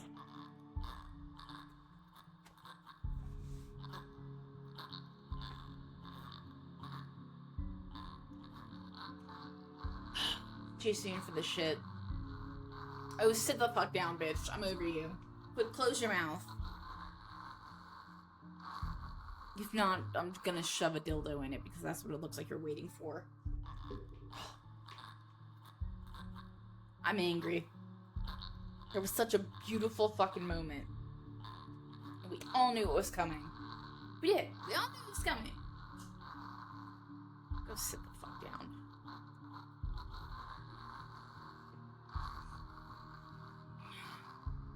Okay. The figure moves. No fucking shit. That's how cameras work. A moment of paralysis hits me when she stops right in front of the camera. Like a damn rookie, I go still in the face of danger. I definitely haven't been trained to handle the supernatural. And this is one, isn't it? And, oh fuck. Her eyes bore into me. The malice in them, piercing. Even beyond the screen, it's enough to make me go numb. Only the mug crashing to the floor when my hand accidentally takes a swipe at it snaps me out of the trance, reminding me that I'm not the only one here. Isabella. It seems she hasn't noticed anything. Am I the only one seeing this? In any case, whatever's happening, I have to go get her out. Gathering my wits, I quickly reach for my phone. It takes but all 2 seconds before she answers. But there's no time for relief. Did you really have to call? We're practically on the same floor. Oh god, now the dogs are singing. Okay.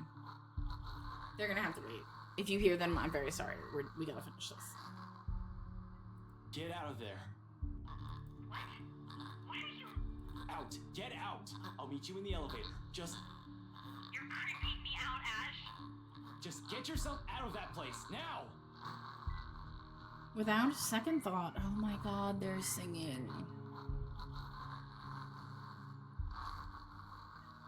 Without a second thought, I back away from the controls, from the room, ready to be done with this place.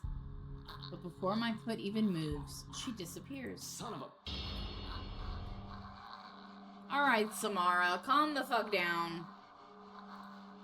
Instinct instantly takes over, and my hand quickly reaches for my gun at my side. Only to meet empty air.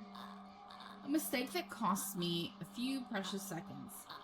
All the paperwork I've brought with me threatens to scatter everywhere at the same time.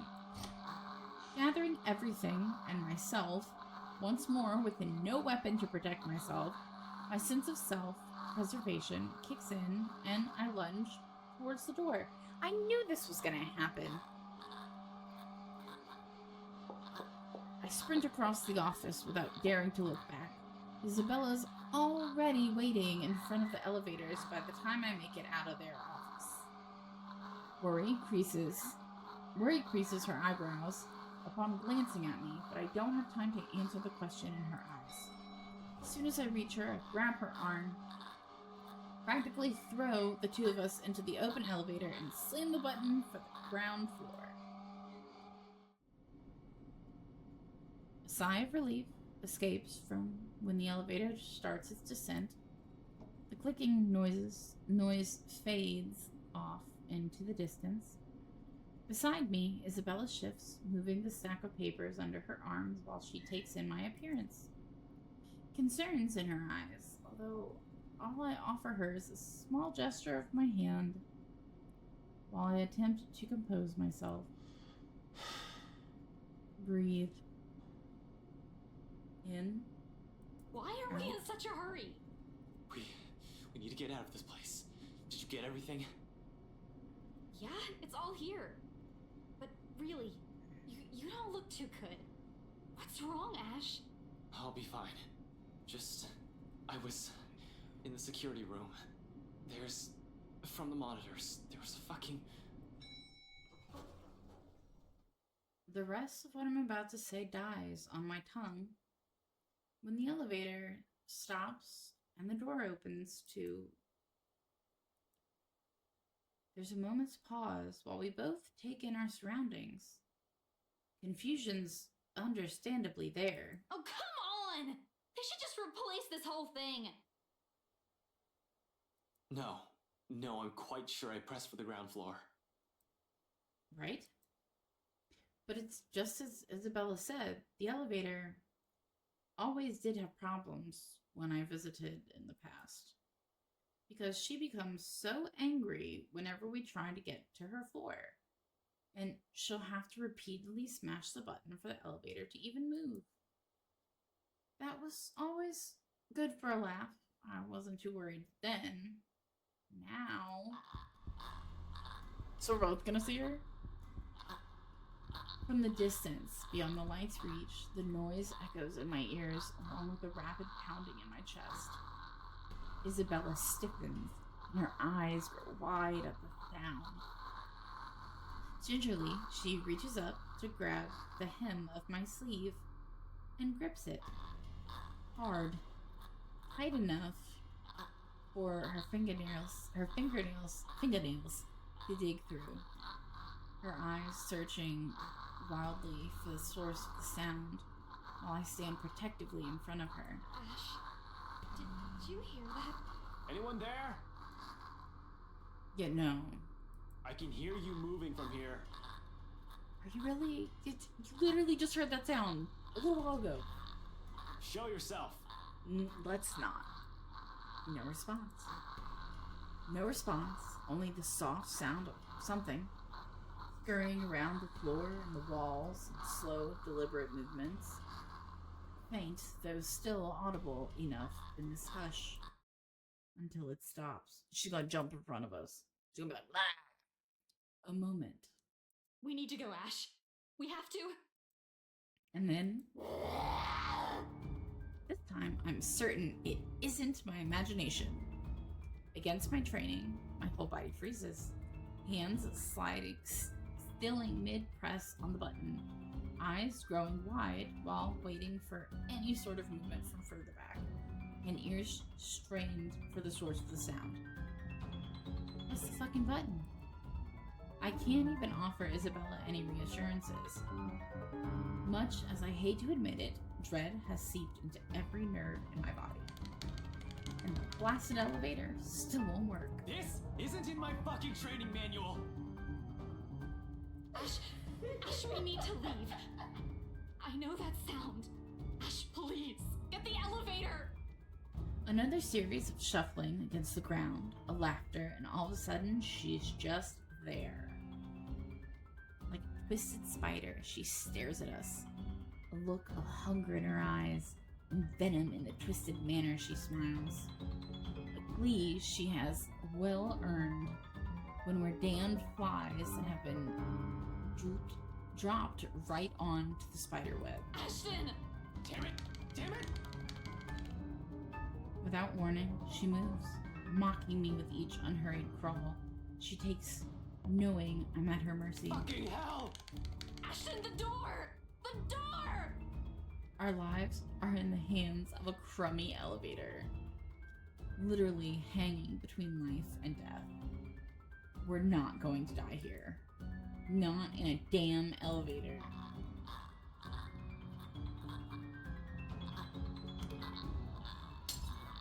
Okay, sorry.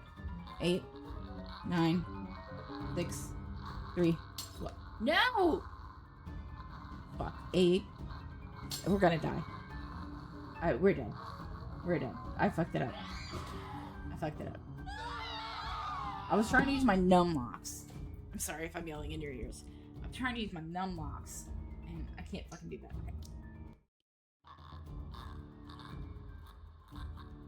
4, 7, 5, 3, 2. God damn it. 5, 6, 8, 1, 4. Okay. I accidentally hit something else, but it apparently worked. As if a divine power has heard me swearing up a storm in my head, the doors close just as the thing looms near. Soon the elevator, blasted thing, is headed up. Isabella's knees buckle in relief. In 2 ticks, she's hugging herself without any care for the mess of papers and folders she has dropped on the floor in her panic. She draws in one ragged breath after another, each one brimming with nothing but relief. And this is the most I've been tired my whole damn life. Not during training, when my superior first asked me to drop 100. Not after a stakeout, but after smashing a fucking elevator button. Repeatedly. I slump to the ground beside her, worn out. But I don't let myself feel relief again.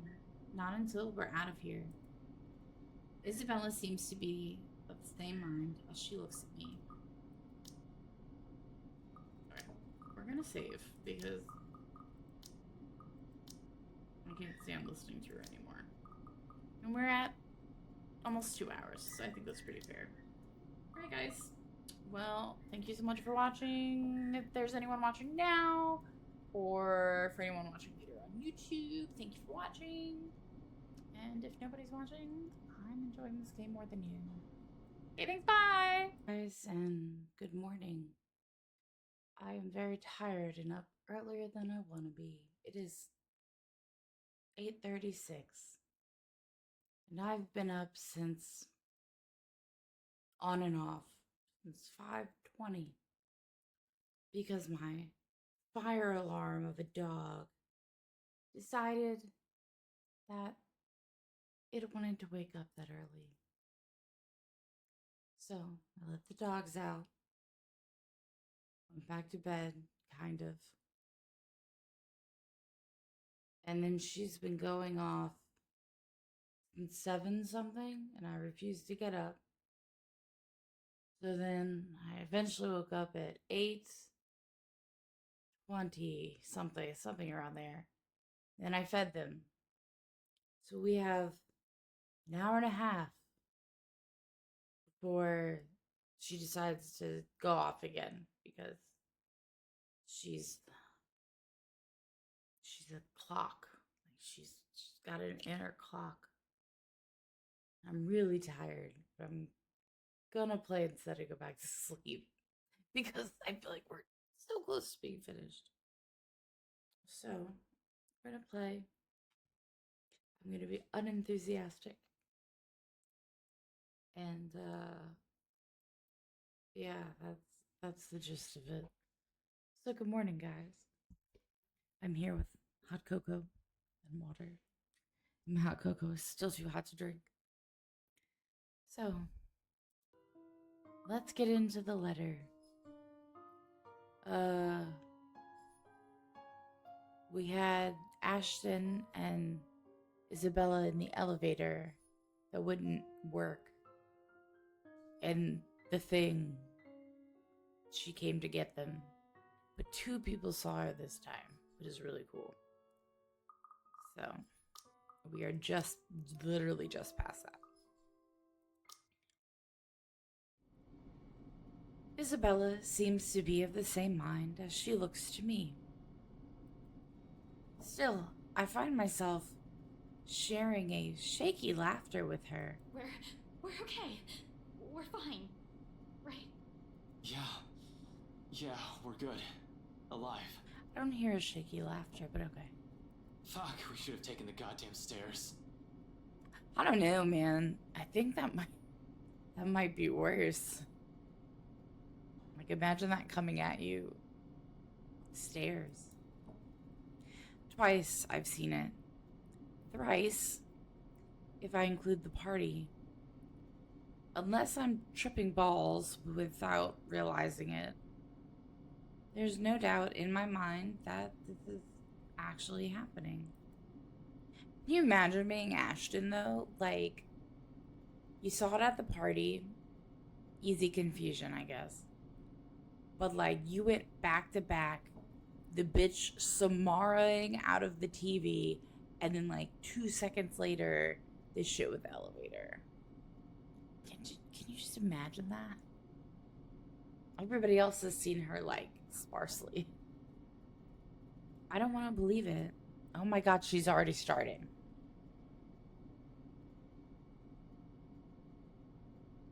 I swear to God.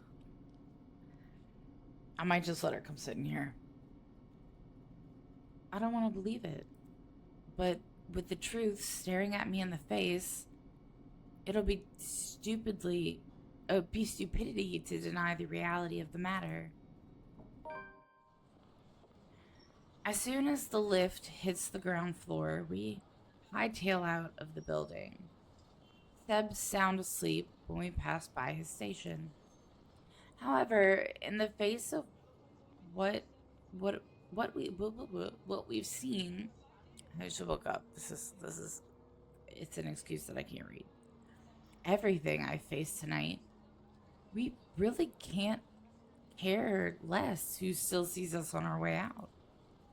The sooner we get away from the place, the better. The farther, the better. I'm just not sure if that also means being safe. She almost got us, damn it. The fucking thing almost got us. It's done that, though, to everyone, so calm down. You're not alone. Marianne, to my knowledge, is still sitting in the goddamn cell. Shit, it was only by luck that we managed to get the fucking elevator unstuck. Had the blasted thing not worked in the last second. I need some air. Fresh, breathable air that doesn't stink like death and gore all at once. I'm panicking. Christ, losing focus. With another person here, I can't afford that right now. Isabella hasn't said anything, but I know she's more shaken than I am. Dude, at this point, Isabella should just be able to, like, dab the bitch. What's up, girl? How's it going? I can't lose it when another person's depending on me. Remember your training, Frey. Another deep breath, and soon I'm starting the engines and driving us off. After that little incident, somewhere open would be good. Someplace I won't get trapped. I wouldn't go there. Luxembourg Park brings a welcome relief, though only by some. Bitch, it's dark as shit. Don't go there. The chill that has seeped in my bones is still there, furling and unfurling underneath my skin. I would want to be in, like, the cafe. It's very well lit. There's a lot of fucking people around. If I don't move, if I don't busy myself with anything, soon my brain will go haywire. Well, sitting in the park ain't gonna help you. It's the last thing I want to happen when there are plenty of things to do. Okay, let's knock this out.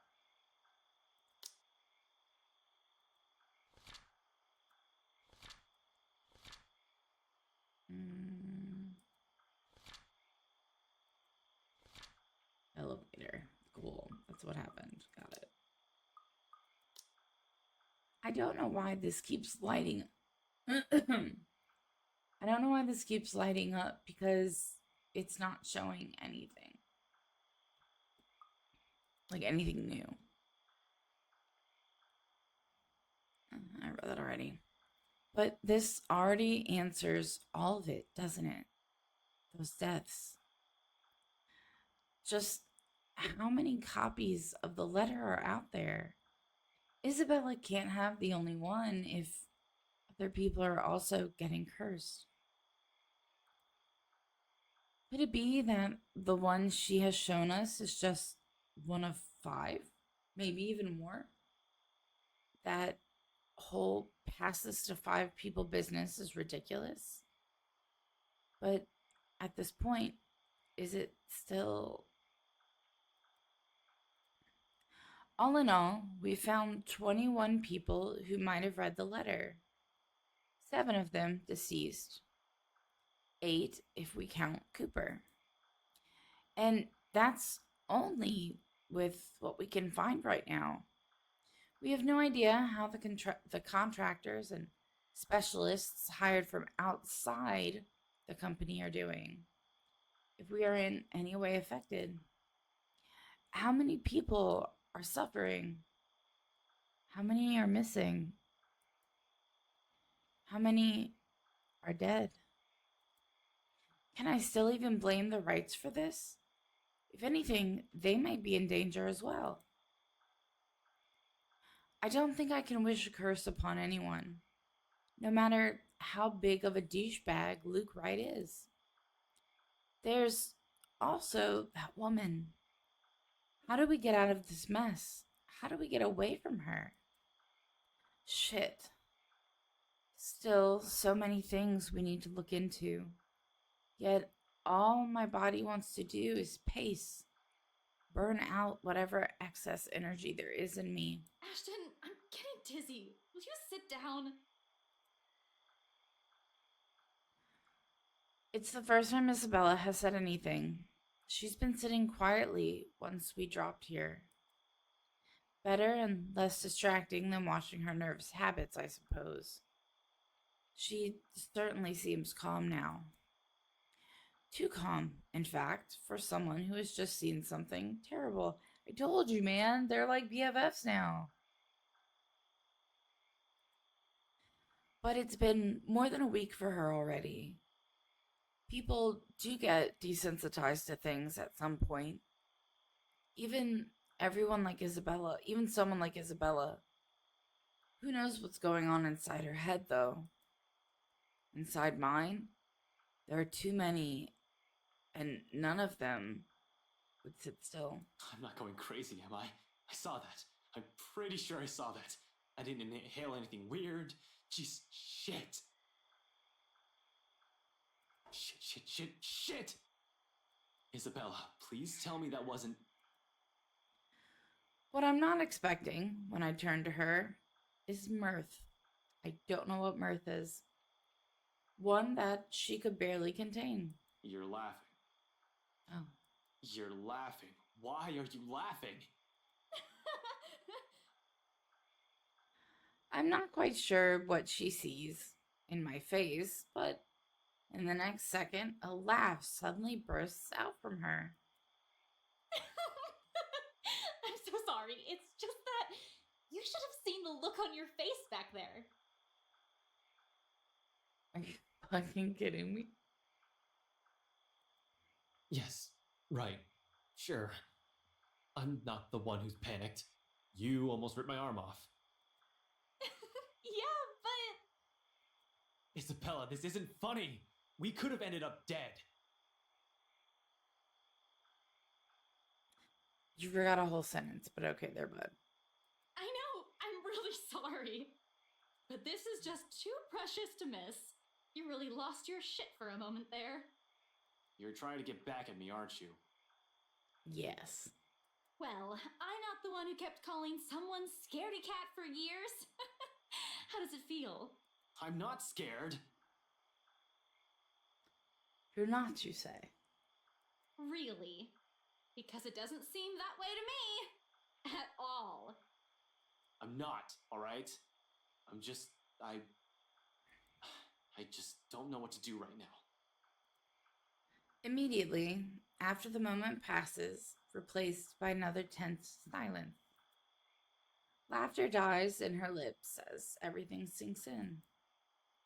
We're in deep shit, and it has finally caught up and hit us like a ton of bricks. Hit me more than anyone. Why? Because you're special? Because she has been warning us of this since day one, and I'm the first person who brushed it off. Despite that, she still reaches out to me, tugging at my sleeve, almost desperately. Her hands are trembling, and there's a tremor in her voice when she speaks. Without the cheer, only fear remains. One that she has been burdened with from the beginning. We're still going to do something about it, right? Not just stand around and let that thing get us. Unexpectedly, she leans her forehead against my arm, and her grip on my sleeve tightens. Oh, and you are eating it up too. There's desperation in there, a plea. Don't want to lose Quiet anyone plea. anymore, Ash. I wish I could give her that promise, but with so many unknowns, so many things I don't understand about this, how could I? Why she still trusts that I can do something about this baffles me.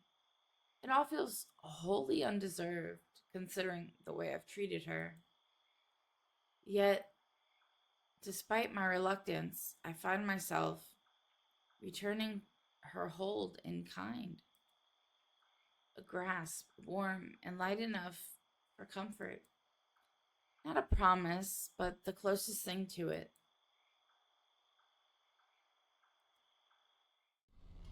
October 30th.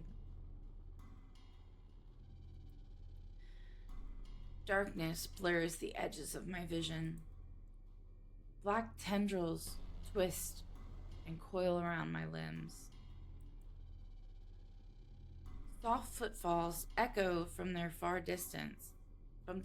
Where are we? Scurrying, scampering, moving in an odd rhythm with the sharp, piercing notes of our laughter. A scream threatens to burst, but my throat closes off. Ever so slowly, a chill seeps into every nerve in my body, washing away every sensation in me apart from one. There is only fear. Once again, her laughter echoes, a sound both bitter and unforgiving. It is the last thing I hear before she reaches for me. The ground trembles. The world slows to a stop.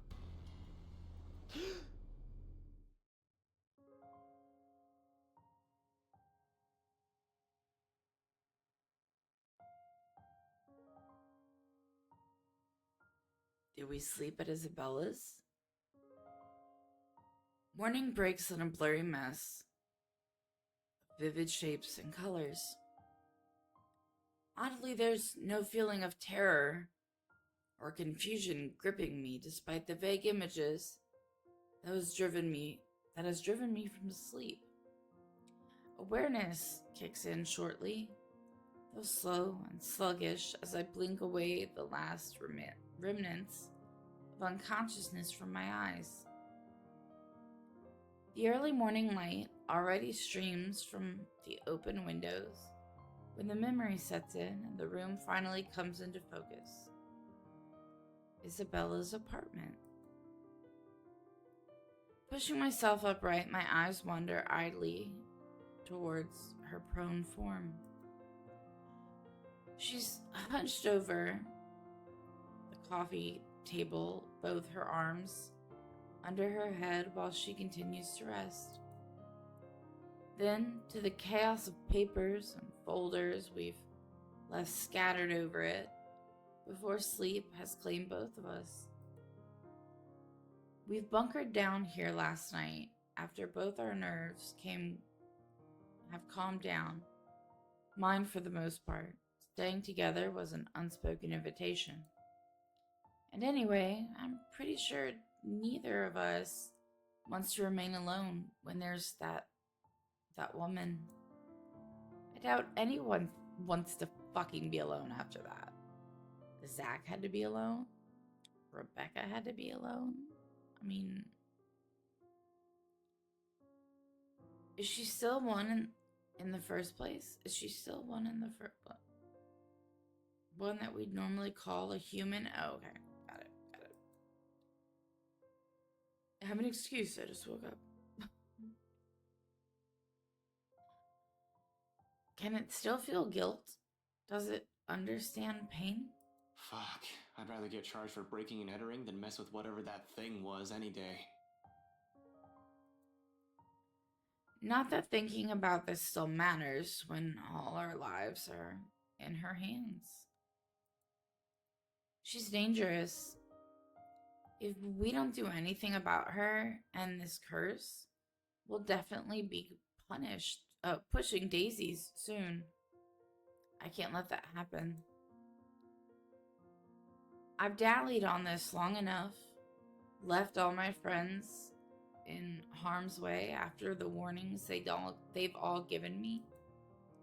Besides, beneath the terror and the adrenaline that keeps me running, knowing what lies ahead for Isabella makes it hard to take action. The paper sitting on the edge of the table calls my attention. At this, light against my hand when I reach for it. It has caught my eye the night before, but with the lot we still need to go through, I've simply ignored it. The logo emblazoned on the top of the page, however, provides this paper a whole new meaning. Not for me, but definitely for her. A scholarship grant, huh?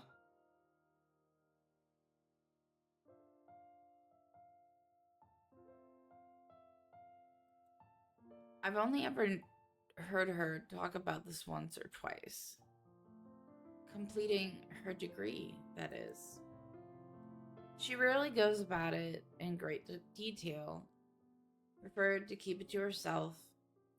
Perhaps it's the fact that she thinks she's already too old to be chasing after it.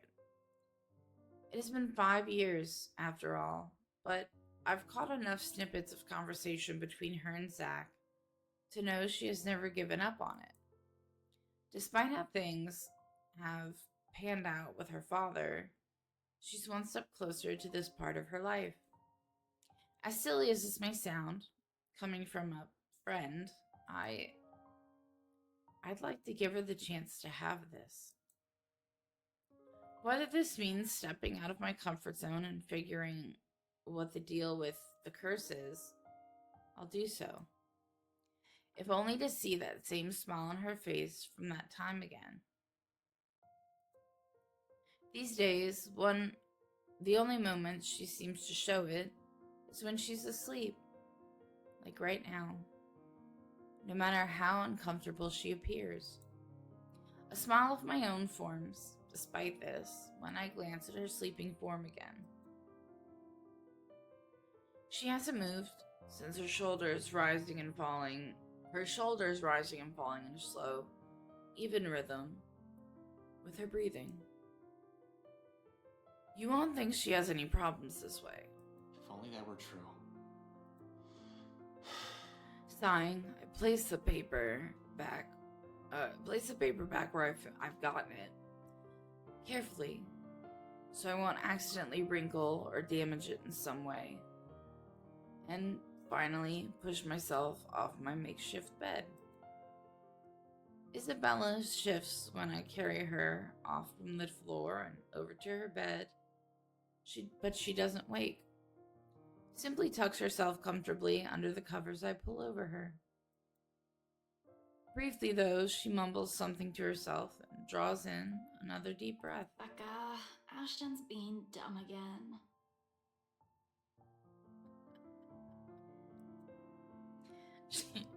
She drifts back to a deeper sleep after. A deeper state of sleep after. Like it hasn't been interrupted by the slightest movement earlier. But the small smile on her lips remains. One I find myself returning in kind. Who sleeps like a rock now? It's better this way. Better to leave her to her dreams for the moment, which I hope are better than the ones I've had. She'll have time to worry about our problems later when she wakes up. For now, this will be another thing I don't want to take away from her. A moment of respite, no matter how fleeting. She deserves it. After everything she has been put through. What I've put her through. In the meantime, I still have 2 other people I need to check with. Isabella will definitely be in a tizzy if I don't check on them. Cold Luxborn air meets me upon stepping out the hallway. Not unusual in itself, this is what Luxborn weather is supposed to be. A bit cold, damp for the most part, and more often than not, terribly drab with an occasional sprinkling of rain every few hours. The sky's still clear, but I'll give it a day or 2 before the weather takes a turn for the worse. Yes, I took my meds. Thank you for reminding me. I've complained about the awful rains for years, despite having lived here my entire life. I have to admit, though, seeing it return to the usual feels extremely reassuring. At first, something's still normal. At least, I say at first, whatever. Something's still normal in the world. When I can no longer think the same for the situation we're in. I can't read. Give me an hour, and then I'll be awake.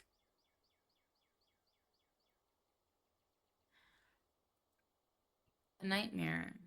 That's probably all it is. Usually, I'll say I've been through worse, but that's simply another lie I've often told myself, isn't it?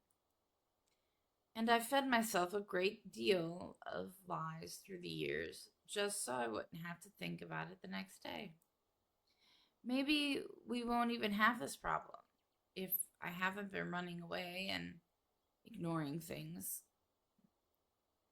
hiding them from someplace no one will see because I've since believed doing so is a show of weakness. The fuck do I know about ghosts, though? I wonder if it's cool enough to drink. Yes, it is.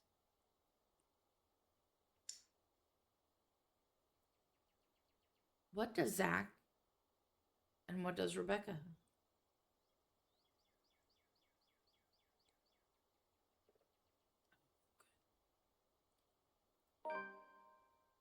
Z-Man, sounds so stupid, has mentioned dreaming about a woman.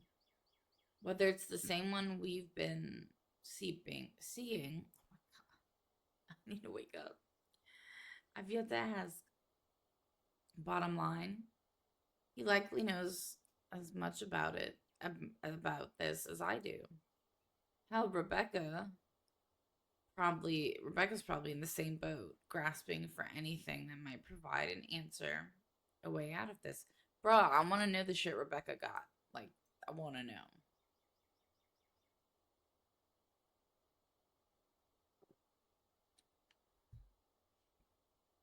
What can any of us do when all of us lacks any understanding of what happened?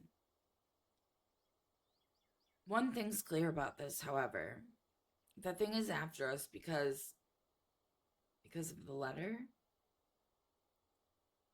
Both Rebecca and Zach have seen it too. She will go after them as well. Yet here I am, walking up Rebecca's door, one slow step at a time. A stalling tactic to allow myself some time to put the mess in my head in a better order. How to phrase this? When there's a 90% chance she's still pissed about a whole different matter. It's the only reason we didn't check on her last night. Aside from the ungodly hour Isabella and I arrived. We'll only alarm her by showing up in her home in the middle of the night, acting like babbling lunatics. But her anger can last quite a while. These days, it seems the only one she can easily forgive is Isabella. I would assume Zach too. Zach is just the sweetest. But even with her, Becca's fuming still takes hours. Run my hand through my hair and straighten out my jacket before knocking. Once, twice, and 3 times. Just to be sure she has heard me, even if she's asleep. She's usually awake by now, though. Hey, Becca, it's Ash. Open up. Don't tell me you're still in bed. Oh, so good. Seconds tick by. No answer from her, and dread has started to creep up.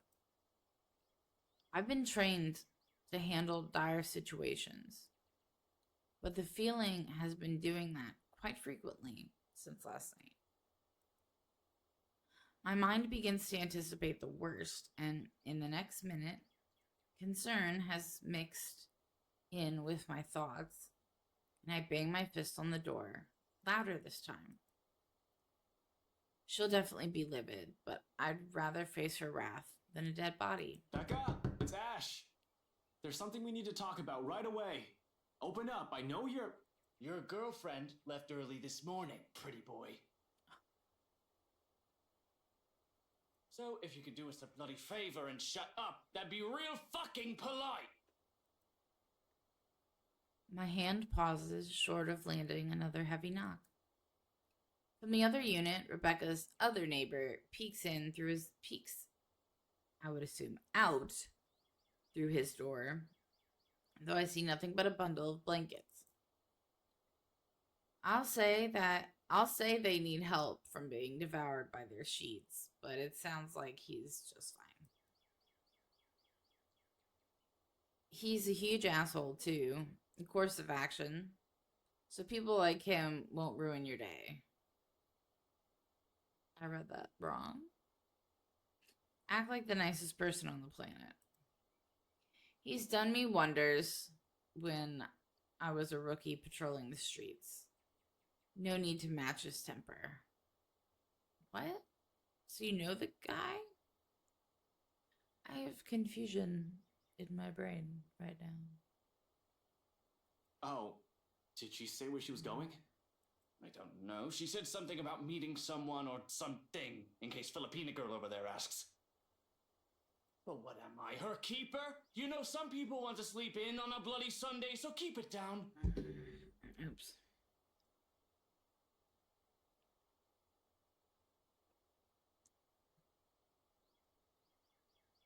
was looking forward to this weekend. Thanks, you damn git! Well, there's no need to be an ass about it. I'll get out of your...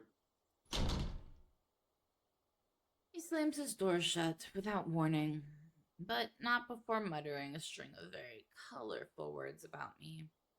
Probably things I won't hear him inside the four walls of his apartment. Jerk. And at the end of it, a sigh. So Rebecca's not here. I must have missed her by an hour or so. But at least she's not alone. She should be safe. In theory. More so if the person she's meeting with is who I'm thinking. Nevertheless, I still can't help but worry. It's an easy thing continuing down increasingly darker lines of thought. To act brashly, to find out where she is and go straight there without deliberating on my actions first. There's Zach to boot. Rebecca's not alone, but I can't say the same for the big guy.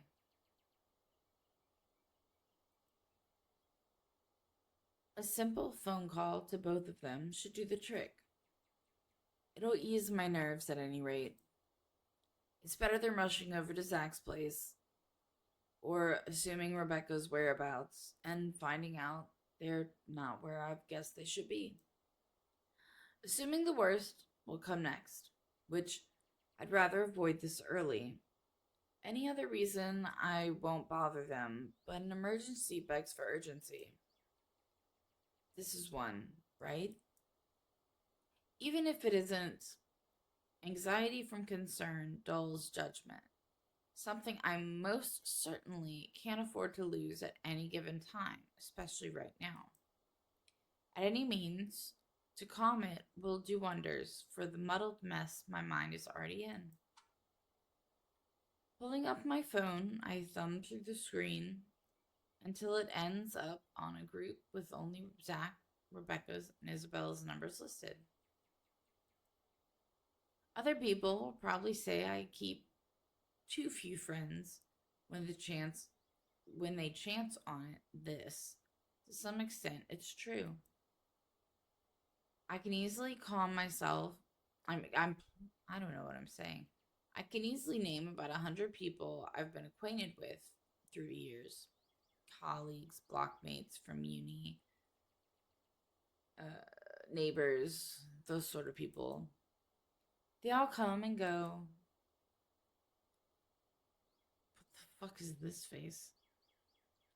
But these three have chosen to stay for some reason, without wanting or asking for anything.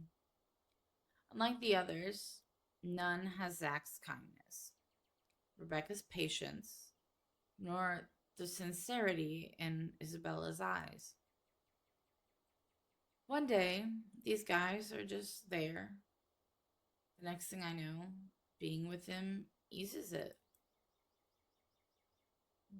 That heavy, somber feeling lingering in the air when you stand alone in your apartment, or something as simple as spending your day off with anyone. I'll say it's loneliness, but this carries much more depth than that. If I can help it, I don't want to lose any of them to some stupid curse. A phone call may be the least comforting thing at the moment, but I prefer being in the same room with them right now. Honestly, I prefer whatever. But I'll take what I can get. Becca first. She'll get angry at me for worrying about her. She isn't some helpless damsel in distress after all. She isn't the shy little girl I knew when we were children. We're already far from the people we were back then. But, that's more than enough reason to check in on her. I don't have to imagine her taking anything head on. She'll do it instead of asking for help when she needs it. I don't care if she gets mad at me, if only to know that she's fine. A ring in the silence of the hallway. Its sound alone might as well be sharp enough to pierce through my ears. Another second passes. 2, 3. But when, on the 9th ring, it goes straight to her voicemail, cold feeling instantly lodges in my stomach. Rebecca Gales here. You've reached my voicemail. Sorry if I can't get to you right now. Oh, and if this is Isabella, yes, you're free to reheat the food in my fridge. Otherwise, leave a message. That's funny. Probably just busy, that's all. Though I still barely manage to keep my voice even when I speak. Hey, Becca, call me back when you're free. We need to talk. ASAP. Becca will be alright. Is alright. She's safe. She's with someone. In the event that woman shows up, she'll have someone with her. Someone she'll be able to ask for help. She's safe. She can handle herself.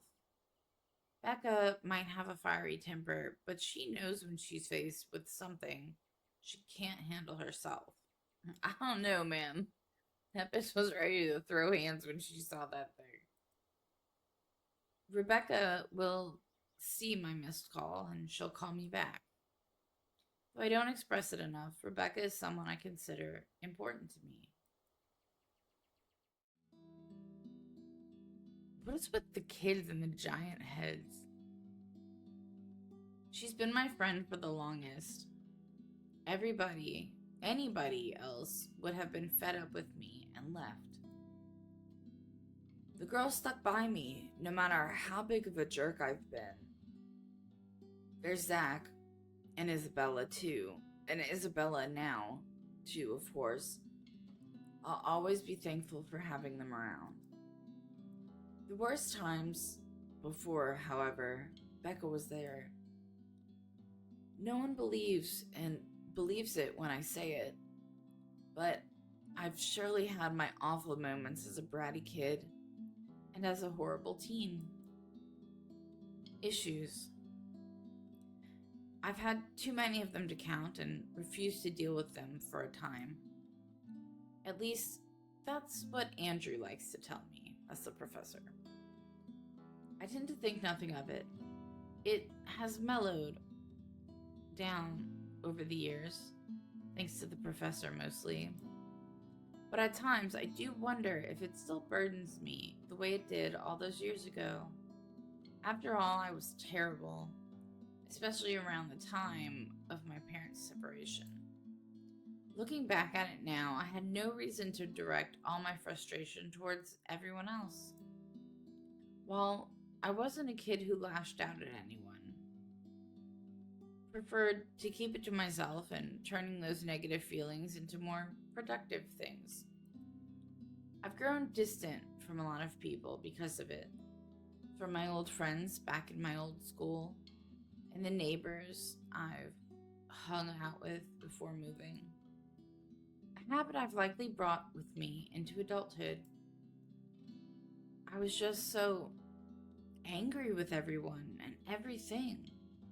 All I kept thinking about was myself, wondering why me. In retrospect, I was a selfish little bastard who thought the world revolved around me. That I shouldn't have been going through it. I believed my behavior was entitled, and I had the right. Tough times, but she stuck with me, snapped me out of my little sulk. As she often phrases it, whenever she sees the chance to bring it up. She didn't tolerate my bullshit, but she didn't leave me alone either. If anything, the whole thing made her stick around. Her concern may have grown a bit overbearing as the years went by, but she's still an old friend nevertheless. I owe her a lot. Then kiss her, bruh, because that's what she fucking wants. That won't change. Damn it. Where are you, Becca? Another message left on her voicemail. Then, on my third call, I hang up. For the time being, I can't do anything more than to wait for her to return my calls. Worrying aimlessly won't get me anywhere. Zach, on the other hand, that guy attracts trouble no matter how much he tries to avoid it. Doesn't help how he hasn't been too hot lately with a lot of people. His mention of plans yesterday doesn't sit too well with me either. He might be the next responsible adult after Rebecca out of the four of us, but I've still got to check on the big guy. Make sure he's doing okay, at the very least. Whatever he has planned on doing. All I'm asking is for it not to be idiotic. He's a sensible guy, I'm sure. However, desperation clings and pushes people to do things, rational or irrational, it doesn't matter. Clear thinking flies out the window the moment you're in danger, and I sincerely hope he has not found himself in a tricky situation. His phone doesn't even ring before he answers. Or his voicemail, at least. Hey, Zach. Well, a voicemail anyway. I'll get back to you as soon as I can. So, just leave a message, yeah? That sucks. And no, Ash, you're not allowed to lockpick your way into my apartment. Just do what any other decent human being does and call if I'm not around. Thanks.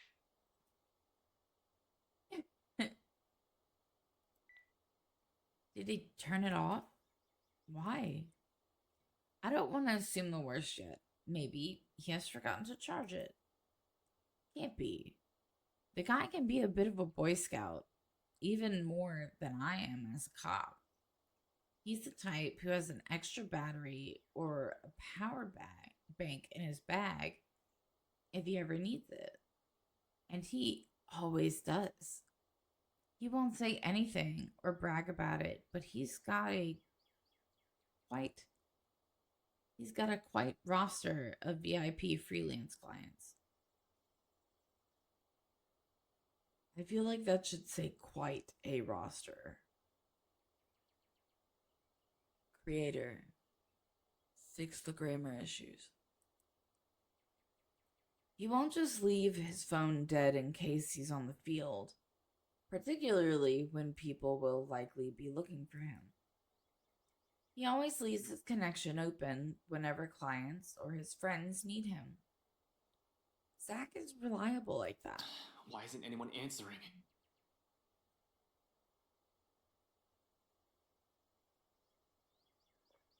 Because they got.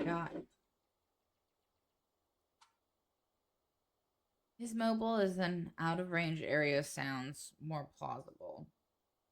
Although the thought of it doesn't completely shake off the unease. Unlike Rebecca and I, we took the time to listen to what Isabella said. And even if he didn't believe it, he was definitely the first one to offer help or try to do something. If he ends up in trouble doing whatever it is, so help me, I'm going to... Well, I can't be rash. I'm aware of that. Been running the same reminder in my head since last night. But if something happens, I'm certain my reaction won't be pretty. Yo, Zach, call me back, alright? I wanted to check in and, yeah, just please call me back. It's usually a joke between us when I say he's the Watson to my Sherlock. I don't see him as some assistant to put aside until he's needed, like some people like to believe, though. He's not some pity friend I keep around to make myself look good. If anything, he's the one who stayed by me out of pity. Zach's the one who puts up with me most of the time. Even when he doesn't need to. It's not a case of cool cop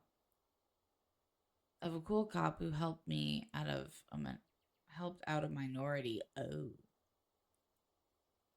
In truth, I was a hard-headed, hot-tempered, and reckless rookie up until I met him. It wasn't anything sudden, and some part of me is still that rookie. But I've grown thanks to him. He tempers that part of me. Considering how our first impression went, I'm lucky he stuck around. Becca and I may have spent a lot of years together as children, but Zach, he's probably the closest thing I'll call to a best friend. Though it's more than that. A camaraderie. No words can express. See, I can read. He has my back, and I'll always have his. He's a brother I've never had the luck of ever having, only child and all. And I have every reason to worry about my brother. Becca's neighbor did say she went out to meet with someone. No specific names. If I'm wrong, and she's not with Professor Clark, then maybe it's with Zach. I think she's with the professor. Let's see if it says it. We're on the 29th.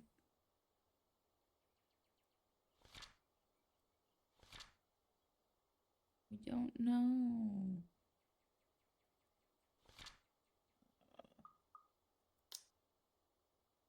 Oh no, the 30th. And we are on the 30th. Okay, so yeah, she probably wanted to meet with Professor Clark in the library.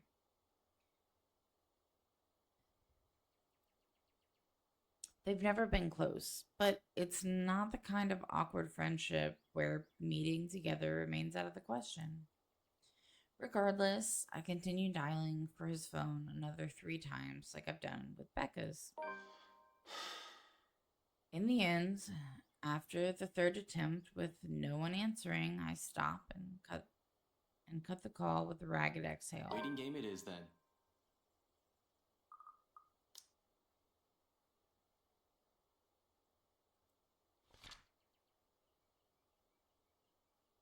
Yeah, so she's at the library. I've been trained for those. Hell, I'm used to them. Just not when it comes to people I'm close to. Much as I keep reminding myself to maintain a level head, it's a whole different matter when it comes to someone you know. Personal feelings will likely get involved at some point. It's starting now, actually, with the anxious strings coiling and uncoiling, causing a racket inside my stomach. It annoys me that all I can do right now is grit my teeth and trudge back to Isabella's apartment. Useless. That's what I am in the face of this. A mad dash around Luxborn and Anselm isn't going to help others. It's not like I'll simply stumble across them on the side of the road during a drive. This city's too big a place for one person to go searching for only 2 people. I'll be lucky if I even glimpse the hair of either of them. With one last frustrated glance towards the open skies, I slip back into Isabella's apartment and slam the door behind me. Well, so much for letting the bitch sleep, dude.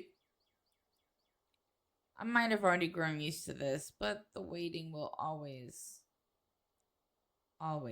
be the hardest part. More so when it's the people you care about. How many times did you just say that? Like, really? Ash, did you really have to shut it like that? Yeah, that's what I said. This is not the first time I've seen Isabella like this. Standing casually by her kitchenette, a ladle in hand, keeping an eye on whatever's stewing on the stove, while humming a soft tune under her breath. 5 years ago, It has become a common sight after the three of them, including Zach and Rebecca, found a mutual interest in cooking. After that, whenever our schedule allows it, one of them will invite everyone to dinner or lunch instead of eating out. Rebecca prefers it that way. Healthier, she claims. Zach's just too happy to be able to cook for everyone. Isabella, on the other hand, as long as there's food, she's happy. Me, I've been banned from the kitchen ever since the pressure cooker incident. Easier times. Good times. Right now, however, the scene brings an odd sense of normalcy.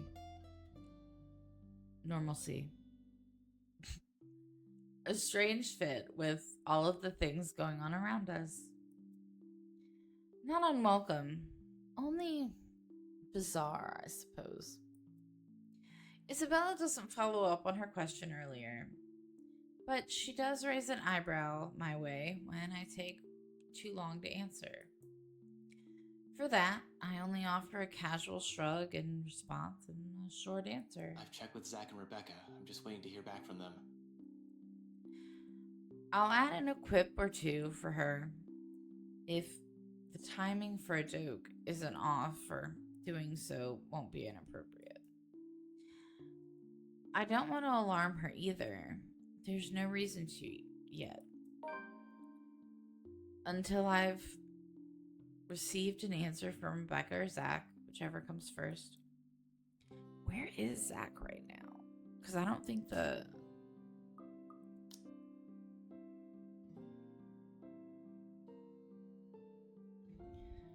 Okay.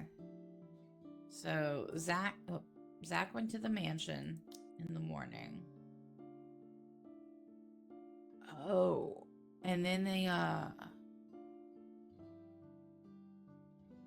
he got arrested. That's what happened with Zach. He got arrested.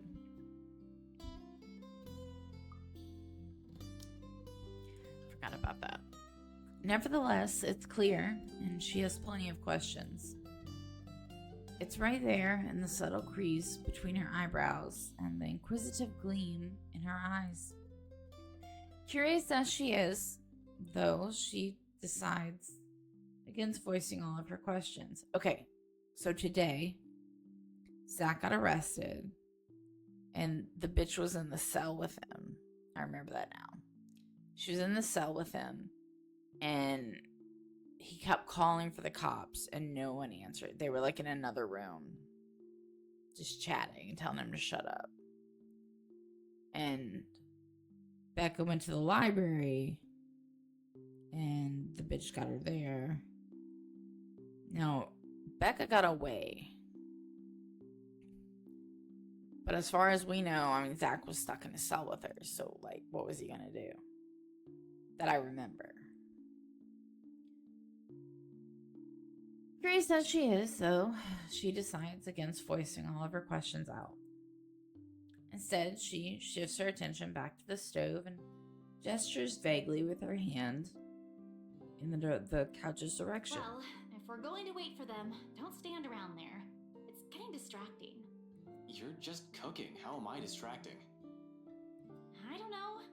Something might explode again, maybe. Zach's kitchen ban for you is also in effect here, you know. Now shoo, go. Stop hovering. You'll ruin the food. I'll be done here soon. She leaves no room for an argument by swatting the ladle at me. And just like that, I've been kicked out of the kitchen. Left with nothing else to do, I drift back to her tiny living space and slump down on the couch. Closing my eyes, I allow the noise from the television to guide my thoughts.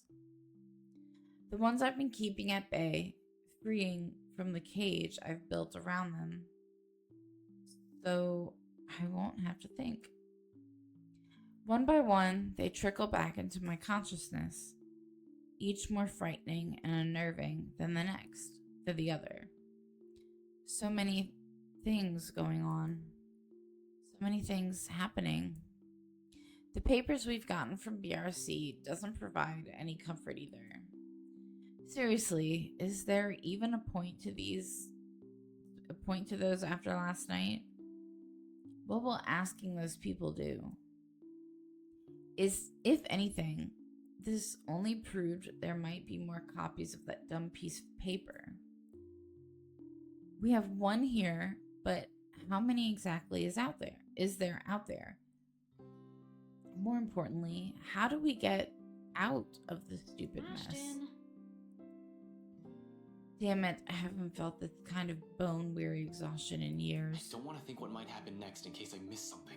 Shit. Rebecca, Zach, Isabella. Depending on me and... Ash! The voice snaps me out of my thoughts, abruptly wiping away everything running a racket inside my head. Suddenly, Isabella's there, crouched in front of me when I crack an eye open.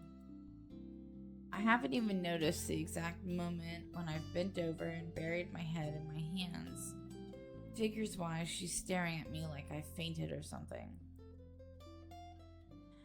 The crease on her eyebrows grows deeper at my lack of response.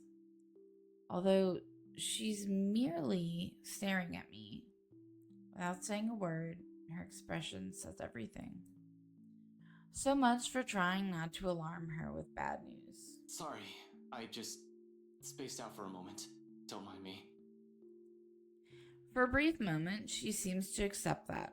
Quietly, she shifts, stands up, and takes the empty space right beside me. All done without a single comment. Then, the next thing I know, she's gently pushing a bowl in my hands. The scent reaches me before I've gotten the chance to take in what she has just handed me. A faint, sweet smell of cocoa wafts from the dish. Calming, comforting, despite the multitude of things bothering me. It certainly smells like the kind of food you'll eat on a rainy day. Though, from the get-go, it doesn't look as appetizing. What is this even? Porridge? Why would you put chocolate in it and milk drizzled on top? She tells me my tastes are weird, yet here she is, handing me something equally as strange. In fact, she has already started digging in hers. I'm just not sure if the taste will be equally as appealing. Baffled, I glance her way. She offers no immediate answer, simply continues eating as if she hasn't done so in a week, with her focus solely on the television. She's not watching, however, just listening. As a background noise, the voices from it seems too cheerful. A welcome distraction, if anything. It's only after she has finished off half of the bowl does she acknowledge the question in my eyes. With a sigh, she cradles the dish on her lap and looks down at it. Briefly, her lips part, then close. A hesitation, though I don't push her. There's a distant air on her, as if she has remembered something she warrants a poignant thought. When she speaks at last, it's in a tone too careful, like she's still weighing her words, considering the proper phrasing for it. Yet, sincerity underlies each syllable, only they're out in the open. You should eat. Back at home, Mom would never let us leave the house if we hadn't eaten breakfast yet. Even Papa has gotten an earful when he tried. So eat. You'll need it. She returns to her food afterwards, while I can only stare at the one she has preferred not a few minutes ago. Did I read that right? Warm against my hands, tempting me to take a bite. Not that I don't appreciate this, but What good will this do? Zach and Rebecca is both out there. Who knows when the ghost will show up again? Even in our dreams, we're not safe. That's it, isn't it? We don't know when, and at present, we have a chance at respite. Maybe the only one we'll have. Even if it's as mundane as sharing food between us. Quietly, just eating side by side like this, without exchanging any words. The intent hangs unspoken in the air, something that probably goes as far back as the second she offered food. Still, in the end, Isabella never pushes it. Rather, she lets her own silence convey her hope. Whether I'll allow myself that break, she leaves it up to me. Yeah, we'll take her off. Thank you. The words roll off my tongue, awkward and unfamiliar, far removed from those jests and quips we've shared.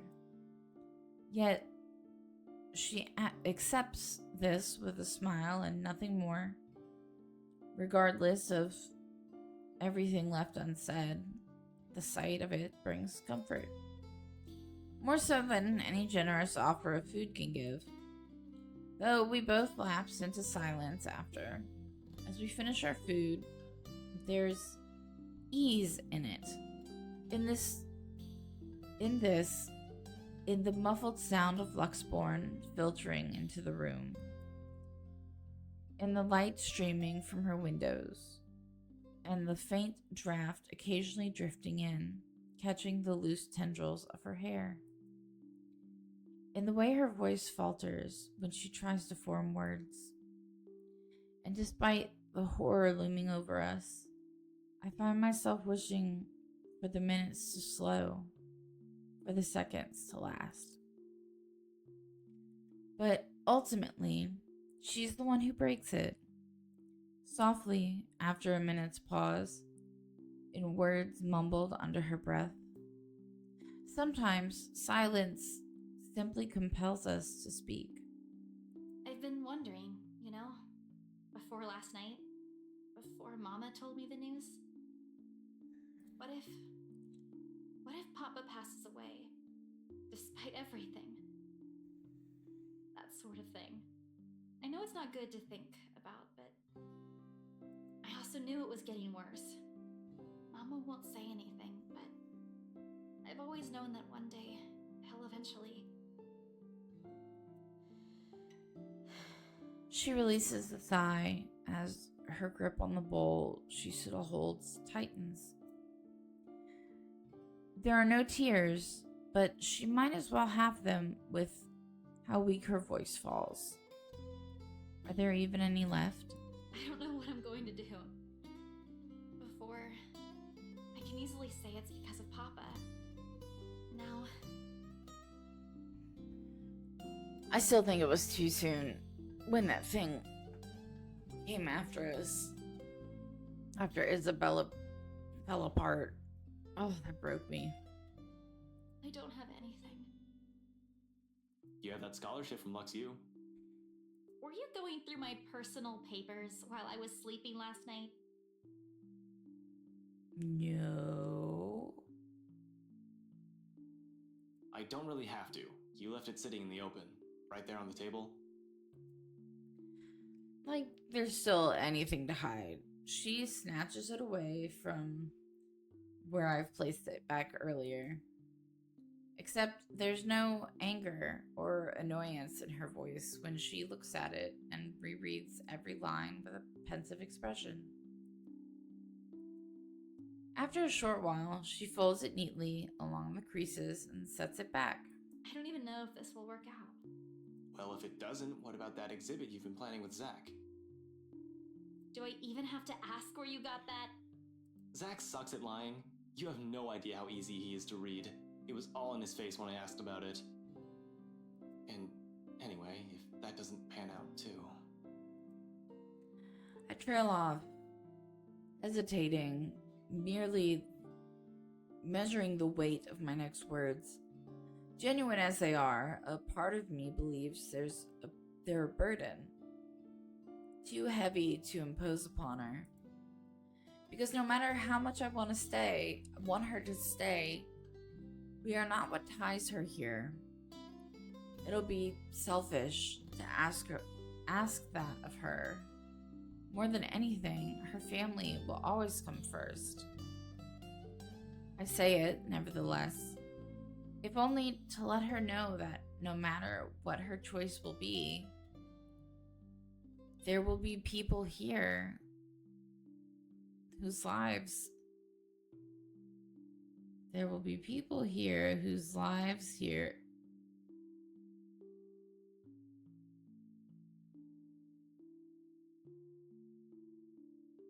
her lives from your presence has changed. Sorry, I had to reread that 3 times to make sure I wasn't fucking up. The elevator didn't reach the top floor. Pun intended. Because we dealt with the elevator yesterday. Last night. Mine, most of all. You have us. The words startle her to a pause, and slowly she turns to me, her eyes wide, disbelief all over her face. But before regret forces an apology upon my throat, her expression dissolves to something I can't quite place. Something distinctly softer, more tender, familiar, almost in the same manner she glanced at me years ago. That day at the bridge, I don't know what that was. However, I don't get the chance to figure out what it all means for her. Oh my god. All of a sudden, my ringtone breaks the moment. And just as both our attention shifts towards the source. Fucking ringtone. Before things should get awkward fast, I stand up and leave the room while muttering some flimsy excuse to answer the phone. Sorry, let me just take this call. Oh my It's god, probably that Zach or fucking Rebecca. ringtone. I can't. Let me just take this call. Oh wait, he said that. The ringtone distracted me. Okay. Really? I know we're in a pinch, but their timing can't get any worse. Unknown. Unrelated frustration aside, once I step out of the room and accept the call, the stone that has been struck in my stomach simultaneously lodges itself in my throat. The person on the other side of the line isn't who I'm expecting.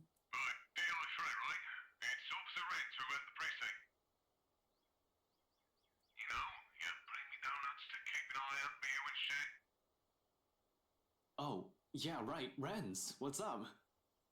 You've, never called me through this line before. Is this something urgent?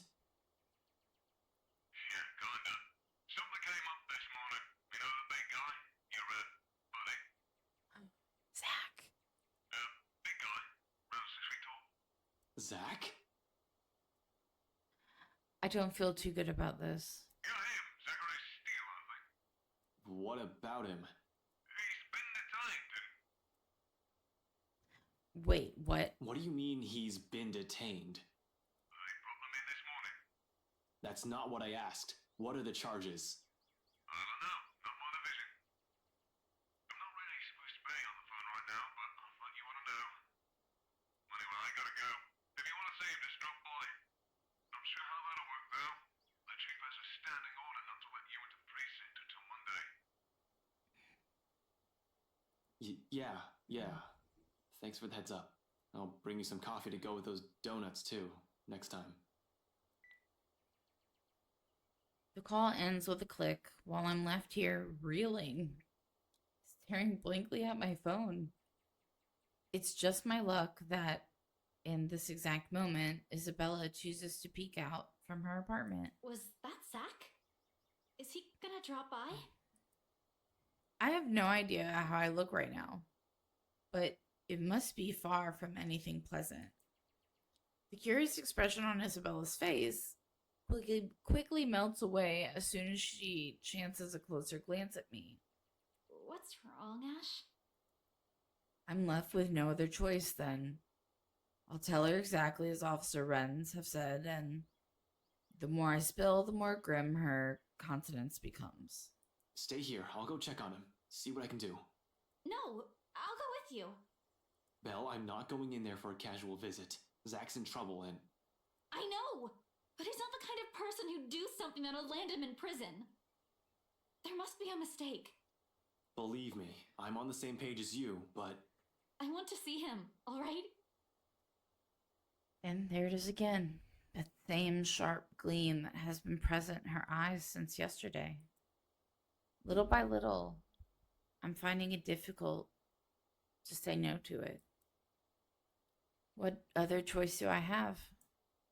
To hug her and tell her you love her. Still no word on Rebecca and Zach. Isabella probably doesn't want to be the one who ends up waiting for the news. I know exactly how that feels, so in the end, a nod's the simplest response I can give. Just let me turn off everything. I'll be out in a few. Quickly, she disappears behind the door. From inside, the sound of her foot shuffling, a few locks clicking shut, and a television being turned off drifts out the hallway. Her whole business inside takes only a few minutes, and within 5, we're both on our way to LPD. Does nobody bathe? At least we know where Zach is now. That explains why he's not answering his phone. But what the hell did you do, Zach? He said he had a plan that might help, but if it got him into enough trouble to get him himself into a cell, I don't think I like that plan of his. And hell yeah, I'm mad. I'm absolutely furious.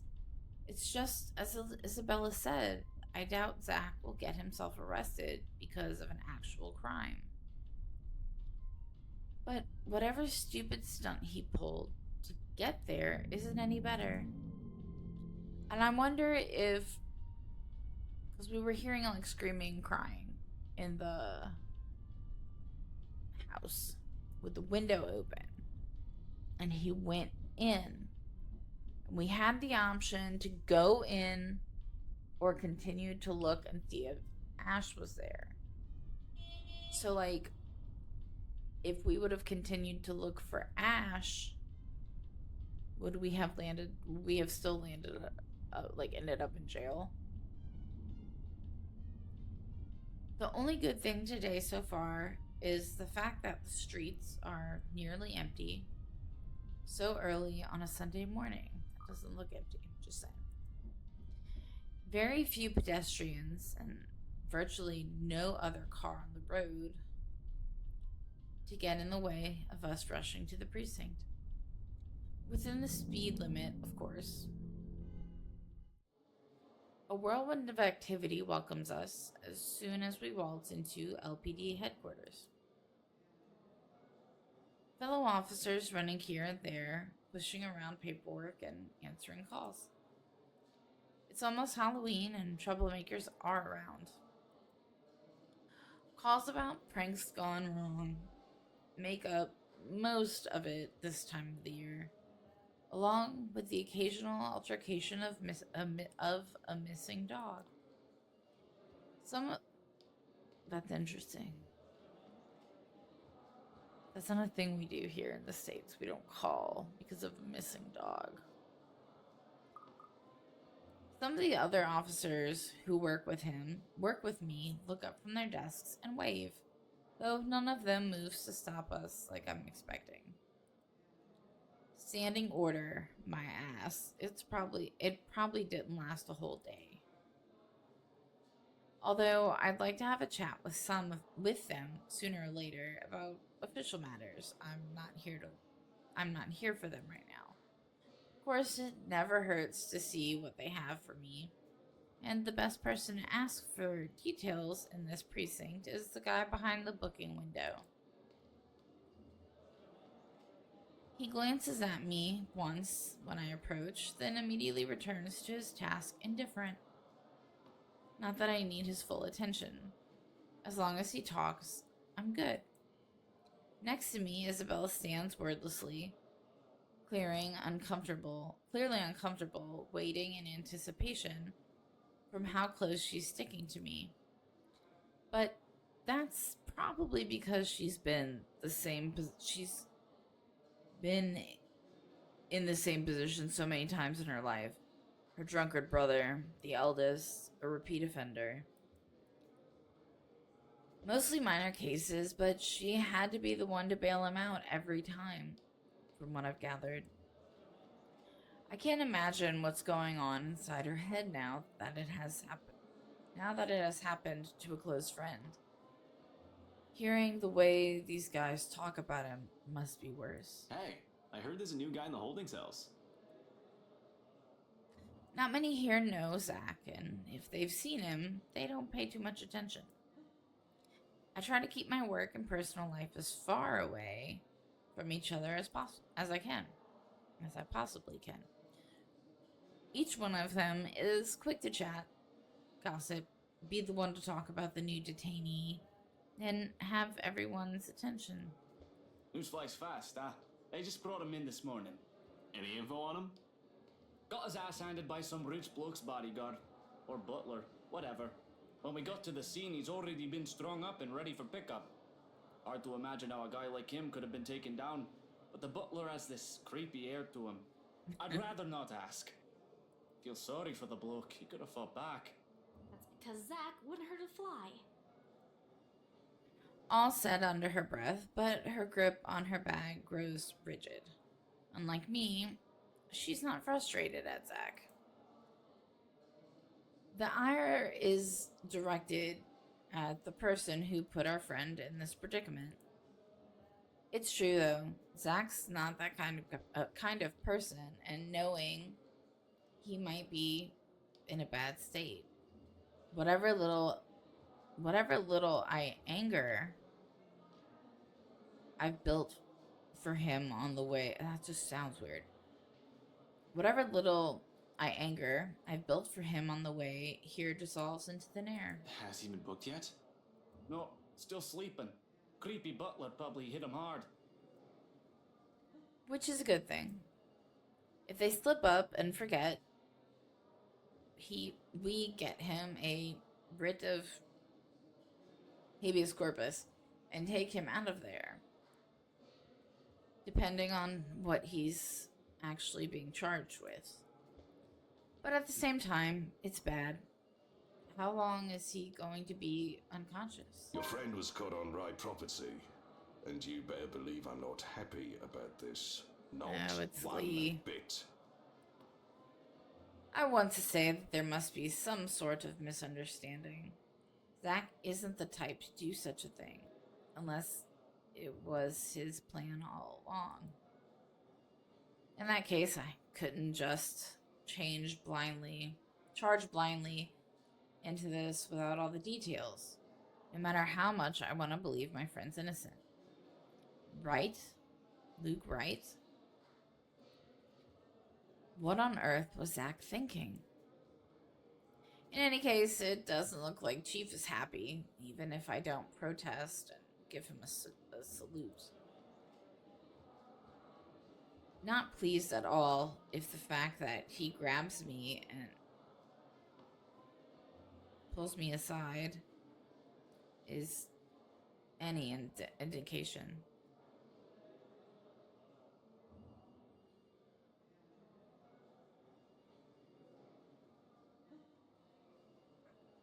I heard a dog that isn't my dog. And now I hear a dog. That is my dog. The dog I heard first was outside. I think. Yeah. Because my fire alarm is not fire alarming. She's actually barking.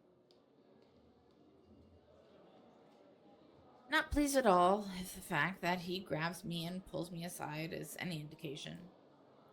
If I were to describe his expression, he looks ready to kill me.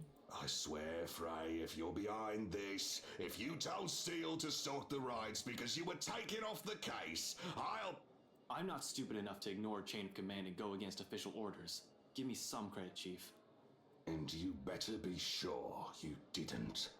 Luke Wright is coming here, and we both know he's trouble. I'd consider your friend lucky if he only gets charges put against him.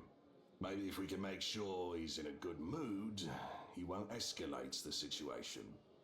Hell, maybe we'll have a bloody miracle and Steele only gets a slap on the wrist, but Lord knows it's unlikely with that man. You know him well, Chief. An observation, not an accusation. But it might as well be with how things panned out from the night of the housewarming party to the morning that followed. His wife's familiar with him too. Who's to say that friendship hasn't colored the investigation into Luke Wright? I don't want to accuse my superior, but damn it, he makes it difficult. Of course I do, shouldn't you? We've been looking into the guy for so long. I'd call you a bad detective if you can't even tell me whether he's right or left-handed. That's an easy one. He's left-handed, but he's been taught to use his right. You can tell when he picks something up with his left hand, but when he realizes that, he moves it to the right.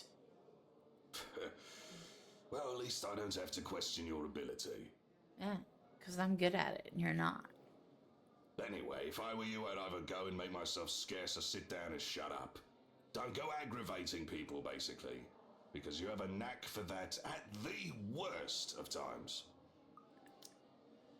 See, he doesn't get thingies. Oh, wait, there we go.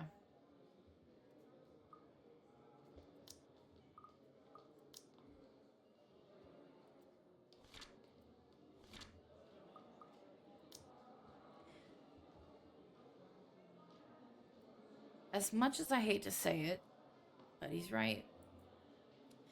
It's better to keep my mouth shut and not make things worse for Zach. There's not much to do but hope for the best. They don't call for an investigation when it comes to petty felonies. That's not even a felony. I worked in a jail. That's not a fucking felony. Worst case scenario, he's looking at a fine worth 5,000 pounds and 6 months in jail. Excuse the fuck out of me?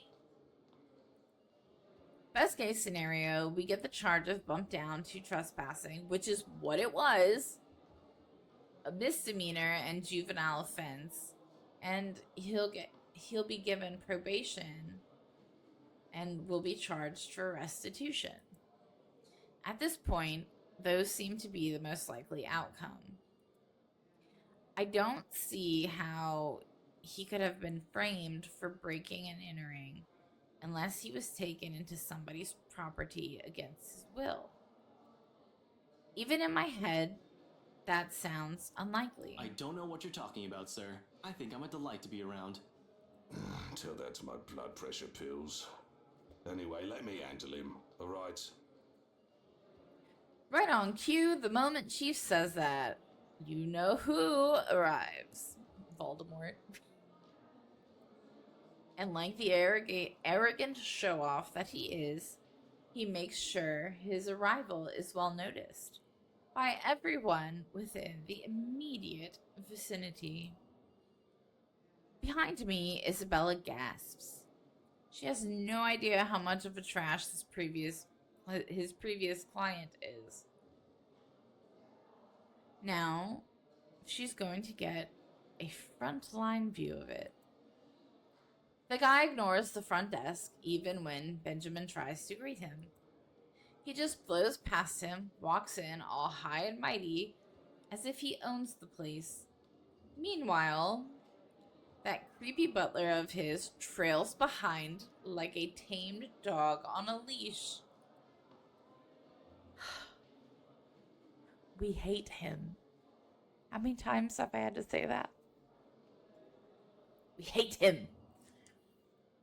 It doesn't help either that the other officers stop whatever it is they're doing and stare. Whether it's out of suspicion, curiosity, or judgment by some of their starstruck looks. Aw. They should quit it, get back to work, and stop giving the man the attention he's obviously seeking. I'm here to report a crime. That's not how it works, dude. That's not how it works. Of course, why else would you be here? You're either reporting something or being put behind bars, you imbecile. I'm going to... Calm down, Ashton. No need to rile myself up. I need to calm down. Not for him, not for myself, but for Zach. It's already difficult holding back when his face looks like it could use a good right hook. Bruh, I've been saying shit. He's a punchable man. Just like there's this manager. I am a Texas Roadhouse, like, junkie. I go quite often. And there's this one manager who was a fuckhead to me because a waitress ran, like, she charged me the wrong ticket. My ticket was like $20 and she charged me a lot. And it was a whole issue to fix it. And it wasn't on the waitress's fault. Like, it was her fault, but, like, she was super nice. She apologized, like, blah, blah, blah, super nice. The manager, on the other hand, was a cunt. I hate him so much. And he has a punchable face, and he talks like he's better than everybody else. And, like, that was when I went by myself. But I went out to eat for, like, the first time in a long time by myself because my anxiety is so bad. And my service dog passed away a couple of years ago. And I haven't managed to train another one. So I've been alone or without her for quite a few years. 4 years? 4 years, I think. And, so I never went anywhere alone after she passed away. Like, I had my husband, so he would go places with me. Or my mom. And this dude just... And now me and my mom go. And, like, every time we see him, I just... I get so angry. So angry. I'm sorry. Better to just let the chief handle him. Sure enough, he's the first to walk up to him, bearing a smile, way too friendly for comfort. You know, knowing that he fucked your wife. Looking at them, like, this makes me sick to my stomach. It's easy to know there's something up underneath the guise of keeping up appearances. I'll be happy to assist you with that, Mr. Wright. You'll have to issue your statements as victim and witness. We'll have to determine probable cause and properly file a criminal complaint. Of course, you understand. Oh, I understand, though I don't see why you can't file that thing yourself. We hate him so much. The cause is obvious, isn't it? He was breaking into my home in order to pilfer my belongings. Why? Because he's black? Is that why? Is that why you think that? Because you've already dropped the N-word on him earlier. I hate him. We hate him. Well, we'll still need that police report. The prosecutor will be the one to determine what charges you can legally file against the accused. Reports and prosecutors. Why should we law-abiding citizens suffer through all that? Thugs like him should be kept off the streets. I mean, it's so obvious who these people are. You can practically spot them.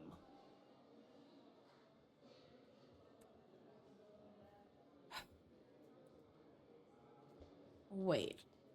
Hold up. Is this guy for real? Can he hear himself? He's not saying what I think he's saying, I hope. Oh, he is. He totally is.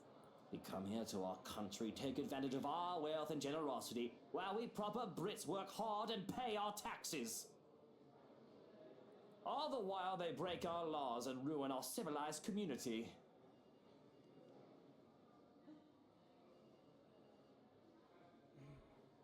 Trash like these should be kept contained. These uneducated... Now, Mr. Wright. I know you're upset about what happened, but perhaps we should move to my office.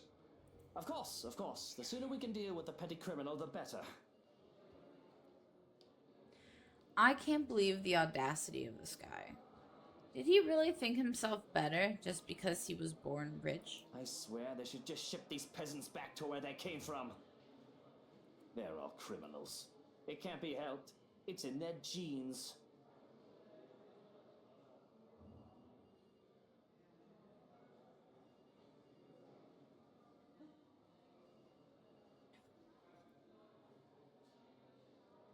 Despite myself, in spite of every restraint I've placed on me, upon hearing those words, I can't help but open my mouth.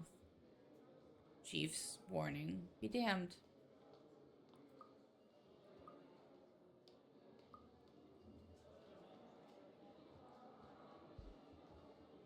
I have the option to rush him.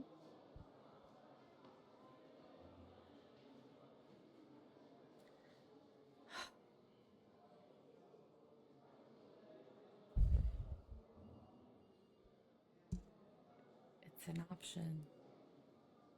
I want to take it so bad.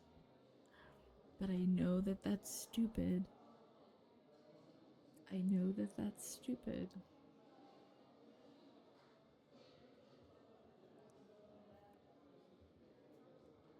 This is my friend he's fucking shitting on. They're all criminals? It's in their genes? Come here and say that to my face, you bastard! Ash, don't.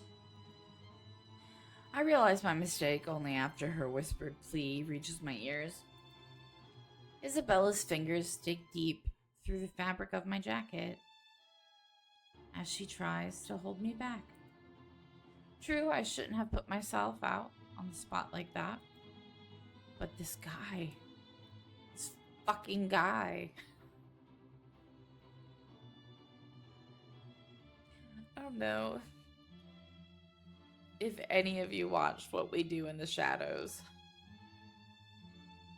But anytime I hear that, if you watch it, I hear Nandor. Because whenever he gets pissed at like someone for doing something stupid, he just goes, fucking guy. But he's got an accent, so it makes it like so much better. That's all I hear in my head. Oh, and who is this loud young man? He glances at me like I'm a flea, a pest. But it's more disgusting how fast his expression changes once he spots Isabella behind me.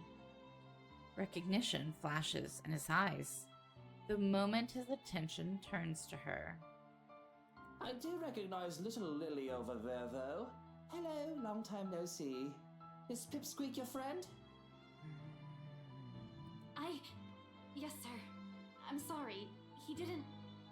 Don't apologize to him! He doesn't deserve it! I can't believe you're all just listening to his shit! You have to calm down, Ash. Should have kept my mouth shut. Frey, stand down! I'm so sorry, Mr. Wright. Luke, You have to excuse him. He's under a lot of stress. Just got removed from a case, and the man is an acquaintance, you see. But I'm not taking any of my words back, because he is an utter bastard. From the way he stares at Isabella to what he has done to Zach, it all reeks of the rot that is Luke fucking Wright. Even after so many years, nothing has changed. He's still the same slime ball who does everything to get what he wants. The thief is a friend of a cop? Now that is the start of a joke if I've ever heard one. A thief and a cop walk into a bar.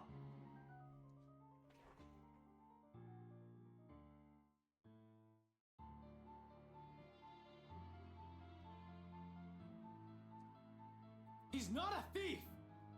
And yet we found him trespassing on my property. With any fucking thing in his hands? No! Nothing. His fucking hands. There are eyewitnesses, and his grubby prints are probably all over my pristine walls as he was breaking in. I'm sorry, I keep touching the microphone. Face the facts, little policeman. We've made the wrong sorts of friends. Can I just punch my screen? He's not a criminal! And that is the truth. But with the way everyone is looking at me right now, this must have been how Isabella felt when we won't believe her about the letter. Just the thought of that leaves a bitter taste in my mouth. And here she is, caught in the middle of this fight I've started. Isabella, tell him! You know Zach. He's not the kind of person who'd do this shit! And almost on cue. It's been an hour and a half. I hear her. If you hear my little fire alarm starting. Ah.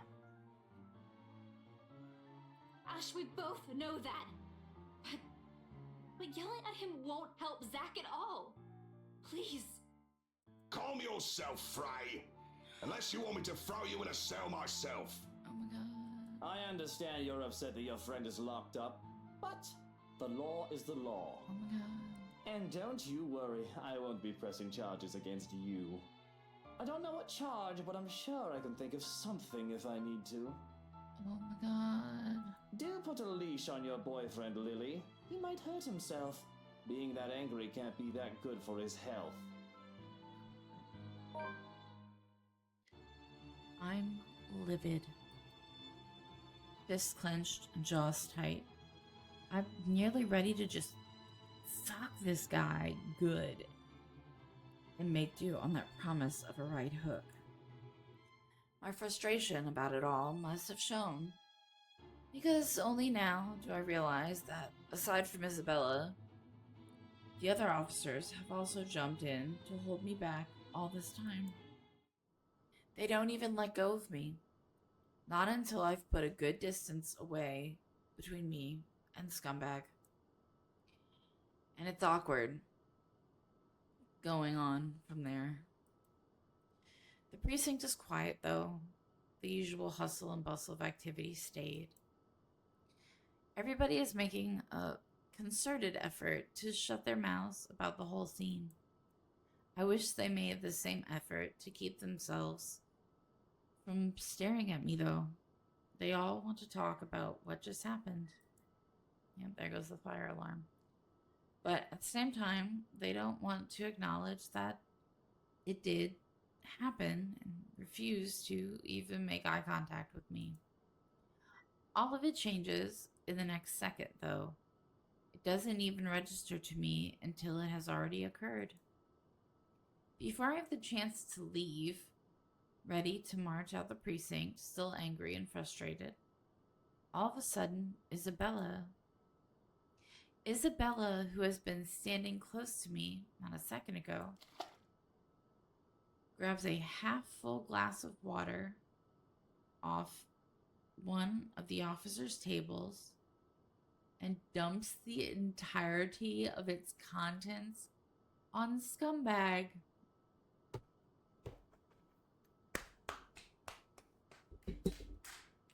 I don't want that by the microphone, even though I keep hitting it anyway.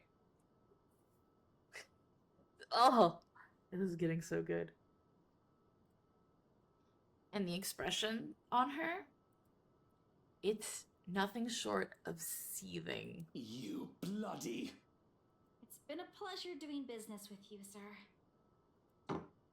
Afterwards, she slams the drink glass down on the table and with a loud thud. With the whole precinct this still, the sound it creates echoes thickly along the walls, almost deafening. In the fact of her temper, nobody dares move. But she doesn't give me time to relish the disbelief in Wright's face. She marches towards me soon after, and before I can even say anything, she grabs me by the wrist and drags me out of the precinct. Honestly, I've never seen something so satisfying in my life. Oh my God. I need you to understand that I am all the way in the front of my house, and she is all the way in the back.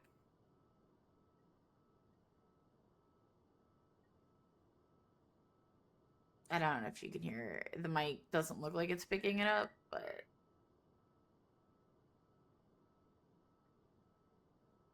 I'm surprised. According to OBS, the mic's not picking it up, but dear God, she's loud. I might as well be grinning from ear to ear if I weren't feeling so pissed at a lot of things right now. Still, would have loved to sock the bastard myself. A few minutes later, finds the two of us sitting in mutual silence inside my car. With the two of us in a mood, thanks to one specific scumbag, it's better to keep our own opinions to ourselves, lest we lash out at each other. Let it melt away on its own. How long until then? Can't tell. Zach's still in lockup, and I wasn't able to do a damn thing past getting angry and almost socking the living daylights out of Scumbag. Really, I just want to hit something, damn it. I almost envy Isabella for having the guts to throw water at him. But as amazing as it was to watch, she still shouldn't have done that.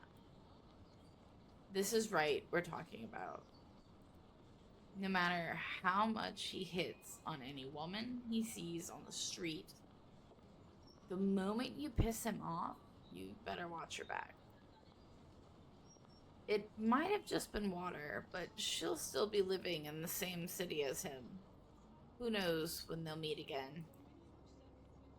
He's just bunked up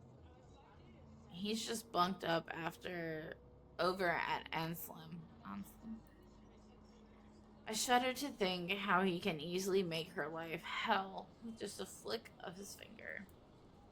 It doesn't help that the thought of that alone adds a whole new level of irritation, atop the disappointment, anger, and outrage.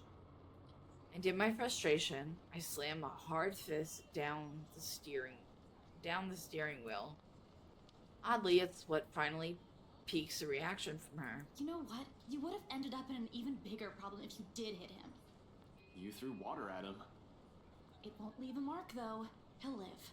The only thing I ruined is his expensive suit. Still the same thing. And you acting like this isn't helping Zach at all. Really, blame is the last thing I want to hear right now, especially with the stunt she pulled. She means well, but anger clouds a lot of things. Sometimes I just can't help but sprinkle my own answers with the same heat. I know, damn it! Somehow, admitting that out loud feels like a release in itself. As if a dam has been opened, every pent-up frustration spills from my mouth before stomping myself occurs to me. Seriously, it's one bad thing after another. First, I get kicked off my own case, now Zach's in jail, and still no word from Rebecca. To top it all off, there's a ghost, a damn ghost of all bloody things, going after us. Everything's such a clusterfuck. Ow! Without any warning, she gives my forehead a hard flick. The pain is fleeting, but enough to stop my tirade. She appears completely unamused when I glance at her. There's no trace of anger in her eyes, though. Even lacks the sharpness Rebecca has when scolding someone. Hers are softer, but doesn't fail to nail the disappointed mother look. All at once, regret replaces the annoyance. You don't have to act so pissy all the time, you know? Well, she's right about that at least. Not everything's gonna go your way. That's something you'll have to live with. That's just how it is. Easy to say, but the moment everything goes south. Well, that's why we're here, right? It doesn't always have to be just you. You'll miss a lot of things in life, the good things, if you keep thinking like that. If my mama were here, you'd get a scolding. She throws a quick smile my way, then turns her attention back to the window. Her gesture leaves no room for an argument. For some introspection, plenty. No, plenty isn't. The whole thing did serve to help clear my head. And just like that, somehow, everything doesn't look too bleak anymore. Isabella has always had that effect on people. Gratitude and apology almost form in my lips. Sup, I'm Ash from Deluxe City.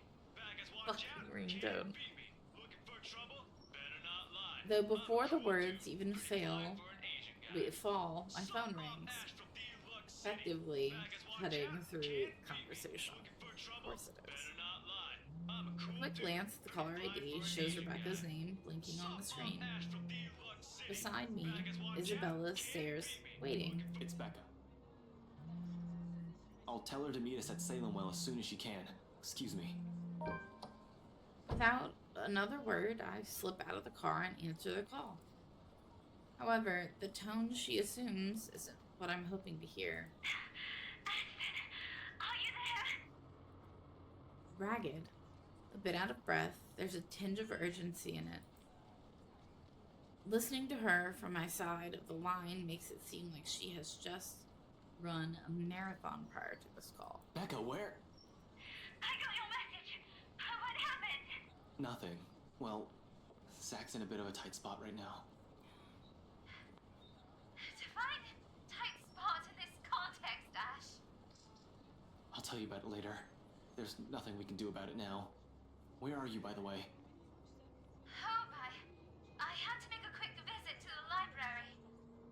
Listen, Ash, about that thing Isabella has been talking about. It's something you guys need to... Please tell me you didn't... Whatever. Save it for later. We'll meet you there. This is... related to that. Is Isabella with you? Yeah, she insisted to come with me.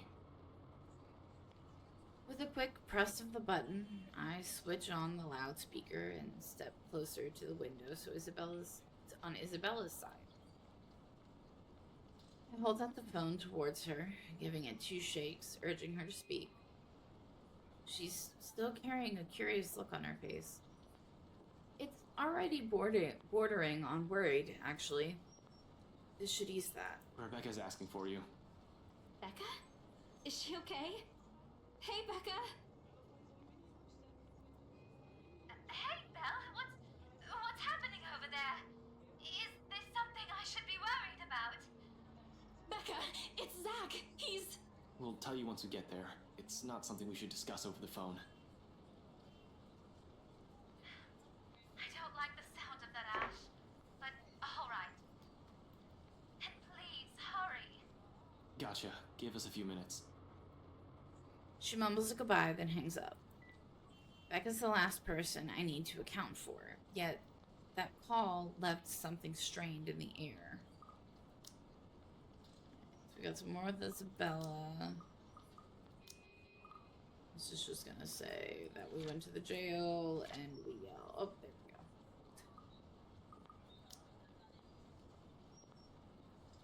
Thankfully, we don't have to linger in it for too long. The drive back to Salemwell only takes a matter of minutes. We find her pacing in front of Isabella's room, hands clasped tightly in front of her as she treads the same small space offered by the hallway. The second she looks up, Isabella clings to her. I'm so glad you're okay. Ashton checked on you this morning, but... He did? I'm sorry. I was in a hurry. I didn't have time to drop by and let you know.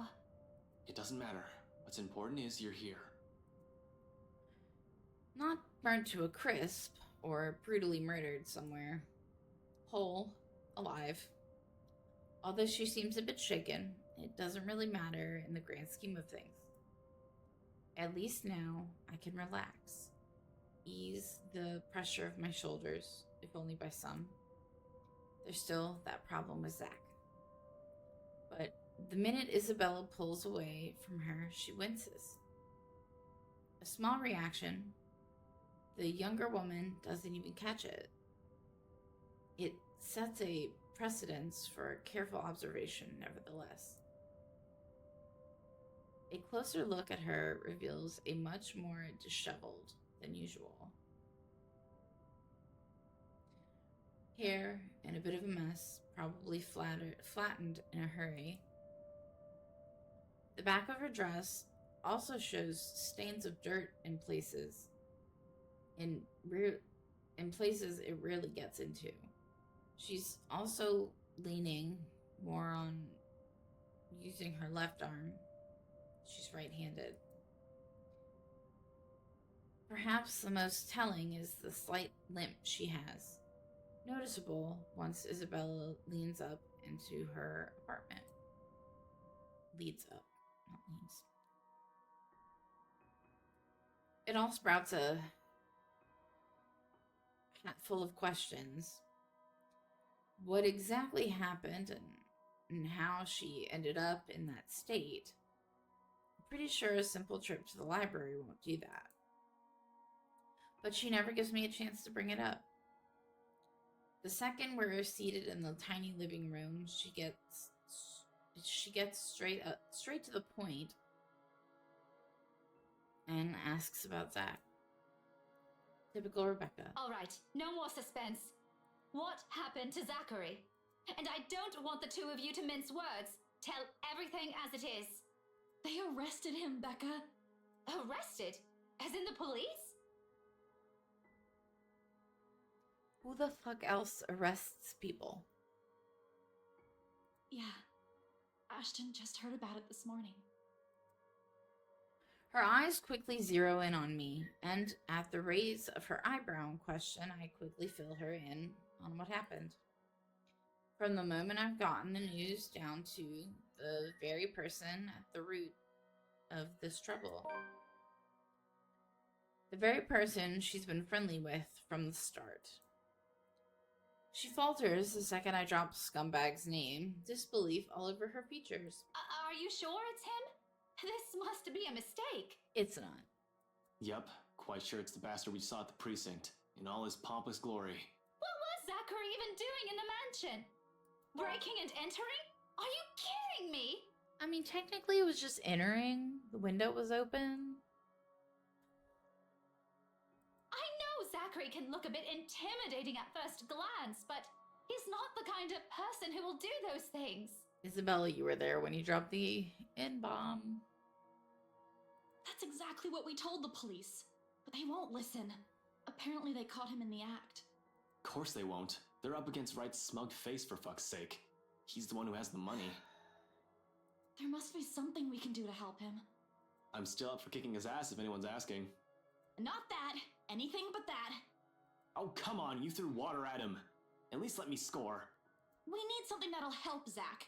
If you really want to hurt something, go punch the wall or your face. I'll talk to him. Immediately, all the banter in the room stops, and we both turn to her. Talk to who? Luke, I'm sure he'll see reason.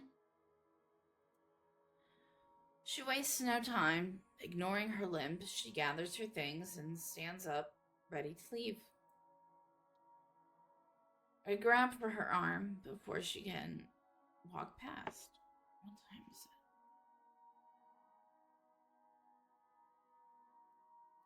Did my mom seriously ask me to go to church?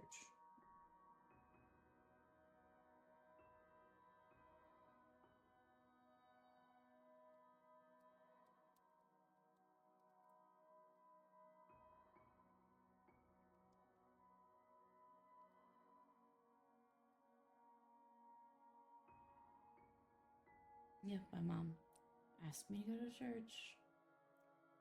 I don't know when this woman is going to understand. I am not a churchgoer. I grab for her arm before she can walk past. Sorry, I don't know if I read that already. Carefully, to avoid hurting her, in case there really is an injury. Seems like it at first glance, but you can't be sure until after a careful examination has been made. I suspect some bruising, at least, although minor internal fractures aren't out of the question. They have a nasty way of staying hidden. But that impossible injury is least of my problems right now. Not when she's likely planning a march into the Ermengarde mansion just to talk to that guy. And I have a slew of opinions about that plan. Do you really think you'll listen to reason? We won't know until we try, will we? I just don't see why she thinks this is a good idea. She was at the party. She saw how the man acted and put on a damn spotlight that shines on everything negative about him. Becca, believe me, he's not the kind of person who will. The only thing he'll listen to is the sound of his own voice. No, it's true too. I've spoken to the guy, Ash. He can be difficult, but he's not as unreasonable as you think. Did it ever occur to you that maybe, just maybe, this might be some sort of misunderstanding? He just filed a case against Zach this morning. Well, I'll make him take it back. It's not as simple as you think. That man believes what he's doing is right. What do you want me to do then? Just stand around and wait for some miracle that'll get Zach out of that cell? No, I want you to leave it to me and let me handle this. No, you don't need to be handling it. You're not the only one who can do things here, Ash. Quit playing the damn hero, you're not. You should be thankful someone's even trying to help. This is like that bloody letter again. You kept ignoring people's warnings, and now that we're probably in deep shite, you're taking it all on yourself. Why can't you be glad that people are trying to help you out? How? By running blindly into things? All I want is for you to be careful. I know what I'm getting into, Ashton. That arm injury and the limp tell a completely different story. Please tell me you did not just do something dangerous today. It was just a trip to the library. And then shit happened. Besides she caught me off guard. What, did you think I went looking for her with a book in hand? I'm not stupid, Ash. And I'm not just going to stand around while my friend's in jail. I won't let that bloody ghost do whatever she wants to us either. If you can't accept that, feel free to stay the way you are. She pauses, anger briefly subsiding. Then, quietly, You're lucky no one has died yet. You're the one who kept brushing all of this cursed thing off. In fact, you're the one who dismissed Isabella first. The last one feels like a slap in the face, really. It should be. Rebecca has a knack for being brutally honest with her opinions. It's not opinions, it's facts. We've often clashed at times, yet I still respect her for it. Her opinion is as valuable as every other person's I've let into my life, and this time she's right. I've made a huge mistake. But damn it, I'm trying. And you didn't? Back at the movie house, you were agreeing with me. Bro, take your attitude somewhere else. You got a tampon up your butt. Becca, Ash, that's enough! Please. It's not his fault. Not anyone's. Everyone's still safe. Alive. We can still get Zach out. It's not too late. There's other stuff we should be focusing on. So please, just stop. Both of you. My lips are chapped. She still should have ran. That woman's not something she can hit with a book. Same thing goes with Wright. No, you can hit him with the book. It's happened. Believe me, Ashton, I did. Then a bloody cart came out of nowhere. Do you have any idea how painful being hit with one is?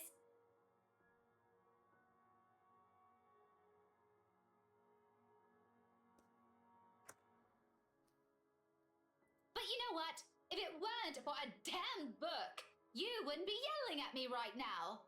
I would be dead. A sobering silence descends in the room. Instantly, both our anger have been tempered as the gravity of that one word hits the three of us. Dead. Another close call. Another would have. Another one we've normally avoided. How long can we keep this up?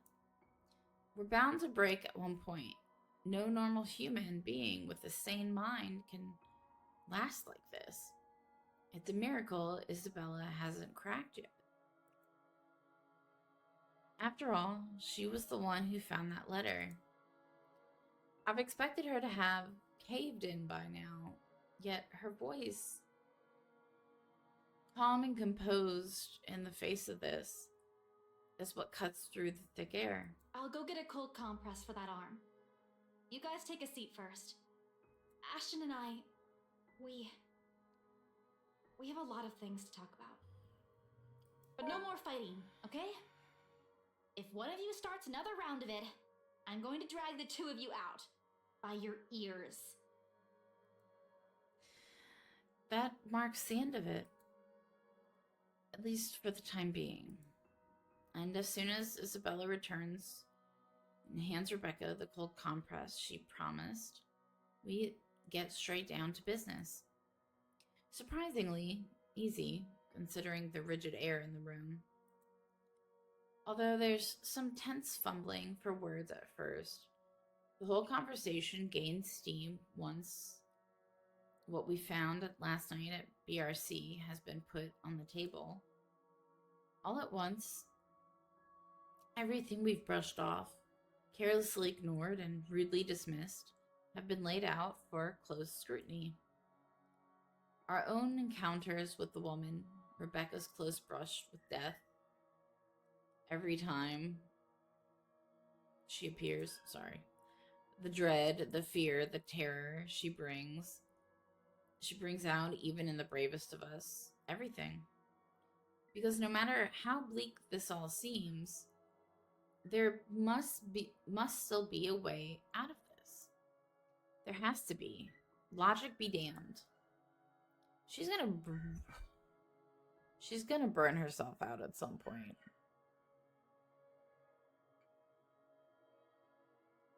Yeah, the mic says it's not picking it up, but I don't know. She'll burn herself out. Or at least that's what Isabella and I would like to believe. Yet, even as the cold morning light shifts to the warm hues of late afternoon, and eventually night, none of this still makes fucking damn sense. Darkness has fallen, but we're still nowhere near figuring things out. If anything, we're more at a loss than we've ever been before we even started this. The next thing I know, frustration rears its ugly head, and the sheets of paper I've been holding smack the table harder than I've intended. The sound of it echoes loudly in the small room, and everyone simply falls silent. Along with it is a release of another long-held breath. Perhaps the 100th since this morning. We aren't getting anywhere at this rate. I want Becca to talk about what she found. That's what I want to hear. Don't just drop it. There must be something in this we aren't seeing yet. Oh, Rebecca went down. Ooh, not good.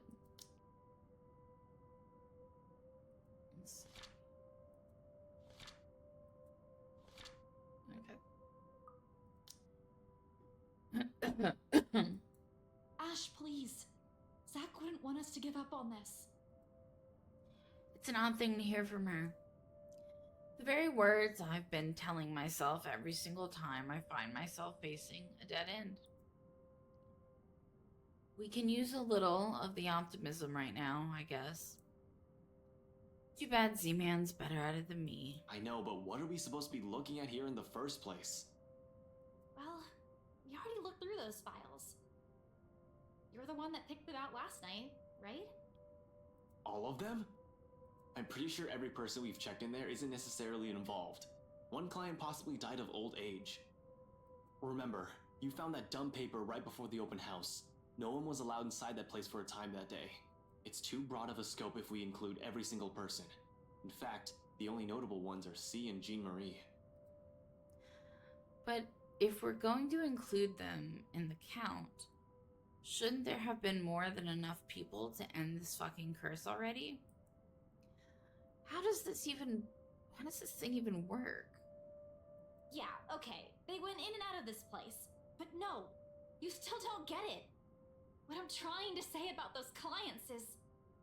Maybe there's something more to this. What do you mean? Finally. This better be it. Becca makes a vague gesture at the paper she's brought, then crosses her arm and leans back on her seat to glare at it. The way she's staring at it, you'll think she wants to set the entire stack on fire. Apparently, there was some stuff that people haven't been telling us. You mean our own teachers have been lying to us all this time? Hey, now don't blame us. Blame the bloody books they wrote. Quietly, Isabella reaches for one of the papers Rebecca has brought with her and carefully inspects the words printed on the page. A copy of an old newspaper from even before the city has been founded. Her eyes narrow with each line it passes, but lingers at the illustration of the noblewoman's servant. Why do they have to keep this in the restricted section? Becca merely shrugs at her inquiry, but her own annoyance seeps through her answer. How should I know? I wasn't even aware we have archives that go as far back as this. As a matter of fact, Oh, shit, I'm if it sorry. weren't for Andrew's help, I wouldn't have gotten my hands on any of it. Okay. This is before the city was founded. As a matter of fact, okay, cool. Maybe they didn't think it would be important to talk about it. After all, this is more Anselm's than ours.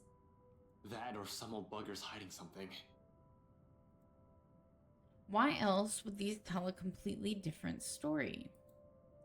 Revising what's written seems a useless endeavor on its own when you have nothing to gain from it. Thanks to those, we're also missing a lot of things here. There's still a gap. A huge one.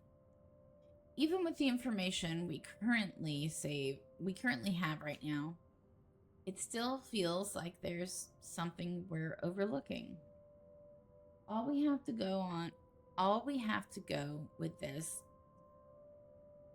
is the mansion, the letter, and all the stuff selfish people have been keeping from the public. But what else? At present, everything seems to point to where this all started. The Ermengarde mansion. Will bringing the letter back there fix everything? Fuck. How do I? The mansion's a private property now. Can't just waltz in there. I'd rather die before I even think of begging Wright to let me in and investigate the place. After what he did to Zach, not gonna happen over my dead body. One thing's very clear after these last 2 days. However, we're not safe anywhere, and I have to act fast if I want to keep my friends alive. We can't keep running away. Sooner or later, she'll get us. And damn it, I hope Zach's safe where they're keeping him. There are guards stationed at the holding cell 24/7, but you can't be sure. This is a ghost we're up against. So, okay. I just have to say this. He keeps saying it's a ghost that we're up against. A ghost, in theory, cannot harm you. So this is not a ghost. Sighing, I stand up and stretch out the kinks in my back after several hours of sitting. We've been at this for too long. A break is needed. Time to let everything to sink in, or else we'll all burn out. I know I will, and it's another thing I cannot let happen. Happen when they're all counting on me like this. Let me text me.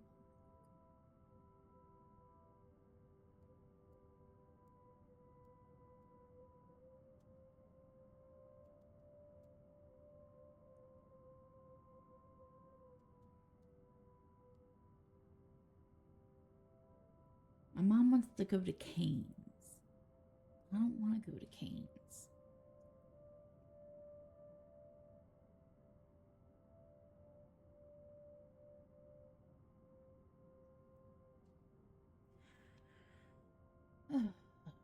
I know I will, and it's another thing I cannot let happen when they're all counting on me like this. They're not counting on you like that, though. You're putting that in your head. Everybody else is like, let's work together. I'll bet it's unspoken. It's in their eyes as they look up at me, waiting. We've been at this since morning. We should take a break for a few. The rest of it never makes it out of my mouth as something heaving and grating sounds from the far end of the room. A harsh booming noise, rendering through the eardrums of everyone in the room. All at once, the two of them are on their feet, while I quickly palm for my gun on the table. At least you have it this time. However, before I can pull it up and remove the safety, the whole racket stops. Stillness descends in the room, and amidst the sudden hush, the three of us exchange anxious glances. So much for a break. Ashton, that might be... Gather everything. No questions asked. They waste no time getting to work, piling up the documents we've been reading through. Even Isabella is unusually silent as she gathers everything in her arms. Her own movements sharp and precise, a deep furrow in her brow. There's fear, but something hardened and urgent overshadows it. But the moment doesn't last. Before we can even finish, another noise ups the tension already gripping the place. Oh shit, I hit a button. Suddenly, the lights go out, and the wardrobe at the end of the room rattles, as if something inside begs for freedom. Cautiously, eyes glued to it, I take a step forward and release the lock from my gun. I'm no trigger-happy person. I'm not even sure if this will work on a ghost. But right now, its smooth surface against my palm, with the trigger on my finger, provides the closest thing I have to relief as I approach the closet. Why don't you just leave? Leave. Ashton, what are you doing? We have everything. We should just... Worried as they both are, they immediately stop at the slight raise of my hand. But the edge is there while they all huddle in the space between the door and the room. Leave. In case this goes south, whatever I find inside, they have enough time and space to run from their position. In 2 deep breaths, I crossed the room and stood in front of the closet. Alright, let me get ready. I don't know what it's gonna have me do.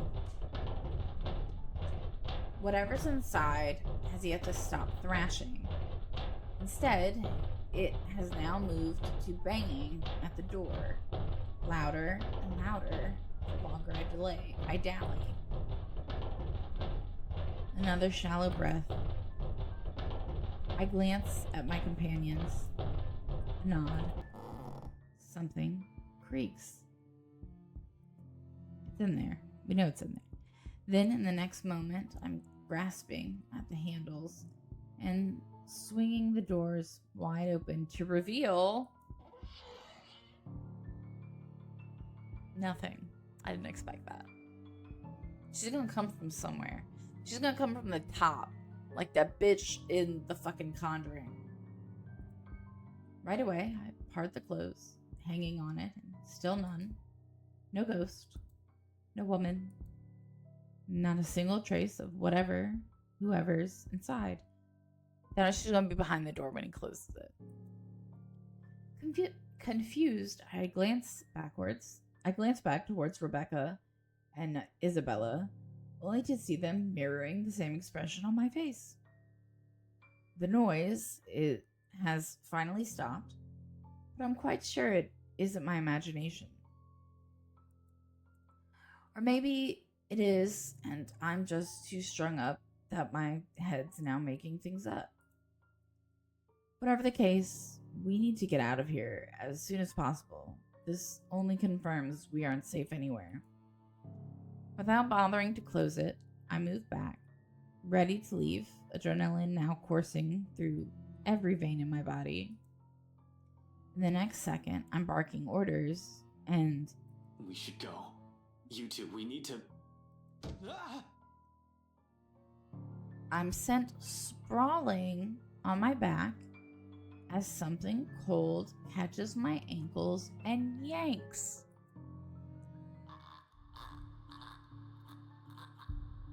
The resulting fallback knocks the wind out of me as I listen to the grudge noises. Pain racks my whole spine. She must have been from like under the bed. And the back of my head as it collides against the floor. God, I cannot imagine. I know that pain hurts. With force enough to dislodge my own brain from my skull. Maybe she was under the bed. A moment lasts before stars fade from my vision.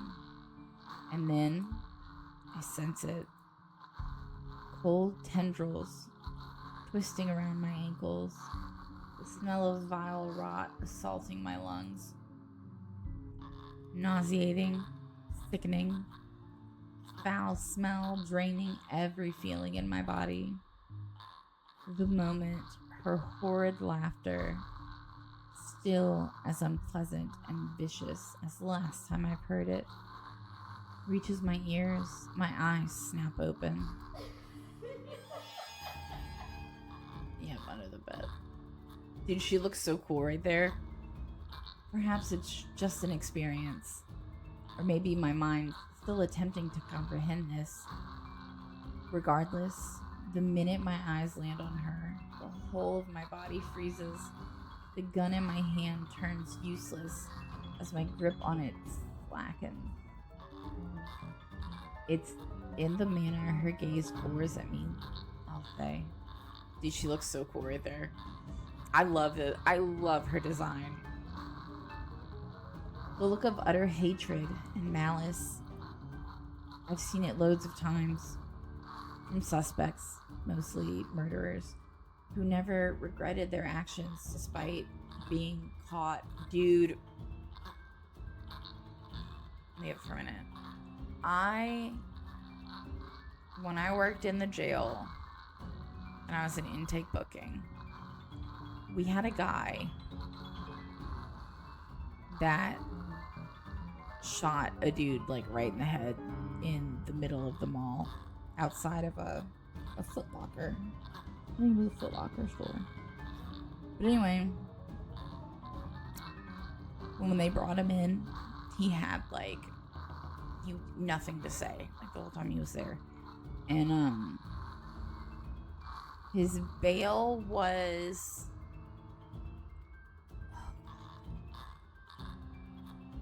it was really high. I can't fucking remember how high it was. I want to say like $750,000, but that can't be right. It had to be more. But it was really high, and we would tell him, and he just kind of shrugged, and that was it. Because when we did roll call, as you call it roll call, and we had to check, and like we had a checklist sheet to make sure like everybody was there, and tell them their bond and shit like that. But his was so high, and he never had anything to say. He was getting put away forever. Like there was no ifs, ands, or buts, and that bail was never gonna happen. No bondsman was gonna cover him, and I know that because I dealt with the bondsman a lot. But it's just crazy, man. They didn't. It says I didn't regret his actions. I don't think he did. I don't think he did at all. Okay, sorry.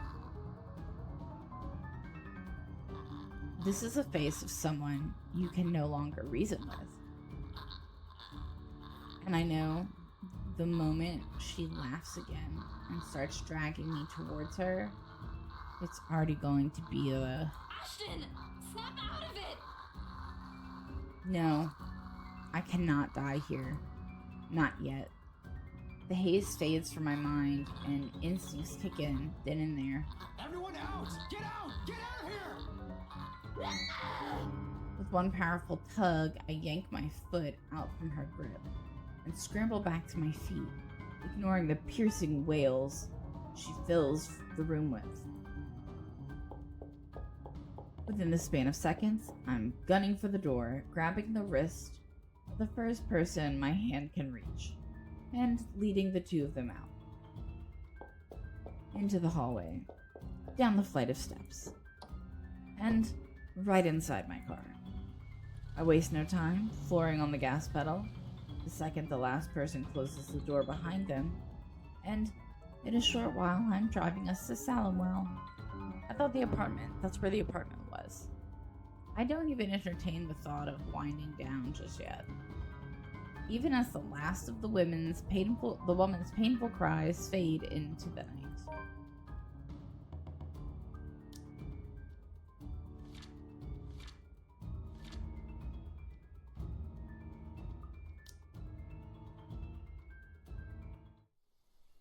I really thought we were going to get Luke next. A dreary downpour starts off the Monday. Although it doesn't last for more than an hour, the dark clouds lift from after the sun peeks over the horizon. So where do we go? Do we just sleep in the car? Brief as it is, the rain has significantly dampened the park's usual cheery vibe. Mornings like this often make the start of another bad week. An arrest gone wrong, another investigation leading to a dead end, or some truly fucked up shit being called in. Like the one time I was dispatched to a scene where a guy gouged his own eyeball out and almost ate it.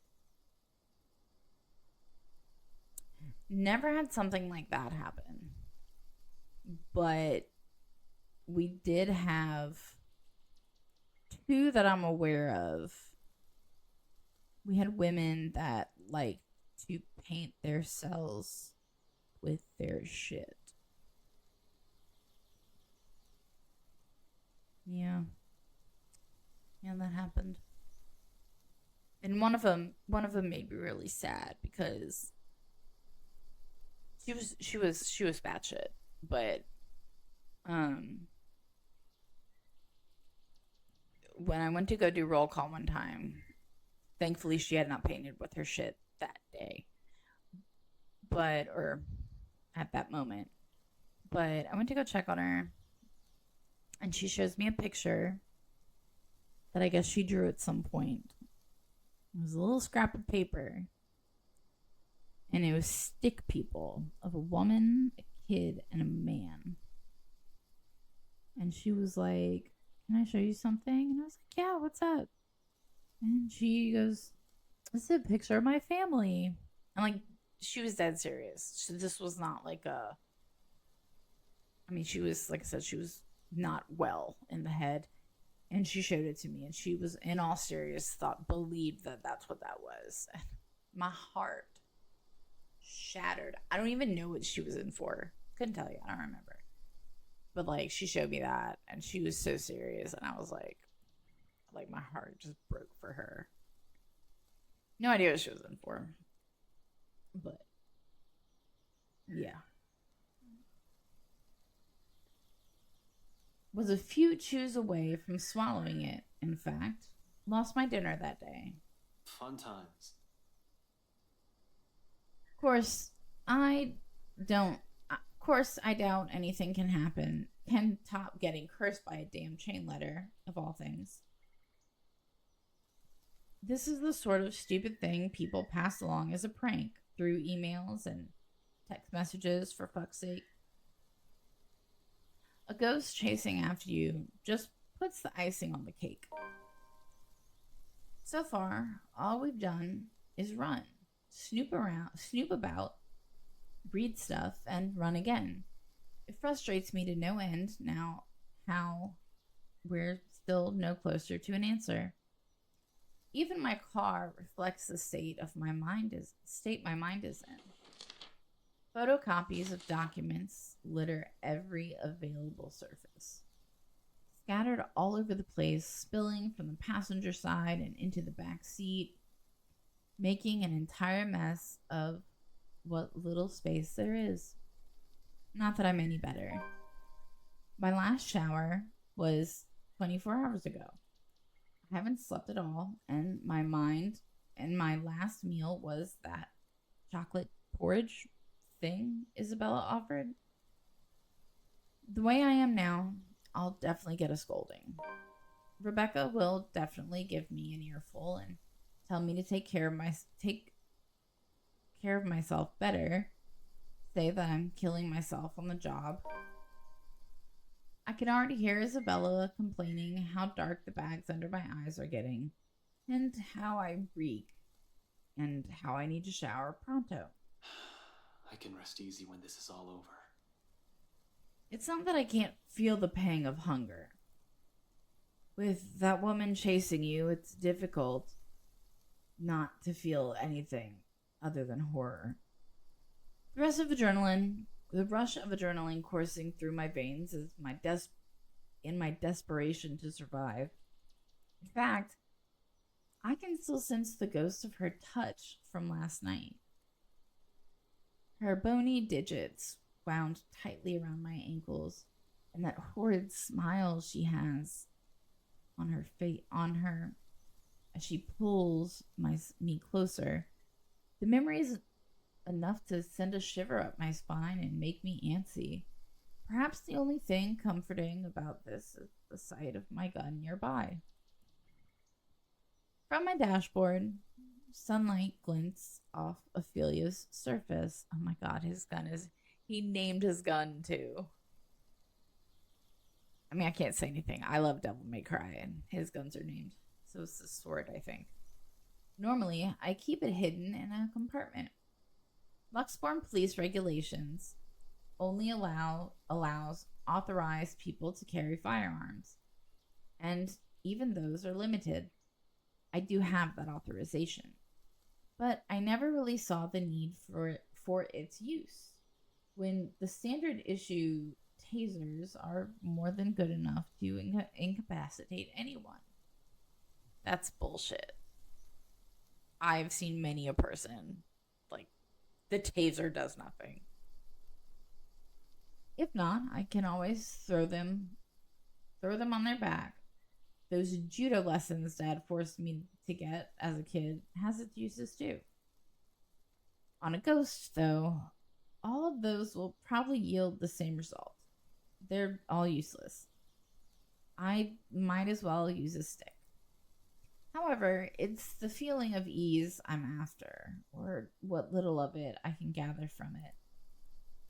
The awareness that I, at least, have something to protect myself with in case things go wrong. That I can still protect the people who are still depending on me despite the missteps I've taken. It doesn't take the edge off, though. The feeling that your whole body has been strained far beyond its capacity. Frankly, I'm already running out of steam. The only thing pushing me right now is knowing someone's still depending on me. The stretch is still in order, though. I've been sitting here since last night. Soon I step out from the car, closing it behind me with a thud as I take in my surroundings. The rain did wonders. The morning air feels crisper and cooler than it has ever been in days. For once, the weather seems to be taking a turn for the normal. Luxborn normal. In the distance, beyond the buildings lining the horizon, dark clouds are blowing in. A storm might be due this evening, give or take. A shame for the people looking forward to Halloween tonight. I'm just not sure whether this is something I can look forward to as well. Still, I bask in the change it brings. Inhale, exhale, breathing in, taking in the peace as if it'll be my last. But as with all good things, the quiet shortly comes to an end. Not necessarily a bad thing. The chatter reaches my ears first, halting my movements. Sure enough, when I glance up, I find them, Rebecca and Isabella, just as they enter the park grounds, bags of convenience store food in hand, sorry. After last night's flight from Salimwell, we've elected to stay the night here, unsure if our own homes will still be safe. Normally, we'd all adverse to the idea of spending the night outside like this, but panic and distress has tainted that decision. It's not like any of us has gotten an ounce of sleep anyway. On the off chance one of us did, it only lasted but a second, or it's a fitful one. But looking at them right now from afar, it's easy to mistake them for just a group of friends on a day out. Isabella's gesturing wildly with her arms as she talks. Something funny or amusing, probably, because it's soon followed by Rebecca's giggles. Their voices fill the atmosphere with light air, temporarily easing off the disheartening mood. It's easy to pretend they're not knee-deep in a life and death situation, the way they're acting now. Easy to forget one of us is being framed for a crime he likely didn't commit. If anything, it's only their appearance that betrays that mask. Slightly disheveled, bags under their eyes, and an exhausted curve in their shoulders, and dragging footsteps. But the closer they get, the more obvious these signs are to the naked eye. Rebecca passes an energy drink my way the moment the distance allows it. Isabella hands me the other bag she's holding before seating herself on the edge of the fountain. The scent of warm food immediately wafts from the bag when I open it. carried further by a passing breeze. Whatever sweet sauce they drizzled over this pork wannabe, it smells heavenly. Hell, even the sorry-looking vegetables seem appetizing. Despite myself, without even checking anything, checking exactly what this is, I'm so sorry. Hunger swiftly takes over. Every rational thought, I dig in without waiting for them to start. I think because I've been playing so much, I just can't read anymore. This game is so long. Both of them appear to be the same mind, too. Soon enough, they also start with theirs. No casual talk while we fill our empty stomachs, exhausted as we all are. Food is something we can't forgo. Starvation dulls the thinking, weakens the body. If we are to survive this, we're gonna have to take care of ourselves first. It's one thing Zach will likely remind me if he's here. In a matter of minutes, we're done, and dumping the empty cartons on a nearby waste bin. Along with it is the shift of the mood. Back to dismal. Back to the problem at hand. The comfortable atmosphere from minutes ago was nice while it lasted. Admittedly, I've missed these kinds of moments between us. Excuse me. We never had the chance. Always busy on some project or work. The things we've taken for granted, now we're realizing how valuable they are. With one of us gone, stuck in a jail cell, the world has an awful sense of humor. While the one we've just had is short-lived, it's another thing I want to look forward to if we ever free ourselves from this damn curse. I'd like to believe there's a way. For now, we have to focus back on the present. This. Dead people. Letter. Curse. It's not simple to bring these up, but necessary. What now? Where do we go from here? Well, Ash has to go to work. Becca said she'd talk to Wright. I don't know about Isabella. It's not a question directed at anyone in particular, but they all look at me as if my face has all the answers in the world. Also, we never actually talked about the papers that Rebecca found. Especially the one where the guy looks like Wright. Luke. Just saying. I used to think so. Oh, wait, shit. Oh, I said that already. Okay. I used to think so.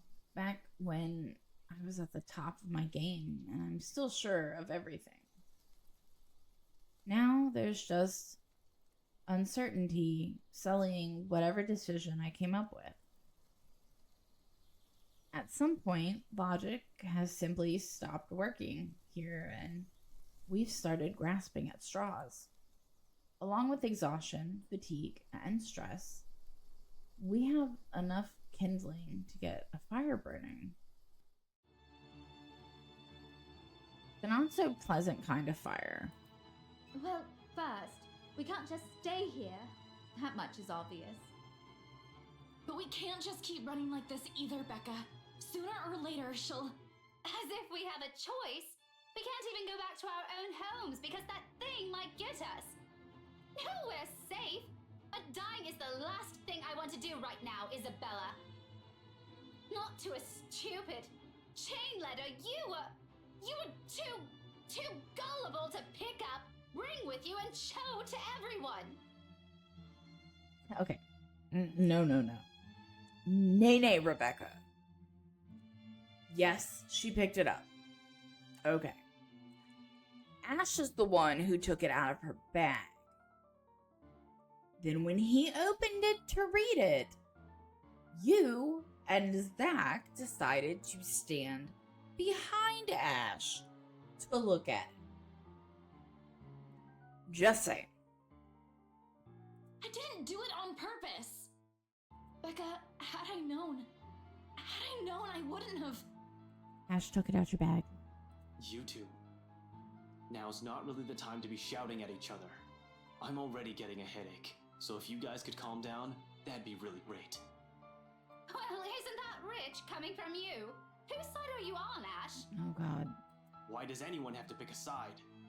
You're a rational person, Becca. You know we can't just say it's her fault. She did warn us not to open it, and I... That doesn't There you exempt go. her See, from he any went to take the blame. blame. She's still largely responsible for it.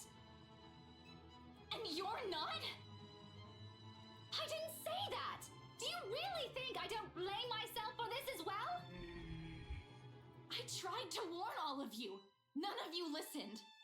Now you're blaming me for something I kept telling you guys since day one? You're just as responsible for this as I am. So now, you're throwing it back at us. We wouldn't even be having this problem if you're... Cut this out, okay? This isn't the time to have some dumb argument. If you don't want to get caught in it, then stay out of this, Ash. Oh no, Ash. Don't stop her. Let her say it. I'm sure she has plenty more to say. If I didn't know any better, she's already. Already what? You want me to say it? Out loud? That I find you in this whole thing? All right, that's enough. Both of you? No, I wanted to know what she had to say. They both falter to silence at my words, and an awkward, stifling mood descends between the three of us.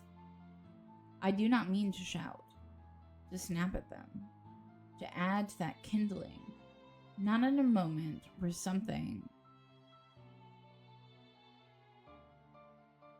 Not at a moment when anytime, anywhere, she might get to one of us. Oh no, I told you I can't read anymore. We're done.